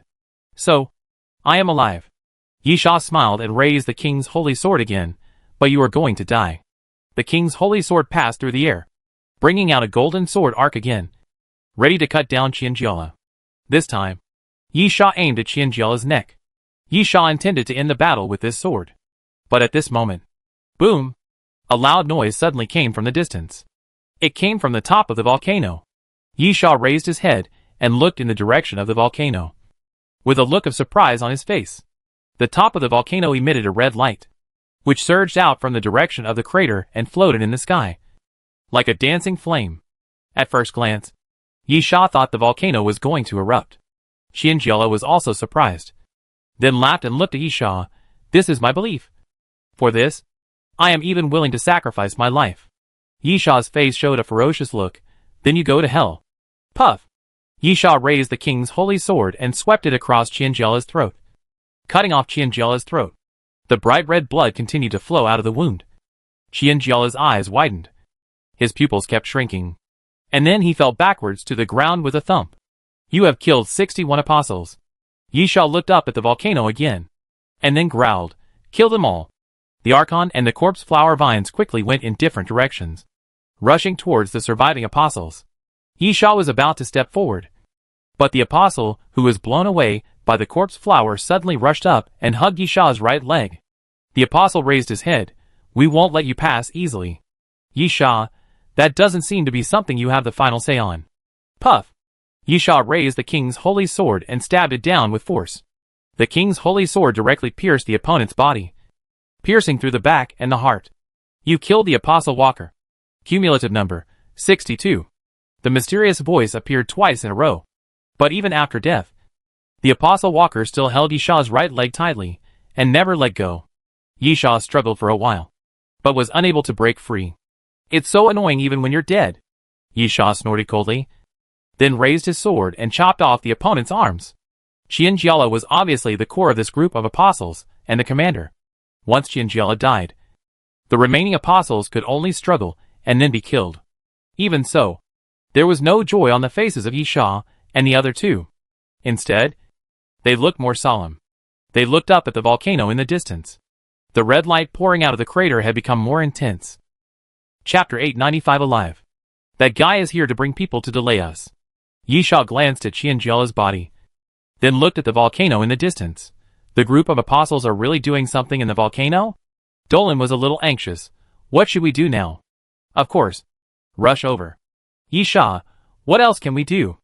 Yisha waved his hand, without any delay, and immediately ran along the road, even abandoning the car. In fact, if physical strength is not considered, Yisha can indeed run faster than the car. Niepa didn't hesitate and immediately followed with his gun in hand, followed by Duolan. However, the apostles obviously set up more than one checkpoint. Qianjiala was just the first checkpoint. Soon, in front of the road, Yisha saw the apostles blocking the way again. A group of 10 people, directly blocking the road. Yisha was impatient. It's endless. Nyapa, let me do it. Yisha glanced at Nyepo's broken finger. Is it okay? Nyepa, you two are running at full speed. Much faster than me.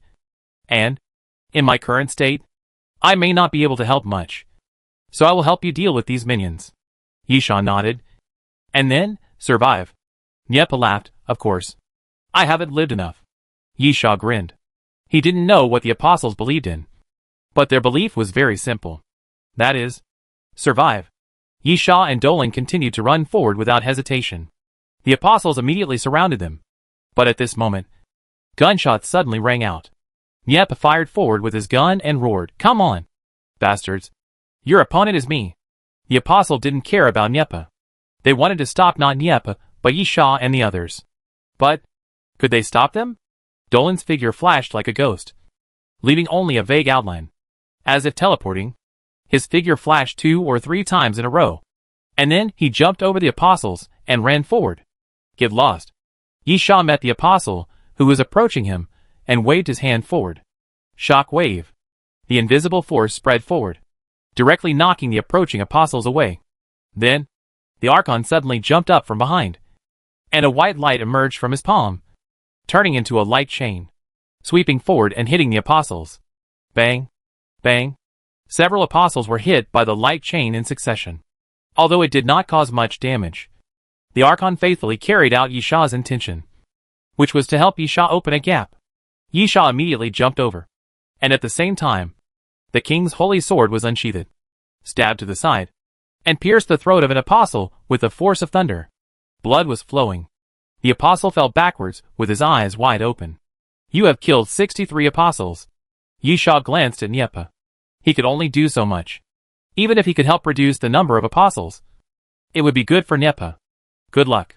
Yisha looked back at Nyepa, whispered softly, and then turned his head away. The next moment, Yisha swung his sword again, and a golden sword light swept forward, forcing away the apostles who surrounded him again, and forcefully broke out of the encirclement and chased after Dolan. Nyepa followed behind Yisha, passed through the encirclement, and then blocked the group of apostles. I repeat it again. Nyepa raised his gun. Your opponent is me. If you want to try to catch up, then try to kill me. The second checkpoint set up by the apostles was blocked by Nyepa, and Yisha and Duolan continued to run forward without hesitation. Although Nyepo's speed was not slow, it was indeed a little slower than Yisha and Duolan. Therefore, without the need to match Nyepo's speed, Yisha and Duolan's speed naturally became faster. Yisha ran while asking, "Can you go faster?" Dolan nodded. "Then go faster." "Yisha, I can go even faster." Dolan's super high-speed movement is indeed unstoppable. In the situation where the wind flow around him is not favorable, and the Son of Wind cannot play the maximum effect, even Yisha is no match. Previously, the two of them matched Nyepo's speed, and now Dolan actually slowed down a bit for Yisha. After listening to Yisha's words, Dolan had no objection and sped up again. Yisha found that he couldn't keep up. But since he dared to say this, it was because he hadn't reached his limit either. Yisha said in a low voice, "Fatal?" The fatal voice sounded in Yisha's mind. "What do you need me to do?"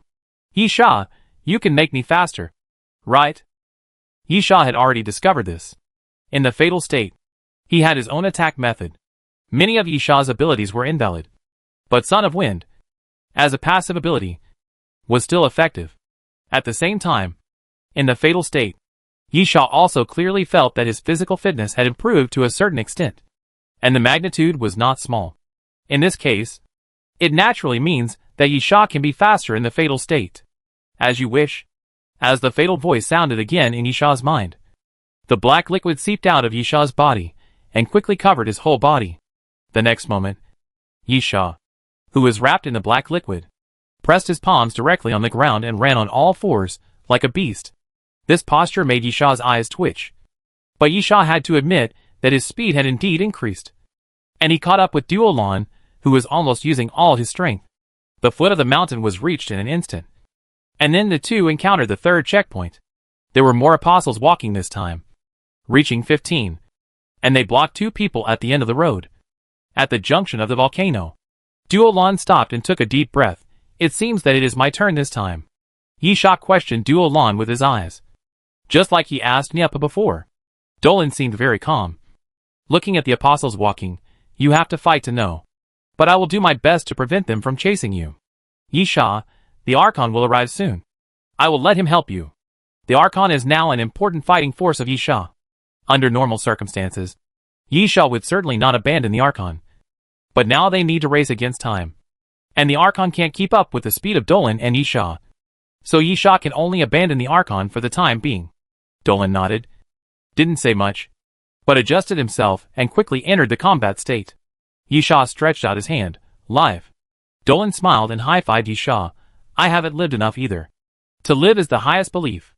Chapter 896 Charge. Yisha moved again.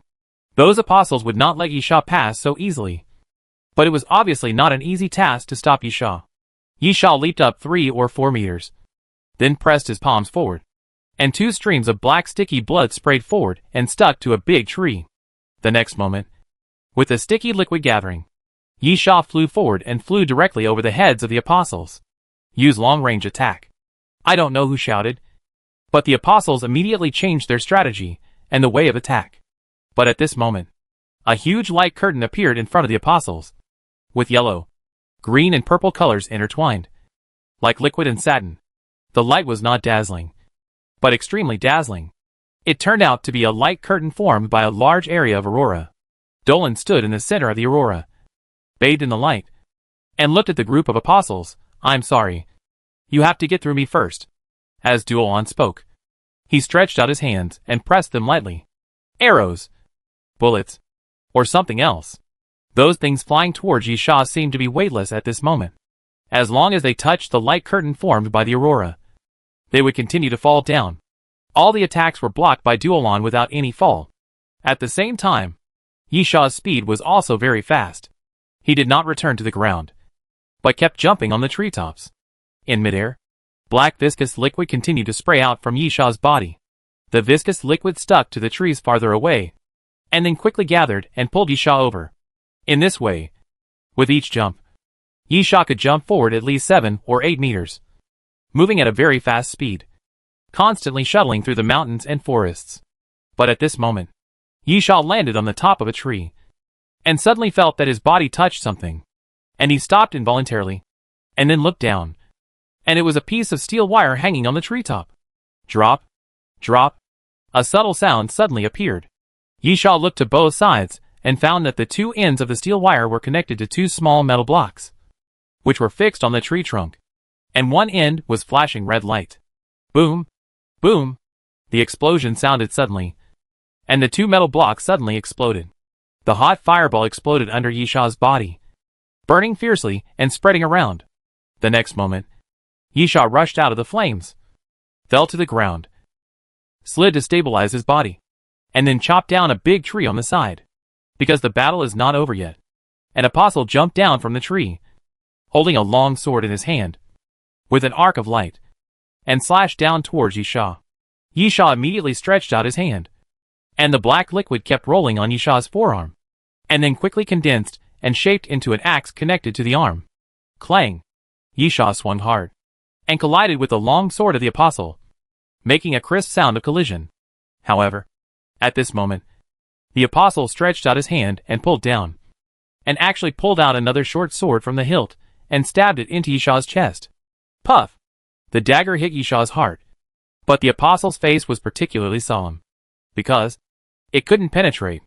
At the moment the dagger pierced, the black liquid in Yisha's chest immediately surged, tightly wrapping the blade of the dagger, making it impossible for the dagger to move forward an inch. Go to hell! Yisha grinned, revealing 2 rows of shark-like sharp teeth in his crescent-shaped mouth. Then, puff, puff, puff, puff, puff. Countless spikes made of black liquid popped out from Yisha's body, piercing the body of the apostle, piercing through his body, and leaving dense blood holes.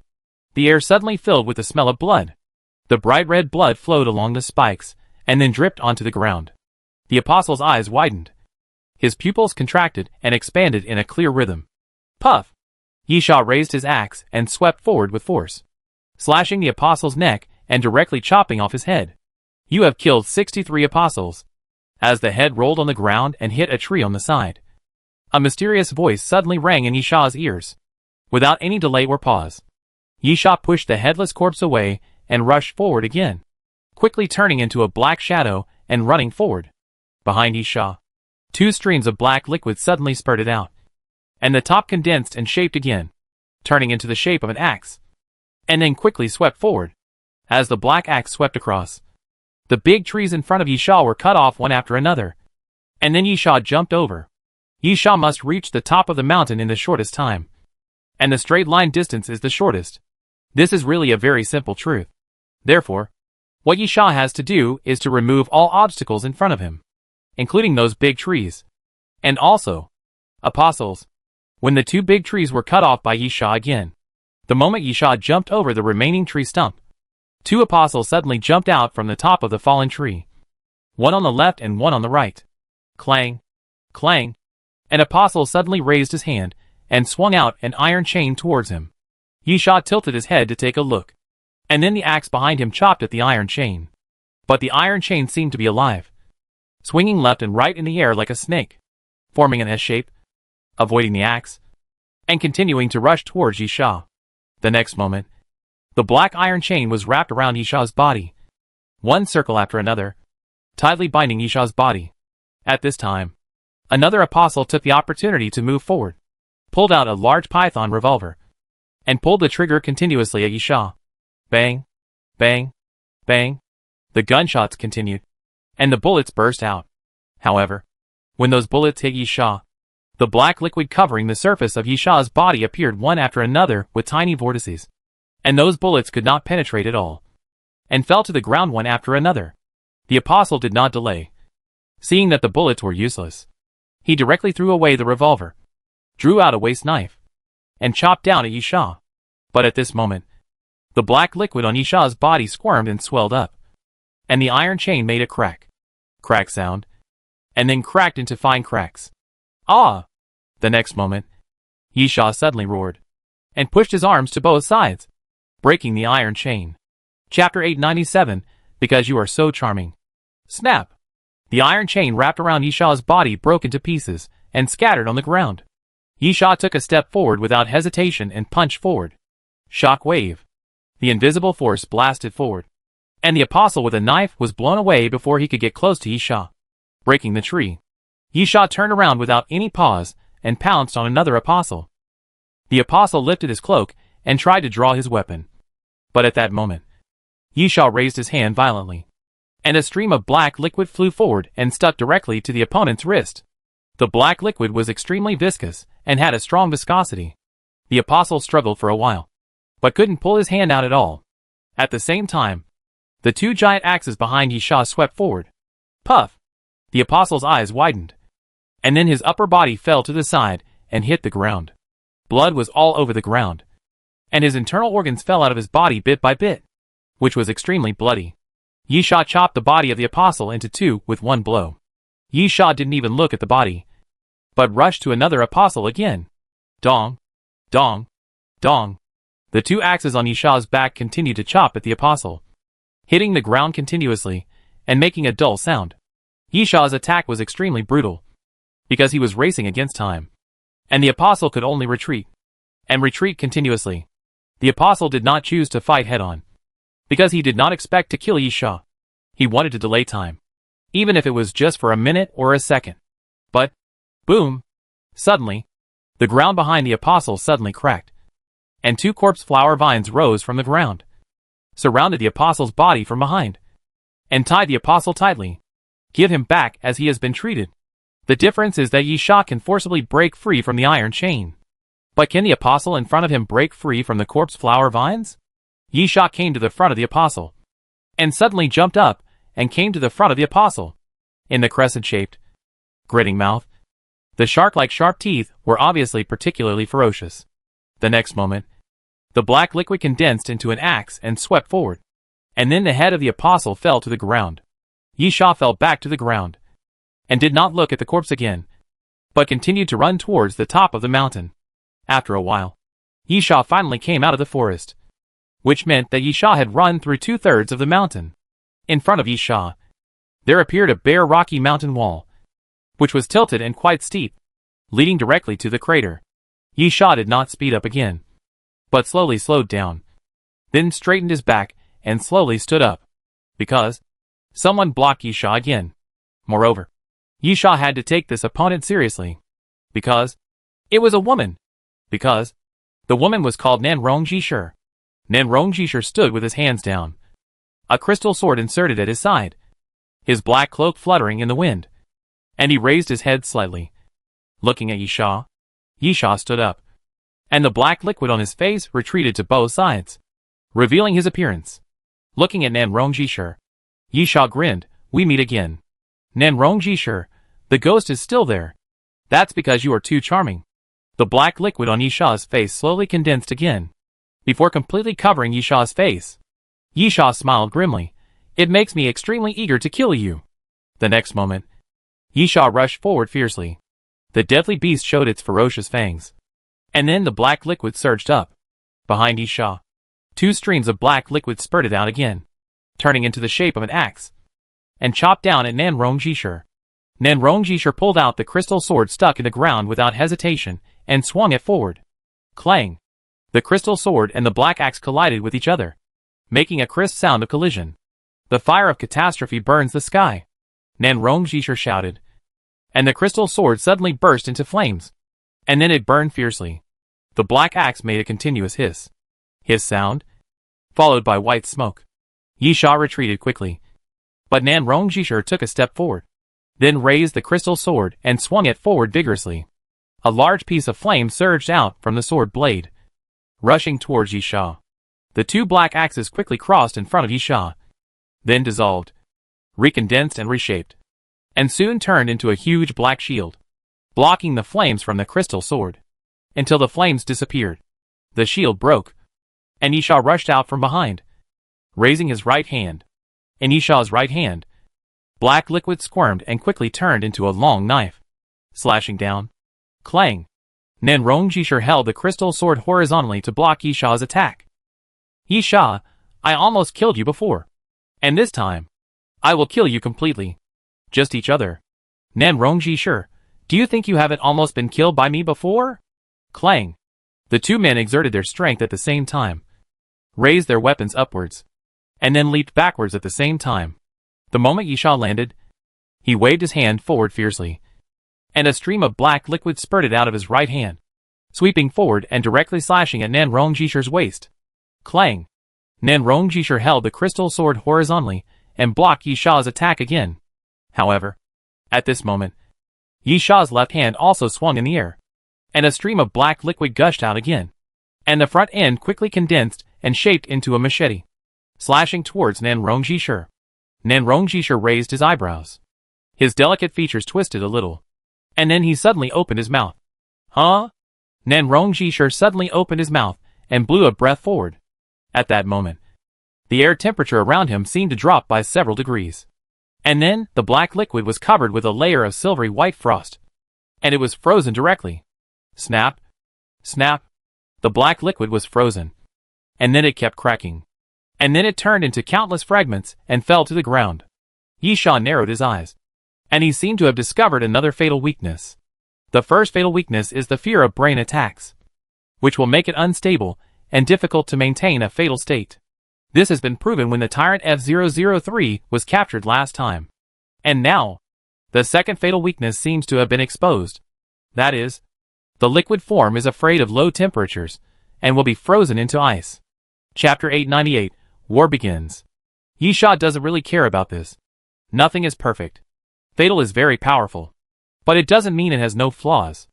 Moreover, Yisha thinks that these 2 flaws are actually within the acceptable range. Superhumans are rare, and powerful superhumans are even rarer. As for low temperature, it is not an ability that can be obtained just by wanting it. If Nanrongjishur didn't happen to have a similar ability, this fatal flaw would never be exposed.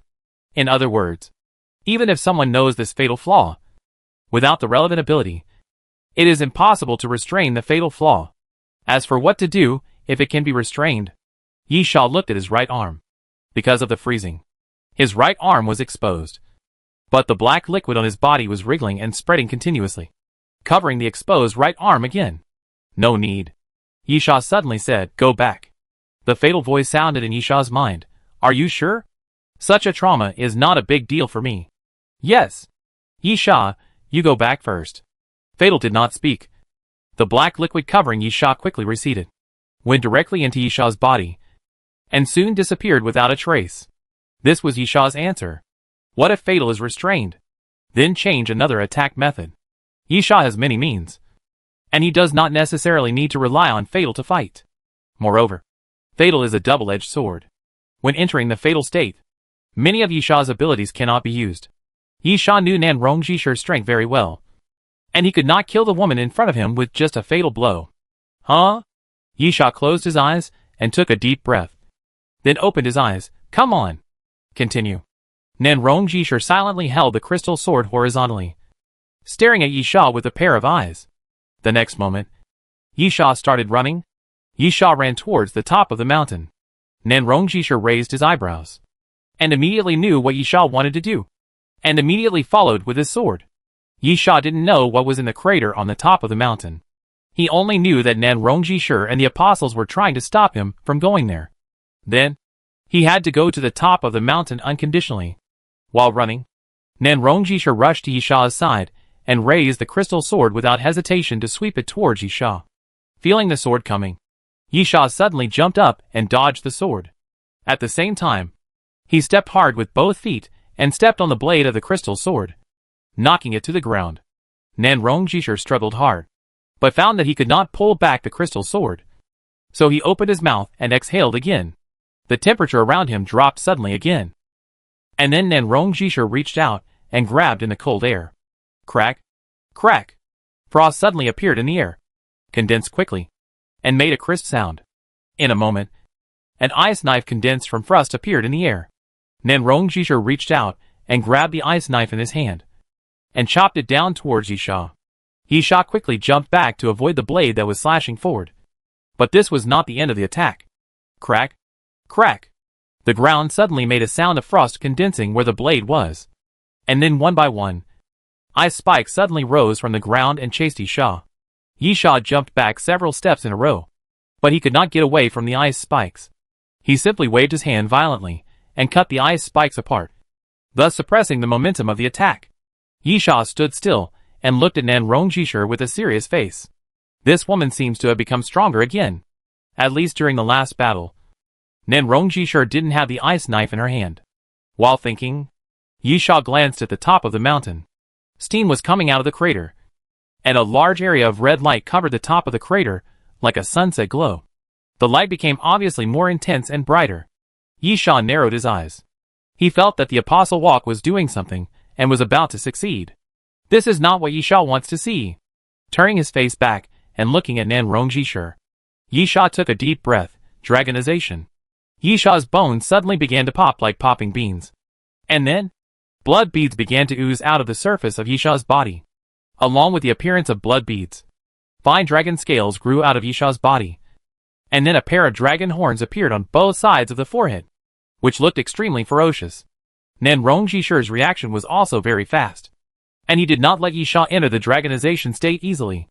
At the moment when Yisha's body changed, Nan Rongjisher exhaled forward. The extremely cold air appeared again, quickly passing by Yisha, and countless ice cones pierced out from the ground, tilted, crisscrossed, and constantly brushed Yisha's body, using the gaps between the ice cones to lock Yisha's body tightly. Snap! Snap! At the same time, the sound of frost condensing was heard under Yisha's feet, and then some frost flowers began to spread from the ground, quickly climbed up Yisha's ankles, and froze Yisha's feet to the ground.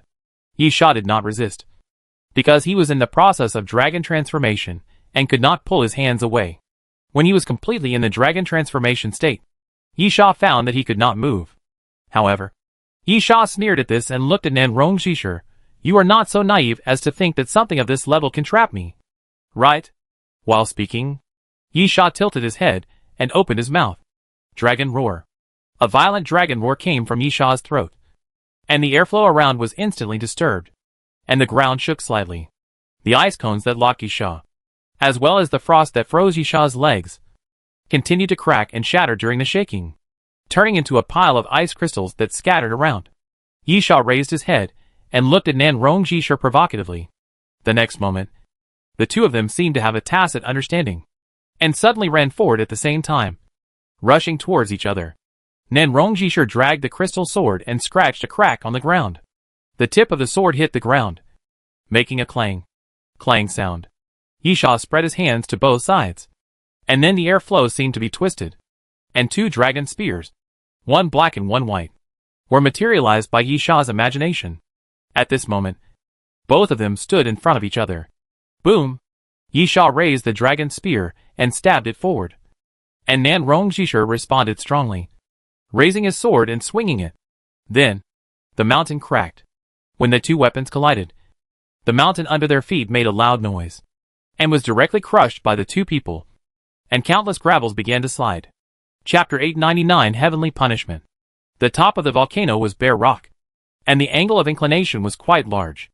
After a piece of it was crushed, the rocks would roll down the mountain. Therefore, Yisha and Nan Rongjishur jumped back again in tacit understanding, not wanting to be caught in the collapsed boulders. At this moment, Yisha pointed his toes and ran towards the top of the mountain again. Nan Rongjishur chased after him again, and then threw the ice knife out fiercely. The ice blade jumped over Yisha's head and stuck in front of him. Then the ice blade shattered, and an ice wall rose up from the ground, blocking Yisha. Yisha stretched out his hand and pressed the air, and a shockwave sprayed forward, and the invisible force shattered the ice wall. But this was enough for Nan Rongjishur. While Yisha paused for a moment, Nan Rongjishur had already caught up with Yisha, wielding the crystal sword and slashing at Yisha. Yisha immediately jumped up. In the dragon state, Yisha's physical fitness was greatly improved, and this jump was 5 or 6 high. Nan Rongjishur looked up and immediately raised his sword to the sky. Calamity fire burns the sky. The crystal sword flashed red again, and then the hot flames poured out of the sword and rushed towards Yisha.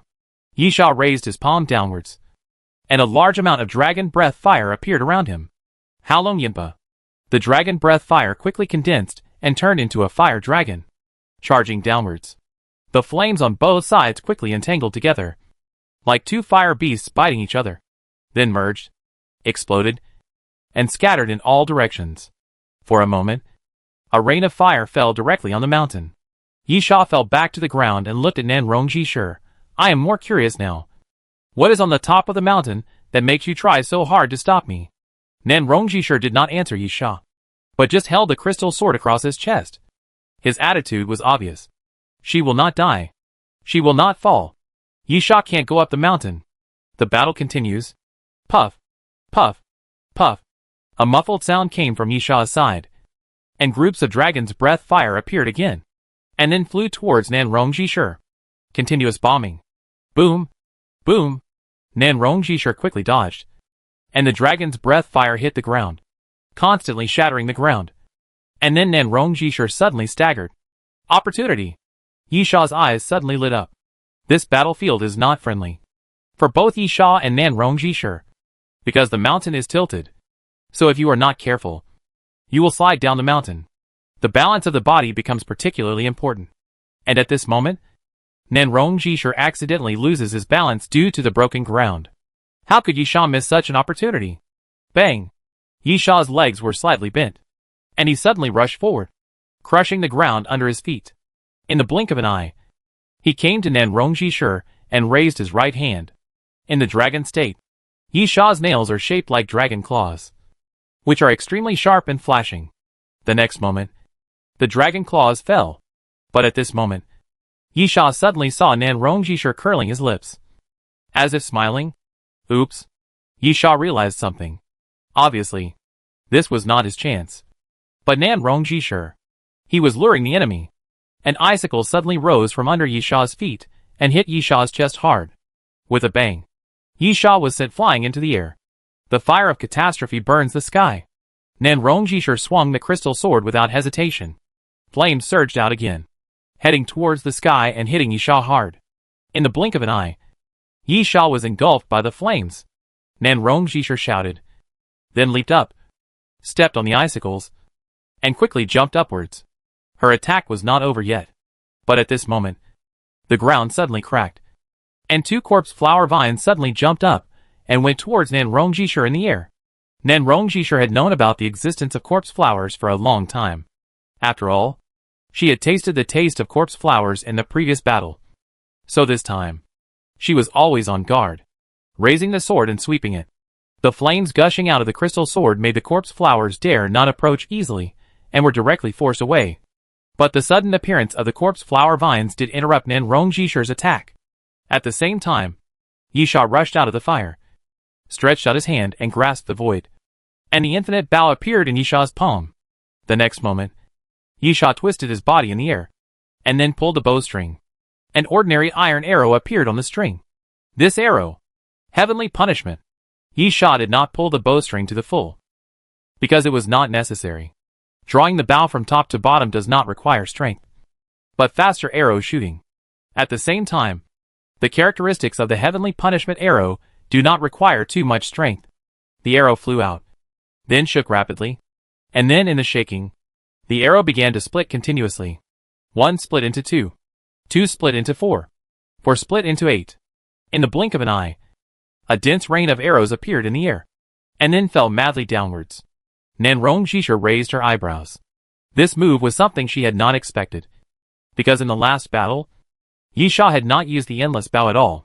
Nan Rongjishur glanced left and right, and was sure that if she moved horizontally at the moment, she would definitely not be able to escape the range covered by the rain of arrows.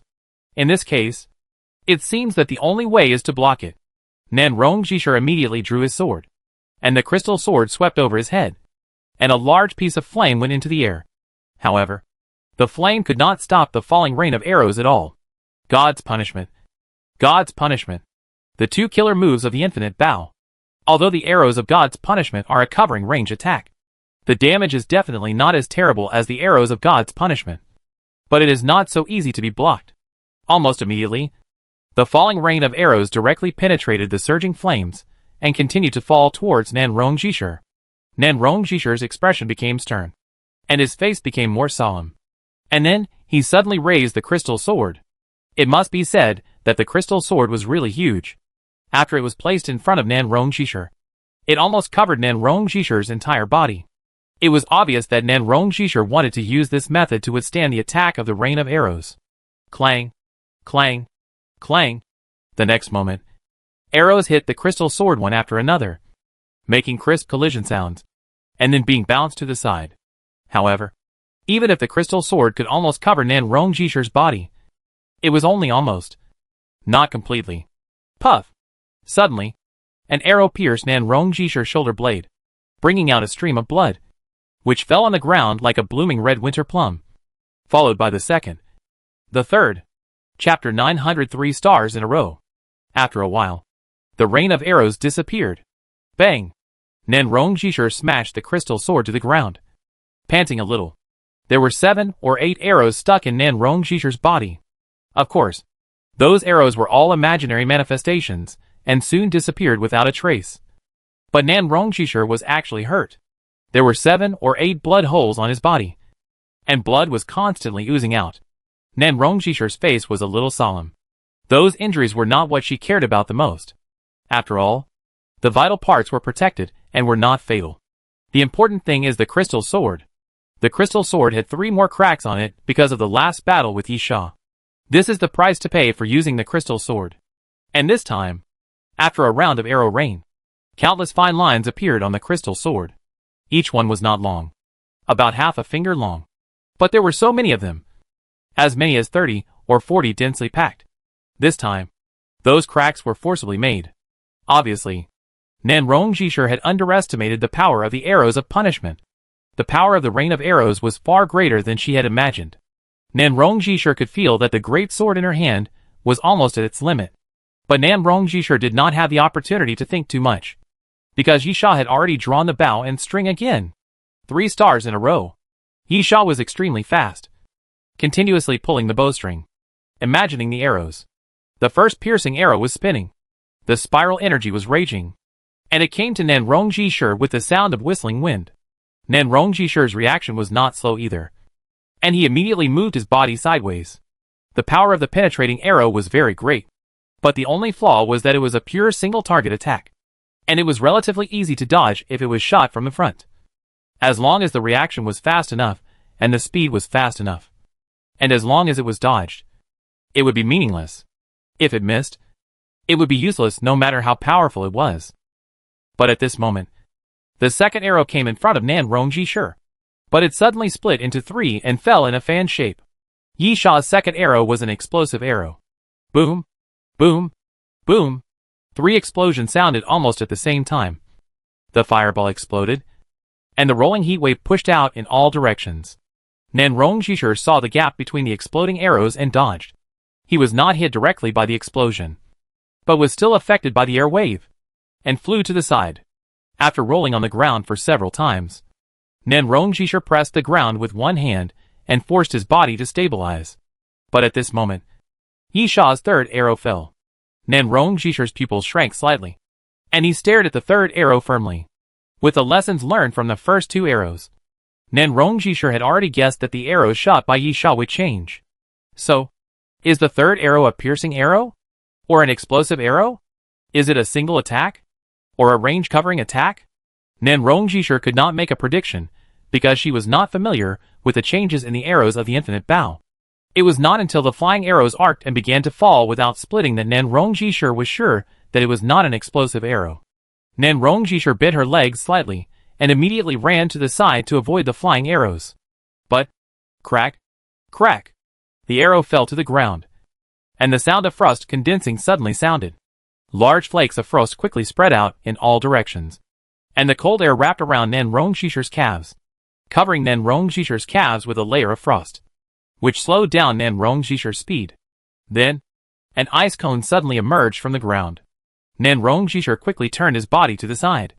But even so, the ice cone still cut Nan Rongji's arm, and warm blood flowed out of the wound. Yi Sha's third arrow was an ice arrow. Seeing Nan Rongji retreating, Yi Sha sneered and stepped forward. Is this all you can do? What can you do without your men? Nan Rongji did not answer, but stood up silently, took out a wooden sign from his arms, looked at it, and then put it back silently. Nan Rongji looked at Yi Sha. I will win in the end. No, there is no winning or losing. Only life and death. Yi Sha looked at Nan Rongji. You are going to die. The moment Yi Sha finished speaking, he shot another arrow at Nan Rongji. The piercing arrow carried a strong wind, rolled out a spiral of energy, and fell towards Nan Rongji. At the same time, Yi Sha did not delay and rushed forward. With a wave of his hand, the infinite bow quickly turned into a halo and disappeared. And then Yi Sha grasped the hilt of the king's holy sword. Clang! The next moment, the king's holy sword was unsheathed. But Yi Sha did not rush to attack, but swept the king's holy sword forward into the void, the domain of the king. A golden halo suddenly burst out from the sword of the king's holy sword, and then spread out to the surroundings, forming a circle, covering a large area around. My sword? Yi Sha stretched out his finger and flicked it on the sword, unstoppable. Yi Sha came to Nan Rongji and slashed forward with a sword. Clang! Nan Rongji raised his eyebrows, held the crystal sword horizontally, and directly blocked the king's holy sword. Yi Sha was not surprised by this. When Yi Sha and Nan Rongji first met, Nan Rongji saw through the king's domain. Although Yi Sha did not know what method Nan Rongji used, she was indeed the first person to completely see through the king's domain. However, seeing through is seeing through. Yi Sha raised the corners of his mouth and smiled. The most troublesome thing about the king's domain is that even if the effect is seen through, and how the attack is formed, it is not easy to stop it. You know, even Yi Sha didn't know where the next sword of the king's holy sword would appear in the king's domain. So how could Nan Rongji know? Dang! The second sword fell, and Nan Rongji held the crystal sword horizontally to block the king's holy sword again. Nan Rongji's face was solemn. She blocked 2 swords in a row. I'm afraid that except Nan Rongji, no one else has done it in the king's domain. But this was not enough to make Nan Rongji's expression better, because, as Yi Sha said, Nan Rongji can see through the effect of the king's domain, but can't crack it. Of course, because she knows the effect, it will be easier to deal with. So Nan Rongji can block 2 swords. And the method she uses is also very simple. a large range of defense, expanding the defense range to a larger area than her body. This is indeed a simple and straightforward method, and it is very useful. However, this is not considered a crack. If Nan Rongjishir can really crack it, her choice should be to dodge, not to block.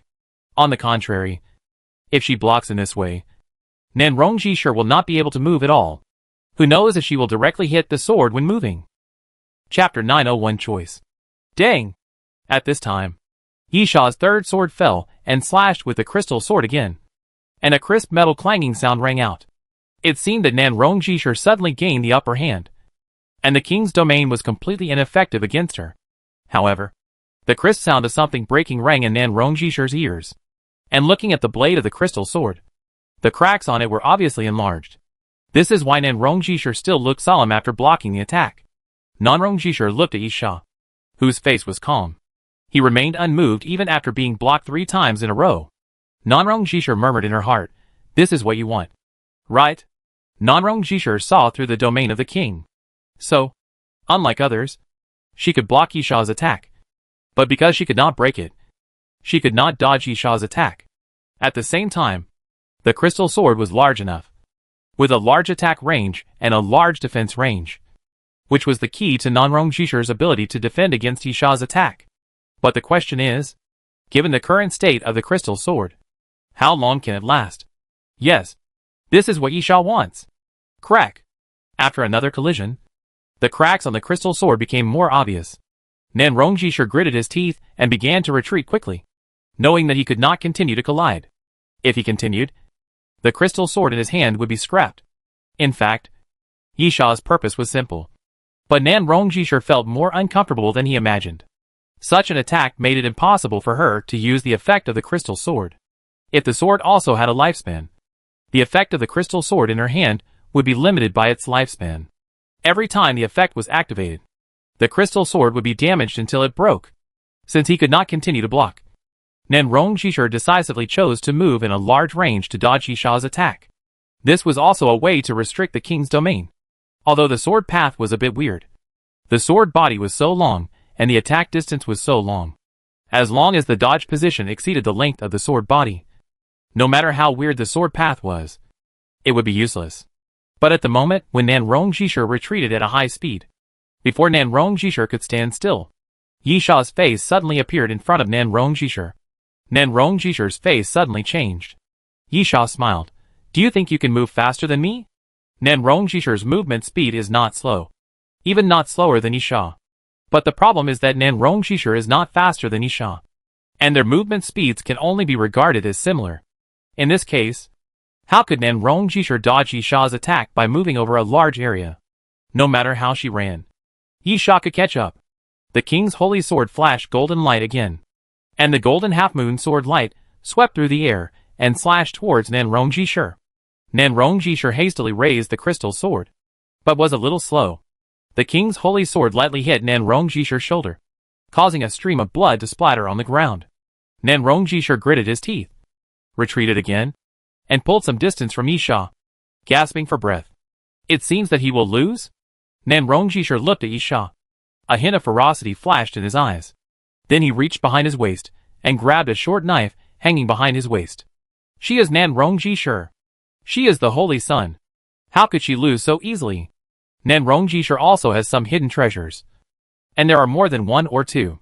However, just like Yisha would not easily use the hidden treasures most of the time, the so-called hidden treasures naturally refer to the trump card. And if you want to play the trump card, you usually have to pay a huge price.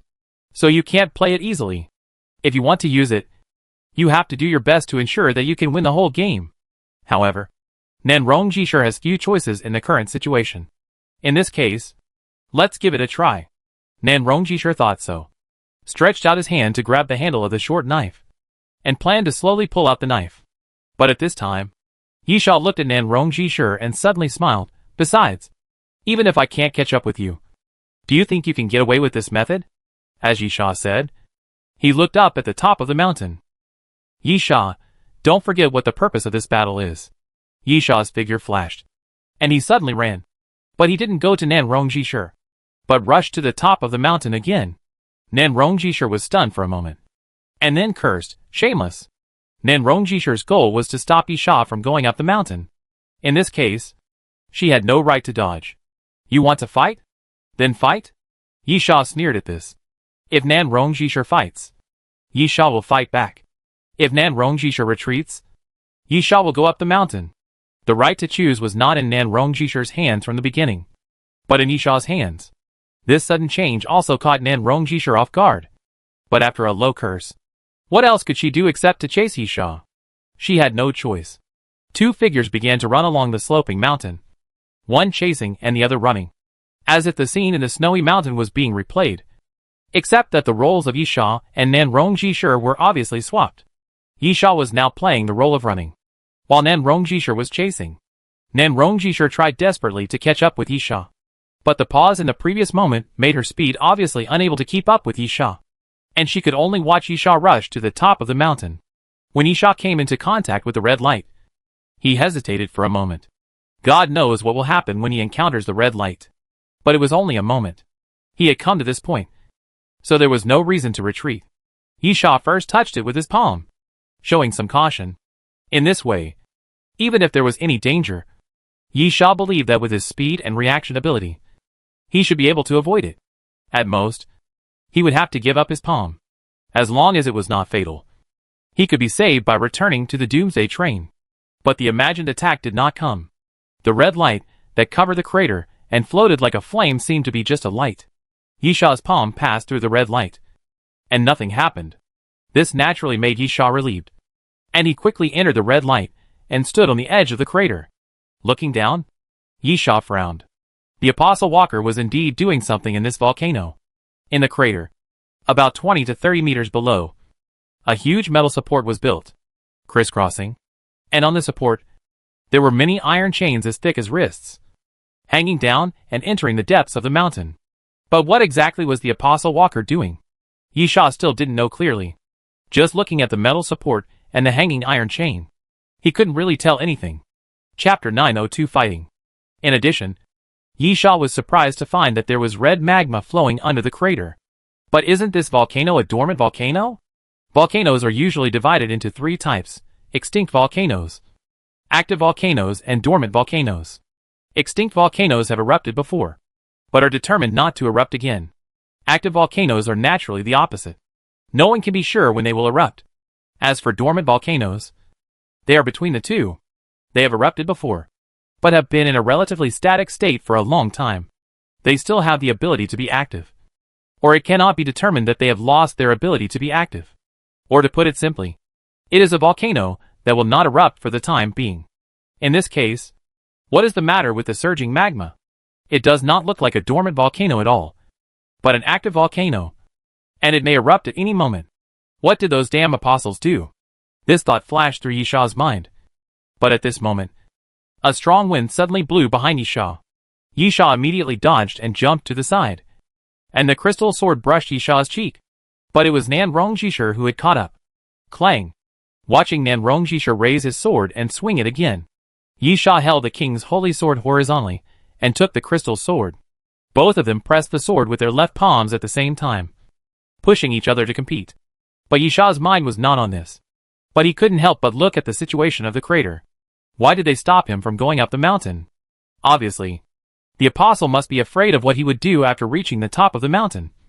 But the current situation really made Yisha a little confused. A huge metal bracket, shaped like a net, was nailed to the inner wall of the crater, with iron chains hanging down from it. The dormant volcano seemed to have become an active volcano.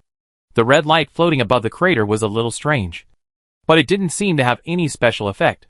Yisha and Nanrongjisher were bathing in the red light. So, what exactly was the Apostle Walking doing? What could I do? While thinking, Yisha used his wrist to push Nanrongjisher away. He looked at the crater again. Suddenly, Yisha had an idea. Then he raised his arm and swung it towards the crater. He raised his palm like a knife and chopped it down with force. A wind blade suddenly appeared, and then fell into the crater, hitting the support. The support was built with steel bars interlaced one by one. After Yisha hit it, a steel bar was immediately cut off, making a sharp crunch sound. "Stop!" Nanrongjisher shouted, and immediately rushed towards Yisha again. holding the sword with both hands, and slashing at Yisha continuously. Huh? Yisha raised his eyebrows. He was just trying it casually, but he didn't expect Nanrongjishur to react so strongly. Was he simply afraid that he would destroy the metal support? This made Yisha curious. What was the metal support used for? While thinking, Yisha moved his feet left and right, avoiding Nanrongjishur's two swords in succession, and then raised his leg to sweep across. Bang! Nanrongjishur was hit in the waist. His expression was slightly distorted, and then he retreated backwards. But he didn't have time to stand firm. Shock wave. Yisha raised his hand, and an invisible force surged from his palm, hitting Nanrongjishur fiercely. With a bang, Nanrongjishur was blown away. After falling to the ground, Nanrongjishur almost fell into the crater. Fortunately, he stabbed the crystal sword into the ground in time to stabilize his body. It seems that we can make things simpler. Yisha looked at the crater again. Although I don't know what you are doing.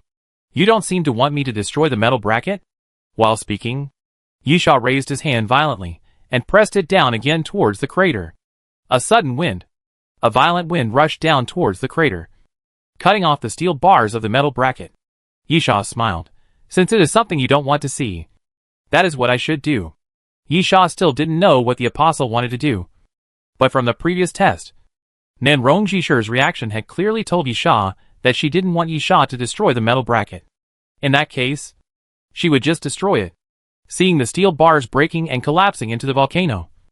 Nanrongjishur's eyes suddenly turned red, and she suddenly jumped up again and flew towards Yisha. Yisha raised his eyebrows and smiled. This woman had lost her mind. Dragon roar. Yisha roared without hesitation as he approached Nanrongjishur. The piercing dragon roar sounded, and the air around him became turbulent. The wind was strong, and Nanrongjishur's steps suddenly stopped. He held up the crystal sword with a ferocious expression, but he could not move forward at all. Crack! The crystal sword suddenly made a crisp sound, and then a huge crack appeared on the sword body of the crystal sword at a speed visible to the naked eye. Nanrongjishur's heart skipped a beat. Snap! The next moment, the crack completely penetrated the blade of the crystal sword, and then the blade shattered with a slight sound, turning into a pile of broken fragments and falling to the ground. The crystal sword in Nanrongjishur's hand was finally completely destroyed. Nanrongjishur looked at the broken crystal sword and was a little stunned. Yisha raised his head and looked at Nanrongjishur. Now, what else can you use to fight me? Yisha suddenly spread his hands, and the wind around him suddenly became extremely violent. Around the mountain, wind blades kept hitting the mountain wall, and then countless rubbles collapsed along the mountain. Wind and rain from all directions. Yisha feels very good now. Maybe because he is on the top of the mountain. The wind is really strong, and the sky is a bit gloomy today, with clouds pressing down the poles. Maybe. Will it rain? Anyway, everything seems to be more favorable to Yisha. Not to mention that Nanrongjishur has lost his weapon. Nanrongjishur quickly came to his senses and looked at Yisha. I won't let you do that. Yisha smiled. Can you make the moon appear now? Nanrongjishur's crescent blade was a weapon that Yisha was quite afraid of.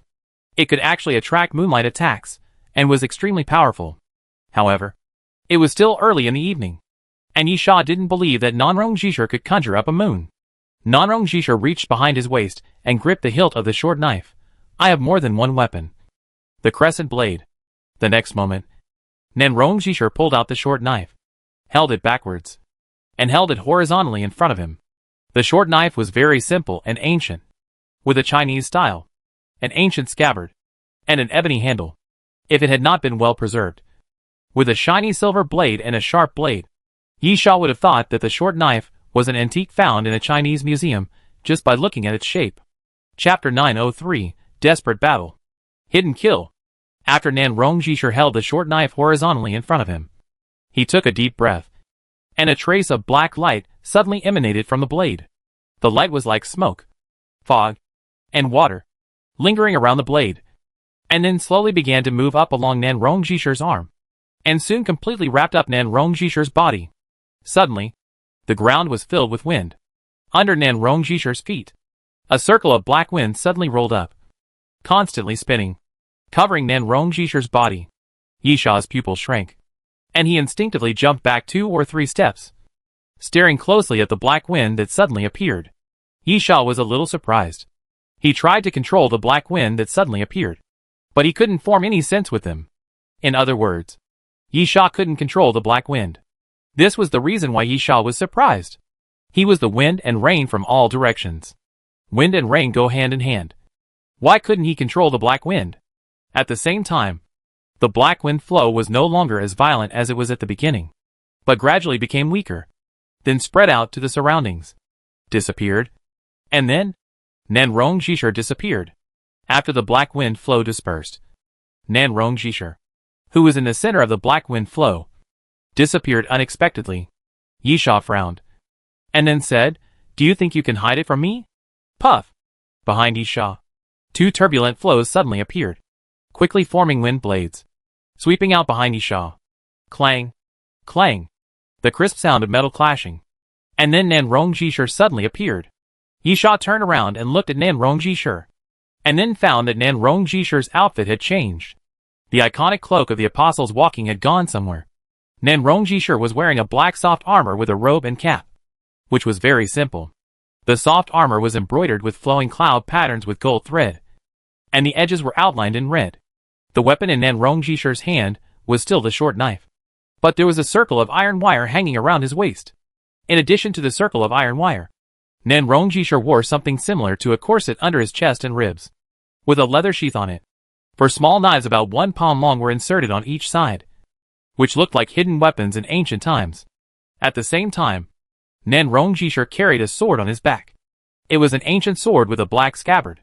The scabbard had no decorations or patterns. The hilt was also made of plain ebony, but at the end of the hilt, there was a red silk wrapped around it, which was extremely bright and fluttered in the wind. Yi Sha licked the corner of his mouth. It seemed that after using the short knife, Nanrong Jishur had only changed his attire. But Yi Sha knew very well that such a change could not be meaningless, because Nanrong Jishur was very dangerous. For no reason, Yi Sha could clearly feel that Nanrong Jishur was much more dangerous than before. Under the robe and hat, Nanrong Jishur's face could not be seen clearly because the brim of the hat was pressed down very low. Only the corners of Nanrong Jishur's mouth could be seen. Suddenly, Nanrong Jishur disappeared. Yi Sha's expression remained unchanged. Invisibility? Teleportation? No. It's not these two abilities, because that feeling is very familiar. Super speed movement. Nanrong Jishur actually used the same super speed movement as Doran, which was so fast that it was difficult to catch the figure with the naked eye. One could only occasionally see the outline of a human figure flashing in the air, or the afterimage left after the rapid movement. But, Yi Sha, so what? Clang! Yi Sha turned around suddenly. The king's holy sword brought out a golden light, swept to the back, and then the crisp sound of weapons clashing rang out. Nanrong Jishur showed up, holding a short knife and slashing forward, slashing on the blade of the king's holy sword. All the wind blowing in this world are my eyes. Yi Sha smiled. Can you run faster than the wind? Nanrong Jishur did not speak, but his figure kept flashing. Nanrong Jishur's current speed is indeed very fast. It is a little unbelievable. Yi Sha even feels that Nanrong Jishur's current speed may be faster than Doran. As Nanrong Jishur's figure flashed, Nanrong Jishur also kept appearing around Yi Sha, either in front, or behind, or left, or right. Nanrong Jishur kept changing his position, and at the same time, he changed his attack angle and attack position, sometimes attacking in a straight line, sometimes attacking diagonally, sometimes stabbing at the chest, and sometimes slashing at the waist. Yi Sha's face was solemn, but he seemed very calm, and he kept swinging the king's holy sword. Dang, dang, dang. As the king's holy sword and Nanrong Jishur's short sword kept colliding, the air was filled with the sound of clear clashes. Yi Sha knew exactly what Nanrong Jishur wanted to do. Because of the ultra-high-speed movement, the king's domain was completely ineffective against Nanrong Jishur. As long as Nanrong Jishur ensured that each movement distance exceeded the attack distance of the king's holy sword, the king's domain would be a joke. Secondly, Nanrong Jishur also knew that Yi Sha could sense his position through the wind flowing in the air. But knowing the position was one thing, and whether he could keep up with the ultra-high frequency attack was another. Yi Sha couldn't do anything about the failure of the king's domain. He couldn't just make the king's holy sword longer. He could only say that Nanrong Jishur really found a way to restrain the king's domain. But for the latter, Yi Sha just wanted to sneer at Nan Rongjishir. Because Yi Sha could keep up with Nan Rongjishir's speed. Nan Rongjishir was the attacker, constantly moving around Yi Sha, while Yi Sha was the defender. It was enough for him to just turn his body around. Therefore, Yi Sha's speed would be slightly slower than Nan Rongjishir. But it was enough to deal with it. Faster. Faster. Yi Sha smiled sarcastically. If you're faster, you can hit me. Nan Rongjishir suddenly appeared, slid past Yi Sha, and suddenly stabbed Yi Sha's waist with a short knife. Clang! Yi Sha swung the king's holy sword downwards, and once again shook Nan Rongjishir's short knife away. Yi Sha challenged, what a pity. It's still not fast enough. Nan Rongjishir was unmoved. She knew very well that Yi Sha was doing it on purpose, trying to anger her with words and shake her emotions. However, after another missed attack, Nan Rongjishir did not continue her super speed movement. She also realized that Yi Sha could indeed keep up with her attack if he could predict her position in advance. So, Nan Rongjishir suddenly jumped back, no longer pressing closely, but keeping a distance from Yi Sha. However, this time it was Yi Sha's turn not to let Nan Rongjishir go so easily. Yi Sha's eyes closed and opened. The next moment, the wind suddenly rose, and countless wind blades connected into one, densely packed and madly slashed in the direction of Nan Rongjishir. Chapter 904 Ling Luo. The trouble with the wind blade is not just its power, but also its intangibility. But Nan Rongjishir is very experienced.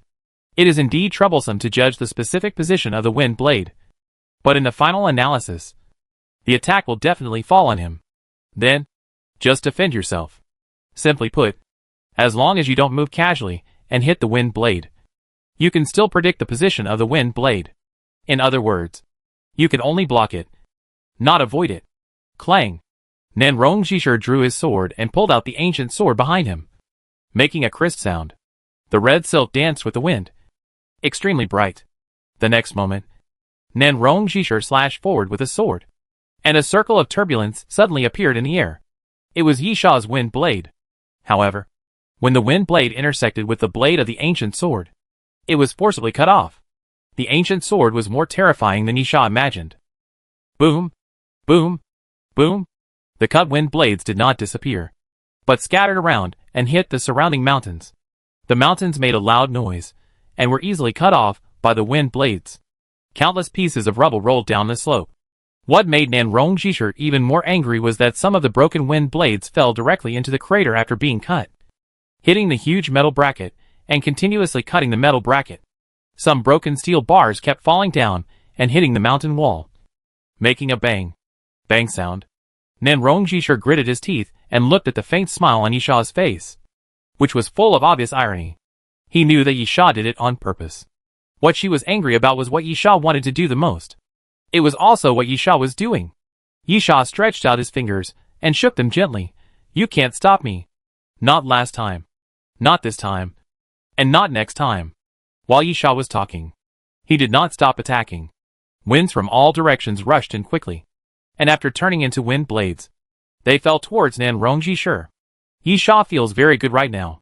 The higher the place, the stronger the wind. Yi Sha uses the wind and rain from all directions to greatly increase the intensity and frequency of his attacks.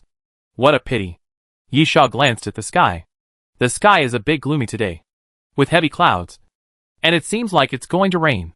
But the raindrops never fall. Nan Rongjishir is not in the same good mood as Yi Sha, and he has no time to observe the weather. Facing the wind blades coming from all directions, Nan Rongjishir feels a headache.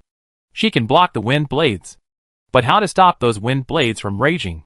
Nan Rongjishir thought about it, but did not get the answer, because the violent wind blades disturbed the airflow and had already fallen. Nan Rongjishir shouted softly and waved the ancient sword in his hand. But it was not the ancient sword that blocked the wind blades, but red silk. As Nan Rongjishir waved the sword, the silk wrapped around the hilt also floated up and floated towards Nan Rongjishir's head. And then the red silk spread out and swelled up because of the wind. At the same time, wind blades fell and continuously slashed at the red silk. At this moment, Yi Sha couldn't help but raise his eyebrows and snorted. All of his wind blades were blocked. No, it shouldn't be said to be blocked. The wind blades falling around continuously slashed at the silk, leaving marks on it. and then disappeared without a trace as if they were absorbed, letting the wind blades fall, unmoved at all. That piece of silk is very strange. Yisha frowned. It was obvious that the red silk was not just a decoration of the ancient sword, but a prop with defensive effect. But, Yisha waved his hand again. How long can you hold on? The wind is coming again. In front of Yisha, a faint wind suddenly appeared, and then suddenly disappeared. And then, the wind blades appeared in front of Nan Rongjishir one after another. Nan Rongjishir's face hidden under the robe, and had no expression, facing the flying wind blades. He did not use the red silk again, but swung forward continuously with a short knife in his left hand, and the long sword in his right hand. Clang, clang, clang. The crisp sound of collision continued. Nan Rongjishir was extremely fast, swinging the ancient sword and the short knife continuously to catch the flying wind blades. Yisha smiled knowingly. That silk is very powerful. Yisha knew the power of the wind blades. The fact that it could catch all the wind blades so easily naturally meant that the silk was extraordinary. In this case, it is not something that can be used at will. Either there are restrictions on its use, or there will be a price to pay for its use. At the moment, it seems that there are restrictions, or there is a price to pay. Yisha can't say for sure, but what is certain is that the silk can't be used continuously. Boom, boom, boom. Yisha used the same trick again, and the wind blade that was chopped by Nan Rongjishir flew directly into the crater, and then cut the huge metal bracket. Squeak! Near the inner wall of the crater, the wind blade passed by, and a huge rock was suddenly cut off. As the rock fell, the steel bars could not support the force of falling, and they were directly bent, twisted downwards, and collapsed, as if they would break at any time, and kept shaking, half hanging in the air. After doing all this, Yisha couldn't help but look up at Nan Rongjishir. He knew very well that this was something Nan Rongjishir didn't want to see. In this case, then how should you deal with it? Nan Rongjishir remained silent, as if he didn't see Yisha destroy the metal bracket. Instead, he held the ancient sword across his chest, and gently placed the short knife on the blade. The next moment, Nan Rongjishir's figure suddenly disappeared. Super high-speed movement.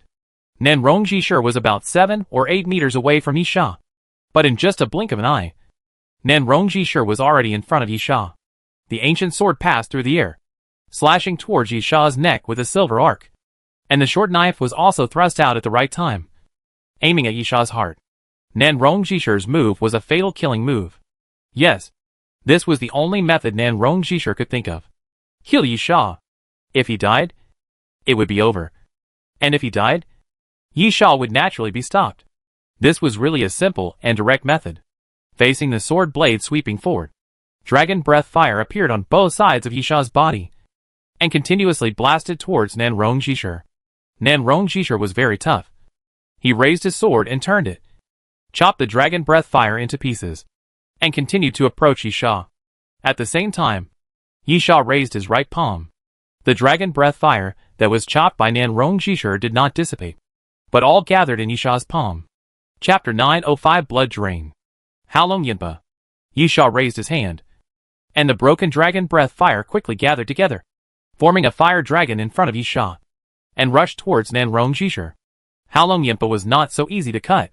Nan Rongjishir could only retreat quickly, and then shook his hand violently.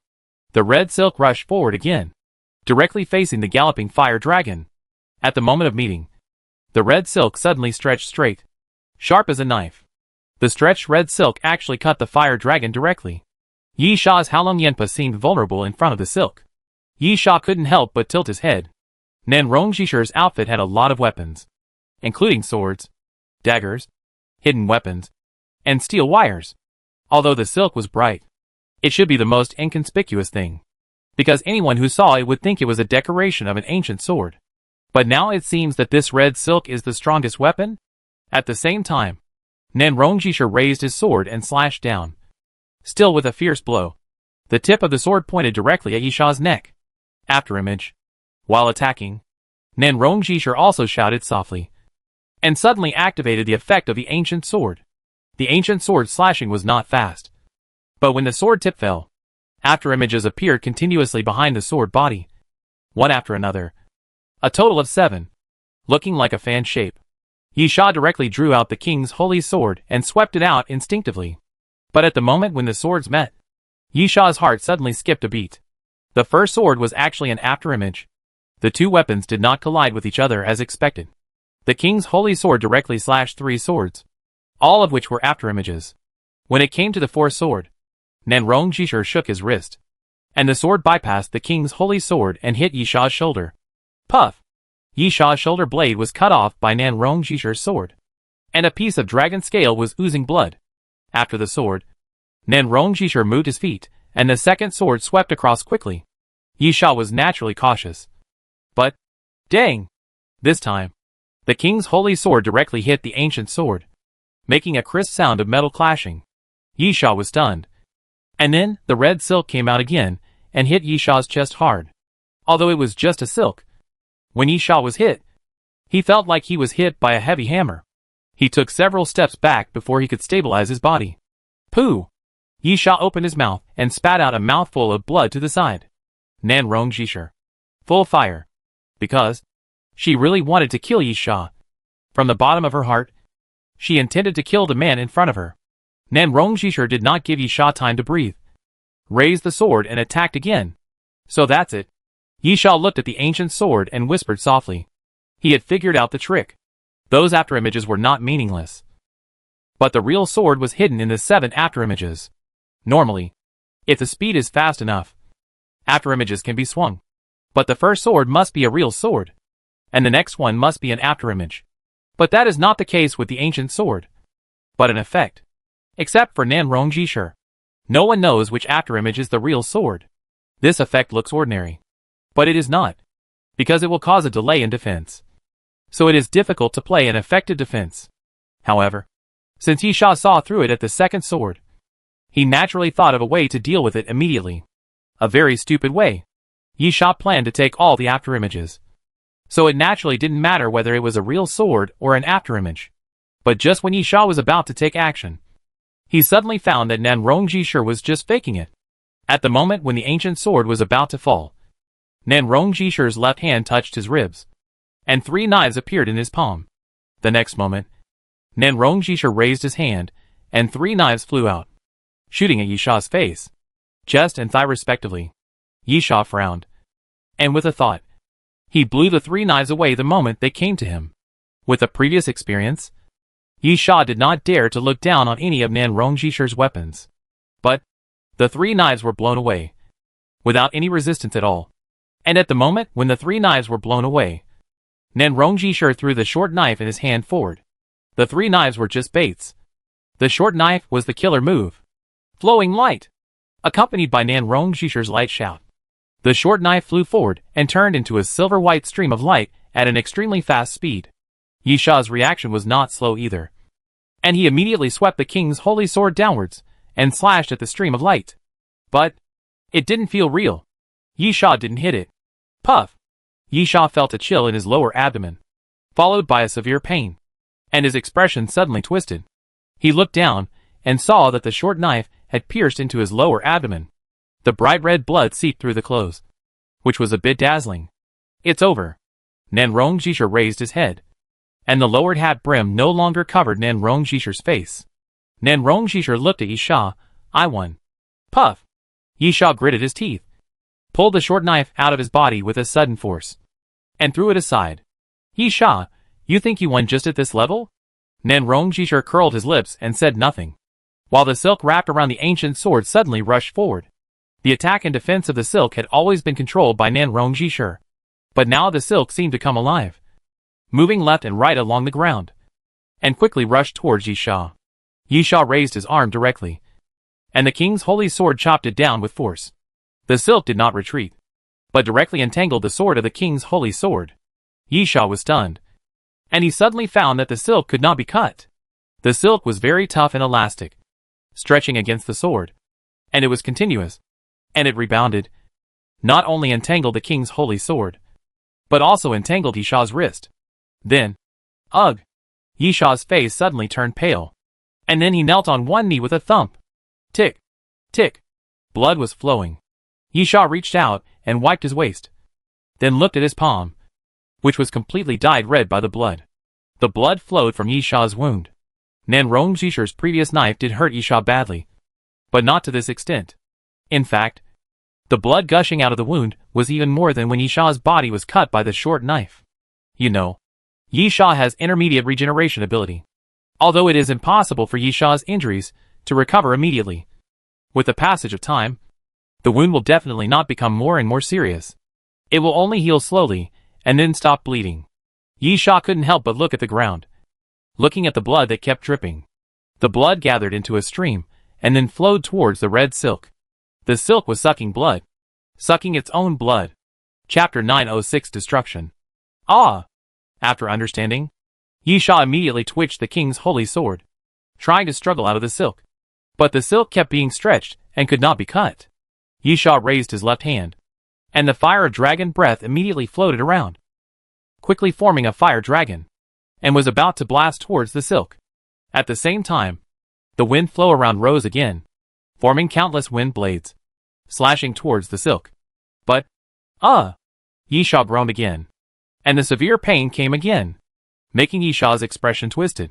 This time, not only the wound on the abdomen, but also the shoulder, continued to bleed, instantly dyeing Yisha's entire arm red. The wound was cut by the ancient sword. At most it was just a scratch. It was impossible to bleed so much. Yisha was more certain that it was the silk that was sucking blood. Sucking its own blood. Nan Rongjisher looked at Yisha. It's useless. Any wound cut by my weapon will be affected by the blood-sucking effect. You are no longer able to fight. Perhaps due to excessive blood loss. Yisha's face turned pale, without a trace of blood. Yisha gritted his teeth. Do you think you've won like this? Nan Rongjisher, even if you have any other tricks, what's the use? Unless you can heal the wound instantly, you will continue to lose blood. A lot of blood. You will be weak. You will be powerless. And then die. Yes, I will die. Yisha's expression suddenly became ferocious, looking at Nan Rongjisher. But, will you win? Don't you think that something is missing from my side? Nan Rongjisher tilted his head, revealing a puzzled expression. Are you referring to your companions? Nyepa was stopped on the road, and Duo Lan was stopped at the foot of the mountain. Nan Rongjisher admitted that the two were also very strong and in big trouble. Maybe they could break through the siege in the end. But they were still stopped at the moment. It was impossible for them to rush here and rescue Yisha. In this case, what was Yisha referring to? Nan Rongjisher's face suddenly changed. She found that something was missing from Yisha's side. Corpse flower.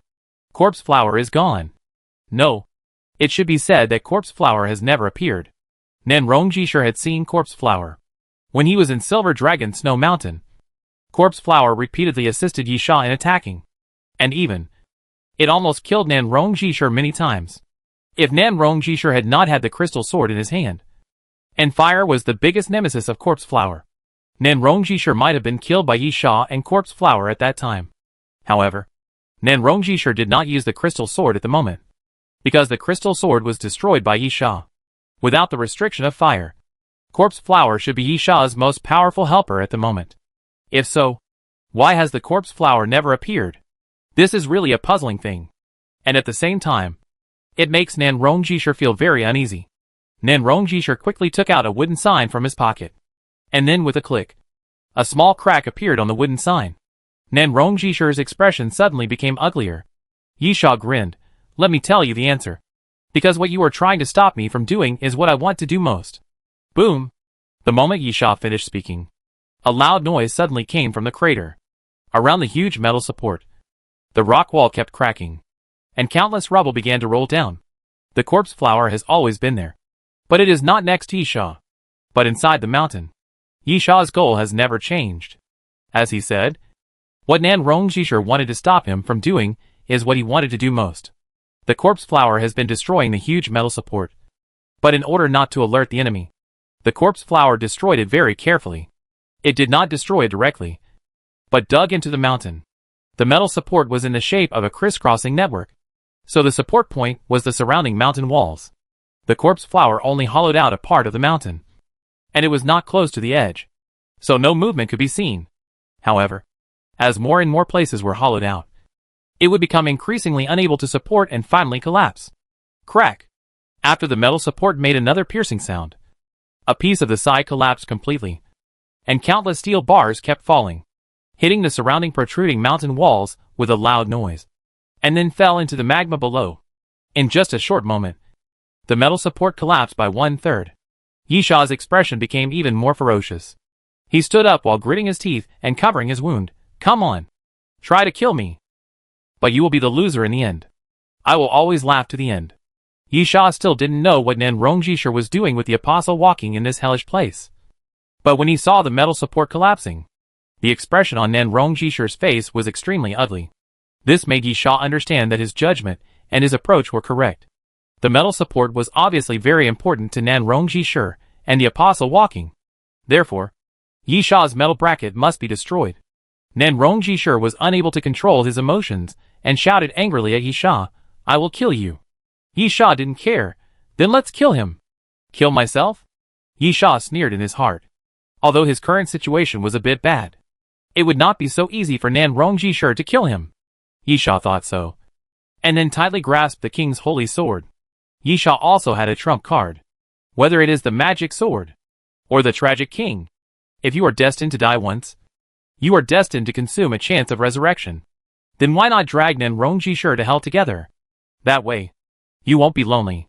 Nanrongjishur seems to have really lost some of his rationality because of anger. All the efforts he has made for so long may be burned to ashes. How can Nanrongjishur not be angry? Yes, the metal bracket can be rebuilt after being destroyed.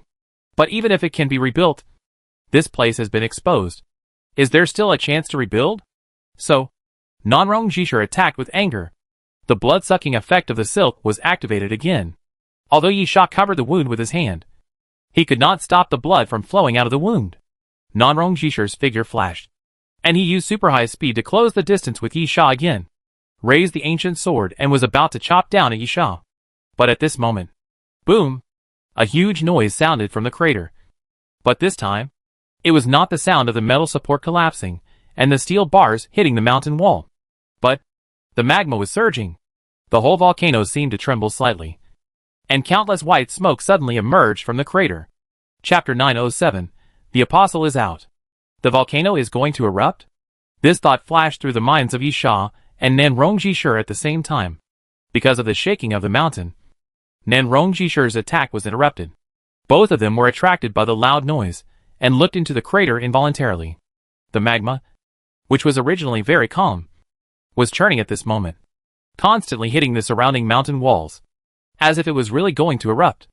Yisha couldn't help but think, Nanrongjishur took the apostle to walk for a long time.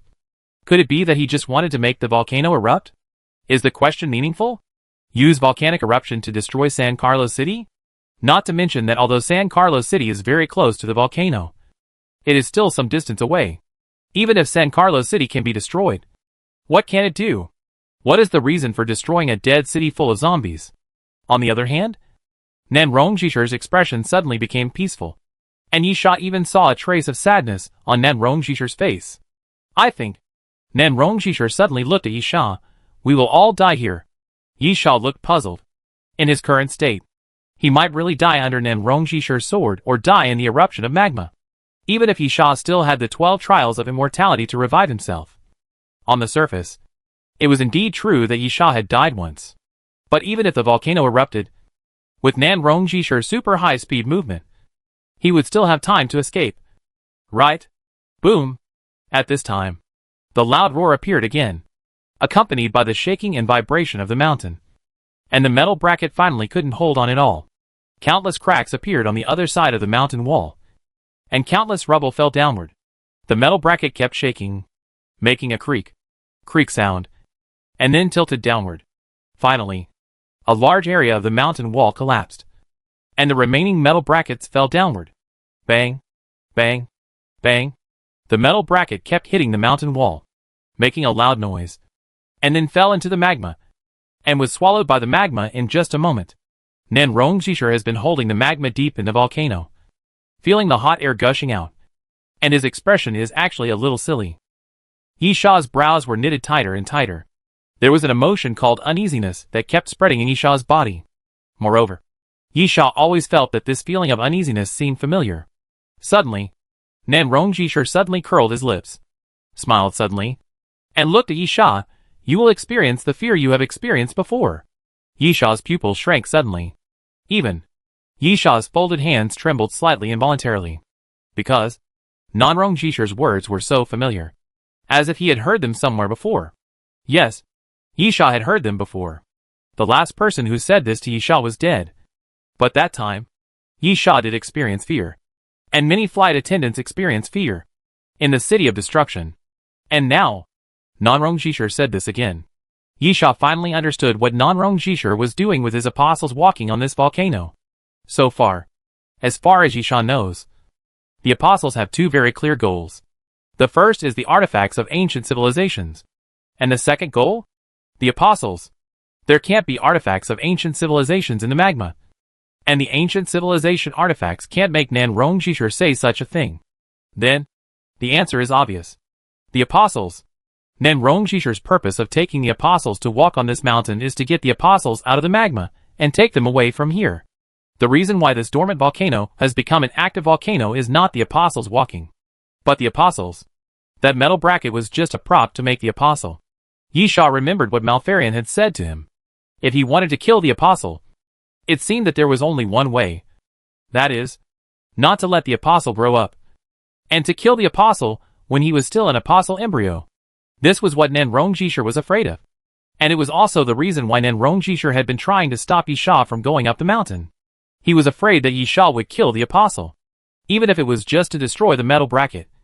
If the existence of the apostle was exposed, Nanrong Jisher would not get the next chance.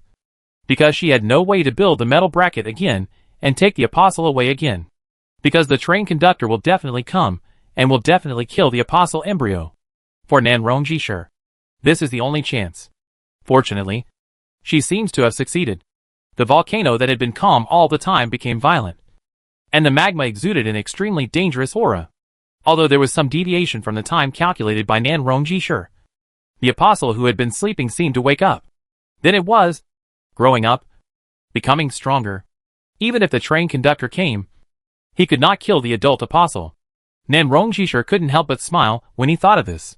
He would probably be killed by the apostle, which was a difference in the plan. But so what? His goal was achieved. He would die. And Yisha would die. But he was the winner. Puff, puff, puff, puff, puff. At this time, bubbles kept coming out of the center of the surging magma, and then kept exploding. The rising heat was getting more and more, and the air around seemed to be boiling hot. Then, the center of the bubbles suddenly sank a lot, slowly rotating, and a vortex appeared in the center of the magma. And then a figure slowly appeared. Gulp! Yisha moved his throat and swallowed his saliva. Nanrong Jisher smiled even more. Looking at Yisha, it is different from the thing you dealt with in the city of destruction. That thing is just a replica of the apostle. A counterfeit made using the apostle's genes. And it is just a failed product. As Nanrong Jisher spoke, he loosened his hand. And the weapon in his hand fell to the ground with a crisp sound. She no longer needed to fight. Next, she only needed to witness the fear. Nanrong Jisher said to Yisha again, "This is the real apostle." As Nanrong Jisher spoke, the figure in the magma slowly floated out and stood on the magma. Unlike the disc monsters he had seen before, this time the apostle was actually humanoid. The skin of the whole body is grayish-white, and the body is covered with red stones. Just like the hot red stones around the magma pool. The apostle has hands and feet, but no fingers and toes. The body is just a human outline, and there are no organs that can distinguish gender. It looks like an inflated human toy. At the same time, there are no facial features on the face of the specific apostle. Only 4 blurred black lines, 3 horizontal and 1 vertical. The 3 horizontal lines seem to represent eyes, and the vertical line is the nose. Chapter 908 Incomplete Form. Dangerous Breath. Yisha's fingertips were trembling. Yisha didn't want to do this, but his body seemed to sense the danger and reacted involuntarily. In fact, Yisha himself didn't even notice that his fingertips were shaking. Is this an apostle? Or an apostle in the true sense? Not an experiment, a replica, or something else, and not an embryo, a real apostle. Yisha suddenly understood why the train conductor wanted to get rid of this damn thing when it was still an embryo. Because it looked really dangerous. At the same time, the apostle was slowly floating up, and his body had completely emerged from the magma. But this was not the end. Under the apostle's feet, a stream of magma slowly surged up, supporting the apostle's feet and slowly sending the apostle up, rising little by little, at a very slow speed.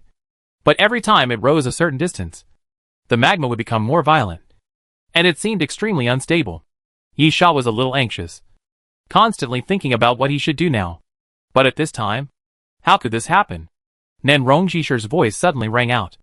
Yisha looked sideways, and saw Nanrongjisher's eyes widened, looking at the apostle in the crater, with a strange expression.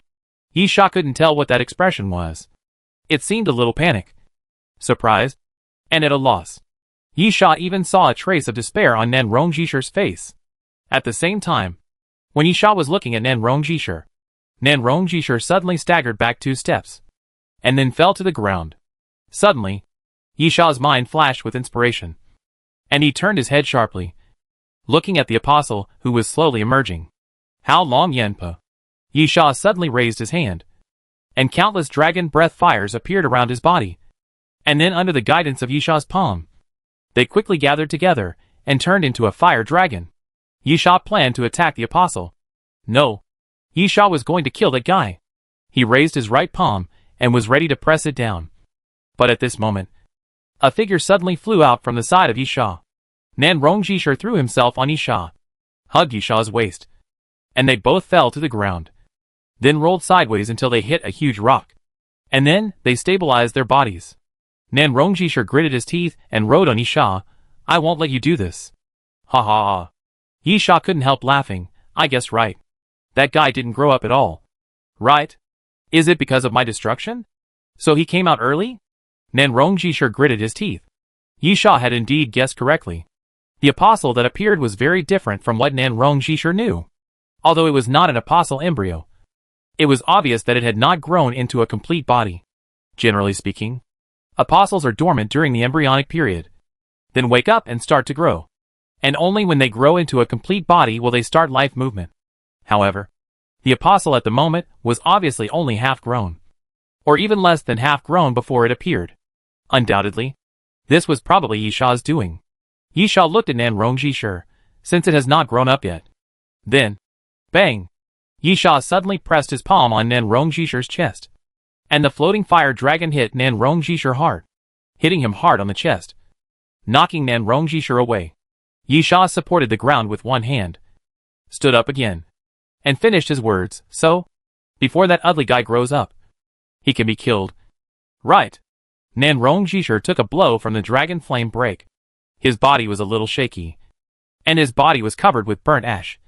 But Nanrongjisher's eyes were particularly bright, staring at Yisha. I won't let you do this.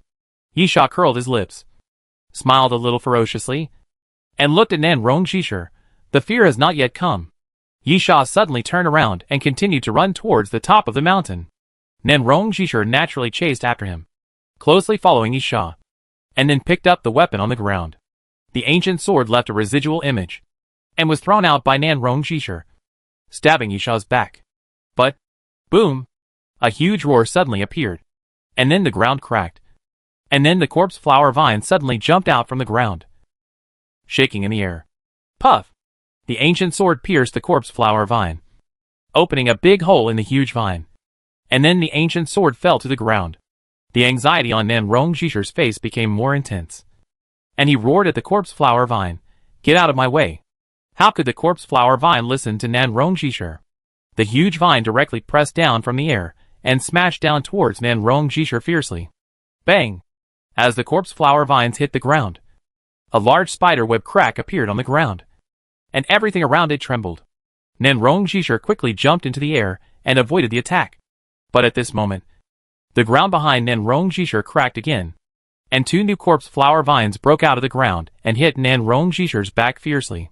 Bang! Nanrongjisher fell from the air and hit the mountain fiercely, making a loud noise. The severe pain made Nanrongjisher's expression become hideous and distorted. At the same time, at the moment when the corpse flower vine stopped Nanrongjisher from falling, Yisha came to the top of the mountain again and stood on the edge of the crater. The magma was still rising slowly, carrying the apostle up little by little. The speed was not fast, and it was at least 20 meters away from the crater. But the apostle's appearance had some subtle changes. The 3 black lines on the apostle's face became more obvious, and along the black lines, a crack could be vaguely seen. At the same time, the red stone on the apostle's body was emitting light, flickering continuously. Originally only about 1.6 meters tall, it was obviously stretched a bit at this moment, and was probably about 1.7 meters tall. The apostle was growing. Yisha's face was solemn, and he must not let the apostle continue to grow. Yisha stood up without hesitation and raised his hand high. Beside Yisha, a faint wind suddenly appeared, and then became more and more intense, gathering in Yisha's palm, turning into countless sharp wind blades. "Die!" Yisha shouted in a low voice, and then suddenly pressed his raised right palm downwards. The next moment, those wind blades fell madly into the crater, towards the apostle, and fell towards the apostle, densely packed, as if to chop the apostle into pieces. Chapter 909 Killing. Yisha stared at the crater, watching the wind blades falling towards the apostle. The surrounding rock walls made a puff sound, and were constantly cut by the wind blades, and countless broken stones slid down. Then, the wind blades came to the front of the apostle. Suddenly, the apostle raised his head. On the apostle's face, the 2 black lines representing the eyes suddenly cracked and slowly opened, revealing tiny red light dots, like compound eyes. The next moment, a column of magma suddenly stretched out and collided with the wind blades. Almost in an instant, the wind blades were dispersed. The apostle raised his right arm, and a circle of flames appeared out of thin air, about the size of a fist, looking fragile. But, boom! With a sudden loud noise, the fireball expanded rapidly like an inflated balloon. Almost in the blink of an eye, it expanded from the size of a fist to a diameter of about 10 meters, turning into a super terrifying giant fireball. Then, the apostle pushed forward, and the giant fireball rushed towards the crater. Yisha's pupils shrank sharply, and then he threw himself backwards without hesitation, rolling down the inclined mountain. The roar of the explosion suddenly sounded. The giant fireball hit the edge of the crater, directly cracking a piece of the edge of the crater. A large area of the mountain trembled and began to collapse. Countless rubble and flames spread around, as dense as rain. Yisha held his head and hid in a sunken gap in the mountain, avoiding the falling rocks. He smelled the burning smell in the air and couldn't help cursing in a low voice. Didn't we agree that the apostles who didn't grow up could be killed? After a while, the flames dissipated. Yisha touched his lower abdomen. The previous dodge had affected the wound, causing Yisha some pain. Even so, Yisha could only crawl out of the sunken gap and continue to run towards the crater. The apostle is indeed very strong. Yisha should have known this a long time ago.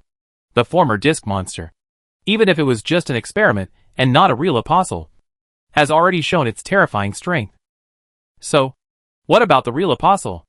However, the previous attack also made Yisha sure that the apostle had not yet grown to its complete form. Although it was still powerful, it was not so powerful that people looked up to it, and it was invincible. The bad news is that the apostle grows very fast. Almost every minute, the body is growing and changing to a certain extent. If the apostle is allowed to grow like this, Yisha believes that it will not take long for the apostle to grow to its full form. This is really terrible news. Yisha ran quickly, and at this time, the dragon scales on Yisha's body gradually faded, and his body gradually shrank a little. The dragon horn on his forehead loomed, and finally disappeared completely. The duration of the dragon state has expired. Yisha grinned. Is this considered a double whammy? But is this a reason to retreat? Of course not. Nenrongjishir was on the other side of the mountain. The previous attack from the apostle also affected her. She slid down the hillside. She finally got up from the ground, and saw Yisha approaching the top of the mountain again. Nenrongjishir started running like crazy. But, boom! The ground cracked, and the corpse flower vines drilled out from the ground again, and blocked Nenrongjishir again. Nenrongjishir was very angry and anxious. The corpse flower vines were vulnerable in front of Nenrongjishir. But, so what? When Nenrongjishir cut off one corpse flower vine, 2 more emerged from the ground. When Nenrongjishir cut off 2 corpse flower vines, 3 more emerged from the ground. The corpse flower was much more difficult to deal with than Nenrongjishir had imagined. The densely dancing corpse flower vines completely blocked her way. If Nan Rongjishir wanted to catch up with Yi Sha, she had to fight her way out. On the other side, Yi Sha could no longer care about Nan Rongjishir. After climbing to the top of the mountain, he looked down at the apostle. The apostle's ascent was indeed not fast. After struggling for a while, it only floated up about 5 meters. At the same time, for some unknown reason, the apostle did not seem to attack actively and was very silent. Yi Sha immediately raised his hand, grabbed the infinite bow in the void, stretched out his hand and pinched it, imagining a handful of piercing arrows. With a rub of his fingertips, the handful of piercing arrows separated and fanned onto the bowstring. The next moment, Yi Sha drew the bow without hesitation and shot the piercing arrow at the apostle. At the same time, the apostle, who had been silent all the time, suddenly raised his head and opened his eyes. The apostle did not seem to actively attack, and there could be many reasons. Perhaps because it had not grown to its full form and was still dormant, or perhaps for some other reason. But this did not mean that when the apostle was attacked, he would silently endure it. When the piercing arrows fell like rain, the apostle raised his head, with red light flashing in his eyes. And then countless magma balls suddenly ejected from the magma at the bottom of the volcano and crashed upwards. The piercing arrows were constantly knocked down, hitting the mountain wall or falling into the magma pool. Yi Sha's face was solemn. But he was not surprised. He knew that the piercing arrows alone would not kill the apostle. The apostle is not so easy to kill. Those piercing arrows are just bait to lure the apostle to fight back. Then, Yi Sha ran along the crater. And at the moment when the apostle was dealing with the piercing arrows, he went around behind the apostle. The string is full of moon. Yi Sha put his 2 fingers together and pulled the bowstring again. And then an ordinary iron arrow slowly appeared on the bowstring. This arrow, it's called Divine Punishment. Yi Sha narrowed his eyes, aimed slightly, and then suddenly released his fingers holding the bowstring. The Divine Punishment arrow flew downward, passing through the air, spinning, with a strong spiral energy. As the Divine Punishment arrow flew faster and faster, the spiral energy became more intense. And then, the Divine Punishment arrow turned into a silver-white stream of light, carrying an extremely terrifying power, and rushed straight to the back of the apostle. Perhaps sensing the appearance of the Divine Punishment arrow, the apostle suddenly twisted his body and faced the Divine Punishment arrow. The next moment, the air became extremely hot, and the red rocks on the apostle's body kept flashing, and even emitted white-hot air. And then a hot flame appeared in front of the apostle, rolling forward, intending to shoot down the Divine Punishment arrow. Yi Sha stood on the edge of the crater, looking down with a sharp gaze. The Divine Punishment arrow is not so easy to be shot down. Chapter 910 Death Summoning. When the Divine Punishment arrow collided with the rising flame, the spiral energy around the Divine Punishment arrow directly tore the flame apart, then broke through the flame and stabbed towards the apostle. The next moment, the apostle's eyes flashed with red light. Just like the red light covering the crater, the red light appeared directly in front of the apostle, as if it had substance, and then met the Divine Punishment arrow. The Divine Punishment arrow suddenly stopped, just in front of the barrier of light. The Divine Punishment arrow was suddenly blocked. However, Yi Sha did not give up, because the Divine Punishment arrow had not yet fallen to the ground. Although it was blocked by the red light, the Divine Punishment arrow was still moving forward. The surrounding spiral energy kept colliding with the light, making a crack sound. Crack! Suddenly, the red light cracked like broken glass, and the arrow of the Divine Punishment arrow penetrated the light. Unfortunately, that was all. The Divine Punishment arrow did not hit the apostle. About 3 or 4 inches away from the apostle's head, the Divine Punishment arrow completely lost its power and fell to the ground. Yi Sha's face was slightly stern, and he looked a little solemn. And then he took out another arrow. This arrow was not a figment of Yi Sha's imagination, but a real arrow. This arrow was a little evil. The material of the arrow shaft was very light, but it shone with the unique luster of metal.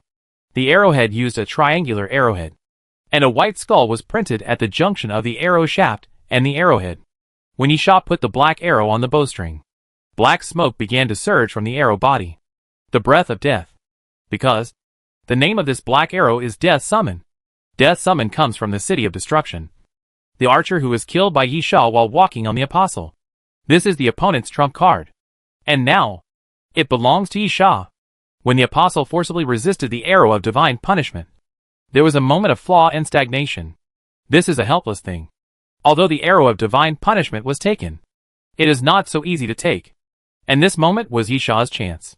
So, Yisha pulled the bowstring without hesitation, put on the death summon, then aimed and released the string. Puff! The sound of the arrow breaking through the air suddenly sounded. And then the black arrow broke through the air. The black smoke wrapped around the black arrow became thicker and thicker, surrounding the arrow, appearing extremely evil. And then, appeared in front of the apostle. The apostle did not make any extra movements. Just like before to resist the arrow of divine punishment, he raised his arm. And then the red light surged around him again. The red light quickly filled the large hole shot by the divine punishment arrow, forming a new light barrier, intending to block the summons of the god of death. But the black arrow disappeared. The black smoke hit the barrier formed by the red light, and then spread out along the barrier. But the black arrow was not in the scattered smoke. The apostle raised his arm, without further action, and seemed a little sluggish. Yisha didn't know whether it was because of the disappearance of the black arrow that made the apostle feel confused, or because he had not grown to a complete form, and his current thinking was still flawed. Anyway, neither of them was important, because a black smoke suddenly surged behind the apostle. The black smoke slowly condensed and took shape, and finally became the image of the god of death, wearing a tattered cloak and a robe. His face was covered with a hazy black mist. His eyes were emitting a blood-red light, and in his hand was a huge sickle, flashing with dim light, ready to harvest lives at any time. This is the true form of the death god summons. The next moment, the death god who suddenly appeared suddenly raised his sickle and swept it forward fiercely. Poof! Blood splashed. The apostle's blood was golden, and it was scattered on the surrounding rock walls and actually burned. The sickle directly hit the apostle's waist, almost cutting off the apostle's waist with one blow. The sad roar, accompanied by the splashing blood, sounded at this moment. The apostle's voice was very strange, like the roar of a beast, and a bit like the cry of a bird. The most terrifying thing was that the cry seemed to have some brain attack effects, which made Yisha's eardrums tremble, and he couldn't help but cover his ears. Even so, Yisha still felt that his head was shaking. After a while, the apostle's scream slowly disappeared. Yisha stood in the crater and looked inside. The god of death had disappeared. The function of summoning the god of death is to summon the phantom of the god of death at the same time as hitting. The phantom of the god of death will attack, whether it is blocking, avoiding, or even hitting, no matter how much damage is caused. After one attack, the phantom of the god of death will disappear. Of course, the attack of the god of death to reap life is not so easy to avoid. Usually one attack is enough. The apostle quickly experienced this and suffered a severe injury. His waist was cut off and his body was completely torn apart, as if the upper and lower parts of his body would be torn apart at any time. Golden blood continued to flow out of the apostle's body and spread all around. But it was not enough. The wound site continued to grow flesh and blood, gray and white, like cotton wool, in clumps, and then stuck together. The broken body was quickly reconnected, and the reconnection of the body also stopped the bleeding instantly. However, the apostle was not completely unaffected. It was obvious that the visible growth rate had a brief stagnation while the wounds were regenerating and healing, and the wounds on the apostle were not completely healed. The apostle's waist became a little twisted, one high and one low, and the skin color of the cut parts was obviously different, whiter, but with an uneven feeling, and clumps of rotten flesh like cotton wool were squeezed in the place where the wounds were glued together. The effects of the divine punishment arrow and the death summons still exist. Yisha injured the apostle, and the injury was not light. However, Yisha's face was still solemn. He did not want to hurt the apostle, but to kill him. For this reason, Yisha handed over 2 trump cards, but still failed. This was not the result Yisha wanted. Yisha could not help but hold the king's holy sword tightly. Is the only way to die together? Such a price is really a bit huge. Thinking like this, Yisha couldn't help but look up at the sky again. The clouds were very low and thick, gray, with strong low pressure. Occasionally, cold wind would blow across the top of the mountain, bringing some biting chill, which could not even cover the hot air coming out of the crater. Or, Yisha regretted, why not rain? Chapter 9:11 Struggle. Yisha was thinking about how to deal with the apostle, but he didn't have much time. Because, roar! The piercing scream from before sounded again, naturally coming from the apostle. If the previous scream was filled with sadness and pain, then the apostle screamed again at this moment. But it was because of anger. Then, something happened that made Yishah's eyes widen. The apostle no longer slowly pushed the magma up to leave the volcano, but floated directly towards the crater. On the apostle's face, the two black lines that symbolized the eyes had completely split, revealing densely packed red pupils, which were very small, with more than 20 or 30 pupils in each eye. Yishah grinned. Did he succeed in angering this guy? Yishah was right. The apostle was actually coming for Yishah. Before the body floated to the vicinity of the crater, the apostle suddenly made a move, raised his hand and pointed at Yishah. And then bubbles kept coming out of the magma pool. And then countless magma rushed up and hit the crater. Yishah cursed, then turned around and ran without hesitation. Yishah jumped directly, and then began to slide down along the tilted mountain. At the same time, boom, boom, boom, when the magma balls hit the crater, violent roars continued to sound. And the crater was actually collapsed by the magma balls, and countless rubble rolled down the mountain. Yishah kept moving his body to avoid the falling rubble. At the same time, the apostle floated out of the crater, gently moving his body, as if looking for Yishah's position. And then, puff, puff, puff, the air behind the apostle kept making muffled sounds. And then fireballs appeared behind the apostle one by one, and then crashed towards Yishah. Among those fireballs, the smallest diameter was about 5 or 6 meters, and the largest was even 10 meters. That was not a fireball. It was a meteorite hitting the earth. Yishah had already cursed the ancestors of the monster behind him in his heart. But all he could do now was to run. Run madly. Boom, boom, boom. The violent explosion sounded again, and fireballs fell from the sky, constantly hitting the mountain, smashing huge pits in the mountain. Yishah dodged the impact of another fireball with a diving jump, but was blown away by the rolling air wave, and then rolled down the mountain and crashed into the forest again. Bang! Yishah hit a big tree and directly broke the trunk that required 2 people to hug. At the same time, the wound on his abdomen that had finally begun to heal was torn again at this time, and began to bleed continuously. Yishah's expression was distorted. He grimaced and endured the pain. He finally got up from the ground. Looking up, through the gaps in the leaves, Yishah saw the flames passing over his head. The apostle was raging wildly. Yishah was thinking about how to kill the apostle. Unfortunately, Yishah found that he could only use the rain bomb to make it rain, or show the trump card of the king's holy sword. The dragon transformation had been used up. The adrenaline and the martial arts supreme were obviously not effective in front of the apostle.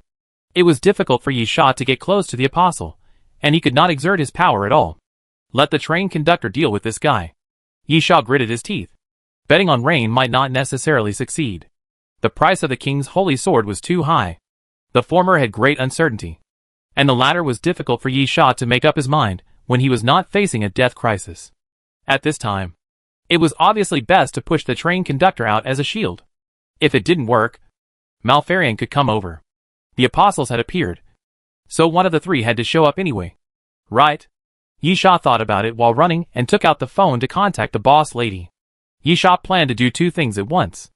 The conductor could come last. If he couldn't, he would have to risk his life.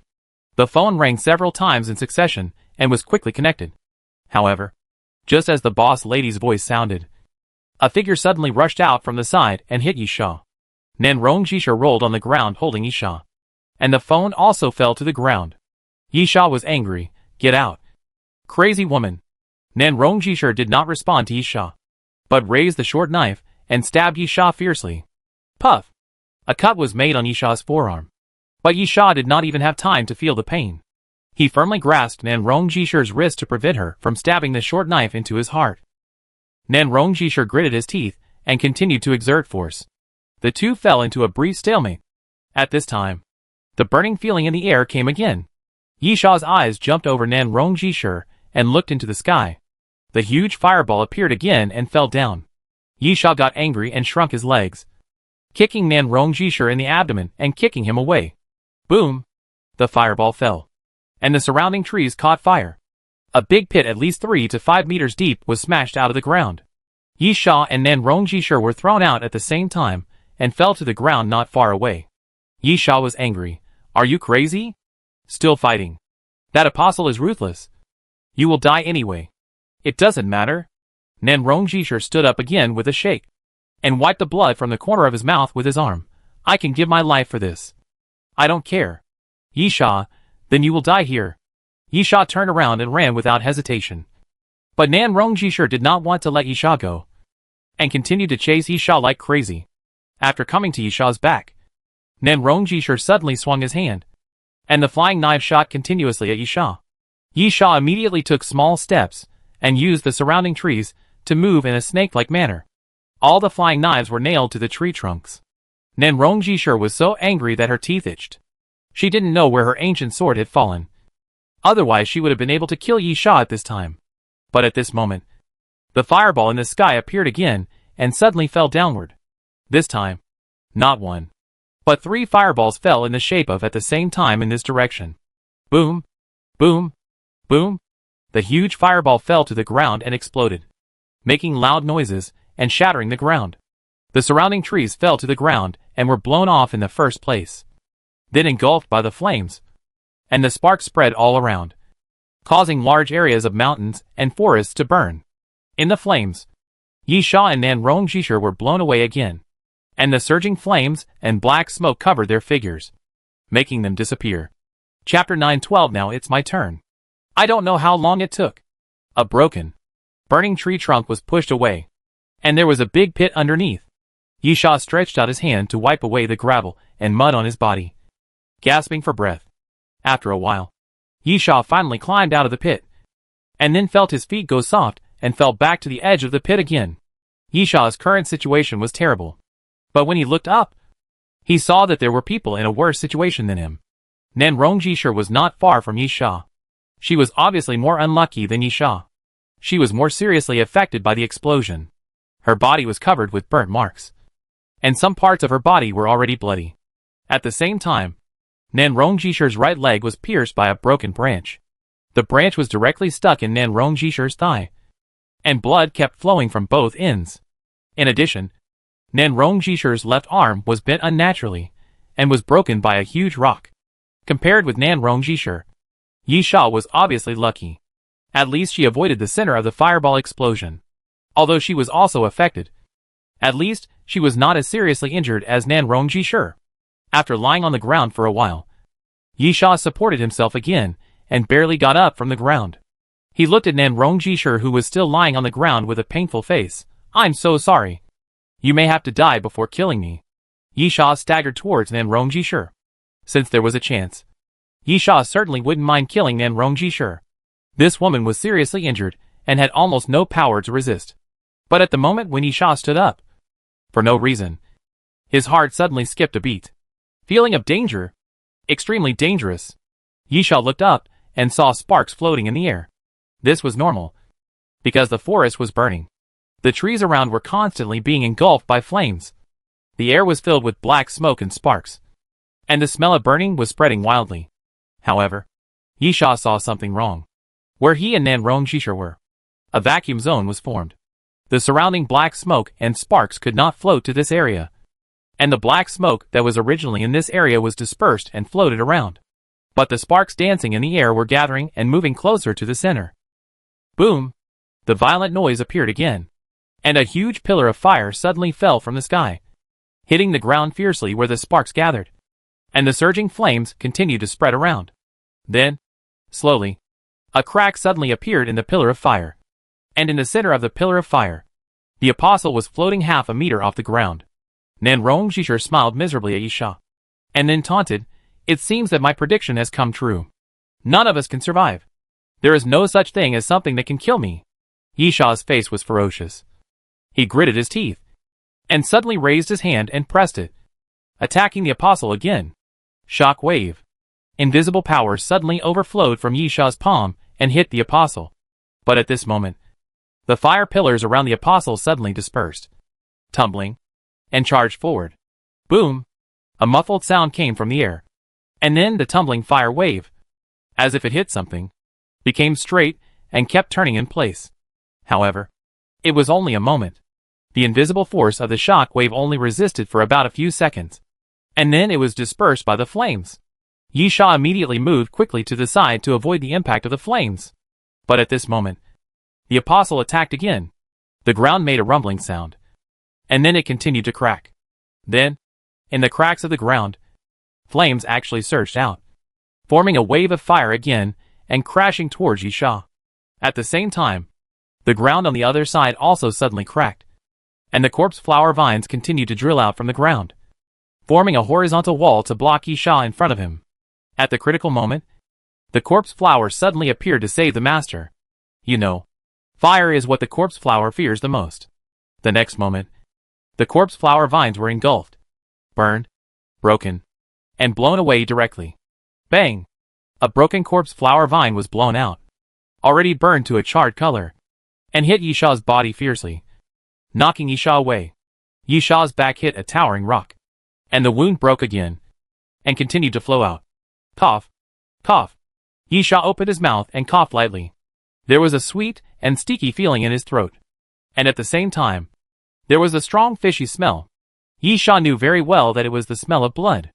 Yisha held the holy sword of the king, inserted the tip of the sword into the ground, and supported his body. The apostle floating in the air slowly moved forward. While floating in the air, flames would continue to surge under the apostle's feet, bringing out two burning fire lines on the ground.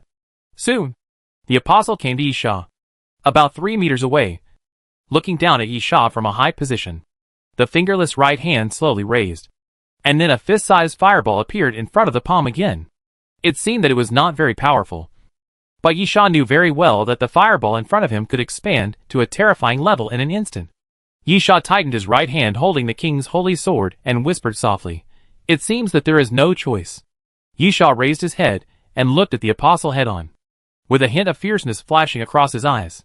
"Since there is no choice, let's play with our lives."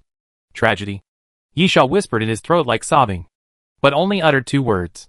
Yisha suddenly felt a slight coolness on his face, and a slight wetness. Yisha's expression involuntarily turned into a look of astonishment, and he looked up at the sky in a daze. "It's raining!"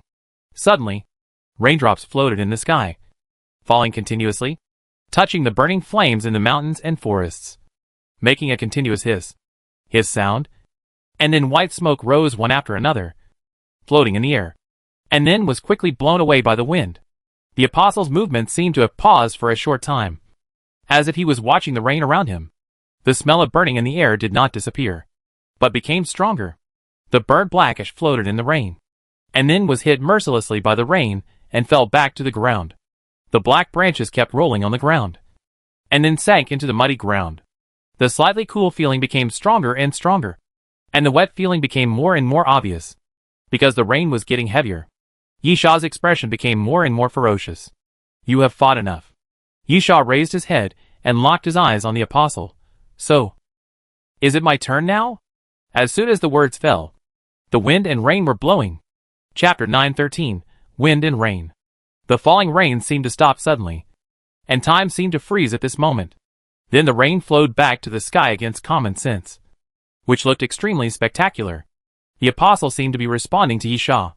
The fist-sized fireball in front of his palm suddenly expanded and became larger than the apostle's body and Yisha's body. The diameter suddenly increased to about 5 or 6 meters. Then, the fireball hit Yisha's body. The fireball exploded, and the fireball churned. The tumbling flames quickly engulfed Yisha's body, and continued to burn, as if they wanted to burn Yisha into a pile of ashes. But at this moment, an arm suddenly stretched out from the flames, and then swung to the side. In an instant, the tumbling flames were torn into pieces and scattered on the ground. Yisha's figure appeared again, and around Yisha's body, rain condensed and floated, surrounding Yisha and blocking the flames outside. Yisha looked up at the sky, feeling the wind and rain around him, and smiled. "It seems that I am really lucky today. God is very kind to me. At least, it doesn't want me to die here." The apostle seemed unable to speak. I don't know if it was because he had not grown up yet. Facing Yisha, the apostle suddenly floated into the air, 10 meters above the ground. The apostle suddenly hung in the air, raising his arms high. A new fireball condensed in front of the apostle's palm, facing the wind and rain in the air. The fireball was bigger, more explosive, and more fierce than before. It was a giant fireball with a diameter of more than 20 meters, floating above the apostle's head, facing the wind and rain, like a sun, burning madly there, waving its own brilliance. The next moment, the apostle smashed the fireball down hard. The rain floating in the air was evaporated the moment the fireball passed by, and steam continued to float in the air. Yishaw's pupils shrank sharply, and his expression was extremely solemn. Then, inhale, exhale. Yishaw calmed down his mood. His eyes became clear, and he looked up at the giant fireball. All the wind and rain in the 8 directions are for his own use. All the wind and rain in this world are with him. In this case, why should he be afraid? Why should he be afraid? Yishaw suddenly made a move, and the moment he raised his arm, the surrounding rain suddenly gathered towards his palm, and then he raised his palm into a sword and stabbed it towards the sky. The falling rainwater flowed backwards again, and at the same time, it kept gathering in front of Yishaw. Soon, the sword went to the sky. The rain was still falling. The huge water ball was getting lower and lower, while the rain sword swung by Yishaw was getting higher and higher. The raindrops in the air were dancing, all moving towards the rain sword. For a moment, a vacuum zone was formed around the rain sword. No wind or rain. At the same time, the rain sword was getting bigger and bigger. At first, it was only about 2 meters. And then, 3 meters, 4 meters, 5 meters. The rain sword kept growing bigger and bigger. When it came to the fireball, it had grown to 7 or 8 meters away. Sword cuts the fire sun. The next moment, the rain sword pierced directly into the fireball.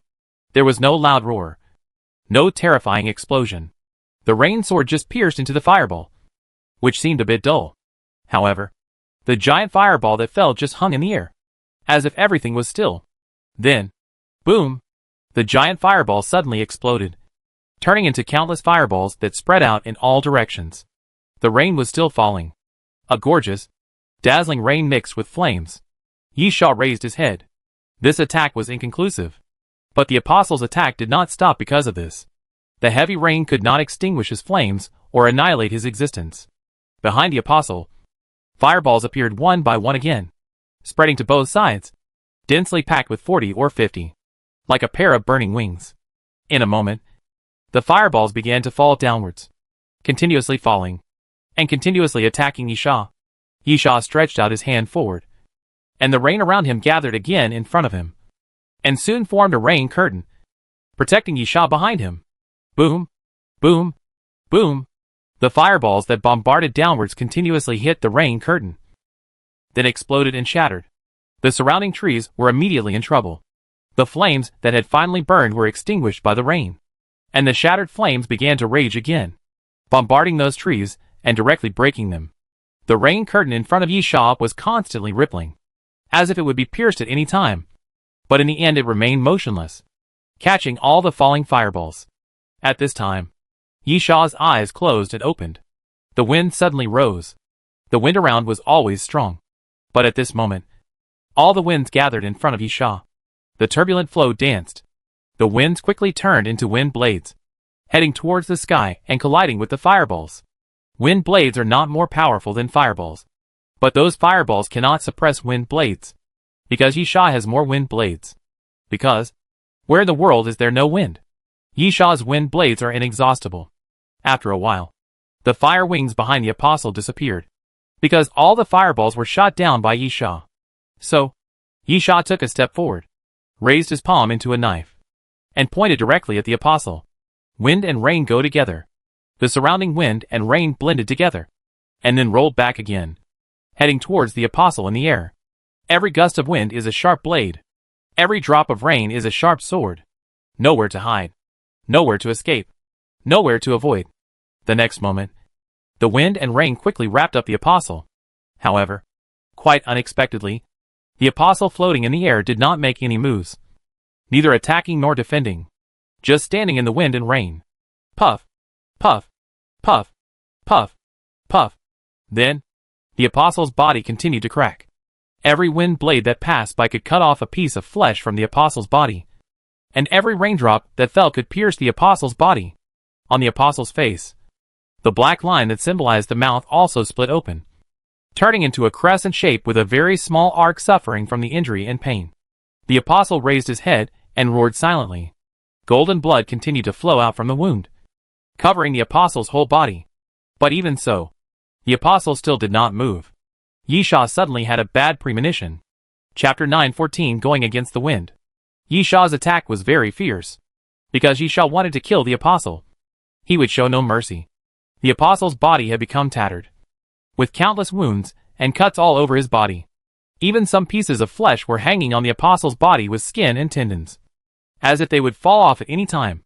Yisha's attack brought absolute heavy damage to the apostle, and because the apostle did not make any defense, the effect was even better than Yisha imagined. However, there was no trace of joy on Yisha's face. On the contrary, he looked more solemn, and more solemn. A dangerous atmosphere was spreading. The apostle was so badly injured that Yisha felt even more uneasy and felt a stronger sense of danger. Just at this time, the apostle suddenly began to wriggle, and his body kept wriggling like a twisted ball of flesh. New flesh like cotton wool kept gushing out from the wounds, closing the wounds together again. Puff, puff, two muffled sounds. The back of the apostle suddenly cracked. Two huge gray-white pieces of flesh suddenly appeared, and then the front of the two pieces of flesh suddenly grew dense red stones. Those stones were closely connected, flashing red light, and continued to extend to both sides, growing to a length of about 5 or 6 meters, and suddenly turned into a pair of wings. The apostle's head also stretched, turning into an oval shape, with 3 drooping flesh tentacles behind the head, hanging backwards. The 3 black lines on the face also completely split, turning into eyes and mouth. And at the neck, there was a circle of fiery red fur, like a fur scarf, swaying like a blazing flame. Yisha finally understood why the apostle had not made any moves before, neither attacking nor defending, because it has grown again. At the moment when Yisha attacked, the apostle in front of him ushered in a critical moment of further growth and morphological change. So he allowed Yisha to attack. Compared to fighting back or killing Yisha, growth is more important to the apostle. Damn it! Yisha cursed. If he had known this, he would have used a more fierce and violent attack just now, and took advantage of this opportunity to kill the apostle completely. Yisha thought so, and then attacked again without hesitation. Wind suddenly appeared around the apostle, spitting continuously, turning into a tornado, wrapping the apostle in the center. Wind and rain merged into the sharpest blade, and then the tornadoes surrounding the apostle suddenly tightened, constantly crushing the apostle, trying to cut the apostle into pieces. But suddenly, in the gap between the tornadoes, red light suddenly overflowed like liquid. Then, boom, a violent explosion sounded, and red flames rushed up from the center of the tornado, with great power and accompanied by a roar, rushing towards the flames that rushed out in all directions, directly shattering the tornado. The apostle took a step forward, floated in the air, and walked out of the flames again, although it should not have reached the level of a complete body. According to the change in form, the apostle has obviously completed another stage of growth and evolution. Yisha licked the corner of his mouth, and things seemed to be a little more troublesome. But do I have a choice? But can I retreat? The answer is in my heart. Yisha knows very well that he has no choice and cannot retreat. Then, continue to fight. Yisha's eyes were slightly cold, and then the wind and rain around him rolled again. He continued to attack the apostle without hesitation. One attack was not enough. Then 2. 2 attacks were not enough. Then 3. As long as the wind and rain did not stop, Yisha's attack would not stop. In the sky, the apostle opened his mouth, as if he was roaring silently, and then the wings behind him suddenly spread to both sides. A red light appeared, and then the pair of wings began to burn. It really burned. Red flame suddenly emerged from the wings condensed from the rocks, tumbling and burning.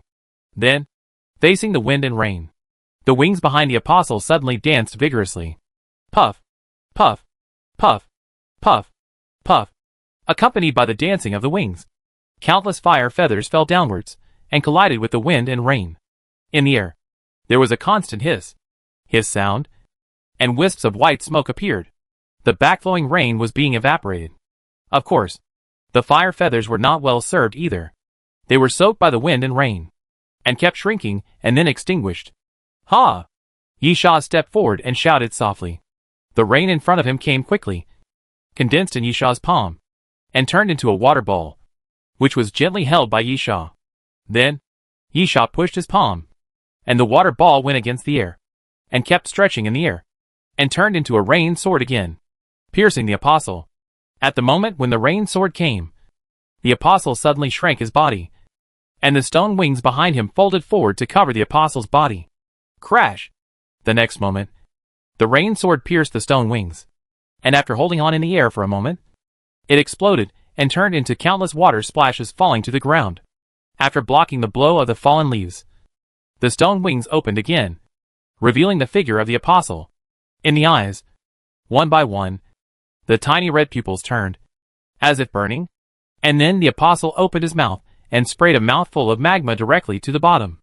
Yisha ran to the side quickly, and the surrounding wind would support Yisha, making Yisha's running extremely easy. In the wind and rain, Yisha could not feel any resistance from the wind and rain. However, after avoiding the falling lava, Yisha's face suddenly turned pale, and then he suddenly opened his mouth and coughed. Cough, cough.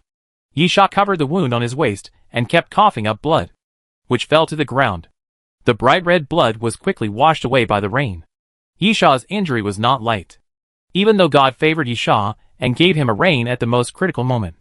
However, this rain was not omnipotent and could not heal Yisha's injury. Wiping the blood from the corner of his mouth, Yisha looked up, and the apostle's attack came again. The fingerless right hand suddenly raised, and then a flame appeared, and then quickly stretched out, turning into a flaming spear. The next moment, the apostle's raised arm fell, and the flaming spear pierced through the air, pierced through the wind and rain, and fell towards Yisha. Yisha's face was slightly stern, and he raised his hand upward without hesitation, and the surrounding rain gathered into a new rain sword again. Going against the wind. Chapter 9:15 The deputy train conductor arrives. Boom! The rain sword and the flame spear collided in the air, making a loud noise, and then exploded. The flames mixed with rain continued to fall downwards. After the attack, Yisha did not stop at all. He took a deep breath, and the rain around him quickly gathered. Continuous firing of rain swords. Around Yisha's body, rain swords appeared out of thin air, and then flew madly into the sky. The apostle looked at the rain swords coming, suddenly raised his head, grinned, and roared silently. The next moment, the red stone embedded in the apostle's body completely lit up, flashing a dazzling red light, making the apostle's body look like it was constantly burning. Boom! At the moment when the rain sword came again, a loud noise suddenly came out of the apostle's body, and then a large amount of flame suddenly gushed out of the flashing stone, spinning wildly along the apostle's body, along with the circling and spitting of the flames. With the apostle as the center, a huge fireball appeared around the apostle's body, constantly expanding, spreading, and becoming huge. Yisha raised his eyebrows, and that bad feeling appeared again. Sure enough, the moment those rain swords pierced the fireball, they disappeared directly, and were constantly evaporated by the scorching flames, and the huge fireball continued to expand and grow. The bad feeling became stronger and stronger, and the sense of danger enveloped the surroundings again. Boom! Suddenly, the fireball surrounding the apostle's body suddenly exploded, and the flames began to sweep around crazily, falling from the sky. Yisha looked up at the sky. His pupils shrank slightly, revealing a look of horror, because Yisha saw a waterfall formed by flames. The flames poured down, forming a waterfall of fire, and then fell to the ground, rolling, forming waves of fire that continued to push around. The speed of the flames was extremely fast, but what was even more terrifying was the rolling heat waves, which pushed around like crazy before the flames came. Yisha immediately stretched out his hand and pressed it lightly, condensing the rain around him and turning it into a rain curtain again. But, boom! The apostle's attack power was much stronger than before. The flame had not yet arrived, but the first wave of air that hit him made the entire rain curtain tremble involuntarily. Yisha felt an extremely huge pressure, and the rain curtain in front of him became unstable and swayed in the wind. It was as if a giant, holding a huge hammer, was hammering the rain curtain one after another. The next moment, the flame arrived. Boom! The roaring sound appeared again, more abrupt, more violent, and more ferocious than before, because, with just one blow, The rain curtain collapsed. The flames rushed out madly. Yisha only felt a blazing heat in front of him, and his skin was about to be roasted in an instant. Then, the rolling heat wave blew Yisha away.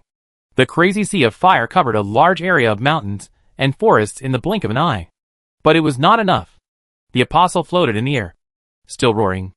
And then huge fireballs appeared in the sky, smashing down like meteors. Boom, boom, boom. The explosions continued, and deep pits were smashed into the muddy ground. Big trees were burning and falling down. If you stand far away and look, you will find that 1/3 of the forest is now suffering from the ravages of fire. Cough, cough. Yisha coughed lightly, and the blood loss made his face even paler and weaker. And the surroundings were in a mess. Yisha looked up and saw that the apostle was slowly falling down, and the direction of the fall was naturally Yisha's position. The wind and rain around were still swaying, but around the apostle, a vacuum zone was formed, and all the rain could not fall around the apostle, but avoided around. It seemed that the wind and rain were also afraid. It seemed that even the unpredictable natural forces were afraid. The apostle soon came to the top of Yisha again. Yisha gritted his teeth, and the wind blades rose again, constantly hitting the apostle from all directions. The raindrops drifting down from the sky were like sharp knives, vowing to pierce the apostle's body. But the falling rain only fell to the top of the apostle's head, and then was evaporated by the scorching heat. And the wind blades coming from all directions were blocked by the sudden wall of fire. The apostle stepped in the air, getting closer to Yisha. Yisha slowly reached out to the holy sword of the king, as if this rain was not a favor from God. Because, after going around in circles, Yisha found that he still had no choice. But, even if it was the holy sword of the king, Yisha took a deep breath. If even the wind and rain from all directions could not do anything to this guy in front of him, then, can the magic sword or the tragic king really kill him? But, Yisha exhaled the foul air in his mouth. After all, you have to try it to know, and then you can be content. Right? Clang. With the crisp sound of the sword, Yisha once again drew out the king's holy sword. The golden sword light. It's not as bright as imagined? Yisha's expression suddenly froze, and then he looked up, with a look of astonishment on his face. In front of Yisha, there is a sun. The sun is very close to the ground, just above the apostle's head, emitting golden light and a burning breath. The bright light even pushed away the heavy clouds around. The next moment, the ground around began to evaporate. The puddles on the ground were emitting white steam, and the water gradually disappeared. This made everything become particularly weird. It was still raining around, with cold winds, heavy rain, and rain curtains covering everything. However, under that sun, it was like a drought. The air was scorching. The ground was cracked. The grass and trees were withered, and there was no moisture in this space. Little ghost, get out of here. At this time, Yisha suddenly felt that someone had grabbed his clothes on the back of his neck, and then Yisha's body was thrown back with force and sat on the ground. The young man stood in front of Yisha, walking towards the apostle under the scorching sun. The sun was so bright that it even suppressed the flames burning around the apostle. The young man? His name was Doomsday. You did a good job. Yisha felt someone holding his shoulder, and then Malfarion appeared beside Yisha, half squatting, and patted Yisha on the shoulder. Take a rest first. Leave it to us next. 2 deputy train conductors arrived at the same time. Chapter 9:16 The sun and the moon in the sky. Yisha hesitated. Why are you here?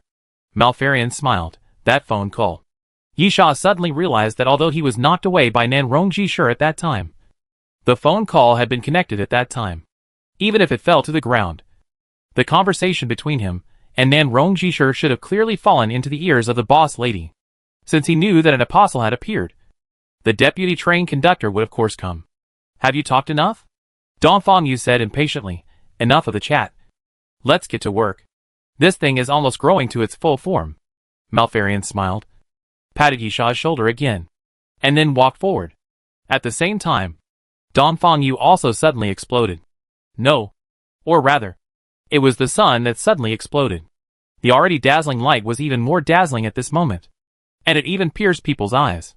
The light enveloped the apostle as if it had substance, wrapping up the apostle's body. The next moment, the apostle raised his head, roared silently, and showed an extremely painful expression. The moment the apostle's body was enveloped by the light, white smoke began to pour out continuously. And then the flesh and blood of the apostle's body were rapidly shrinking at a speed visible to the naked eye, because the water in the apostle's body was rapidly draining away, being quickly taken away by the sun's light. After roaring, the apostle suddenly straightened his body and raised his hand to press downwards.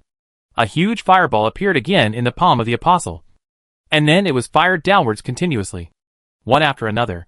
The apostle seemed to want to kill Dong Fangyu at all costs. At the same time, Malfarion took a step forward. Malfarion spread his hands to both sides, and a black light soon appeared on his hands. Then the two lights quickly stretched and lengthened, and soon turned into the shape of two knight swords. Then, Malfarion met the fireball falling from the sky. Even in the face of the attack, Malfarion still looked like an old gentleman drinking coffee and reading a book in a street corner coffee shop, looking elegant. However, the two knight swords in Malfarion's hands were not gentlemanly at all. The black sword light flashed suddenly. The falling fireball suddenly split into two, cut by Malfarion's sword, and then completely shattered, turning into a wave of fire that continued to push to both sides. After the attack, Malfarion did not hesitate at all, and quickly jumped into the air, continuously cutting the falling fireballs. Die! Dong Fangyu was obviously not idle either. He suddenly raised his head and stretched out his hand. Then, around the sun, some white halos slowly emerged. Slowly, a new moon emerged in the halo, wrapping the sun. At this moment, the sun and the moon are in the sky. When the new moon appeared around the sun, the apostle's body made a crackling sound, and then visible frost continued to appear on the apostle's body, spreading rapidly and covering the apostle's whole body. In an instant, the apostle turned into an ice sculpture.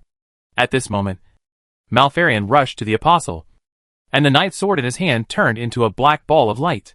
Then Malfarion stretched out his hand and punched the apostle in the chest. Bang! A violent sound suddenly appeared. The moment Malfarion's palm touched the apostle's chest, the apostle flew out like a cannonball. Boom! Boom! Boom! The apostle fell directly into the forest, and his body kept pushing out, hitting the trees, breaking the trees, and hitting the rocks, shattering the rocks.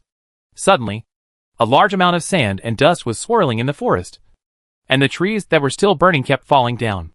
Malfarion's punch actually blasted the apostle at least 1 kilometer away. So terrifying. But it's not over yet. Yisha wanted to warn him, because the rain was still falling around him.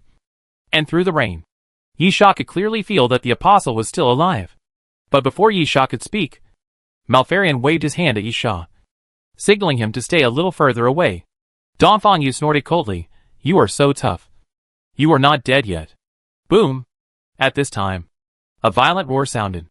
Along with the roar, a pillar of fire shot up into the sky, and countless flames rolled, forming a wave of fire that pushed out in all directions. In the center of the pillar of fire, a figure gradually emerged, and then the pillar of fire cracked, and the apostle floated in the air again. The apostle looked extremely violent, grinning, and seemed to be roaring constantly. And then behind the apostle, countless fireballs spread to both sides, forming a fire line of hundreds of meters. The next moment, the fireballs bombarded again. Dong Fangyu did not give the fireballs time to land. He shouted softly, and the light of the sun in the sky became more intense. The fireballs collided with the light of the sun, and exploded one after another, forming a rain of fire that fell downwards. At the same time, the new moon slowly rotated around the sun, and white halos continued to appear and spread around. Unlike the light of the sun, the moonlight seemed extremely cold. The moment it approached the apostle, a layer of frost covered the apostle's body. However, the frost soon melted into water, because the apostle's body was burning. Burning! But is this the end? Of course not. At the moment when the apostle was fighting with Dong Fangyu, Malfarion suddenly appeared below the apostle, and then a black sword light suddenly rose from the ground. The sword light rushed towards the sky, more than 10 feet long, and suddenly cut the apostle's body. Puff! The apostle's right arm was directly cut off and flew away, and golden blood splashed in the air. The apostle roared again, showing anger and pain, struggling in the air. Dong Fangyu's face was fierce, and at the same time, the sun and the moon in the sky became brighter. The next moment, the sun and the moon shined together, The apostle's body shrank again, and the water was constantly drained. At the same time, frost crawled all over the apostle's body, freezing the apostle again, and then the apostle fell to the ground with a loud noise. Even so, the frozen apostle continued to struggle and shook violently. "Hey, kid!" Dongfang yelled at Yisha, "Chop him up!" Yisha reacted quickly. When Dongfang yelled, he opened and closed his eyes, and the wind around him kept gathering and quickly fell on the apostle. Perhaps because of the ice restriction, the apostle's body seemed vulnerable. Almost in the blink of an eye, it was cut into pieces by the wind blades gathered by Yisha. Snap! The ice shattered, and a pile of blood and flesh like cotton wool was scattered all over the ground. Chapter 917 Return. Yisha, this guy is not dead yet. The cotton-like pieces of meat were still wriggling on the ground, constantly gathering together, as if trying to piece the body together again. Dongfang, it doesn't matter. He will be dead soon. As the voice fell, the sun's light fell again, shining on the pieces of meat. And then the pieces of meat continued to emit white smoke, quickly shrunken, withered, and shrunk, and finally were completely evaporated, and finally turned into a layer of dry skin. Malfarion walked back from not far away, took a look, picked up the phone and dialed, "Done. Confirmed the target is the number 2 Apostle Flame Lord Sariseth. Has been eliminated." The voice of the conductor came from the phone. "Where are those apostles walking?" Malfarion, "Not sure. There should be many alive. I don't know where they escaped to. I don't have time to take care of them." Conductor, "Lucky for them. Come back first." Understood. Malfarion hung up the phone. "Let's go. Back home. Dongfang, just let those apostles go." Malfarion spread his hands. "This is the order of the train conductor." Dongfang was dissatisfied. "What is Gauss thinking? Since they are here, they should be killed." Malfarion repeated. "I said, this is the order of the train conductor." Dongfang shrugged his shoulders, said nothing more, put his hands in his pockets, and walked down the mountain. The sun and the moon hanging high in the sky suddenly became dim at this moment, and finally disappeared, with Dongfang disappearing in the mountains and forests. And the sun and the moon also suddenly disappeared. Malfarion came to Yisha. "Little guy, how are you? Can you still walk?" Yisha, "Not bad." Poof! Before Yisha finished speaking, he spat out blood.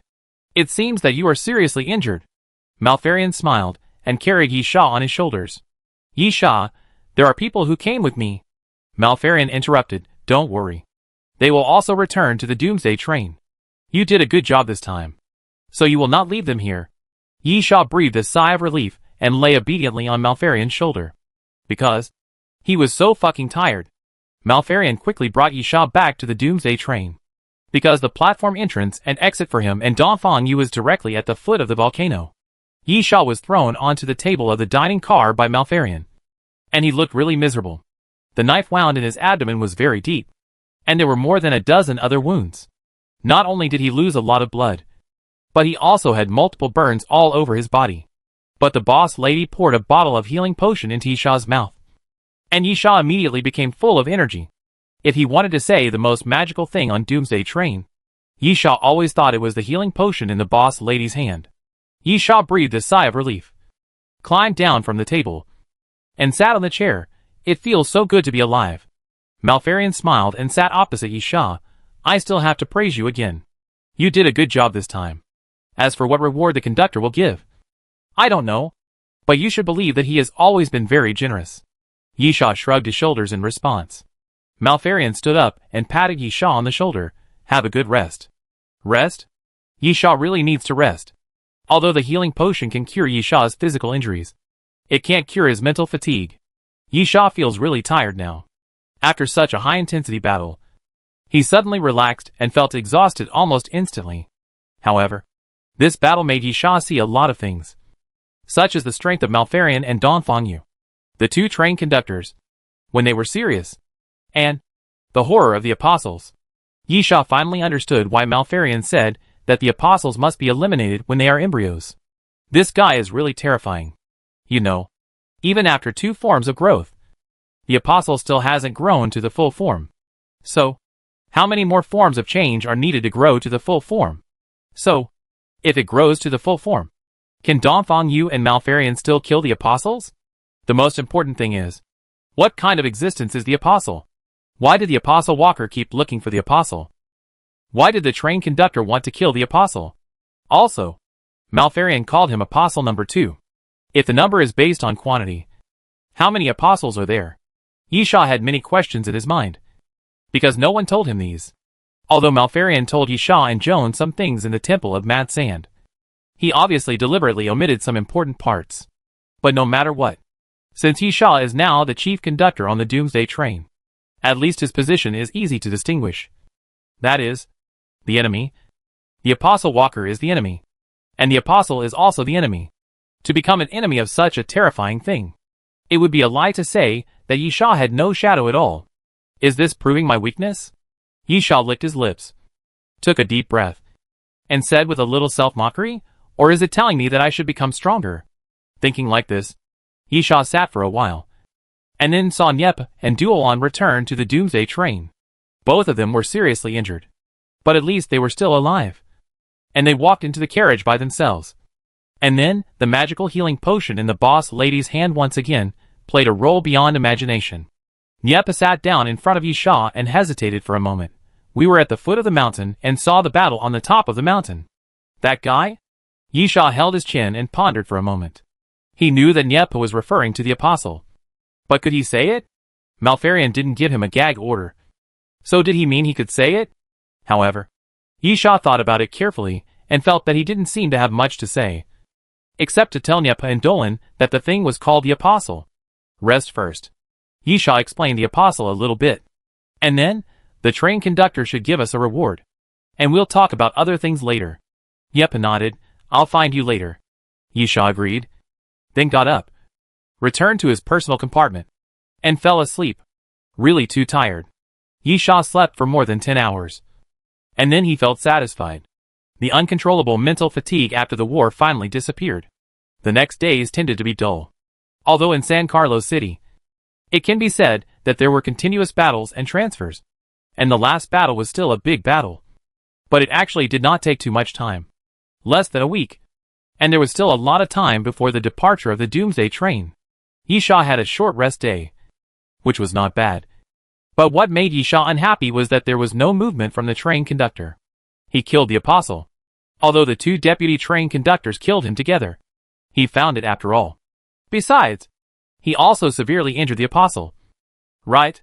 Chapter 9:18 Urgent Mission. Be patient. The lady boss put a glass of rum in front of Yisha. The conductor has been very busy recently. You should know about the stone pillar. In fact, the conductor is not on the Doomsday train. Yisha, of course, I am not worried that the conductor will refuse my reward. I just have some expectations. The lady boss smiled. I believe your expectations will be valuable. Yisha suddenly asked, what exactly is an apostle? The lady boss still kept smiling but didn't answer. Yisha didn't care that he didn't get the result he wanted after asking questions. Shrugging, Yisha said, it seems I can only go back to sleep. Yisha rarely seemed to be doing nothing. He was used to a busy life and suddenly became idle, which was a bit strange. But the current time was awkward. If Yisha wanted to leave the Doomsday train, because he had been idle for a few days, it would not be long before the train departed. But there was really nothing to do on the Doomsday train. Yisha simply began to think about whether he could get a few more attendants under his name. After all, as the chief attendant, Yisha still had a few attendants under him. Moreover, Yisha did have a goal. Dolan? Nyep looked at Yisha in surprise with a wine glass. Are you crazy? Yisha, his strength is totally fine. Isn't it? Nyep, although the cooperation in San Carlos City was quite pleasant, I still have reservations about him. Just because he didn't show any malice towards us this time. I can't believe that he really has no malice. Yisha helped Nyep pour wine. So, recruiting him to be my crew member is just to solve this problem. Right? If he has any ideas, I want to kill him. It will be easy. And I think he is special. Nyep, huh? Yisha, look. People like us are all survivors at the beginning of the Doomsday. And then slowly become stronger with the Doomsday train. As for the position, it is also exchanged for our lives. But Dolan is different. Nyep sneered. Of course, I admit that the guy is special. I really can't imagine that before the Doomsday. There are people like Dolan. I always thought that superpowers are all lies. But now, we are not weaker than him. Dolan's innate superpowers are indeed an advantage. But on the Doomsday train, it is actually not that important. Yi Sha understood what Niepa meant. On the Doomsday train, as long as you are strong enough and can continuously complete the mission, what abilities are impossible to obtain? But Yi Sha still shook his head and shook his glass. That's not what I meant. Niepa, then what do you mean? Yi Sha, I think that for the conductor, Dolan is special. Niepa was stunned for a moment, as if he had thought of something, but still confused. Huh? Yi Sha, you have to understand that Dolan was put on the Doomsday train by us. And this order was issued by the conductor. Do you understand what this means? Niepa nodded. And he roughly understood what Yi Sha meant. Yi Sha continued, this means that the train conductor wanted Dolan, and even needed Dolan. So he became a steward directly. I heard from the boss lady that the train conductor did not prepare for the assessment for Dolan, and directly made him a steward. Niepa, this is very unfair. Yi Sha, yes. It is very unfair. But it is precisely because of the unfairness that the train conductor's preference for Dolan is revealed. But I don't think this preference is without reason. Although I don't know the reason. Niepa, the reason is not important. Yi Sha, yes. Whether the train conductor is optimistic about Dolan's potential or for some other reason, the train conductor has a clear preference for Dolan. So, if Dolan does not belong to any purser, it is fine. Niepa interrupted Yi Sha and added, or he can become the purser directly. If it is not these two possibilities, then it is better to let him belong to you, which should be beneficial. Yi Sha smiled. That's what I mean. Niepa, you can talk to him, but you can decide on your own. I don't think you are the type to consider my feelings and ask about my personality. Yi Sha smiled, because I have your concerns, so keep an eye on him. Niepa nodded, don't worry. I know what I'm doing. Yi Sha, also, do you have any recommendations for flight attendants? Yi Sha didn't think about using the flight attendants under his name to do anything, including letting them risk their lives and reaping the benefits. But since he got the position of flight attendant chief, he should at least play by the rules. There are at most 20 crew members under the name of a chief steward. Yi Sha wondered if he should at least fill this number. Otherwise, Yi Sha would not be able to move up in his position.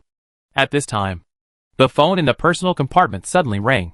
Yi Sha picked it up, and then heard the voice of the boss lady. Temporary task. Urgent. Okay. I'll go over now. Yi Sha hung up the phone and shrugged at Niepa. There's work to do. Let's go to the dining car. Yi Sha and Niepa came to the dining car, and the proprietress waved to Yi Sha to come over. The proprietress, do you know the Resistance Army? Yi Sha and Niepa looked at each other. I have heard a little bit about it, and I roughly know its origins. The proprietress, the Resistance Army has instigated a very important figure in Computech, Dr. Hilary Montero, who participated in several very important studies in Computech. Yi Sha, they are trying to get people back on the Doomsday train again. The boss lady, we don't need people this time. We need a box in Dr. Montero's hand. There are very important information in it. Yi Sha, the train is about to leave. So, just like last time, you can come back at the next stop. The boss lady looked at Niepa. That's why you can only go alone. Since you are the chief purser, you can still do something about it. But he can't. Yi Sha was a little curious. What does doing something mean? Is it the loophole of Doomsday train? You know, Yi Sha has long discovered that the conductor cannot represent the will of the Doomsday train, or manipulate the Doomsday train. Perhaps it can be more straightforward. That is, the conductor cannot violate the rules of the Doomsday train. Therefore, Yi Sha is very curious about how to operate so that he can skip a station and return to the Doomsday train without complying with the rules. However, Yi Sha doesn't think the boss lady will say that. This woman has always adhered to the principle that if she can tell you, she will tell you directly, so that she can sell favors. If you can't say it, no matter how you ask, it's useless. Chapter 9:19 Hunting. Niepa was very tactful and spread his hands and left directly. Since he couldn't go, what else could he do? The boss lady continued, this mission is called hunting. Yi Sha was stunned. Hunting? The boss lady nodded, yes. Because this mission is not that simple. Yi Sha made a gesture of listening attentively. The boss lady, Dr. Montero stole some very important information for the Resistance Army. And it is even possible that there is a very precious research product. And then he escaped. But he did not reach the resistance army's meeting point. Yisha, he took it all? The boss lady, his helicopter had an accident and crashed in a place called Prakanburi. There is a survivor camp there. He was wearing the clothes of Kompu. And those survivors were hunting him. Yisha, save him. Oh. No. You can kill him. But the important thing is to prevent the things from being lost and taken by the survivors. The boss lady rolled her eyes. Can you listen to me? Okay. Yisha raised his hands in surrender. I won't interrupt. The boss lady, the resistance has sent people to pick up Dr. Montero. And Comp has also sent a pursuit team. The people in that survivor camp call themselves liberals and lawless people. They are different from ordinary survivor camps. Yisha, how are they different? The boss lady thought for a while. Remember the one-eyed old man? Yisha nodded. I understand. When it comes to the one-eyed old man, Yisha really understands that there are many such guys in the end times.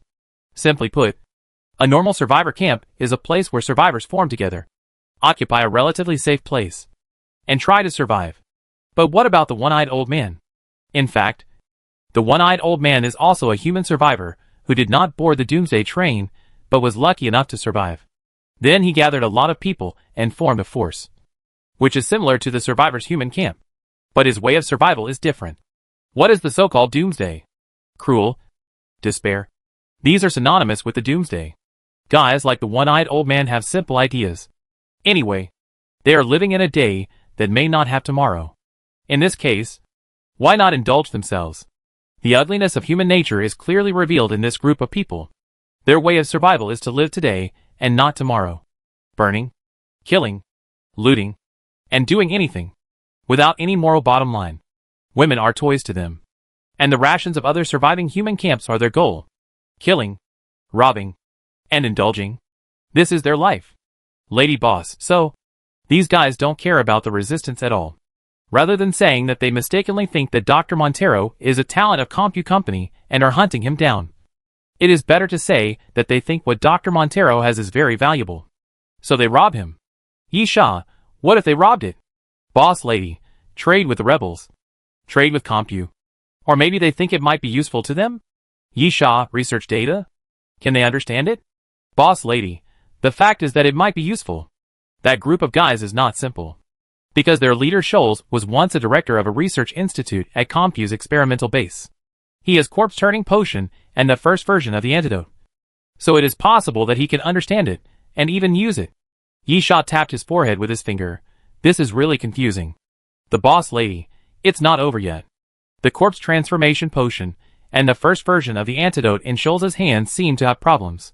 They are probably better than those of Comp. Yisha was surprised. Huh? There are many types of corpse transformation potions, which are mainly made by extracting mutant zombie genes. They have similar effects.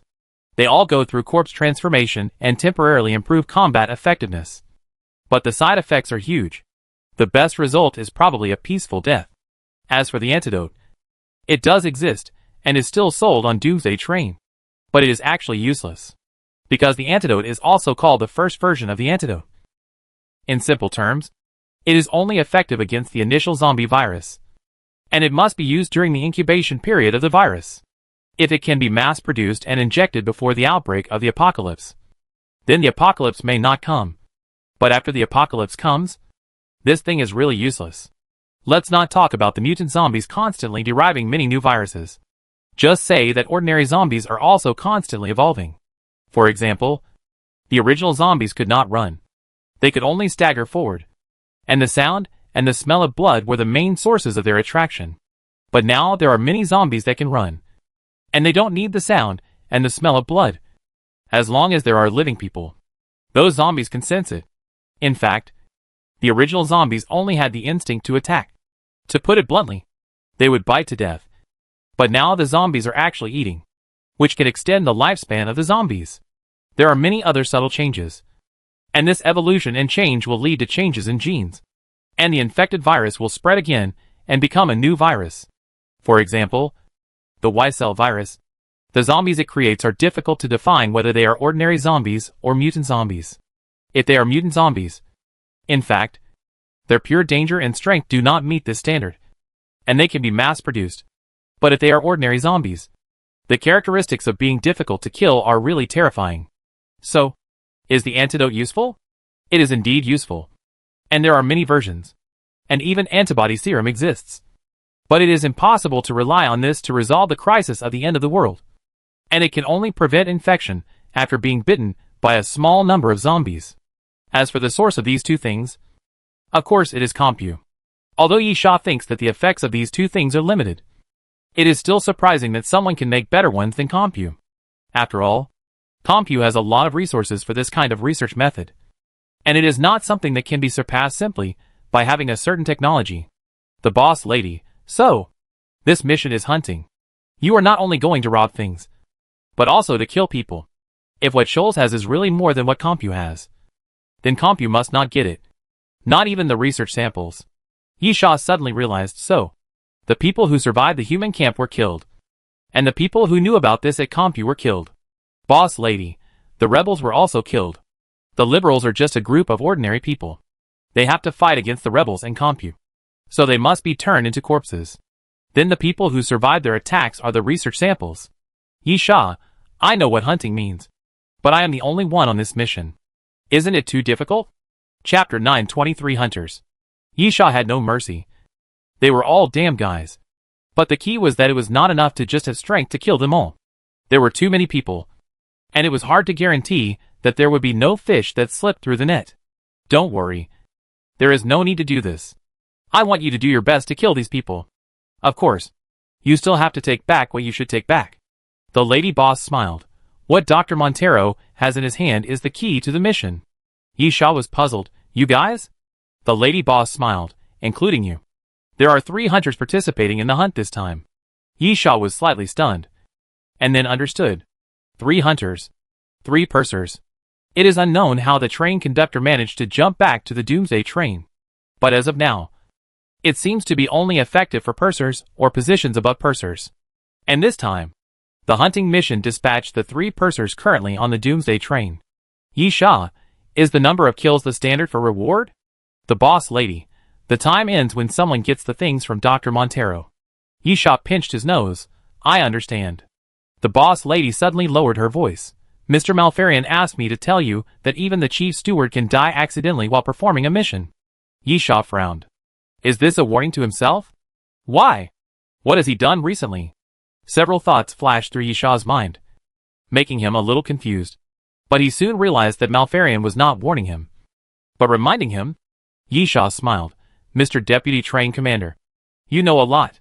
The lady boss spread her hands. You made such a big noise in the dining car. Don't you want others to not know that you hate him? Yes. Malfarian was not warning Yi Sha, but telling him that if he didn't like Xia Tian, then he could prevent Xia Tian from returning to the Doomsday train. Or to put it more bluntly, kill him. Yi Sha, so, what about my reward? Although I don't worry about the conductor refusing to pay, this reward should help me hunt better. Right? The lady boss spread her hands. He hasn't come back yet. This hunting mission is handled by the deputy conductor. It was issued urgently. And the conductor didn't even know about it. If you really need it, I can make the decision. You can choose anything below 200 gold skull coins. Yi Sha smiled and curled his lips. I'd better wait for the conductor to come back. 200 gold skull coins? I killed the apostle myself. Okay. Although I didn't kill him myself. Anyway, Yi Sha didn't believe that the train conductor would only give this equal reward. Yi Sha pointed to the door. Let's go now. The lady boss took out a small bag and handed it to Yi Sha. There are some things in it that will be useful. Yi Sha took it and took a quick look. Then put it on his back. See you at the next stop. The lady boss smiled. See you at the next stop. Yi Sha turned and left the dining car. Then walked out of the Doomsday train and entered the Doomsday train platform. The style of the platform has changed. It is no longer the Doomsday train platform to San Carlos City. The current platform is full of Southeast Asian style, mainly in golden tones, and surrounded by many carvings. Yi Sha walked along the stairs and over the overpass, and then left the platform. Boisenli is not a city, but a prefecture, which can also be understood as a province. The Bodhi tree here is very famous, and Bodhi Buddhist meetings are often held. It also has the largest Bodhi tree in the country. However, Yi Sha's destination is definitely not Boisenli, because the area is too large. So, strictly speaking, Yi Sha's destination is a place called Annie County in Boisenli. Or to be more precise, the town of Taigola in Annie County. After walking out of the death platform, Yi Sha walked forward and looked at everything around him. His first impression was poor. It was not the dirt and mess after the end of the world, nor was it the strong sense of destruction, but pure poverty. The houses around can no longer be described as old-fashioned buildings, but rather dilapidated and simple. Most of those buildings are wooden structures, with only a frame built. As for the roof, it is covered with broken hard plastic sheets. The road underfoot is not cement, not even asphalt, but simply treated hard stone ground, covered with dust everywhere. There are some means of transportation on both sides of the street, mainly bicycles and tricycles. Although there are some cars, they are few in number and are all very old models. Everything reveals poverty. Before the end of the world, this place was a very poor place. Senior, at this time, a voice suddenly sounded behind Yi Sha. Looking back, he saw Xia Tian walking towards him with a smile. Xia Tian came to Yi Sha and smiled. The last time was really just a misunderstanding. If you are willing to give me some time, I can explain. No need. Yi Sha interrupted Xia Tian abruptly. Do you remember what I said? Xia Tian smiled but said nothing. Yi Sha sneered. Wait for death. Yi Sha did not hide his intentions at all.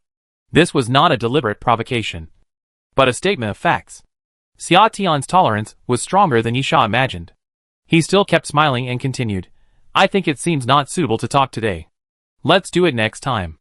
After Xia Tian finished speaking, he bowed slightly, then brushed past Yi Sha and walked away, until the end of the street corner. The smile on Xia Tian's face was restrained and slowly turned into a ferocious look. That guy is not a generous person. Gan Lin's voice suddenly sounded. He has always been used to saying one thing in front of people and another behind their backs.